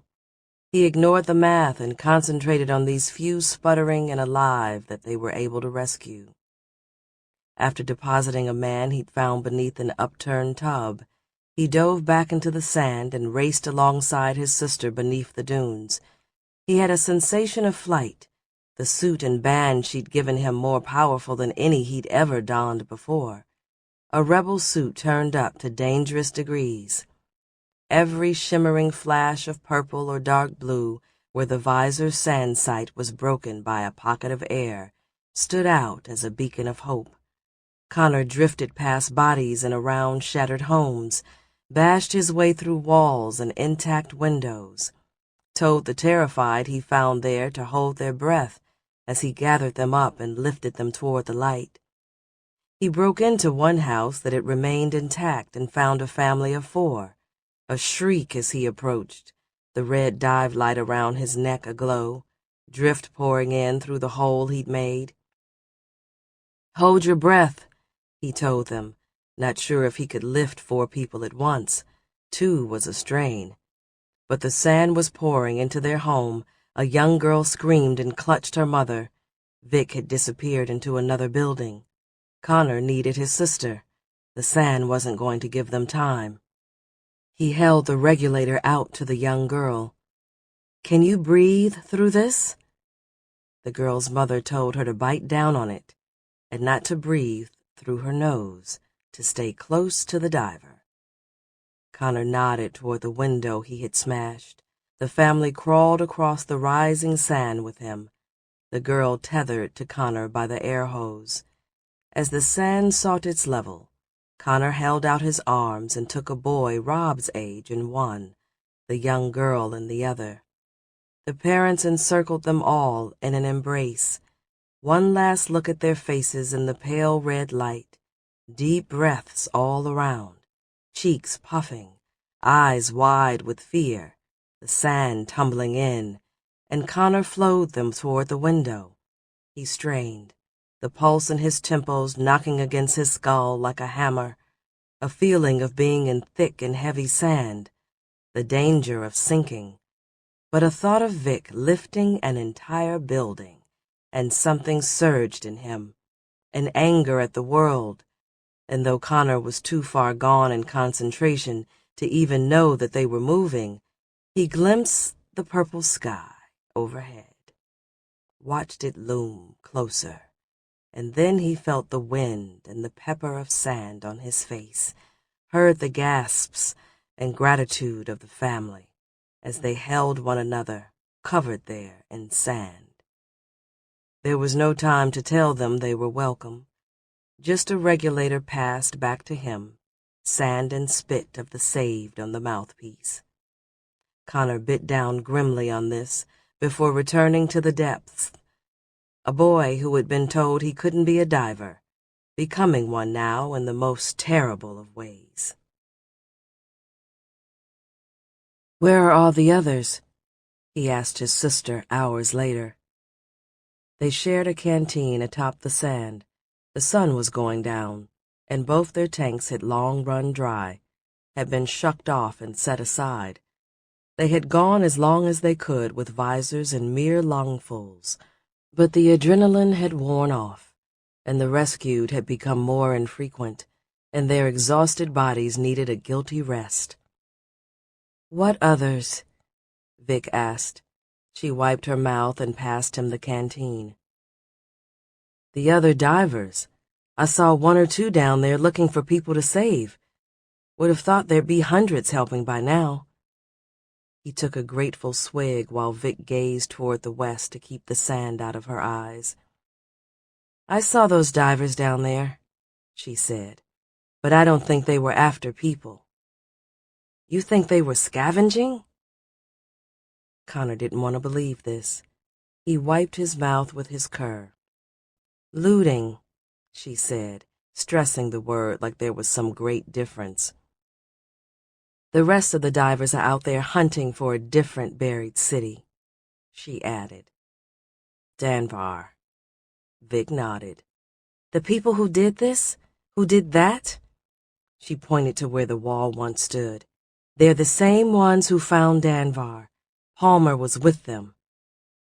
She must have seen the confused and horrified look on Connor's face. "Not with them, in that sense. He wasn't a part of the bombing. They hired him for a dive. Palmer was the one who found Danvar." Connor didn't know what to say. He remembered how his brother had looked in the Sarfer, like a body fresh from a grave. "Is he okay?" "He was down there for a week. If he lives, it'll be a miracle. But he's got his father's blood, so who knows?" Connor couldn't believe how lackadaisical his sister could be about their brother's life. But then, all the death he'd seen that day already had him inured to the sight of the buried. "Why would anyone do this?" he asked, though he knew the question was pointless, knew everyone who witnessed the aftermath of a bomb asked the same question and never got a response. Churches were overfull with these unanswered questions. Vic shrugged. She pulled off her visor and checked something inside the band. "I wouldn't be surprised if the people who did this were the same ones who spread the word about Danvar, just to clear out those who might be here to help." "The divers," Connor said. He grabbed his boot and tried to work a kink out of his calf muscle. "So what now?" "One more run down by the scrapers. There are a few pockets we missed. Then I'll get you back to the honey hole and check on Palm before I head to Low Pub." "Low Pub?" Connor glanced around at the people staggering across the sand, pulling what they could from the shallows, tending to the exhausted and the wounded. "Aren't we needed here? What's in Low Pub?" "The people who did this," Vic said. She put her visor back on. "Palm said they were going to hit Springston first. He overheard them, knew this was going to happen. Just didn't know it would be this bad. We came here as quickly as we could for some food and to warn someone, but we were too late." "You saved us," Connor said. Vic's cheeks tightened as she clenched and unclenched her jaw. She said nothing, just pulled her cur up over her nose and mouth. "The people who did this are shacked up in Low Pub?" he asked. "If you go after them, I want to come with you." He thought she would argue, but Vic just nodded. "Yeah, I'll probably need you. And they aren't shacked up in Low Pub. I think they're going to strike there next. And that it might be worse than this." Connor surveyed the scene around him once more, the wind and sand blowing unfettered where it hadn't blown for generations. He couldn't imagine that anything could be worse than this. Chapter 49. Half-Sisters. Vic. They arrived back at the honey hole to find a broken building where broken people were gathering, and Vic wondered if the place had changed at all. The battered brothel was the tallest structure left standing across all of Springston. What had once sat squat among its piers now towered, and as it sat on the new eastward border of civilization, it was also the new wall. A few tents had already been erected in its lee. Shantytown, spread out to the west, was all that remained whole and intact. As Vic approached the building, she felt as though she could see all the bodies beneath her feet, that her sand sight had become permanent. The dead were spots in her vision like you get from staring at the sun too long. They were motes of sand swimming in her eyes. She and Connor dropped their tanks inside the door. The building was still lined with drift. Dunes of it stood in the corners. An even coat covered the floor. Vic had flowed the sand like water as she'd lifted the place, but not all of it had gotten out. It had puddled in places and congealed. Dozens of people were scattered across those piles of drift. Lanterns and candles filled the space in glow and shadow. These small flames beat back the darkness as the sun set outside, and Vic saw people pouring caps of water, ladling beer from barrels. Those few who had survived would flock here. It was the most unlikely of sanctuaries. She saw her youngest brother Rob tending to a woman laid out on the sand. Her mother was moving from person to person with canteens. There was the smell of alcohol, and Vic saw someone cleaning a wound with a bottle from the bar, tipping it into a dish rag before gingerly dabbing at injured flesh. There were people there that she had pulled out of the sand. Some Connor had as well. They had both told people to seek out the honey hole. There were so many, and yet not nearly enough. Her mother Rose was directing the chaos. Several of her girls were still in their balcony get-ups, but now they moved through the bar tending to the sobbing, the wounded, the thirsty. "There's Palmer," Connor said, gesturing toward the stairs. Vic saw her brother hammering nails back into place, wiping the sweat from his forehead between blows. She hung her visor on the top of her dive tank and hurried over to him. "What are you doing?" she asked, snatching the hammer away.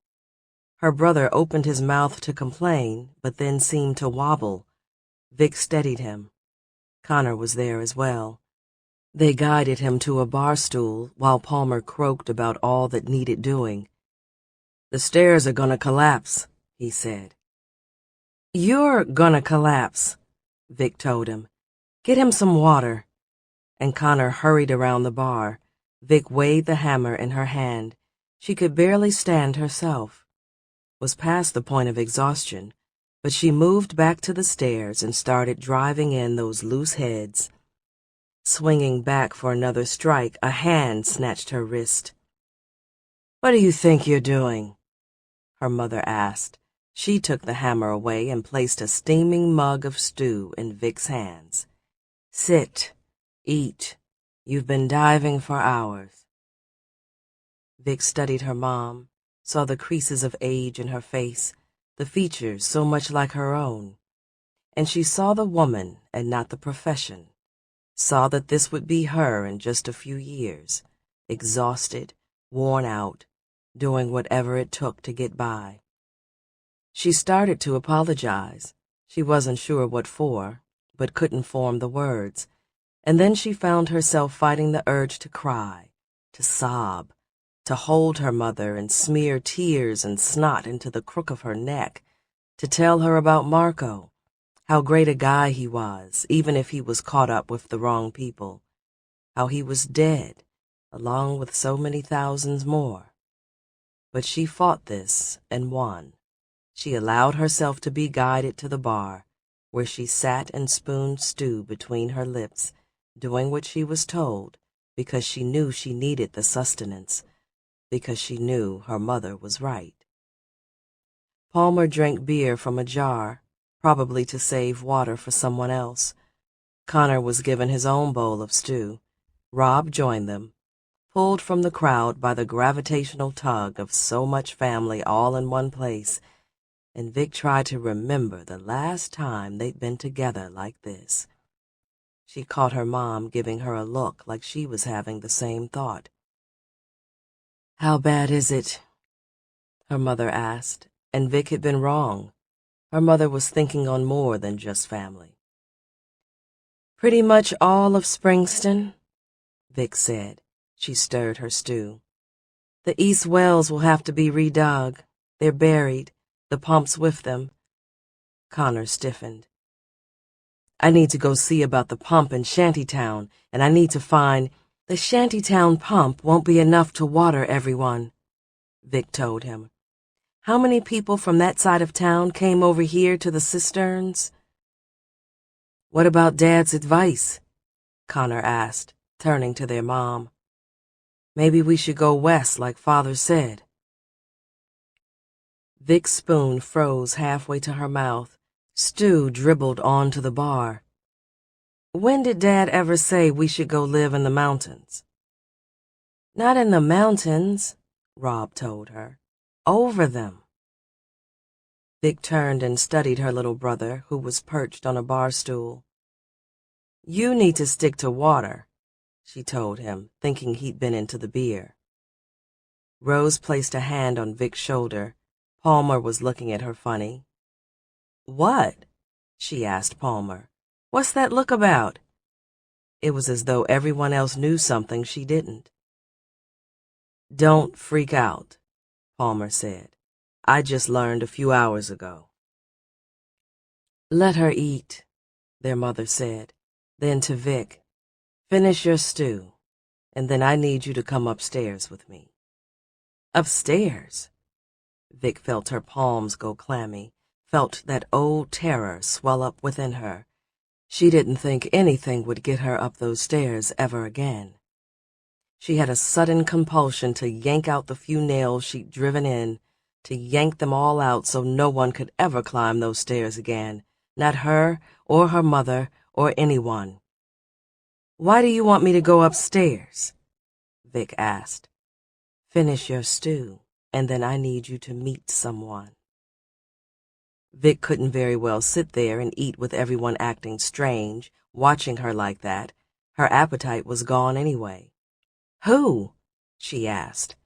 It was Rob who blurted out what no one else would say. "Our sister," he said, and when Vic shot him a look, he showed her his jar. "It's water, I swear." Chapter 50. The Backs of Gods. "I don't have time for games," Vic told her mom. She stopped at the bottom of those stairs, her hand on the rail, unable to muster the courage to lift her boot. What I need is to get back to the Sarfer and get to Low Pub. Those people who took down the wall are hitting it next. There was a hand at her back, urging her up, just like before, like when she was 16. Vic resisted. Her mother went past her to the bottom step, turned, looked out over the lantern-lit and pathetic crowds, and then lowered her voice. "I don't know what the hell is going on," Rose said, "or what you might be involved in. I don't know what's happening out there." She looked to be on the verge of tears, and Vic forgot her terror for a moment and truly listened. "This is all too much at once. It's too much." She shook her head and covered her mouth with her hand. Vic saw that her brothers were watching from the bar. "Mom, you need to get some rest. What can be done is being done. There's no one left to save. All of this can wait until morning." "Your father is still alive," her mother blurted out. Vic gripped the railing. The honey hole slid back down into the dunes and spun around her. "What?" Her mother held her by the waist to keep her from sagging to the ground. "I don't know how all of this is happening at once, what games the gods are playing at, but Connor and Rob brought a girl here the day after you came to see me. The morning after, I saw you. They came in with a starved and injured girl who made it out of no man's land." "What?" Vic whispered again. She didn't understand. How long had she been gone? How far did she get? "She didn't wander in from over here," Rose said. "She crossed all the way. Come upstairs, please." Vic found herself coaxed upward. It felt as though her mind and senses were floating above the ground. "What do you mean Father is still alive? Why did Rob call her my—" "Your sister. Half-sister. You need to hear what she has to say." Vic glanced back and saw that Palmer and Connor were following them up the stairs. Rob was climbing down from his bar stool. "And Dad?" She looked to the balcony. "He's being held on the other side of no man's land against his will. I'll explain. But it means you have to put Low Pub out of your mind. Your brother is right, that going west might be the only way. I think that's what the gods are trying to tell us." Vic felt a flush of rage at the mention of the gods, at the talk of destiny. She'd seen too many dead to think of that bitch, fate. She found herself standing there on that balcony, high over the scene of so many hurt and wounded, so many sobbing and mourning their loved ones, listening to their soft wails, smelling the sweat in her dive suit, thinking on all the buried she'd seen that day, all the horrors visited on that already miserable place, the image of Marco shot dead, seeing a man's face stove in behind Graham's workbench, all the bombs over the years, the rape, the scars, the buckets of hurt more numerous than the sands. "No one is watching over us," she told her mother. She turned to her brothers who were gathered on the stairs, looking up at the two women. "There isn't anyone up there looking down on us," she told them all. "Those constellations you see up there," she jabbed her finger angrily at the ceiling, "those are the backs of gods we see. They've turned from us. Don't you understand? Our father is dead. I don't have a sister. Now I've got to get to Low Pub." She pulled away from her mom and forced herself down between her brothers, nearly knocked Rob over. Her mother yelled for her to wait. Vic stopped at the bar and screwed a lid on a jar of beer. She grabbed a heel of bread from Palmer's plate and hurried toward the door. She started gathering her gear. Connor rushed to her side. "Vic, don't go." I'm sleeping on the surfer so no one steals it. I sail at first light. I'll come back and check on you all once whatever happens in Lopub happens. Lopub is nothing, Connor said. You've got to hear what this girl has to say. There are entire cities out there, like Danvar. Vic slung her tank over her shoulder. Stop dreaming, Con. Start digging. This is the only life we've got. Well, if you won't stay, then I'm coming with you. Suit yourself. Vic nodded to the other dive tank in the gear. Okay, good. I will. We're leaving at first light? Connor rubbed his hands together. He seemed shocked that she would have him along. In truth, she needed him and 20 more like him. If so, I'm going to see if I can be of use here for a few hours. Let Mom know where we're headed. Vic shrugged. You know where the surfer's parked. You get there after dawn. It won't be parked there anymore. She turned and shoved her way out the door. It felt good, fleeing that place again. Here was where she had learned this skill all those years ago, where she had learned how good it felt to run away. Connor stood by the door and watched his sister go. It was a familiar sight, her leaving. It didn't seem possible that he would see her later that night. He was used to it being months, a year. He was used to the fear that she would perish on her next dive, and he would hear about it from someone at school. That loss would be even greater now that they had soaked the sand with their sweat together, had dived side by side to rescue who they could. His sister, always a bright and distant star in his life, had grown bright as Venus. It left him no space to stay behind while she went off to Lopub. But he couldn't run out as quickly as she could, didn't have the years of practice. He turned back to the stairs where his family was still watching from the balcony. Connor made his way to them through the crowded bar. A woman he passed grabbed his wrist and thanked him with tears in her eyes, and Connor remembered pulling her out of her home. Her little boy squirmed in her lap. Connor fought back tears of his own as he squeezed her shoulder. He wanted to say that she was welcome, but he feared his voice cracking, feared the facade this woman saw in him sloughing off. His brother Rob met him at the bottom of the stairs. "Where's Vic going?" Rob asked. "People out there still need our help," Connor told his little brother. He stooped down to speak to him. "I'm gonna go with her, okay? You'll stay here with Mom and Palm."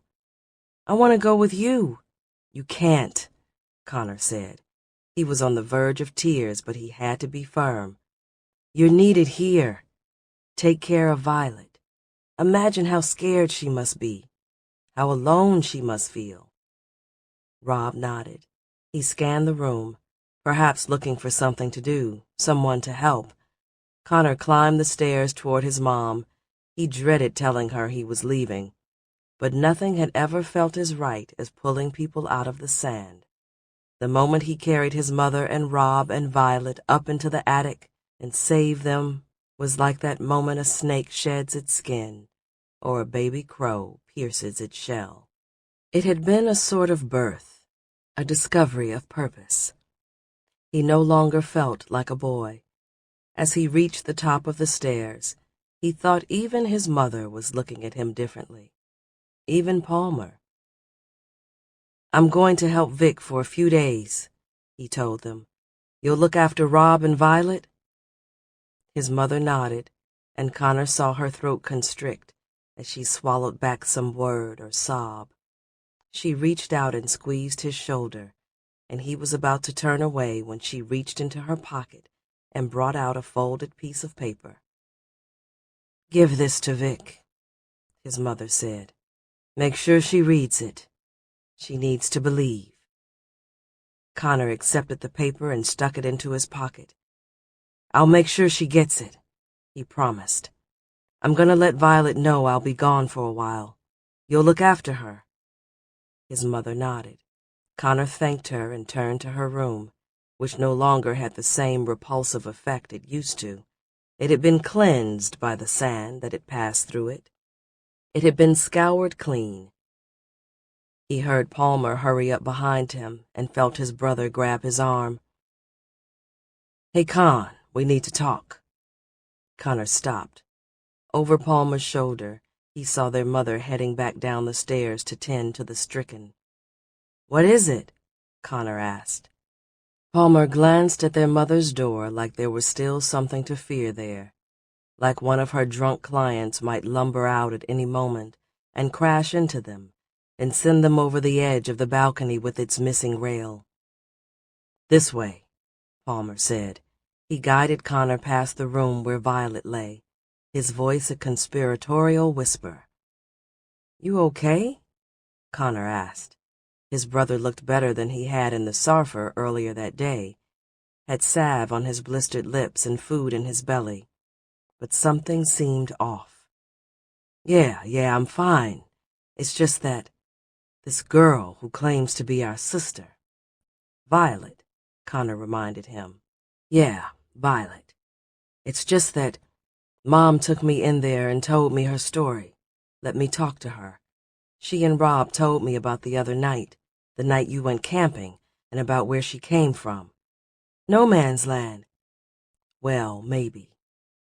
Palmer glanced at the door again and pulled Connor even farther down the balcony. "It's just a little unbelievable, don't you think? I mean, you really buy her story? Because I was there," Connor told his brother. "I'm telling you, she speaks the truth. She knew who I was." I know. But here's the thing. The guy who did this to me," Palmer pointed to his face. "This guy Brock, who hired us to find Danvar, who killed Hap. He's got this strange accent. Everyone says it comes from the north, and this girl sounds just like him." "You think Violet is some cannibal?" Connor didn't have time for this, but his brother really seemed concerned. Vic had told him that their brother was pretty rattled from his experience, that he'd been through a serious ordeal. It was strange, this, to pity an older brother. "I'm not saying anything, Con. I just know what I hear. And her showing up, and then the wall coming down at the same time, and Danvar, everything happening at once like this. You buying that?" Connor squeezed his brother's shoulder. "I don't know what's going on," he said truthfully, "but I believe that girl in there is our sister, and I think Dad is still out there somewhere." Palmer nodded. There were tears in his eyes. "Yeah," he said, "you've always believed that." And there was nothing accusing in his brother's voice, something more like envy.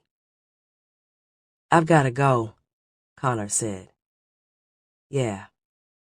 Good to see you," he told his brother, and the two of them embraced.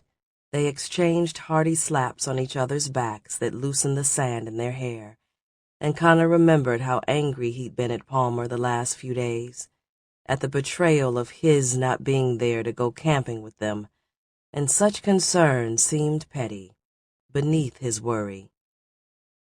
"I love you, brother," Palmer whispered in his ear, and Connor had to turn and go quickly away before his great facade crumbled. Chapter 51. Water Pump Ridge. Connor moved through the darkened dunes with an empty dive tank on his back and a regulator swinging by his hip. He didn't head straight for the Sarfer. There was one other person he needed to see before he left. He had to know she was okay. Had to see Shantytown and his home and some place where he could imagine life clinging and continuing on when he got back. There were a few torches and lamps burning out across the dunes. Occasional voices could be heard as people shouted into the wind, calling for one another. The sand in the air was mild, the stars overhead bright. The glow of illumination in Springston that normally drowned out the constellations had been smothered, extinguished. Connor thought of all the diving that would need to be done to reclaim what the sands had taken. As he headed toward Lorelei's place, Connor became aware of some guilty and latent thrill at his being alive. He felt a raw power for having survived being completely buried in drift. There was also some strange pang of guilt for having been present and on the earth for so momentous a disaster as the fall of the Great Wall. It wasn't enjoyment, was nothing like enjoyment. There was too much a darkness over everything, too much a longing, a deep ache. But behind it all there was a tiny voice telling him how good it felt to be breathing, how great it felt to be above the sand, and could he believe what he'd just witnessed? Connor hated this voice.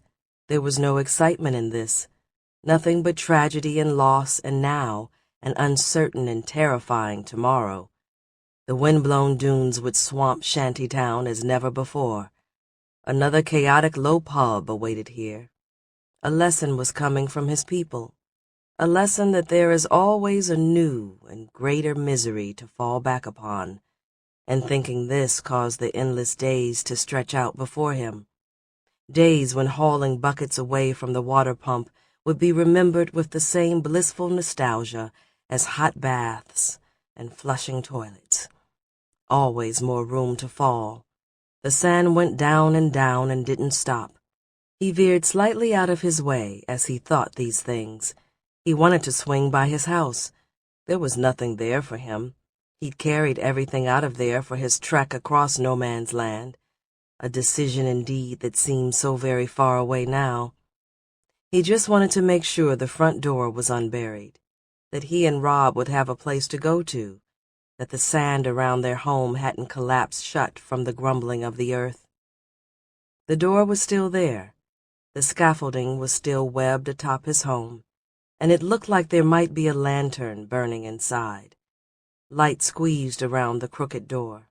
Connor approached slowly. He didn't knock, just tried the handle, found it sticky as usual but not locked. He pushed it open.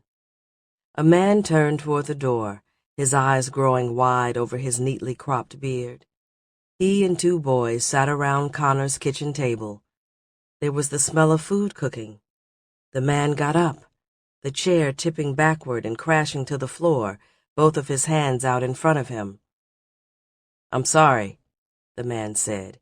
He reached for his children, who had stopped eating their soup, who sat with frozen expressions on their faces. They all had on such nice clothes. "We're going. We'll leave. We meant no harm." "No," Connor said.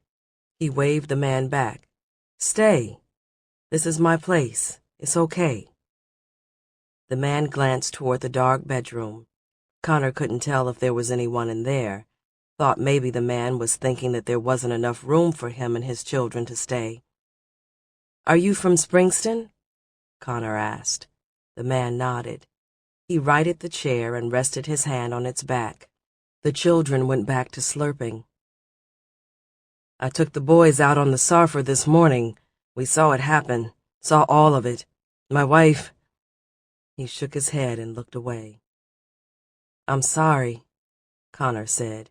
He adjusted the empty dive tank on his back. "Stay here as long as you like. I was just checking on the place. What about—" "I've got somewhere to stay tonight," Connor assured him, thinking of the Sarfer and a night beneath the stars. "I'm sorry for your loss." He turned to go, but the man was across the room, clasping him on the shoulders. "Thank you," he whispered. Connor nodded. Both men had tears in their eyes, and then the man hugged him, and Connor thought how this would have seemed a strange thing a day ago. Lorelei wasn't at her house. Connor knocked and waited, but the windows were dark, and there was no sound within. He tried the schoolhouse next, thinking that this was where his friends would gather. He spotted Manuel's mother hurrying between the dunes, her face partly lit from the spitting torch in her hand. Manuel was a classmate. Connor stopped her and asked how he was. She squeezed Connor and said that he was at the well with the others. She asked about Rob. "Rob's fine," Connor said. He asked if she knew where Lorelei might be. "I think all the sissyfoots are at the well." Connor considered the hour and realized he was probably supposed to be there as well.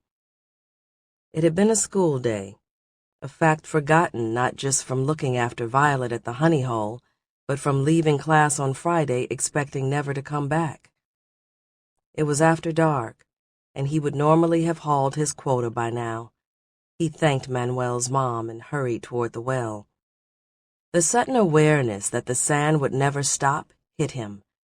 Not even for the collapse of the wall, not even that night, for them to rest and regain their senses, to count and properly bury their dead.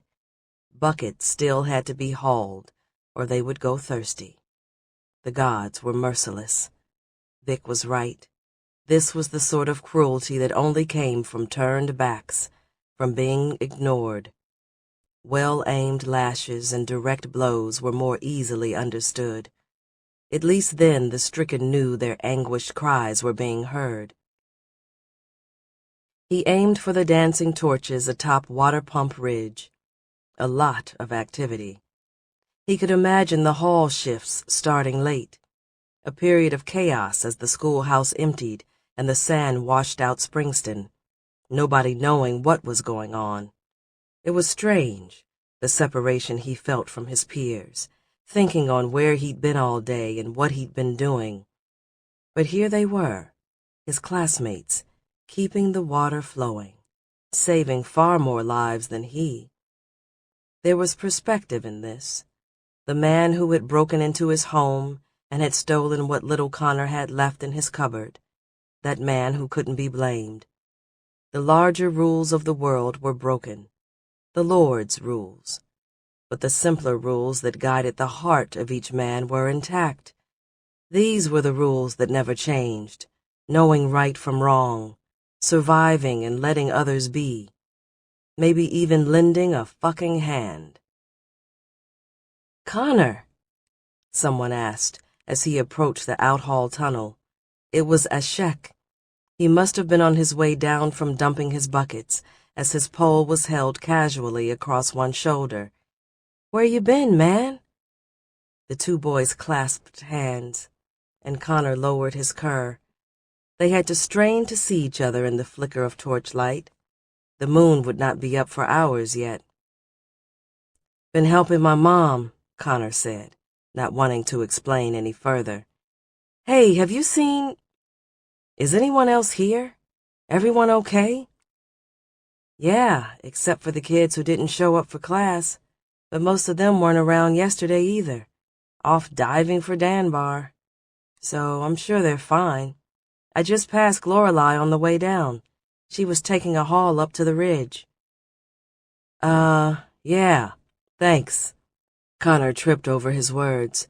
He hadn't mentioned looking for her, didn't think anyone knew he liked her, not even Lorelei herself. He thanked Ashek again and headed up the ridge. Dark shapes blotted the stars on the path up, and Connor felt naked without his haul pole and buckets. A large figure ahead, a familiar voice. Connor saw Ryder huffing his way down the sand path. The two boys stopped and looked at each other. Ryder tugged his cur off his mouth. "You okay?" he asked. Connor nodded. "You?" "Fuck no. I should be diving, not doing this shit." "This is just as important," Connor said. He kept himself square to Ryder and hoped the boy didn't see the tank on his back. "Yeah, whatever." But there was something different as Ryder went past him and strode down the sloping sand. More of what had seemed significant falling away from yesterday's cares. The things at the center of Connor's universe no longer were. The world had wobbled. Its axis had shifted. The core was now at the periphery and vice versa. But there, higher up the ridge, a slimmer hole stood out in the dense constellations, a familiar form. The memory of a beer and a bowl of stew, of thinking that running away might not be the answer. Connor joined Lorelei on the top of the ridge just as she dumped the last of her sand into the wind. When she turned and saw him, there was a gasp. She dropped her pole, arms around his neck, nearly knocking him over, the feel of her sweat on his skin and not caring, enjoying it, a sign of her toil, the embrace letting him know she cared, that he wasn't alone. "I've been so worried," she said, and Connor realized why Ashek had told him where she was. She had been looking for him. She pulled away and brushed the hair off her face.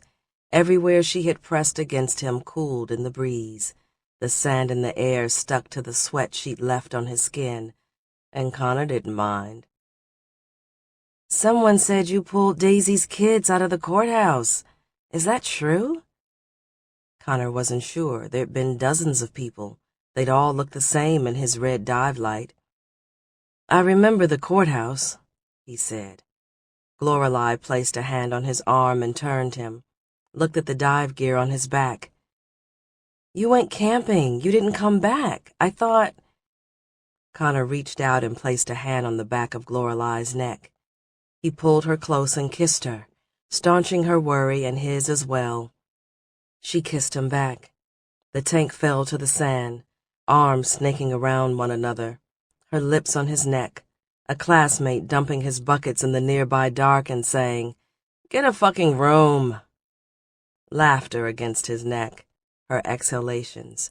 Connor kissed her cheek and tasted salt. "I'm sorry I wasn't here," he said, but what he wanted to apologize for was thinking of leaving, for taking the wrong chance. The wrong chance. "And now I've got to leave town for a while. My sister needs me." "Your sister?" Lorelei studied his face in the starlight. Buckets rattled on a haul pole as a silhouette left them alone again on the ridge. "Yeah, the same people who attacked here might be heading to Low Pub. I don't want her going alone." "You're gonna sail there? Tonight?" "We go at first light." "When will you be back?" "I don't know." "Then I'll come with you. I have a brother in Low Pub." "No," Connor said. "I'm sorry, but no." Her hands fell away from his arms. "I understand." "I'll find you when I get back," he promised, and it suddenly became very important that he got back. "What about your hauls?" she asked. Connor looked down at her pole and the two buckets. "I've carried all I can today," he said. "They'll have to understand." "You staying at your place tonight? Can I come see you?" Connor thought of the family and his home. "No," he said. "I'm camping with my sister on her sarfer." "And you leave at first light?" "Yeah." Lorelei took his hand. "Then stay with me tonight." Chapter 52. A Pillar of Smoke. "I didn't think you were gonna make it," Vic said. She stood by the mast, arranging sheets and halyards by the red glow of her dive lamp. Connor loaded his gear into the haul rack. "You said first light," he told her. Vic nodded toward the horizon, where a bare glow could be seen. Maybe. "Oh, come on." "Man, the jib," she told him. "But first, get your suit plugged in so it can build a charge. You probably drained it yesterday. And make sure that gear is lashed down. It's gonna be windy today." Connor studied the sand hissing softly against the sarfer's hull. "How can you tell?" "I just can. Let's go." He pulled the dive suit she'd given him the day before out of the gear bag. There were two power leads trailing down from the wind turbine, which was thrump, thrump, thumping in the morning breeze. Her suit was lashed to the base and plugged in. He did the same with his, double knotted the arms and legs around the pole. Then he made his way up the sarfer's starboard hull and across the netting between the two bows. He checked the jib sheets to make sure they wouldn't get fouled and knocked the sand out of the furling drum. He could see what he was doing without turning his dive light on, so he supposed maybe she was right about the first light. "You get a good night's rest?" Vic asked. She worked the main halyard free, and it clanged rhythmically against the tall aluminum mast. "Yeah," Connor lied. A smile stole across his lips as he thought, without remorse, of how little sleep he'd gotten. He helped his sister raise the mainsail, cranking on the winch as she guided the battened canvas up through the jacks. As he muscled the sail up those last few laborious meters, he thought about Lorelei and her lips and her promises and her talk of the future. And he felt an armor form across his skin, some invisible force field like a dive suit puts out, and the sand striking him was no longer a nuisance. It was just a sensation, as was the wind in his hair and the shudder in the Sarfer's deck as his sister moved to the helm and the main sheet was tightened, the canvas gathering the breeze. The sadness of so much tragedy was still everywhere around him, but Connor felt a new awareness that he would persevere. He felt alive. The Sarfer hissed across the dunes, and he felt madly alive. They sailed downwind to get west of Shantytown before turning south. Connor tidied the lines and then got comfortable in one of the two webbed seats at the aft end of the Sarfer. He helped work the sheets while his sister manned the tiller, watching the sad and flat expanse of sand where Springston used to be. He asked his sister why they didn't just cut across rather than sailing around. "Because we'd catch the skids or the rudder on some buried debris," Vic told him. "This way is longer, but it's safer." Connor understood. He remembered all that was buried out there. He checked that his dive suit was secure, wasn't going to fly away. It already felt like his, that suit. It smelled like him, had served him. It was quiet as they sailed in the direction of the wind, just the shush of sand on the aluminum hull. It wasn't until they were beyond the last of the Shantytown hovels, and even west of the water pump, that they turned south and gathered the sheets. The sun was nearly up. There was already enough light to see by. Connor watched Water Pump Ridge slide by, the sand blowing from its heights, tiny sissyfoots up there dumping their hauls. Vic had left the ridge well to port to keep it from blocking their wind. "So what's this nonsense about father?" she asked.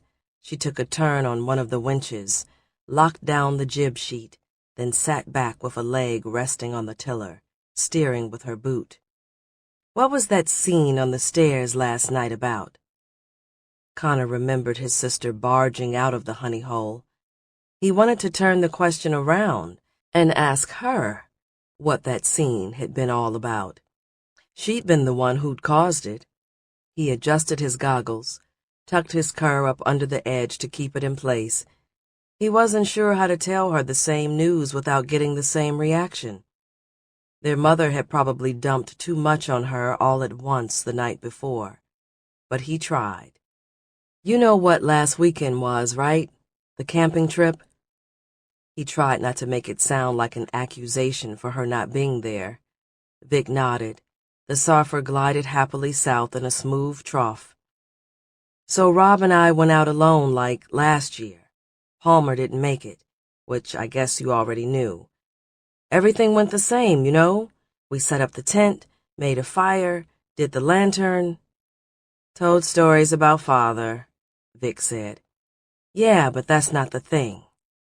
He took a deep breath, adjusted his goggles, which were pinching his hair. "So we went to sleep, and in the middle of the night a girl stumbled into our campsite. A girl from no man's land.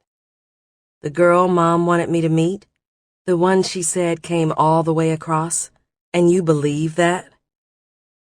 "Yeah, I do. I was there, Vic. She collapsed into my fucking arms." "Maybe she's old man Joseph's daughter," Vic said, laughing. "It's not like that," Connor said. "Vic, she was sent by Dad." His sister's brow furrowed down over her dark goggles. "Bullshit," she said. She wasn't laughing anymore. Connor tugged his cur off. "It's not bullshit, I'm telling you. She knew who I was. And Rob. She described Dad to a T. Anyone in town could do that." The Sarfer hit a bump, and Vic glanced toward the bow, adjusted their course. "And even Mom believes her? You sure it's not just someone looking for a handout? Some kid from the orphanage?" "Yes, Mom believes her," Connor said. He rubbed the sand out of the corners of his mouth. "Palmer doesn't, but he wasn't there. I don't know how long he even talked to her." "No one comes out of no man's land," Vic said. She turned from watching the bow to peer at her brother. He wished he could see past her dark goggles. The same hard shells that allowed one person to see blinded another. "So what's her story?" Vic asked, her tone one of distrust and suspicion. "She was born in a mining camp on the other side of no man's. Dad helped her escape. He sent her with a warning. And she claims to be our sister? That our father is her father? Yeah, Dad built her a suit, and she dove down under some kind of steep valley and walked like 10 days to get to us, but what?" Connor pointed ahead as they began to drift again. Vic took her foot off the tiller and steered by hand. "What is it?" she asked. "I believe her, but Palm pulled me aside last night. He seems pretty convinced that something's wrong. Violet, this girl, our sister, has a strange accent. Palm says she talks just like the guy who hired him to find Danvar." "Who, Brock? That's the fucker we're after. What did Palm say?" Connor shrugged. "Just that they sounded alike, that's all." Vic gazed forward and chewed on the grit in her mouth. Connor could hear it crunching between her teeth. "I don't like it," she said, "and I don't want to hear any of this nonsense about Dad, okay? There's too much else going on. I don't need that." Connor nodded. He was used to his family telling him that. He had learned a long time ago to shut up about their father, that there was only one night a year in which it was allowed. He tried to get comfortable in the webbed seat, then saw something in the distance. He pointed over the bow. "Hey, what's that?" "That's not good, is what that is." Vic adjusted the tiller to steer straight for it. Up ahead, a column of smoke rose in a slant before bending sideways and blowing westward in the breeze. Something was on fire. "We should stop and check," Vic said.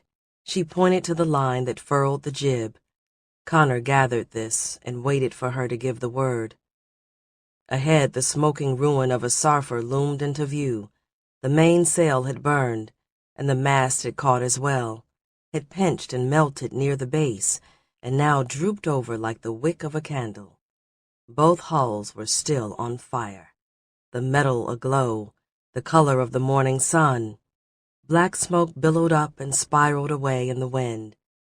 Vic began to let out the main sheet, and Connor furled the jib. Vic then dialed down the power of the skids and rudder, so the sand stopped flowing as easily and slowly braked the craft. They left the main up, just allowed the boom to swing and point with the wind the way a vane does. "That looks like a body." Connor pointed to a form lying near the smoking ruin of the Sarfer. The man wasn't moving, was lying closer to the wreckage. Vic jumped down from the Sarfer, and Connor scrambled after her. They both approached the wreckage warily. The hull of the burning craft creaked and popped from the heat of the fire. The smell was awful, acidic and biting. Connor was scanning the scene for more bodies when blood frothed up on the lips of the prone man.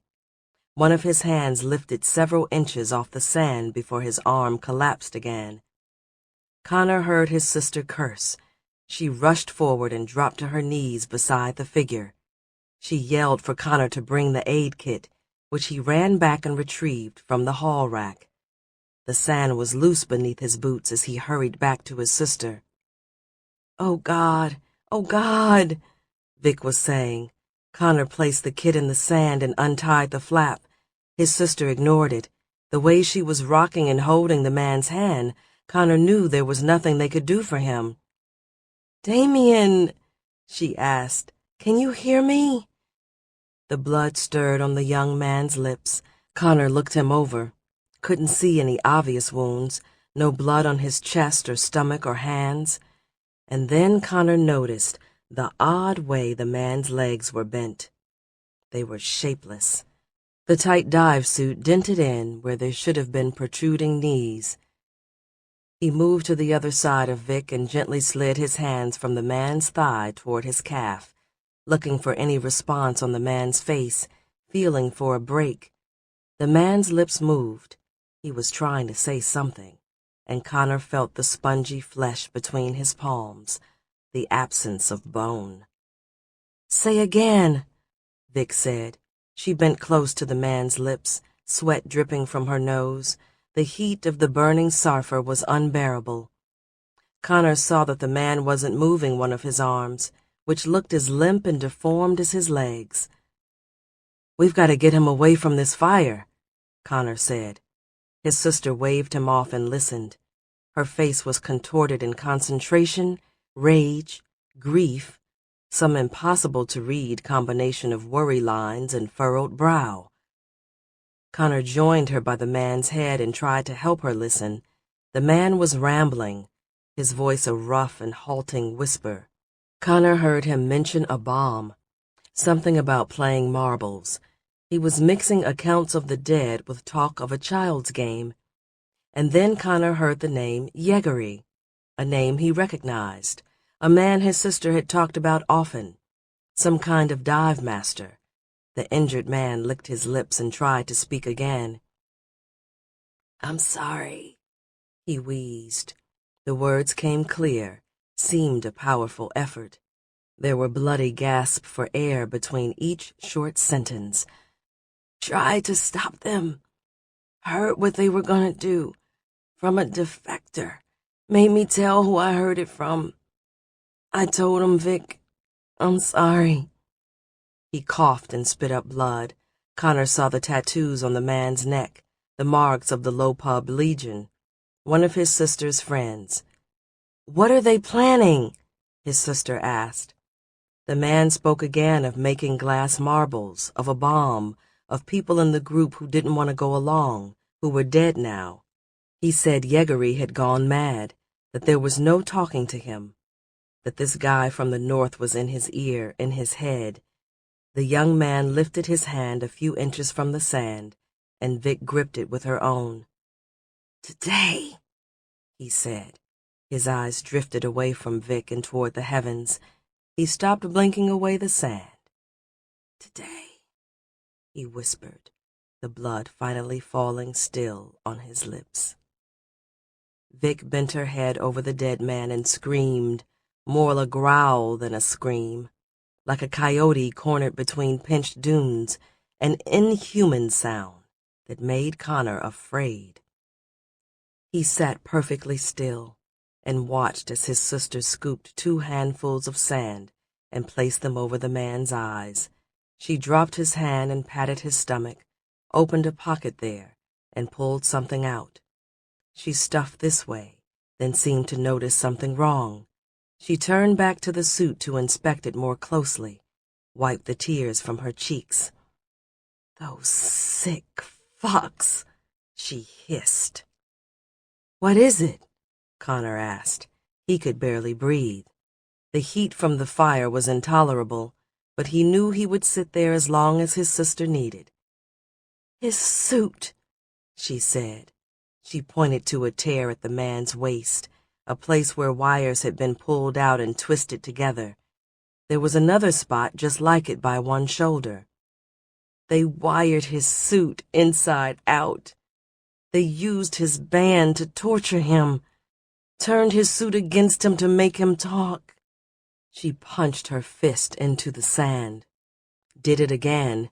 then stood and began marching back toward the Sarfer. "What did he say?" Connor asked, getting up and chasing after her. "What are they planning to do? Did he say where the bomb would be?" "No," Vic said. "But they're doing it today. They're gonna end everything. And we're gonna be too late again."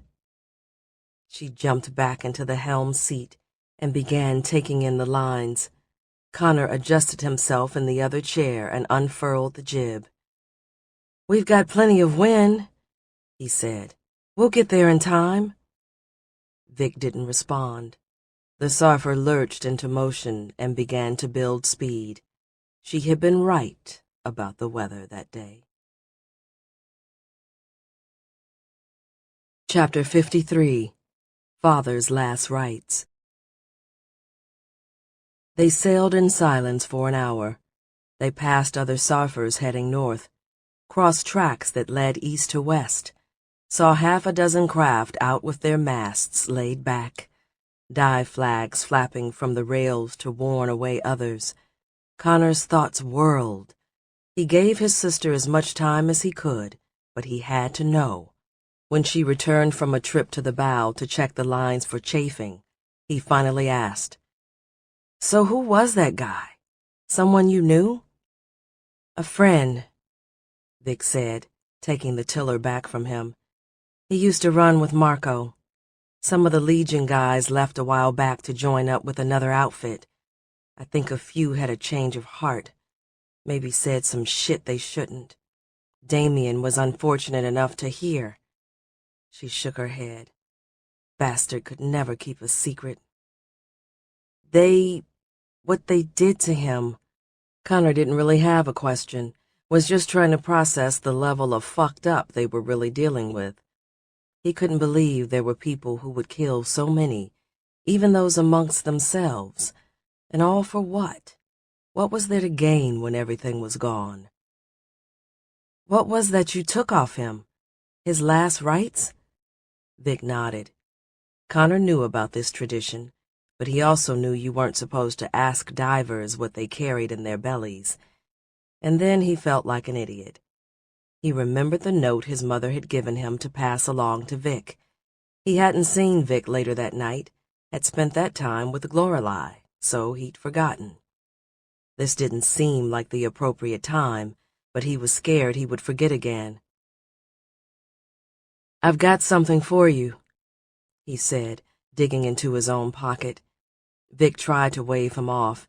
She was obviously lost in thought, but Connor took over the tiller and forced the letter into her hand. "Mom gave it to me last night. She said to give it to you. I forgot about it until just now." Vic started to put the letter away with the other one, but then she hesitated. While Connor manned the tiller, she opened the letter. She kept it down in her lap and behind her knees so the wind wouldn't tear it from her grip. Connor adjusted his cur and concentrated on where he was steering. "Who is this from?" she asked, turning and shouting over the noise of the wind and the shush of the Sarfer as it tore across the sand. "Mom," he said. Vic bent forward and read some more, then flipped the letter over, studied the back, studied the front again, seemed to read it a second time. Connor glanced repeatedly from the bow to his sister, watching her head swing across the lines on the page. She turned and looked at Connor for a long time. Whatever was spinning in that head of hers was lost behind her goggles. "Dad wrote this?" she said. Connor's hand nearly slipped off the tiller. "What?" Maybe he didn't hear her right. "What the fuck is this?" Vic asked. "Where did this come from?" She tucked the letter under one leg and eased the main, let out the jib. They lost some speed, and it got easier to hear, easier to talk. She pulled the letter out from underneath her and showed it to Connor. "Dad signed this," she said. "Is that why you said we should go west? This letter?" "I didn't read it," Connor said. He gave his sister the tiller and took the letter. He read it. It was the note Violet had mentioned. the one that got lost. He turned to his sister. Violet told us some of this. She'd read some of it when Dad wrote it out. She said she lost the letter. Mom must have found it. I had no idea. But yeah, this is what we were trying to tell you. Screw rebuilding. Dad wants us to move on. But Palm says he doesn't believe this story. Palm is fried. He said this girl talks like someone else. That doesn't mean anything.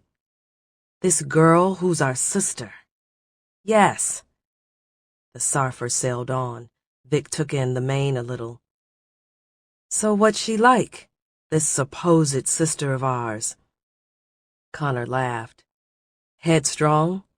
She sounds a lot older than she looks. Has all of our more annoying traits. Vic laughed. A half-sister as half-crazy as the rest of us? That means Mom's right about where all that comes from.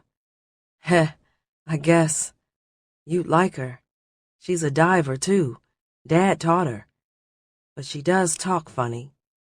Vic stiffened. She turned and stared at Connor, pulled her goggles down around her neck. Her eyes were wild. But what if Palmer's right? Vic, I'm telling you, no. What if this girl and Brock are from the same place? I don't think... But then Connor realized what she was getting at, that her conclusion was the opposite of Palmer's. Oh, fuck, he said. Yeah. God, yeah. Why would anyone want to level Springston? Vic asked. Why would they want to level Low Pub? And Palmer said these people found Danvar but didn't seem interested in scavenging from it? That they were just using it to fine-tune some map? To locate this bomb of theirs? They don't give a shit about what's left out here, Connor said. Because he's not from here. He nodded, remembering something else. Violet said there were more and more of our people appearing in their camp, that we're becoming a nuisance to them, like rats. Because there's been more people jumping the gash, Vic said. So how do they turn that dribble off? It's not by making us want to stay here. Vic clenched and unclenched her jaw. It's by getting rid of us. How many do you think there are? The guy back there, your friend, was he? No, Vic said. He grew up in Low Pub. I've known him forever. I know a lot of the guys running around with this crew. And they didn't just pop up out of nowhere. They were recruited. But why would any of our people help them do something like this? Vic didn't answer right away. She tightened the jib and got the Sarfer back up to full speed. Finally, she turned to Connor. One crazy fuck could do this, she said. One crazy fuck with a pocket of coin who knows how to say the right things. That's all it would take. He could find enough people to kill for the thrill of it, for some bullshit cause, for bread and water and copper and a chance to blow shit up. She slapped the tiller, shook her head. Fucking Marco, she said, and she must have gotten sand in her eyes because she had to pull her goggles back up over them. Connor slumped in his seat. He wondered if all they were thinking was possible. He suspected he and his sister were being crazier than Palmer with all of this speculation and nonsense. It didn't seem like any of what they were positing could be true. But which was more likely, that the girl who crawled half-dead into his campsite was a cannibal from the north? Or that the crazed assholes who had leveled Springston were working for someone who'd brought his thunder clear across no man's land? What are you thinking? Vic asked. She turned and studied him, could tell he was mulling it all over. I think you're fucking crazy, Connor said. And I think you're probably right. Chapter 54. Low Pub. They parked the Sarfer on the north side of Low Pub. Connor and his sister had debated where to start as they approached town. There were no obvious targets in Low Pub, not like Springston and its Great Wall. They still didn't have a course of action, but as they lowered the mainsail, the pop of its canvas in the wind was replaced by the pop of distant gunfire. They both turned toward town, finding trouble might not be as hard as they'd feared. And there were no columns of black smoke to indicate that they were too late. They sat on the Sarfer's hull and pulled their freshly charged dive suits on. Vic suggested they go without bottles so they could move more easily. "And don't hesitate to bury these guys," she told him. "Send them straight down." Connor nodded. It was a dangerous heresy for a diver to mutter, using a suit against another, but they were dealing with people who killed others by turning their own suits against them. They were dealing with people who leveled towns. He wouldn't hesitate. Yesterday, he had saved lives. Today, he steeled himself for the more gruesome task of taking them. He pulled his band down over his head and followed his sister into town. The two of them moved in a crouch. Low Pub felt dead, like everyone was gone or locked up in their homes.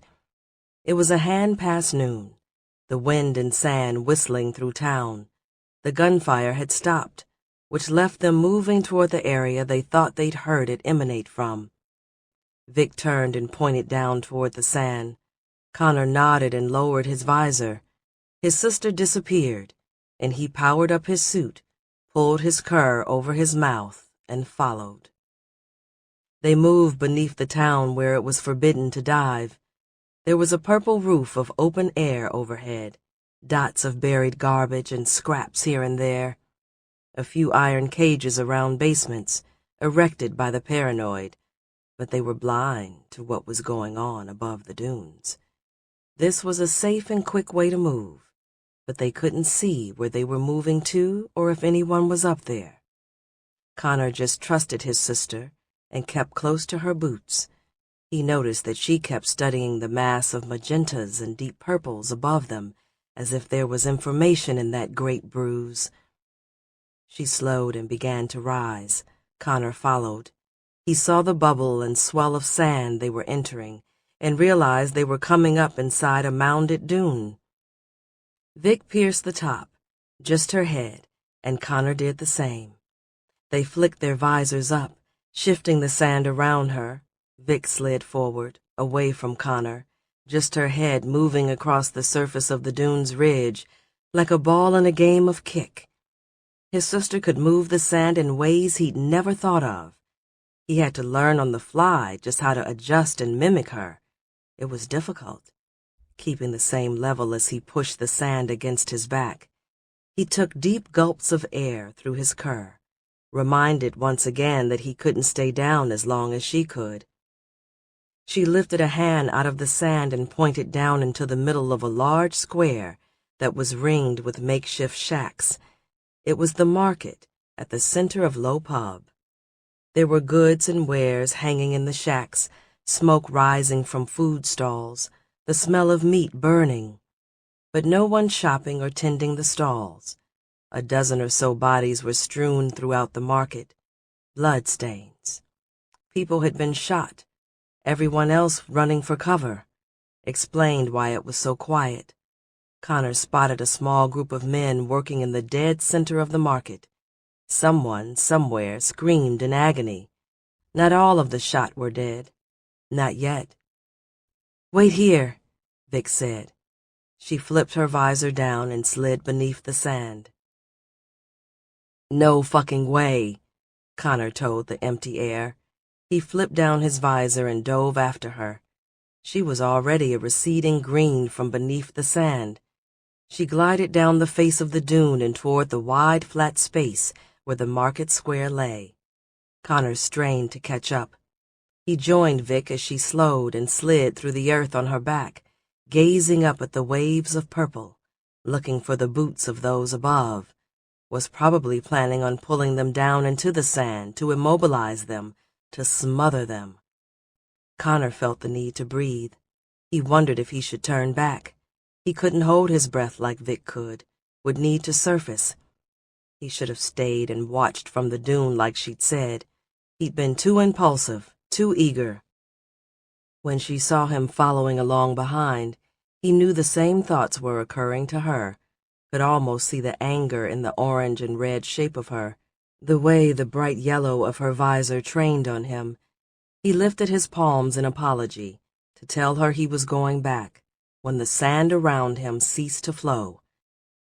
He thought it was Vic at first, that she was pushing him back, had put the brakes on him, but then she flew violently up through the sand.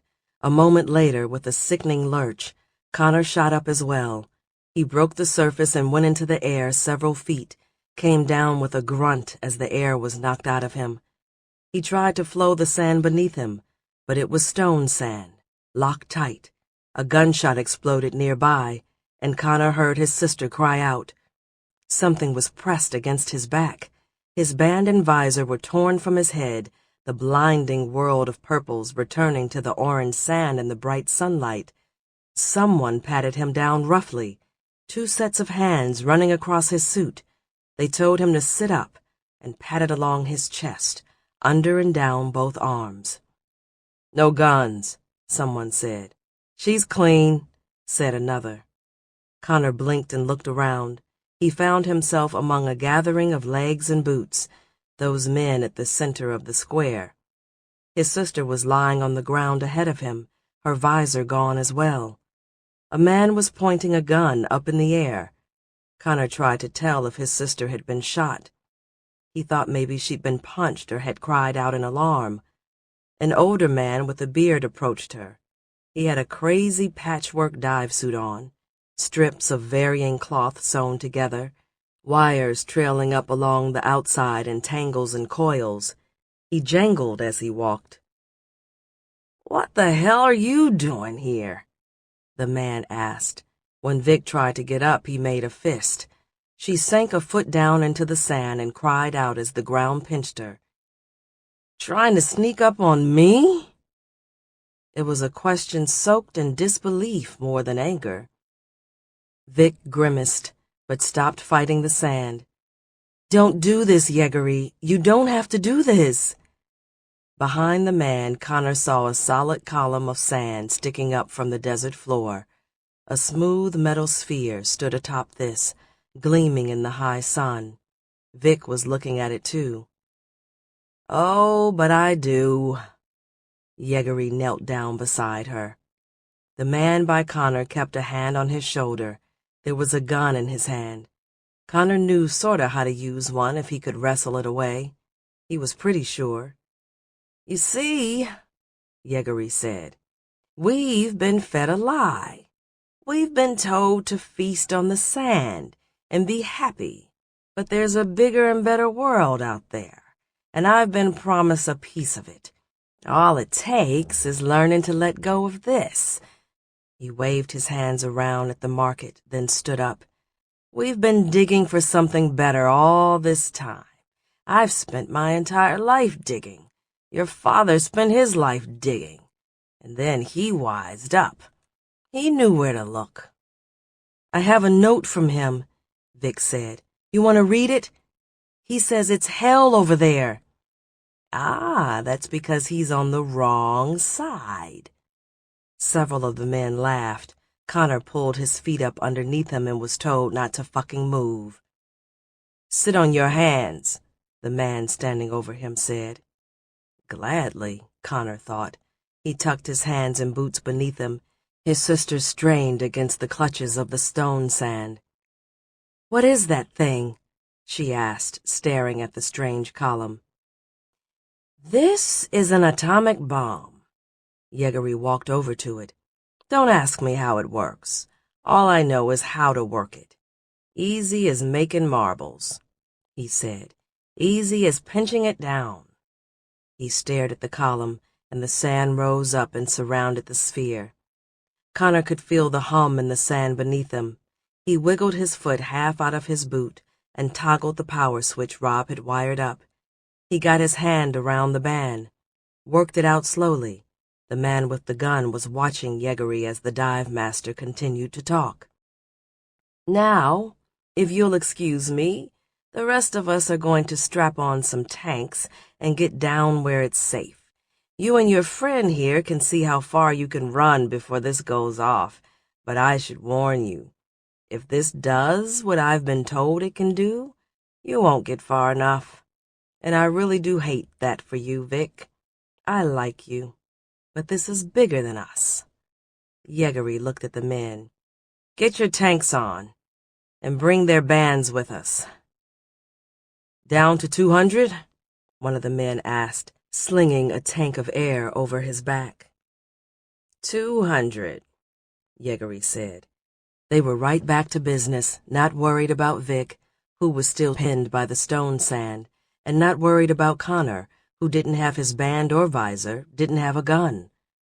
But he had his father's boots.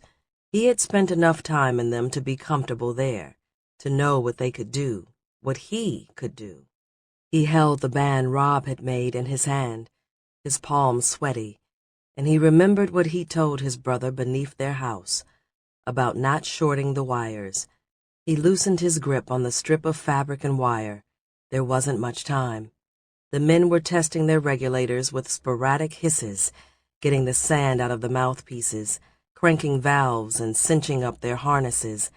They would disappear beneath the sand, and Connor and Vic would have to run as fast and as far as they could, but only if they released his sister, only if he could free her with his boots. Or he could take her straight down while the bomb went off. But then what? Would they let them go free after? The man in charge said this wasn't about him and his sister. They didn't seem too angry, but they were about to blow up the square. Connor didn't know what to do as he prepared to throw the band on and act. He had to do something, had to stop them. Where's Brock? Vic asked the old dive master. Why can't he do his own dirty work? She was stalling, but she was also getting their attention, which Connor didn't want. Yeagery pulled his regulator out of his mouth and walked back to her. If he could do this himself, why would he need me? You're a diver. You know not everyone can do what we do. It's a good thing he needs me, or I'd be in your situation right now. What about when he doesn't need you anymore? Yeagery hesitated. Eventually, he smiled. He'll always need me. I'm taking the secrets of diving to his people. For all the magic they possess over there, it turns out some of our tricks are known only to us. Don't you worry about me. I think he'll betray you, Vic said. We'll see, Yeagery told her. He stared down at Vic, made a gesture, and she slowly rose to the surface. She flexed her arms, was free of the stone sand. You might want to run, he told her. He reached up for his visor, and Connor knew the time was now. He kept the band close to his body and slid his hands into his lap, then up to his chest. He tried to pre-visualize what he wanted the sand to do, just like his sister had taught him to prep the dunes before diving into them. You sure about leaving them up here? One of the guys asked. I feel like we should shoot them, just to make sure. Vic turned and glanced at Connor. He had both hands around the band, was making sure he had lined it up right. The wires trailing out from the boot were visible, but there was nothing he could do about that. No, don't shoot them, Yeagery said. It's not my fault they came here. Their death is on their hands, not mine. He looked down at Vic, who was still in a crouch. Think of it as a favor on behalf of your father. A gift. He flipped down his visor and smiled. I've got a gift from our father, Connor said. The men turned in his direction. He had the band down over his forehead, could feel the sand beneath him, humming with some terrible power. Here. The world erupted into violence. For a moment, Connor thought the bomb had gone off, that Yeagery had triggered it with his band, that this was what it felt like to die in a blast, a split second of noise and a jolt of pain and a flash of light. He had told the sand what he wanted, had built up the vision in his mind, pictured it like a coiled spring, ready to unleash. But he had to go and say something as the connection hit. He saw a gun come up, the flash of light and a loud noise. So fucking stupid. A burst of agony in his chest. Shot. Falling backward into the sand, but the sand wound tight in his head and exploding out in the shape he'd imagined, inspired by that column with the bomb on it. That column of sand with the sphere inside collapsed. The silver ball rolled across the blood-soaked sand toward Vic. 5 other columns had shot up, sharp points of stone sand beneath each of them, impaling them, one of them screaming and writhing before falling silent, all of them quickly dead. Connor groaned and held his chest, cursing himself. Beneath him, the sand slipped and swirled as he lost his concentration, his connection with his father's boots. He ripped the band off, and the world was mostly still. Just the thrumming of his pulse and the agony of the wound. "Easy," Vic said. She was beside him. She ripped the dive suit along a seam, opened it up to inspect the wound. "I'm gonna fucking die," Connor whimpered. Vic swept his hair off his forehead. "You're not gonna die," she said. "It's not that bad."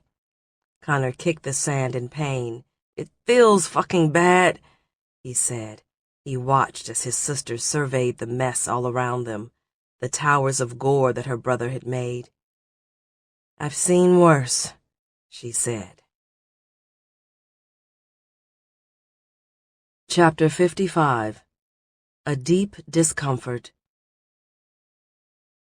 The brigands were still staining the sand with their blood as the people of Lopab began to brave the market.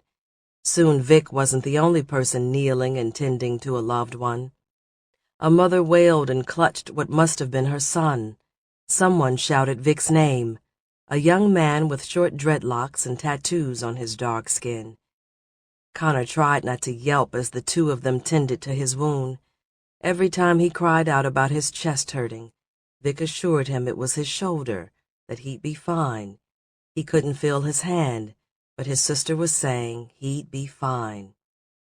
The dive suit was cut away from him with a knife, the wires in the fabric popping as they were severed. That suit would never move the sand again. Vic stood and left his side and ran over to shoo someone away from the metal sphere, telling them not to touch it. She didn't dare touch it either. Instead, she searched one of the impaled men and found her visor and band. Connor watched as she loosened the sand and sent their bodies beneath the market floor. She buried the bomb in the sand so no one could move it. "Thank you," Connor said, as the man with dreadlocks finished wrapping his chest and his arm with scraps torn from a t-shirt. Connor managed to wiggle his fingers, which comforted him somewhat.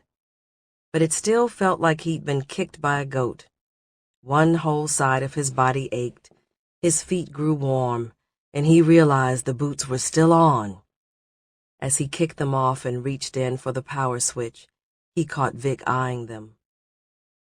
"Rob," Connor said, as if that would explain everything. He remembered yelling at his brother for fooling around with their dad's boots. The shoes had been nothing more than a memento for years and years, just sitting in a corner or shoved under a bed. Now they had saved Connor's life, several times. Instead of yelling at his brother, he should have thanked him. He would thank him, and he would have his brother wire up the fucking power switch where it was easier to reach. Vic clasped her dreadlocked friend on the arm. The man used his teeth to tear more of a shirt into strips of cloth, then surveyed the market, looking for someone else who needed tending to. "Can you stand?" Vic asked. Connor nodded, but he wasn't sure. He got his boots back on, and Vic helped him up. He swayed there. The sight of his blood on the sand made him feel sick.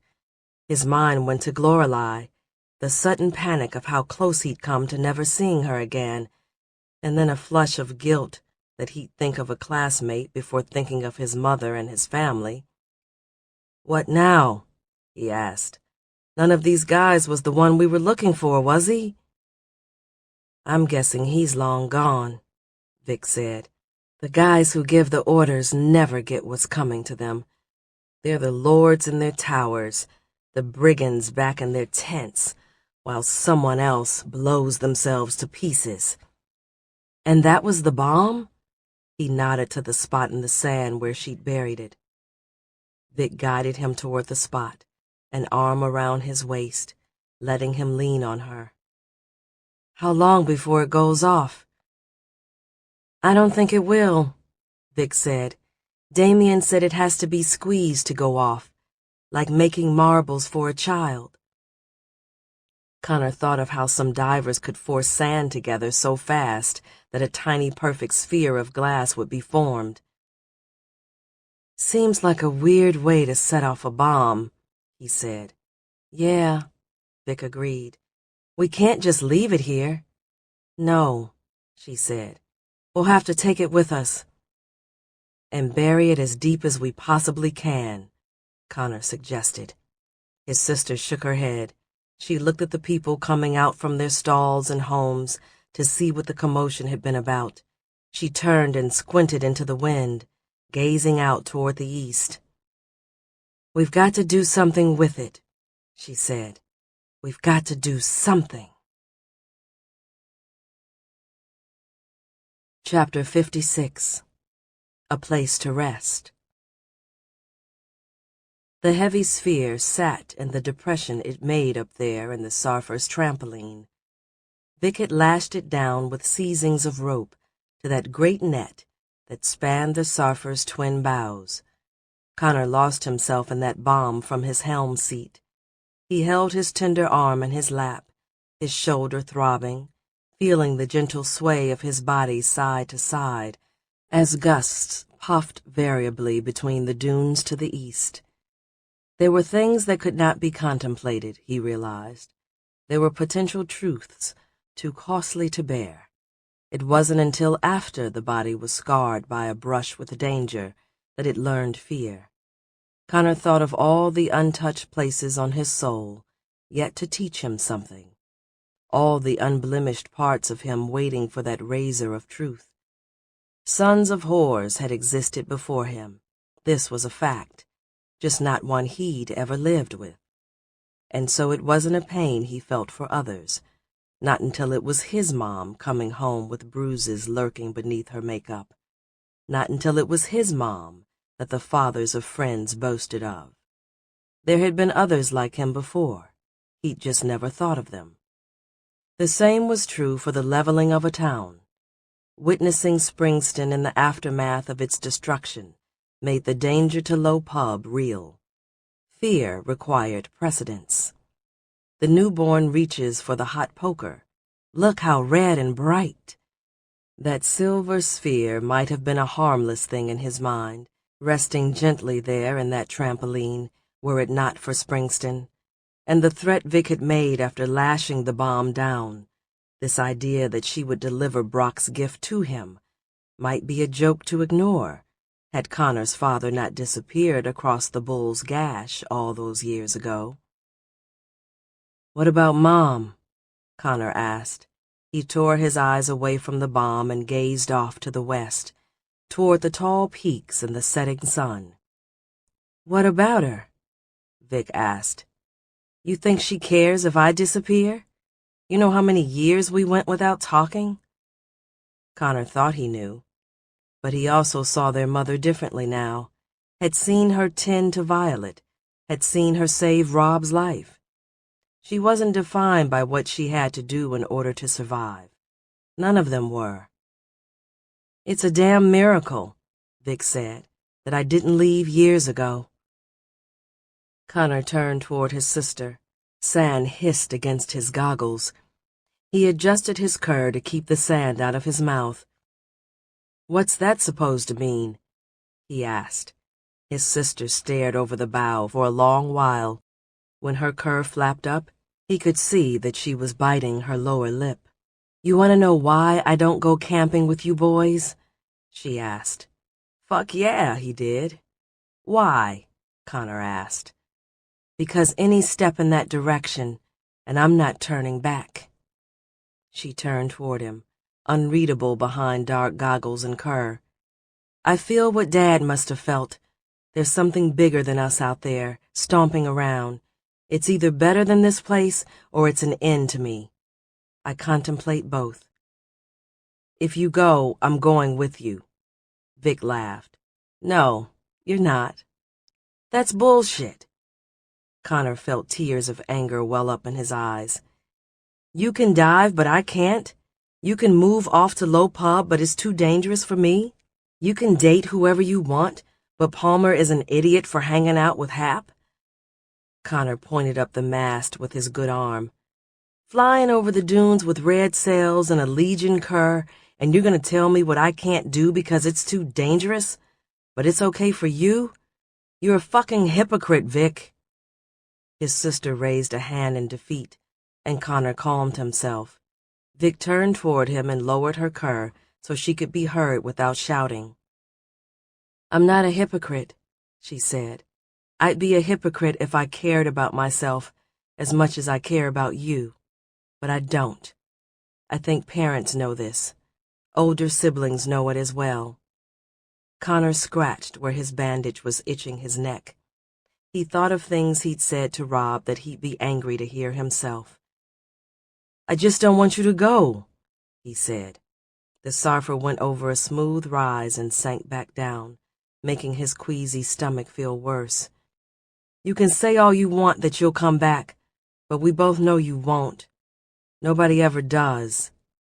Nobody? She pulled her cur back over the bridge of her nose. They sailed in silence for a dune, only the slithering taunt of vipers against those red sails. I lied about the night she came into camp, Connor said. Violet didn't make it to our tent. I was out there. Vic was adjusting a line, but she stopped and stared at him. Out where? She asked. Across the gash, with 3 canteens and a pack of supplies. Bullshit. But he could tell she believed him, that she knew. Connor fixated again on that silver sphere. Palmer didn't show up, so I was going to leave Rob there by himself. I did leave Rob there. I snuck out in the middle of the night, was across the gash and 100 paces on when I found her. He turned and lowered his own cur, didn't care about the grit getting into his mouth. So when you tell me, or you tell Palmer, or you tell Rob that you're going to go out there and give 'em hell, or get Dad back, or that you're going to return with him, just know that I've been where you are, making that decision, and I know what it's like to lie to myself and know that I'm never coming back. Vic turned away from him and lifted her goggles, wiped at her eyes. I know you think you'll try, but so did Dad. If you do this, you're leaving us for good, and I'm gonna hate you for it. Vic turned back to him. She was smiling and crying at the same time. But you can leave Rob in that tent? Fucking hypocrite, she said. And in that way that often happens between siblings, cruel words were followed by laughter. Tears dripped into smiles. A flaming sun dipped behind cool mountains, and a harmless-looking silver sphere rode serenely at the bow. Chapter 57. Swinging the Gaze of God. Vic. They thought they were making it easy on her, that they were supporting her, but accompanying her to the gash just made it worse, as did the sight of her family erecting a tent together, just like olden times. All the water and food and supplies they'd hauled, every back-breaking ounce of their hope over her return. But Connor had been right. She could lie to each and every one of them and promise that she'd be back, but she knew. Her father had known. Everyone who crosses that gash knows. She unpacked and checked her bag, made sure she had everything. Water and jerky, 2 loaves of bread, spare cur, her band and visor, a portable shade for sleeping during the day, the larger knife Graham had given her when she'd broken the news to him, bandages and salve, the 3 notes the boys had written. The 5 pairs of underwear that made her think of Marco and had her suppressing the urge to laugh or cry. She would wear her dive suit under the patchwork tunic cinched around her waist. The heavy sphere she left in the bottom of the pack. It seemed to let off heat, even though she'd kept it out of the sun. She felt ready. Far to the east, the grumbles and roars called to her. "You know I'm the one who should be going," Palmer said, as he watched her repack her bag. "Why?" she asked. "Because you're the oldest son?" It was a jab meant in jest, but none of her brothers seemed interested in sparring with her. "No," he said, "because I owe this asshole. Because of Hap. Because I started all of this. More reason then for you to be here and see it through." Vic pulled 2 folded pieces of paper from her belly pouch and handed them to her brother. "Fuck you," Palmer said. He held up his hands and showed her his palms. "I'm not taking your rights. You're coming back alive, damn you." Vic grabbed his wrist and jammed the papers into his hand. "These aren't my last rights, asshole. It's your map." Palmer looked at the papers in his hand. He inspected the map he had pulled out of Danvar, then shook the other piece of paper. "What's this note, then?" "That's everything I know about diving deep. How to dive to 1,000 meters. "Bullshit," Palmer said. Vic grabbed him by the shoulders and waited for him to look up at her. "Even with the right suit and visors, those depths will kill you without batting an eye. There's no breathing down there, and your suit will feel like it's going to rip you apart until you get below 300. But it can be done. I've marked some of my favorite sites on your map there, also some others that I think look promising. I made a key on the back so you can understand my notes. My advice to you right now is to send divers dumb as me down there. Don't take that chance yourself. You've got nothing to prove." She tapped him on the shoulder. "You stay alive," she said. "You were the one." Palmer lifted his goggles and wiped tears away from his eyes. He lowered them back down and studied the map and the notes. "How are these not your last rites?" he asked. He looked up at her. "You're not coming back, are you?" Vic hugged her brother, and Palmer returned the embrace. "Take care of yourself," she said. "I will." His voice was a whisper. "And Rob and Connor." "I will," he said. She let him go and turned away before lifting her own goggles and wiping her own eyes. Rob ran toward her from the tent and crashed into her legs, throwing his arms around her. "Not yet," he told Vic. "Don't go yet." Vic knelt down and hugged her little brother. "I'll be back soon," she told him. Rob frowned. There was sand on his lips. Vic lifted his cur from around his neck and adjusted it snug across his nose. He was the hardest one to lie to because he was the smartest. "Take care of your new sister," she said. Rob nodded. Connor came to her side with her canteens. He lifted her heavy pack and held it for her the way a diver held another's tank. She stood and slipped her arms through the backpack straps, cinched the belt down snug over her hips, then took the canteens one at a time. "Damn thing's heavy," Connor said, referring to the pack, but probably more directly referring to the bomb. He stood and rubbed his shoulder. Something unspoken passed between the two of them. The sort of communication that happens beneath the sand when throat whispers become another's thoughts. The two of them had dived together, had salvaged lives together, and they had salvaged something between them by doing so. Vic gave her brother a hug. He slapped her pack and whispered something lost to the wind. And then Vic turned toward the gash and saw her mother waiting out there, just like she'd found her mom the night their dad had disappeared. Vic left her siblings behind, waved one more time toward the tent where Violet was standing alone, then strode out to meet her mom, dreading this goodbye the most. "I can't talk you out of this," her mother said. Vic laughed, thinking on how hard so many people had tried. "When's the last time you talked me out of anything?" she asked. She meant it to be fun, to keep that goodbye from being so serious that she couldn't leave, but most of all to lift her mother's hopes so that she might return. "I lost you once. I don't want to lose my daughter again." Vic glanced back at the tent. "You've got a new daughter to watch over," she said. "Think of it as an even trade." "Don't give me that bullshit," her mother started. "I'm not giving shit," Vic said. She felt the blood in her veins grow cold, the chance at humor lost. "I'm not giving, Mom. I'm taking. That's what I'm doing. I'm taking my father back from them. I'm going to take their city and make them pay for the one we lost. Tit for tat, Mother. They owe us, and I'm going to make them pay." "No, you'll cross that gash and you'll die for nothing." Her mother was crying. It was the hardest thing Vic ever bore seeing.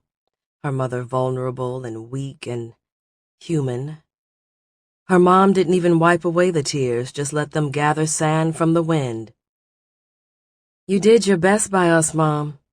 You weren't given packed sand to walk across. I know that. I wouldn't have done half as good as you did." With that, Vic hitched up the heavy pack and turned away from the campsite. It was the highest compliment she could have paid. She could have told her mom that she loved her, but neither of them would have believed that. Love was earned and hard-fought and cherished. It was Marco's face and his rough palm on her cheek. It wasn't something a family got just for being a family. But her mom had done more with a shitty hand and honest play than a bluffer with an ace up his sleeve. Vic knew this was true as she crossed that hard break in the desert sand, that jagged divide between the then and the now, like a row between lovers or between family members. A wound that permanently mars a relationship, that moves it from courtship and passion to resigned cohabitation, that turns a daughter into an enemy, so that the best one can hope for is that she becomes a friend.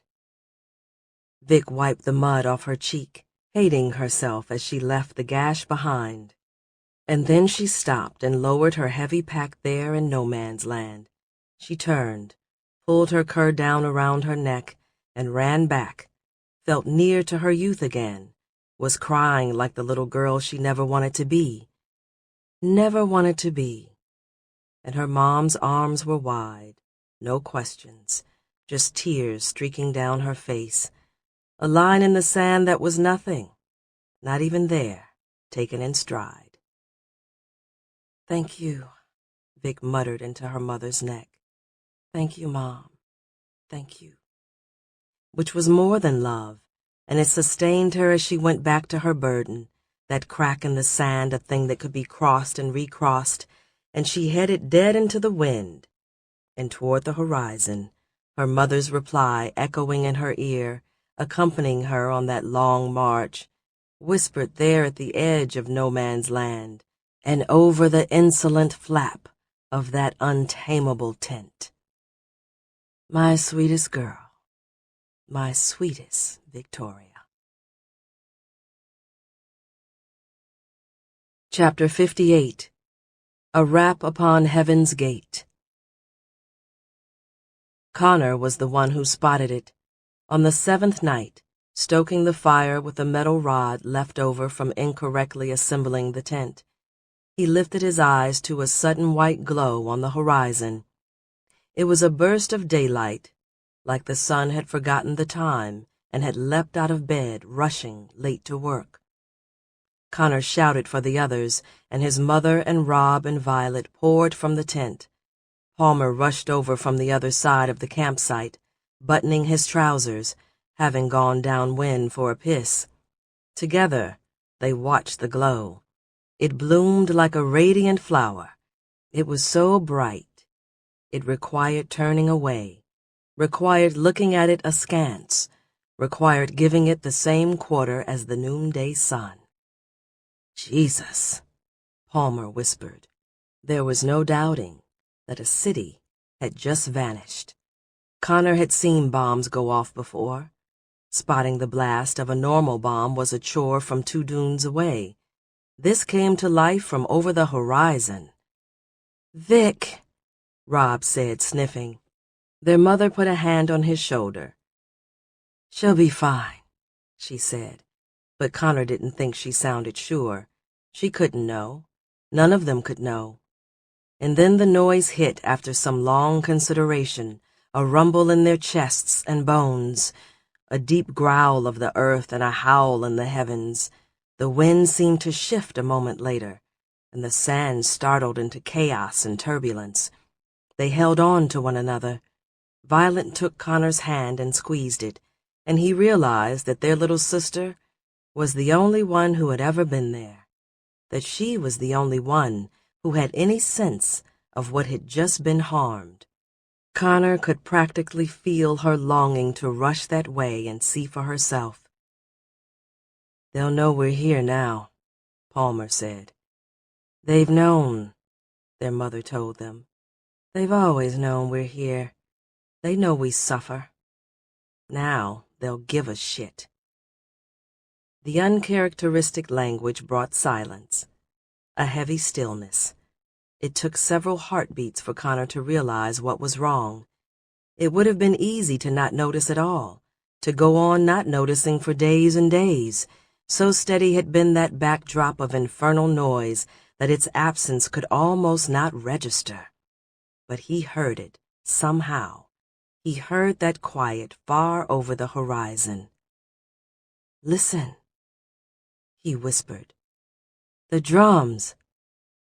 They've stopped beating."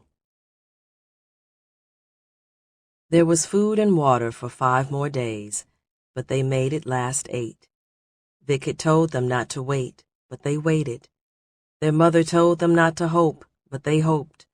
8 more days of camping, of the tent hot at noon and chilly at night, of a quiet shared, a story to pierce the silence, the relief of occasional laughter, the most time ever spent together, time spent talking and thinking.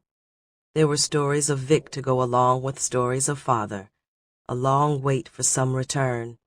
If not a person strolling over the horizon, then at least an apparition. If not an apparition, then some word. If not a word, at least a sign. Palmer spoke of Danvar, a finger and a rip by his belly.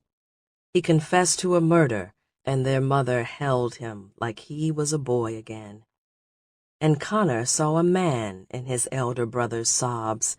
It was all life would ever be, as the days and nights drew out and half-caps of water were sipped. No one would ever go back to Springston, for there was no town. They would live in the tent until the food and water was gone. Such was the drawing out of night, an interminable day as dreams and stories mixed, and a week felt like a summer, and the moon went from a silver to a pregnant disk, and even the rhythms and howls of the wind could be sensed and foreseen. Like an old man who has watched the sands with such burning intensity for a wrinkle of years that he could paint a picture of a landscape that is not yet, but will be. This was how keenly the moments were felt, especially by the crack in the earth, the bull's gash, where a haunting depth opened in the soul of any who stood there, where toes were daringly dangled just to feel the cool air rush up between them, just to pretend that the howl was for the delicately poised, just to imagine a lovely visage down in the darkness screaming, "Don't do it, step back, you are too bold and lovely and singular to look down and here and upon me." Connor sat there anyway, and swung his legs in the gash. So intimate had the two become the past weeks, so hollow the threat and weak the pull. He dribbled sand through his hand and down toward the center of the earth. Nearby, marbles of glass were flicked to the far side, those small beads formed by Palmer, who spent much of his time showing that he could, no doubt thinking that it would have been better had he gone, the eldest son. And on the 8th day, when the hike back should have ended, when they could wait no more, as the last of the water splashed Rob's tongue, and even the moldy heel of the bread was divided among their family, they gathered by the gash in the earth, crossed and recrossed, like a thread leaps and forms stitches, and surveyed that boomless and quiet horizon. It was early, the sun a mere hint, a pink ghost lurking, an unusual heaviness to the sky, the lingering night sky, as the stars disappeared. But it was not the light of coming day that swallowed them. It was something in the air. Connor dropped his cur, the sand that normally stirred on the wind succumbing to some mystery, alerted to some presence, a sound like marching in the far sand, and the cool morning grew cooler. The ice in the desert night clung piteously to dawn, fearful of the pink ghost, and Connor heard footsteps. He heard a grumbling, a noise, something approaching. "Something's coming," Rob said, scrambling to his feet. "Something's coming!" he shouted.